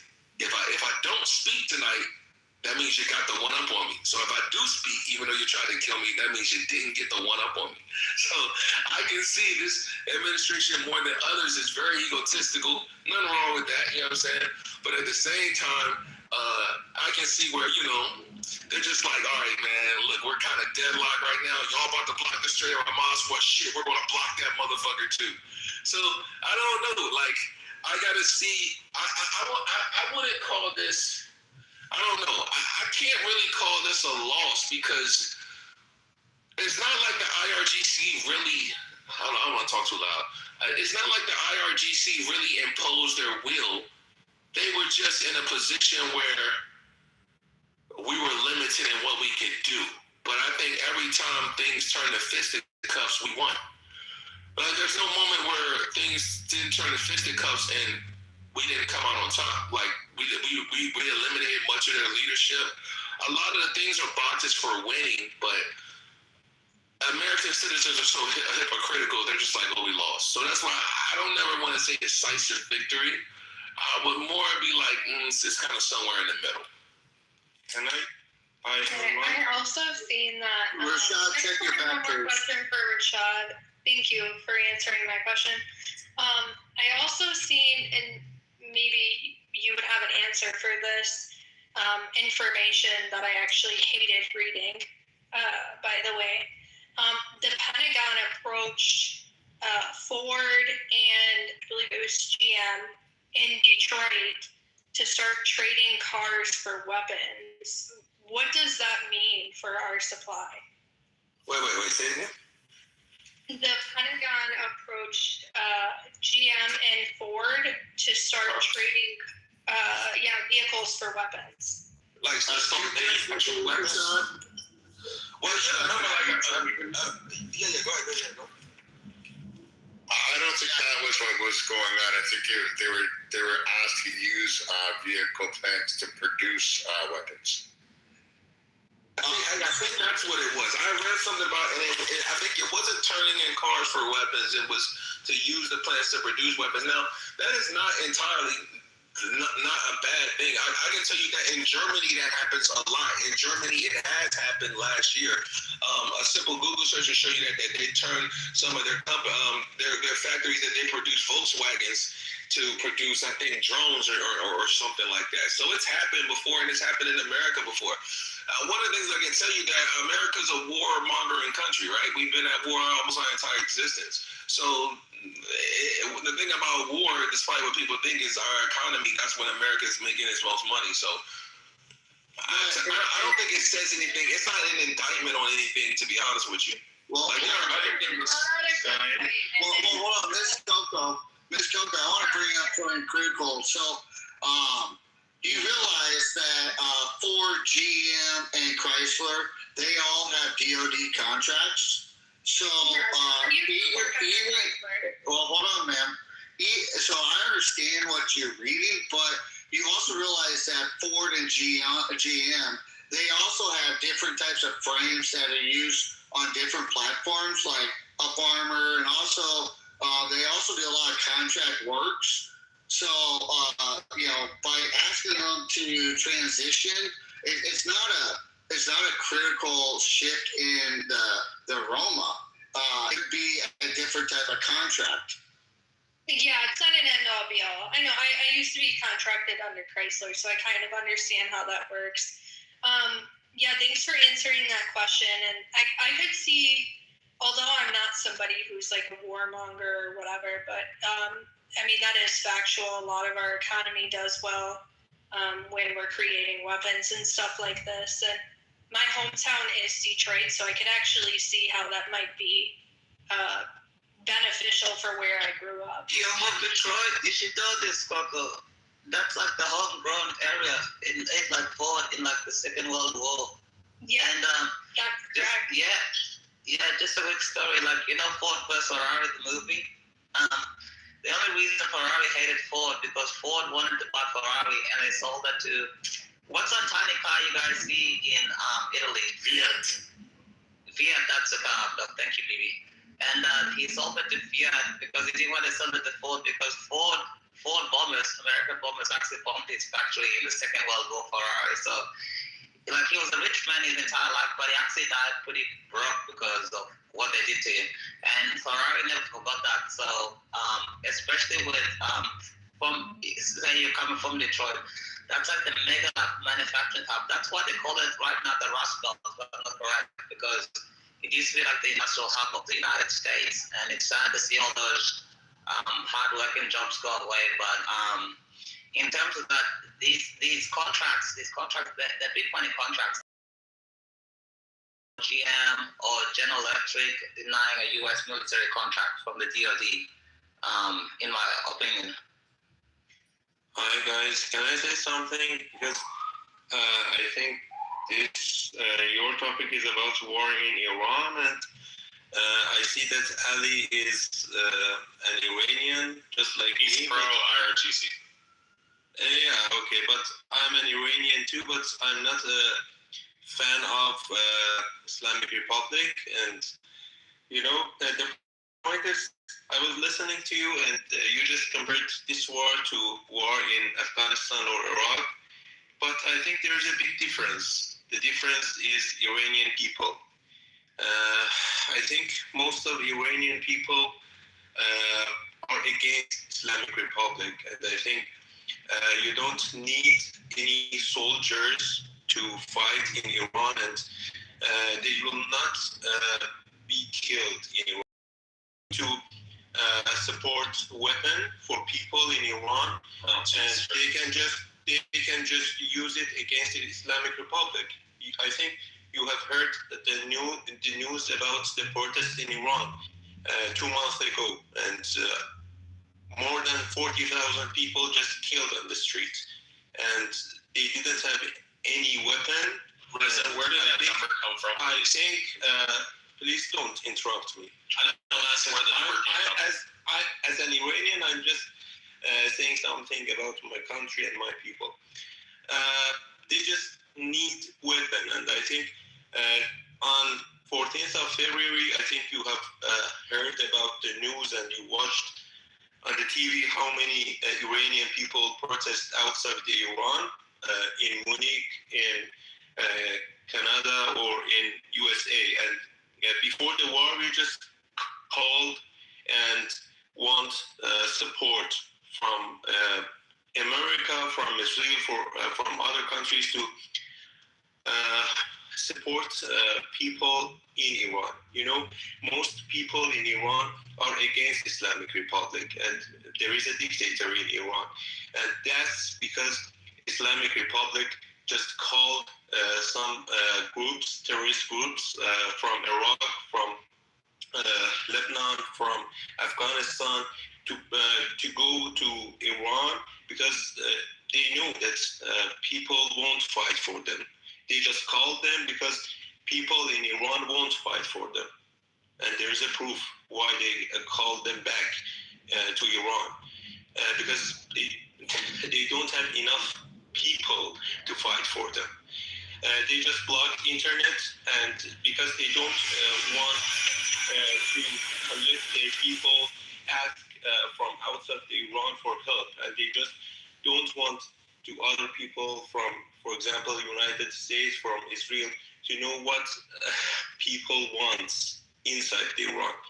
They just protest 2 months ago, and because of not having weapons against the Islamic Republic, they just killed easily on the street more than 40,000 people. And I'm outside of Iran now, but I have more connections in my Iran. Like my people, Would you go yourself and do this thing if you have a gun? Yes, 3 years ago. You were done. You allowed the guy to ask you a question. The question is, who reported the number of the 40,000 dead? Was it a Twitter account? Actually, it was the international. I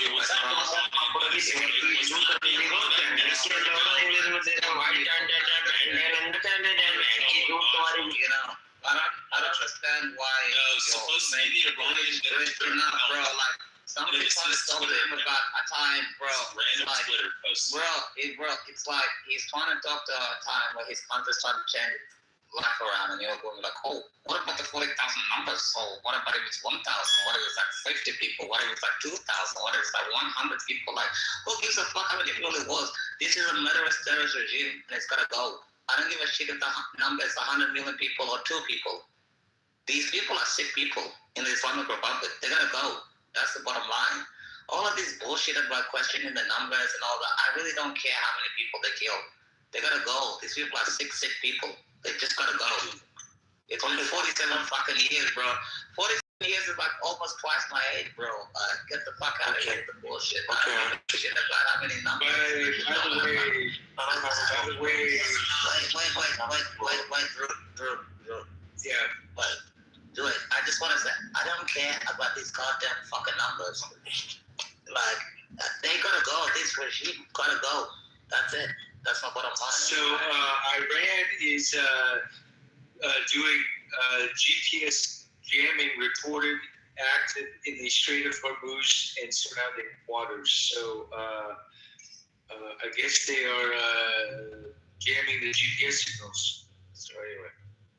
I want to say something to Russia. Well, Father, I would probably say, if their claims are true, hold on, Ali. Thank you, Ali. If the Iranian IRGC claims are true, all it'll take is just a couple growlers to run the streets and basically ruin that.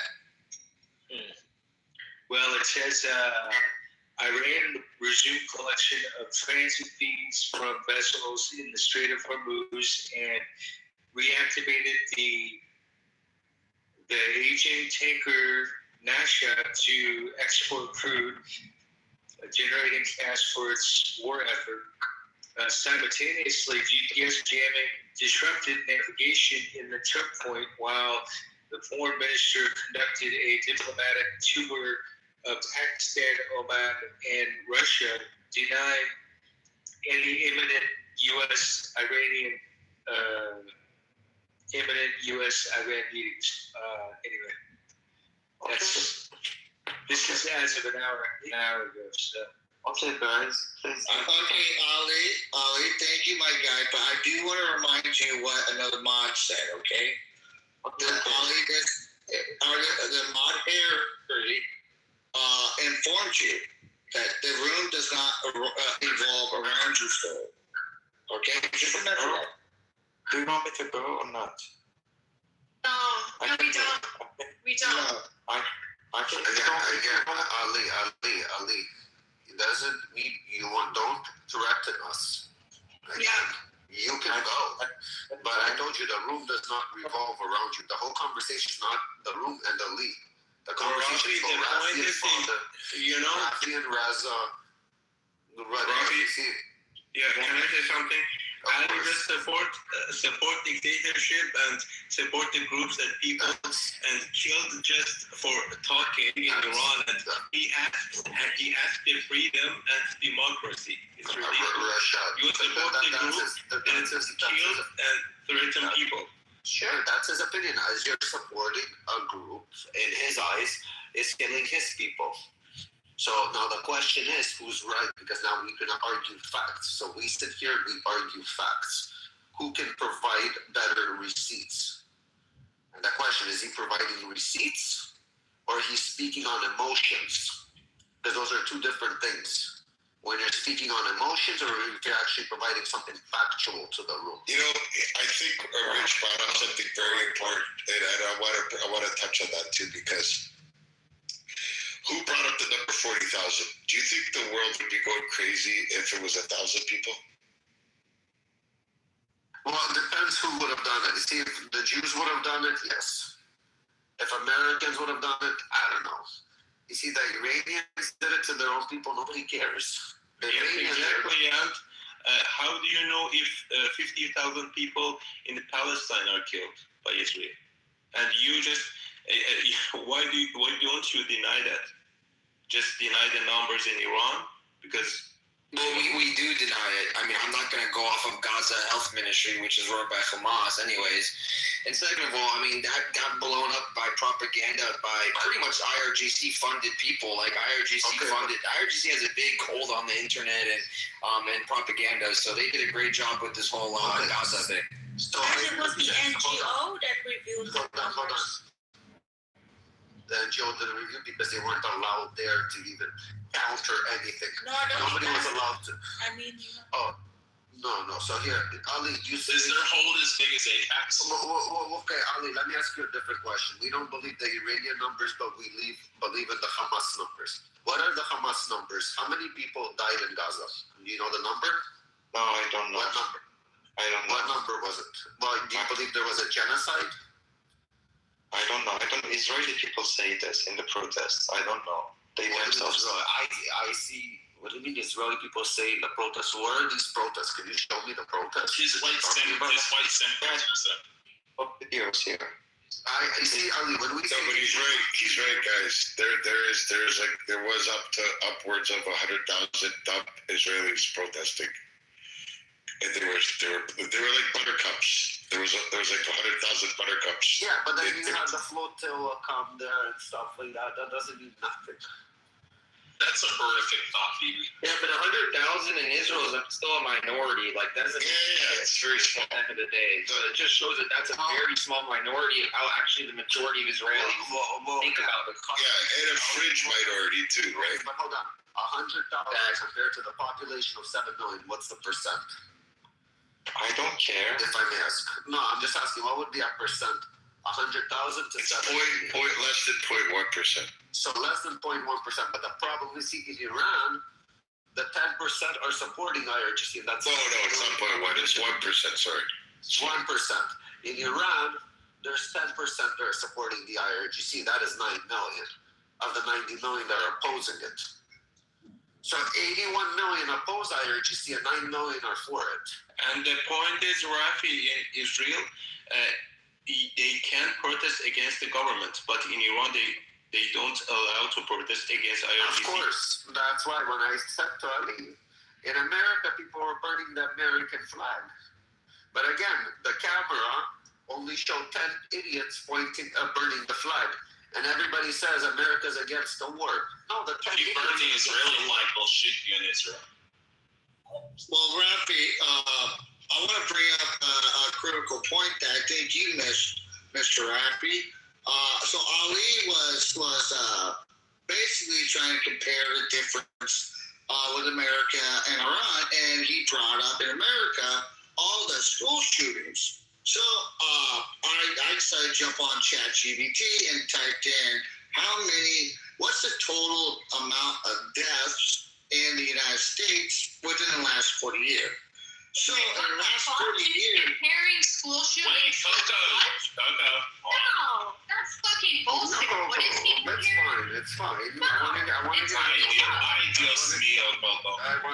to hear the number. Okay, well, what is he comparing it with? That's We're gonna find out right now. So let's let them finish. So based off of what Ali's claims were, I hit ChatGPT up and asked how many deaths were in the last 40 years in the United States under school shootings.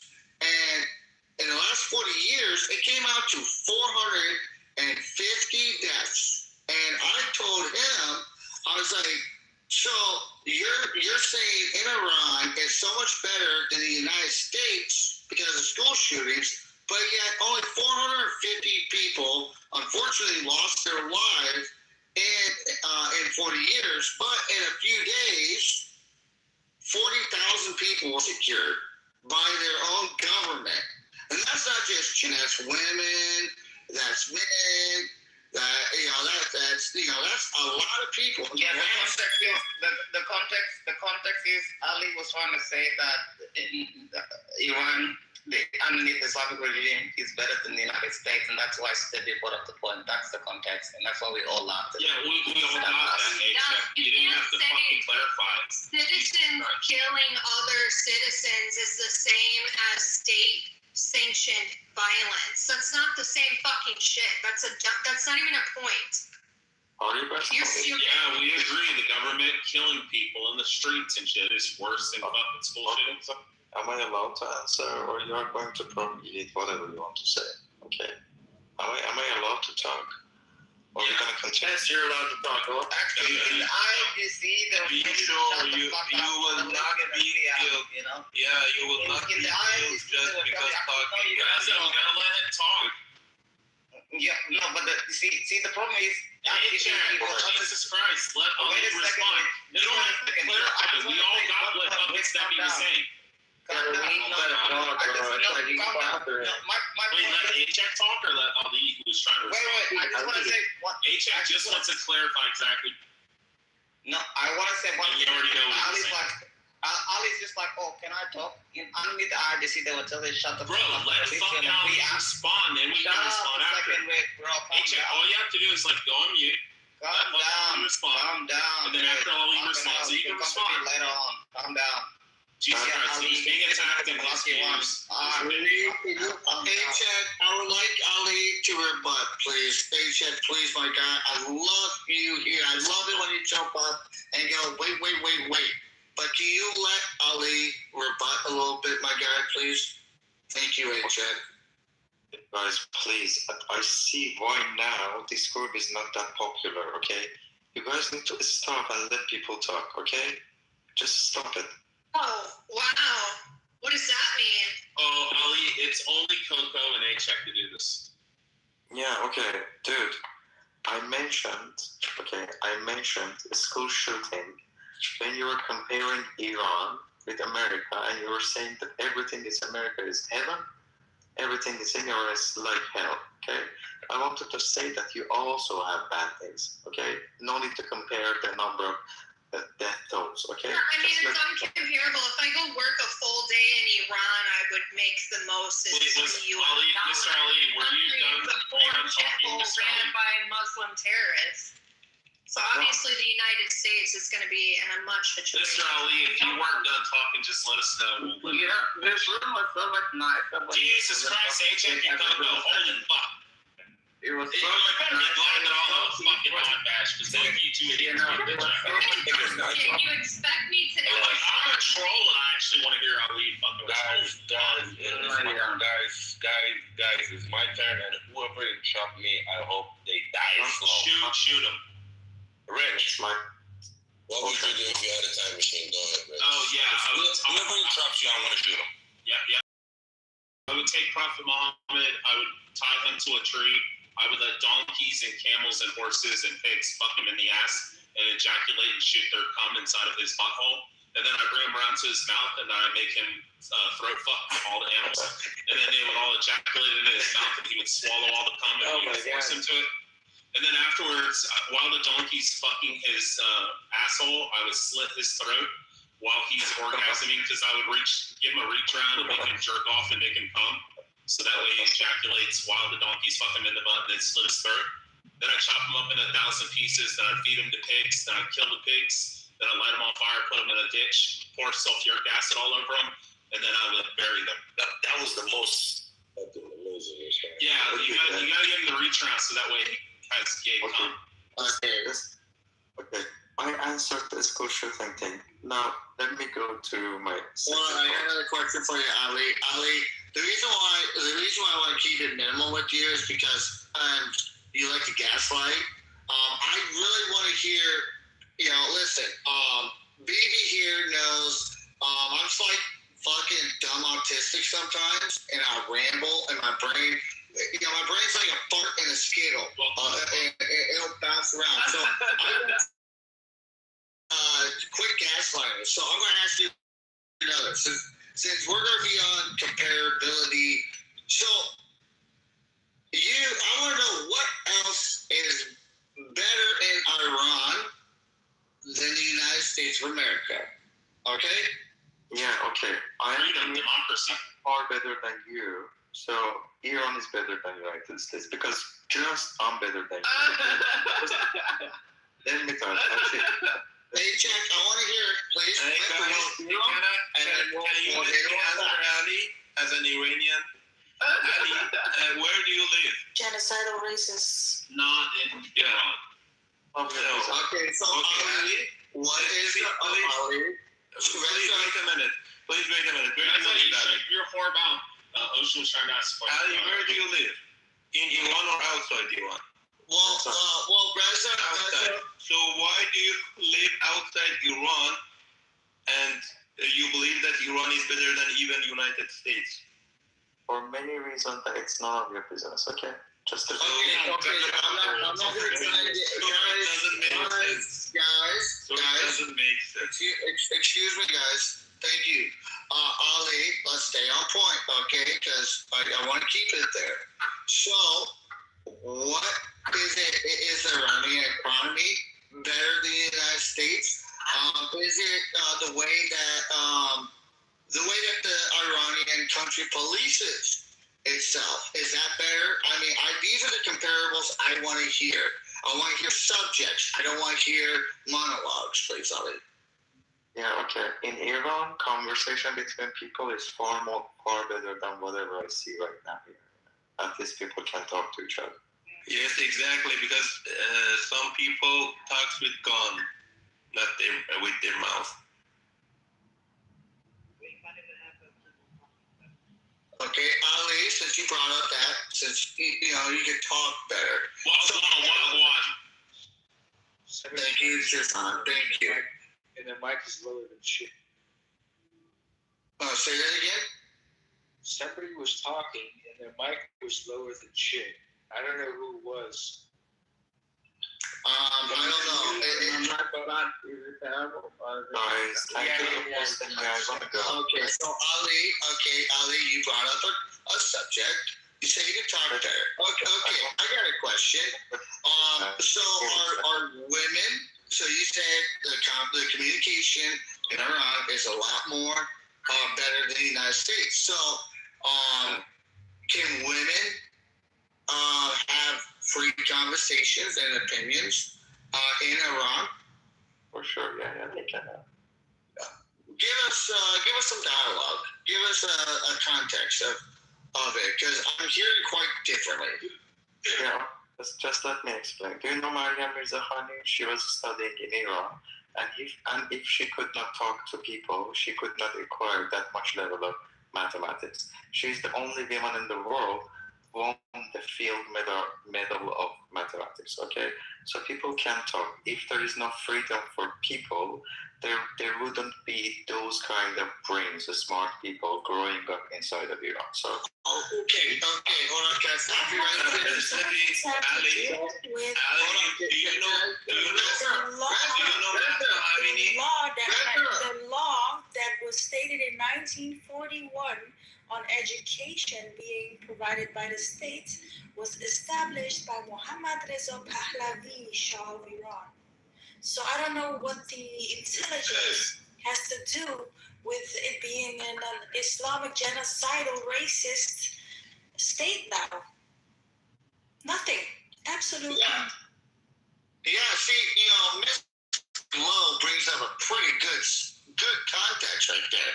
And the reason why I bring that up is because your prophet and Ocean or Miss G-Lo can probably help me out through this, because this is a little gray area for.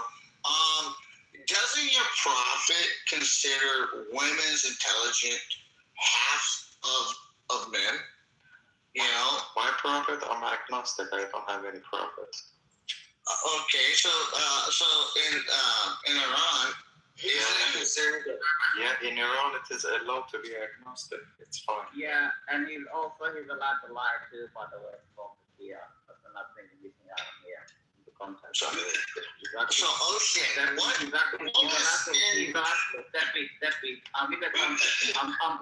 I'm born in a Muslim republic myself. He's allowed to lie to his daddy. Don't forget this. Miss G-Lo, hold on, sir. Miss G-Lo or Ocean, can you answer that for me? What does in Iran? What do they consider the value of the woman's, intelligence, independence, virtue? What is the role in Iran that women are subjected to? By Islamic law. Go. What was that, Ms. G-Lo? By Islamic law. Go, Ali. Answer the question. Can you repeat that?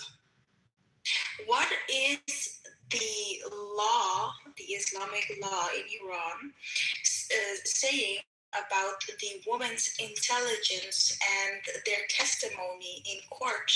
What is it worth against a man? I don't know. Do you know it?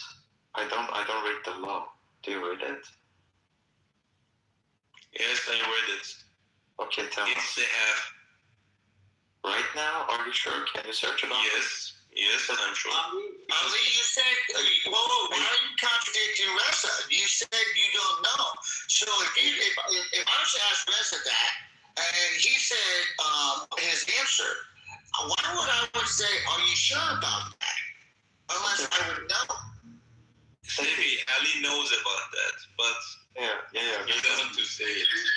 Because it's just one word and every Iranian know that. Hold on.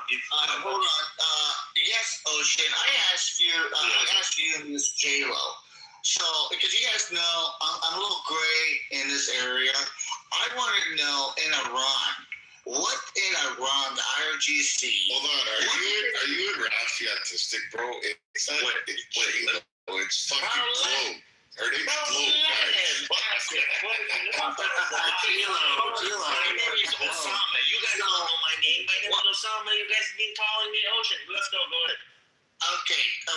Thank you, Ocean. And thank you, BB. I love you, dear. So, where does in Iran, where does the Islamic regime... Hold on, H-Check. Wait.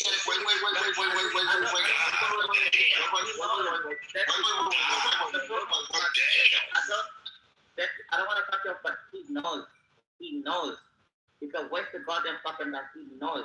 That's why he just said in the chat, what do you think about the law after women life freedom? Because after women Let him ask his question, bro. But the thing is, in 2022, they changed the law after that, but only in theory only. He knows. It's a waste of time. He knows the whole thing. Because he's running, bro. He asked the question. He did ask the question multiple times, and he's running. Stephanie just missed me. You just want to have a conversation with me. Let him ask his question. God damn. No, I'm talking about Ali. Ali knows the answer to his question. And that's why he said, Let me answer. Please, Ocean, let me answer this. He said, go check the law after the Women Life Freedom Movement. The thing is, Ali John, also when they said we're not gonna be, too harsh on the hijab law anymore, they didn't actually change those laws. No. They said we're just not going to enforce them. But if you run into the wrong officer at the wrong time, you're gonna be smashed into that bus again, and you might die on the way to the police station. Okay, so I want to ask Ocean. Excuse me, Mr. Ali. Excuse me, Mr. Ali. Speak in English. Don't sit here and curse her out in Persian. Speak English. Yes, no travel talk. Ocean, my guy Ocean, my brother Ocean. Are you there? Ocean. I think he's a Muslim. I don't know why he just got mad about that. That was weird. Exactly. So, Ali, talk to her. Okay, I'm going to have to go slow. They just threatened me in Amir's house, all right?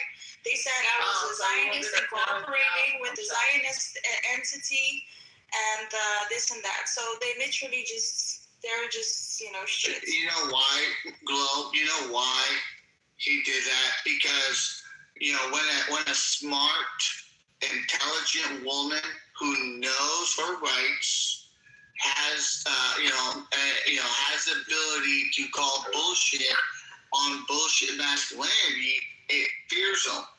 Okay, so Miss Glow, can I ask you a question since Ocean is a little busy? Glow? Oh, me? Yeah, sure, go ahead. Yes, okay. So it's G-Lo, bro. That's why she didn't respond. Oh, yeah, my apologies. G-Lo. I was just joking, bro. So Glow, what can a woman who has been raped, claim, identify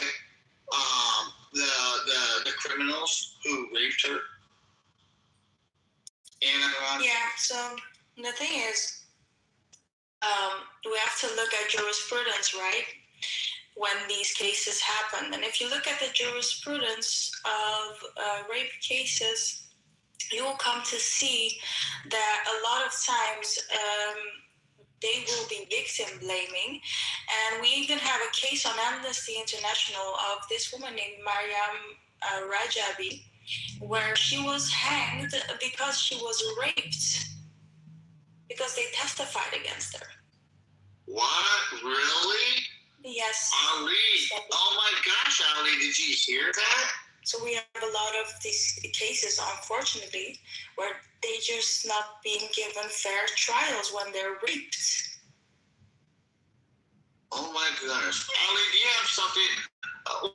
Can you contradict that for me, my guy? No, he can't, love. That's the funniest thing. He can't do it. And he knows it too.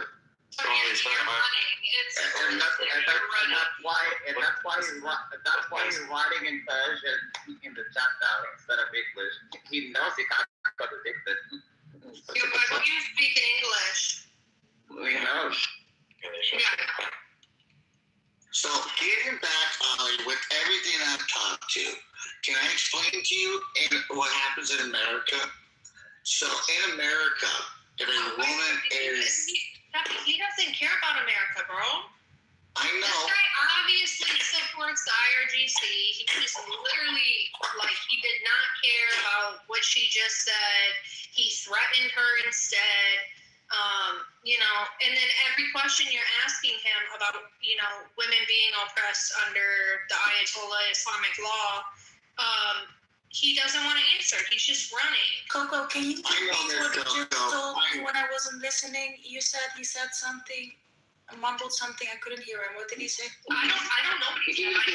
He said it in Persian. I promise. Now he's typing in Persian in the chat because he knows only you can reply to him. That's why he's not. Yeah, but I didn't hear him. I have a question. Speak English, bro. All of us can speak multiple languages. You do know that, by the way. It's an English-speaking room. Can I speak? Yes, Miss Adriana. Go ahead. Adriana. Yes, ma'am. Adriana. My apologies. Okay. What's her name? Glow? Yes, babe. Yeah, I don't understand. So the lady got raped and then they killed her? Yes. Why? I don't understand. Well, nobody understands Adriana, but the truth is, if you look at the jurisprudence, go on Amnesty International, look for the case of Mariam Rajabi. This is one of many cases where she hasn't been given a fair trial, and they accused the victim of being in a relationship within marriage with someone outside the marriage. We call it zina, and that has the death penalty in her case. Yeah. So basically they're saying she cheated on her husband. Yeah. No. I googled it real quickly. Ayatollah Khomeini, he wrote in his book that in Shia Islam, when a woman is a virgin, she can go to heaven. But if she gets raped before that, then she doesn't go to heaven. So that's why before they hang them. Yeah, that's something else, actually. That is true what he's saying. Yeah. But that is when they pick up political prisoners or anything that is a virgin. Khomeini is not good, that but is Trump a is also virgin, they will rape her and they will execute her after raping, so she doesn't go to heaven, because as a virgin she will go to heaven, and they don't want that. So they don't want her to go to heaven. Why is that? Please ask him. I don't know. Does he speak English? You know why? Because Muslims are dumb cunts. No, please don't say that, because I'm Muslim. No, please don't say that. Wait. Wait, I'm talking, please. So a Muslim. Hey, ma'am. Excuse me, ma'am. I have a green bean. I'm sorry to be rude about it, but Miss Adriana, you're asking questions. I'm trying to be pretty straight with you. Why are they doing that? Because they want to ensure most women are considered next to nothing. Okay, they're next to nothing. All right, even the prophet claims that women's intelligence is but of half. Who's the prophet? Wait, are you making up lies? Because that's not true. The question is, Adriana, are you Muslim? They are Shia Muslims. Okay, your religion. Okay, ma'am. Your religion. Hold on. Everybody be quiet. Everybody be quiet. Ma'am, in your religion, females are deficient in intelligence and religion. So I don't let you talk wherever you are. Like even in your family, I don't think you're allowed to talk or have an opinion. And that is Sahih Bukhari. Sahih Bukhari says, what does it say? Females are deficient in intelligence and religion. So I don't think you can be like, excuse me, wherever you live or between your people. I doubt it. Yes, this is the law. I'm not being rude. I'm just stating obvious. That's what I'm stating. The stating obvious is being rude. I mean, I'm sorry.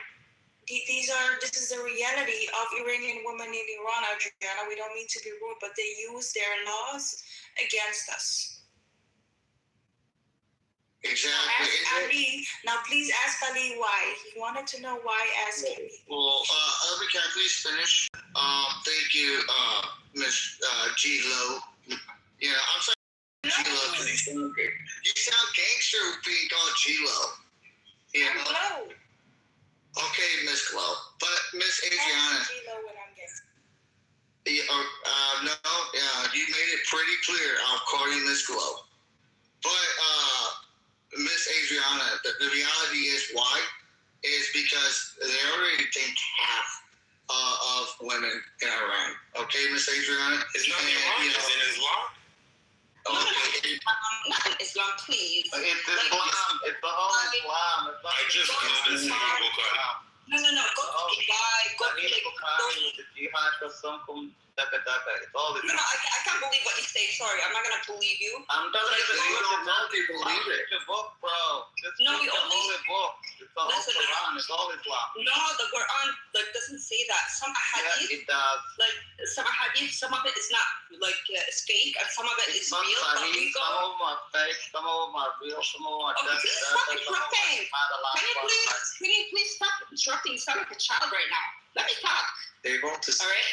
Like if you go to Dubai, go look at the women there. Like they're open-minded. Like we're not talking about Dubai. We're talking about Iran. Why yelling? Because you are being impatient, ma'am. And you're being impatient. No, you're trying to talk about Dubai, but we're talking about Iran. Are we talking about Dubai? Please calm down. They're so angry. Calm down, guys. He's talking about the whole. Guys, the lady's making a point. Hold on, no. Everybody relax. She's making a point. You guys are talking about Islam. You're attacking Islam. No, you can't attack Islam only in Iran. She's now bringing a case in Saudi or wherever, Dubai, and you're like, no, we're only sticking about Islam in Iran. If you guys are claiming that Islam's bad, it's bad all over the world. So I think Ocean needs to have the conversation with her, and nobody needs to interrupt. Exactly. Or Sam. Ocean's there anymore, BB. You should have that conversation. Ocean. We're speaking about Iran because they use ahadith and they use ayah to justify their law, their Islamic law, their interpretation of it to be respectful to you as a Muslim against us. Did you guys chase that chick away? No, he's here. Don't get it going. What do you think? No, but the simple thing to ask her is, it's easy, guys. So, Adriana. Where is he? He's to worry about where he is. Hold on, Adriana. Yeah. Do you reject any hadiths? Some hadiths I reject them, and some hadiths I don't reject them. Why do you reject certain hadiths? Because some of them are fake. I don't know, like. How are they fake? Yeah, they're hadiths. Yeah. If one is fake, the next one is fake too. You can't say that. Like, it's not okay. There's some hadith that's strong that comes from like the Sahih al-Bukhari, from, you know what I mean? But then there's some hadith is fake. So. Yeah, hold on. Let me speak. Yeah, I know. But hold on. So do you pick and choose what hadiths you believe in? Listen, please stop interrupting. He's asking me. Like, honestly, act like a child, please. So me, I pay attention to the Quran. Whatever the Quran says, I follow it. And if there's a hadith that's close to the Quran, I follow it. That's how most Muslims do. Do you know what I mean? So hold on. So what about if it's the law of the country you live in? Let's say you live in Iran, and they choose which ahadith and they choose which surahs they use by law, and they use those against you. Yeah. So again, me, I just pay attention to the Quran, and whatever the Quran says, we follow. But like anything, go ahead. If you get raped, right, in Iran, and they use their interpretation of that hadith to execute you. But does it say in the Quran? The rapist or the rapee? Okay, listen. In the Quran, doesn't say to kill the person who got raped. It never says that. It does. Stop lying. Never answer my question. Adrian, hold on, everybody stop. Stop right now. Archie, if it does, please show us where it says it. Don't tell me it does. Let me pick it up for you. Okay, so Can I read? Rafi, can I say something? Because I was Muslim before, and I think I was Muslim and summarized I think part of Quran, and I'm not Muslim anymore because after I grew up and knew something about Islam, I think it was a complete lie, and some laws was against human rights. And I can read exactly some words from Quran, and I think Adriana will not deny that about killing people. If you go to Surah Tawbah, 5th Surah Tawbah in Quran. Reza. Hold on. First of all, I'm giving reference, Rafi. I'm giving reference from Quran. No, you made a claim that there are some places of killing. We know that the Quran, there's a lot of killing in the Quran, but the specific topic was if there's a rapist who gets raped, gets killed. Is that what you're giving us the topic? I don't know anything about that, but I can give you a reference. Let me just read. Rafi, I'm just reading exactly from the Quran. You can go yourself and find it easily. You can go to 5th Surah of Quran, and I will read it